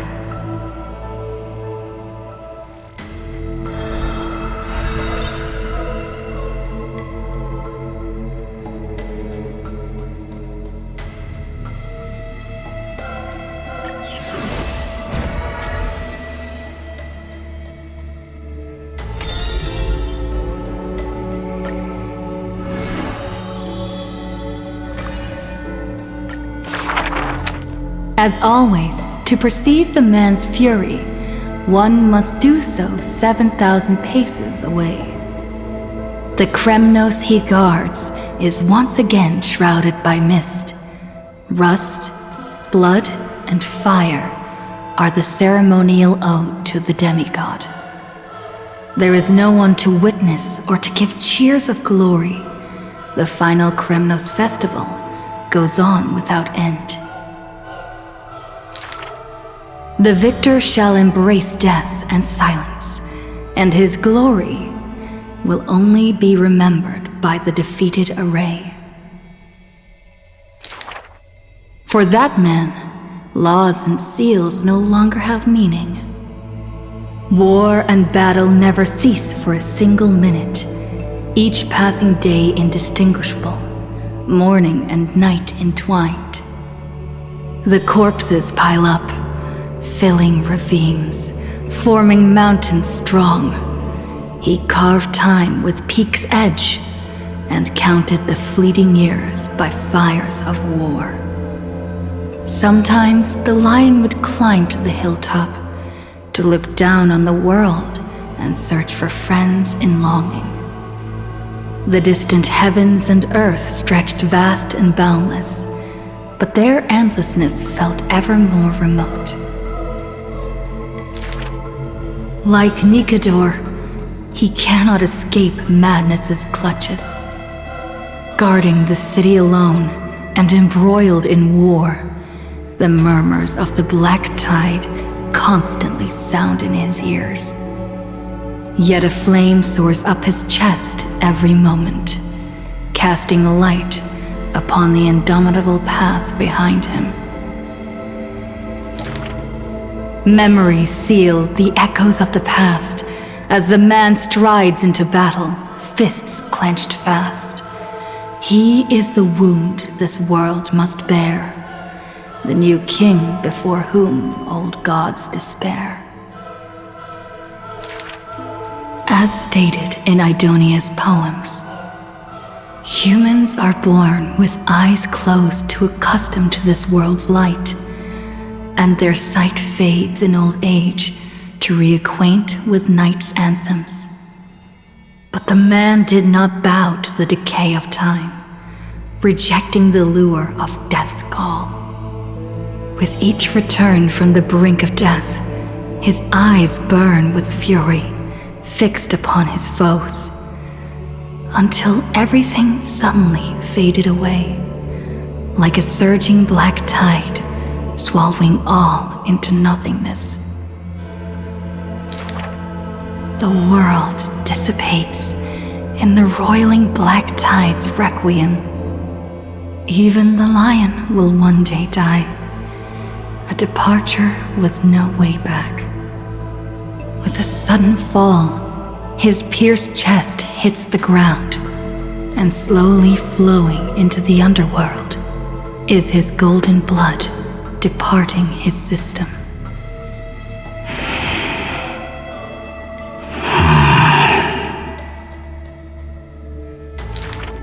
But that gaze, fierce as flame, never dimmed, not even in death.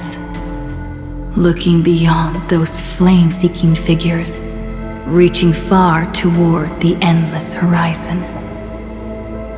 In the morrow's sky, the stars will chant. The lone king of Kremnos is called Mighty. His journey was one of ceaseless, eternal warfare. And behind him, he left a world ablaze with glory.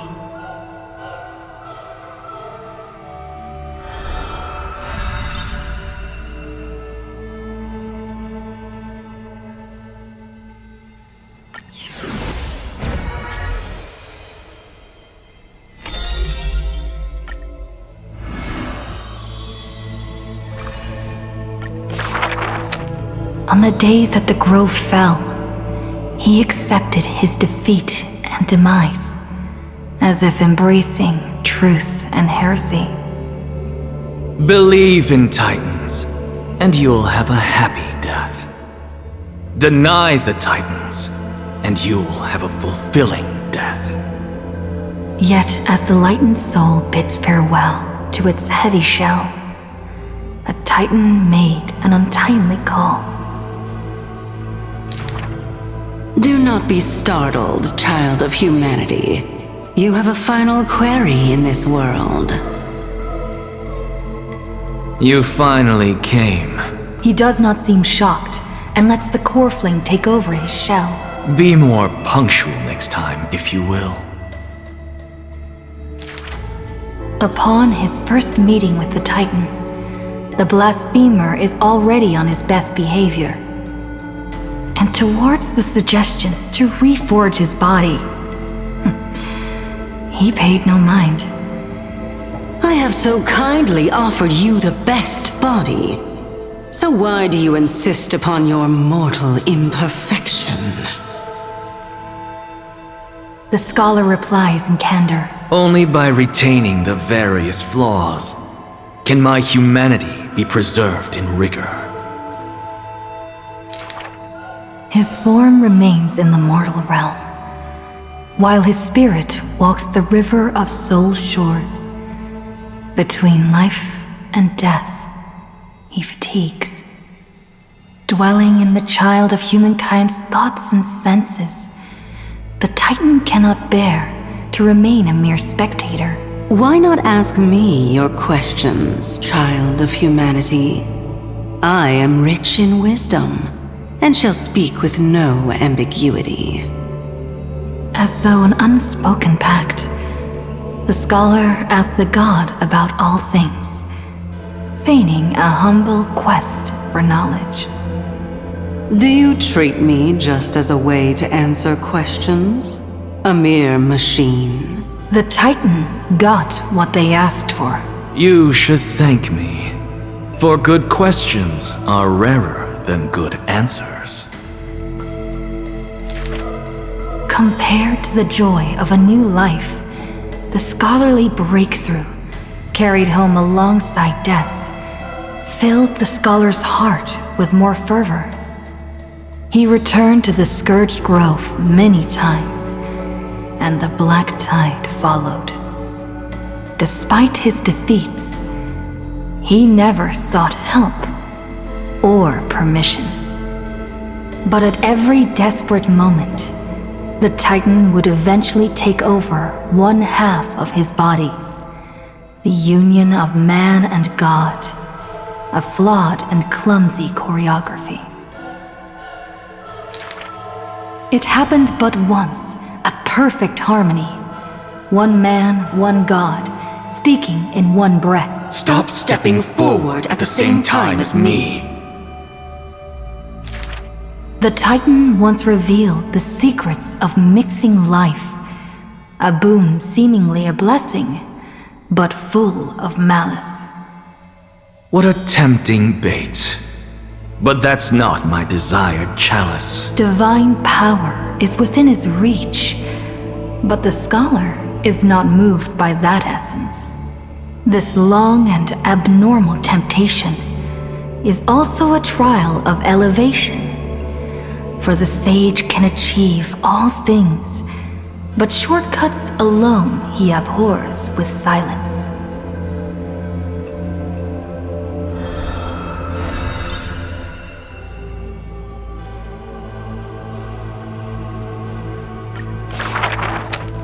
Teacher, in this tumultuous world, have you thought about your will? It was just a joke, but the scholar still at the grove answered with extreme caution. He has much to say about his posthumous affairs, exhausting all, fearing the smallest omission. Teacher, could it be that you fear death? The assistant asks in concern. It was a question needed, yet he gave no direct reply. Philosophy is the inquiry into death, and I have always considered myself a philosopher. The assistant recounts all the scholar's final wishes, each mighty as a mountain, asking what seemed impossible. The tombstone must be made of my treasured rare stones, carved with Dromus patterns. But that stone is a miracle of alchemy. Tough beyond measure, no chisel could have shaken. That's also his plan. The assistant softly reveals the hidden plot. He hopes that instead of shedding tears over his death, we will find it in us to smile, even in a moment of sorrow. It's rumored that in the depths of the grove, the scholar left a teaching ingenium, imitating himself to the utmost detail. Go back. The living have not exhausted their thoughts. Go back. The dead have no desire to teach their works. The ingenium's words are cold and detached, like the deceased man himself. But if you have no one to talk to, fine. You can sit and converse. Now, the grove is no longer bustling, and the scholar has returned to dust. Thus, few in this world now know how he was also troubled by solitude in life. Someone once suggested, perhaps your ambition should also find its place among your final wishes. Pointless notion. He dismissed in derision. Unveiling the countenance of the gods is a task for the living. Perhaps that is his haughty position. Such a melancholy topic, yet he insists on feigning a twist, avoiding it altogether. Perhaps these chapters should not be retained. Most are from the scholar's handwritten drafts, shown without his permission. Yet there seems to be a voice there in remonstration. It's just the past. What harm is there in revelation? Even in passing, his hubris still resounds in reverberation. The smaller a thing is, the more it shows its weight. The more foolish my name is, the more glory my achievements will be in comparison.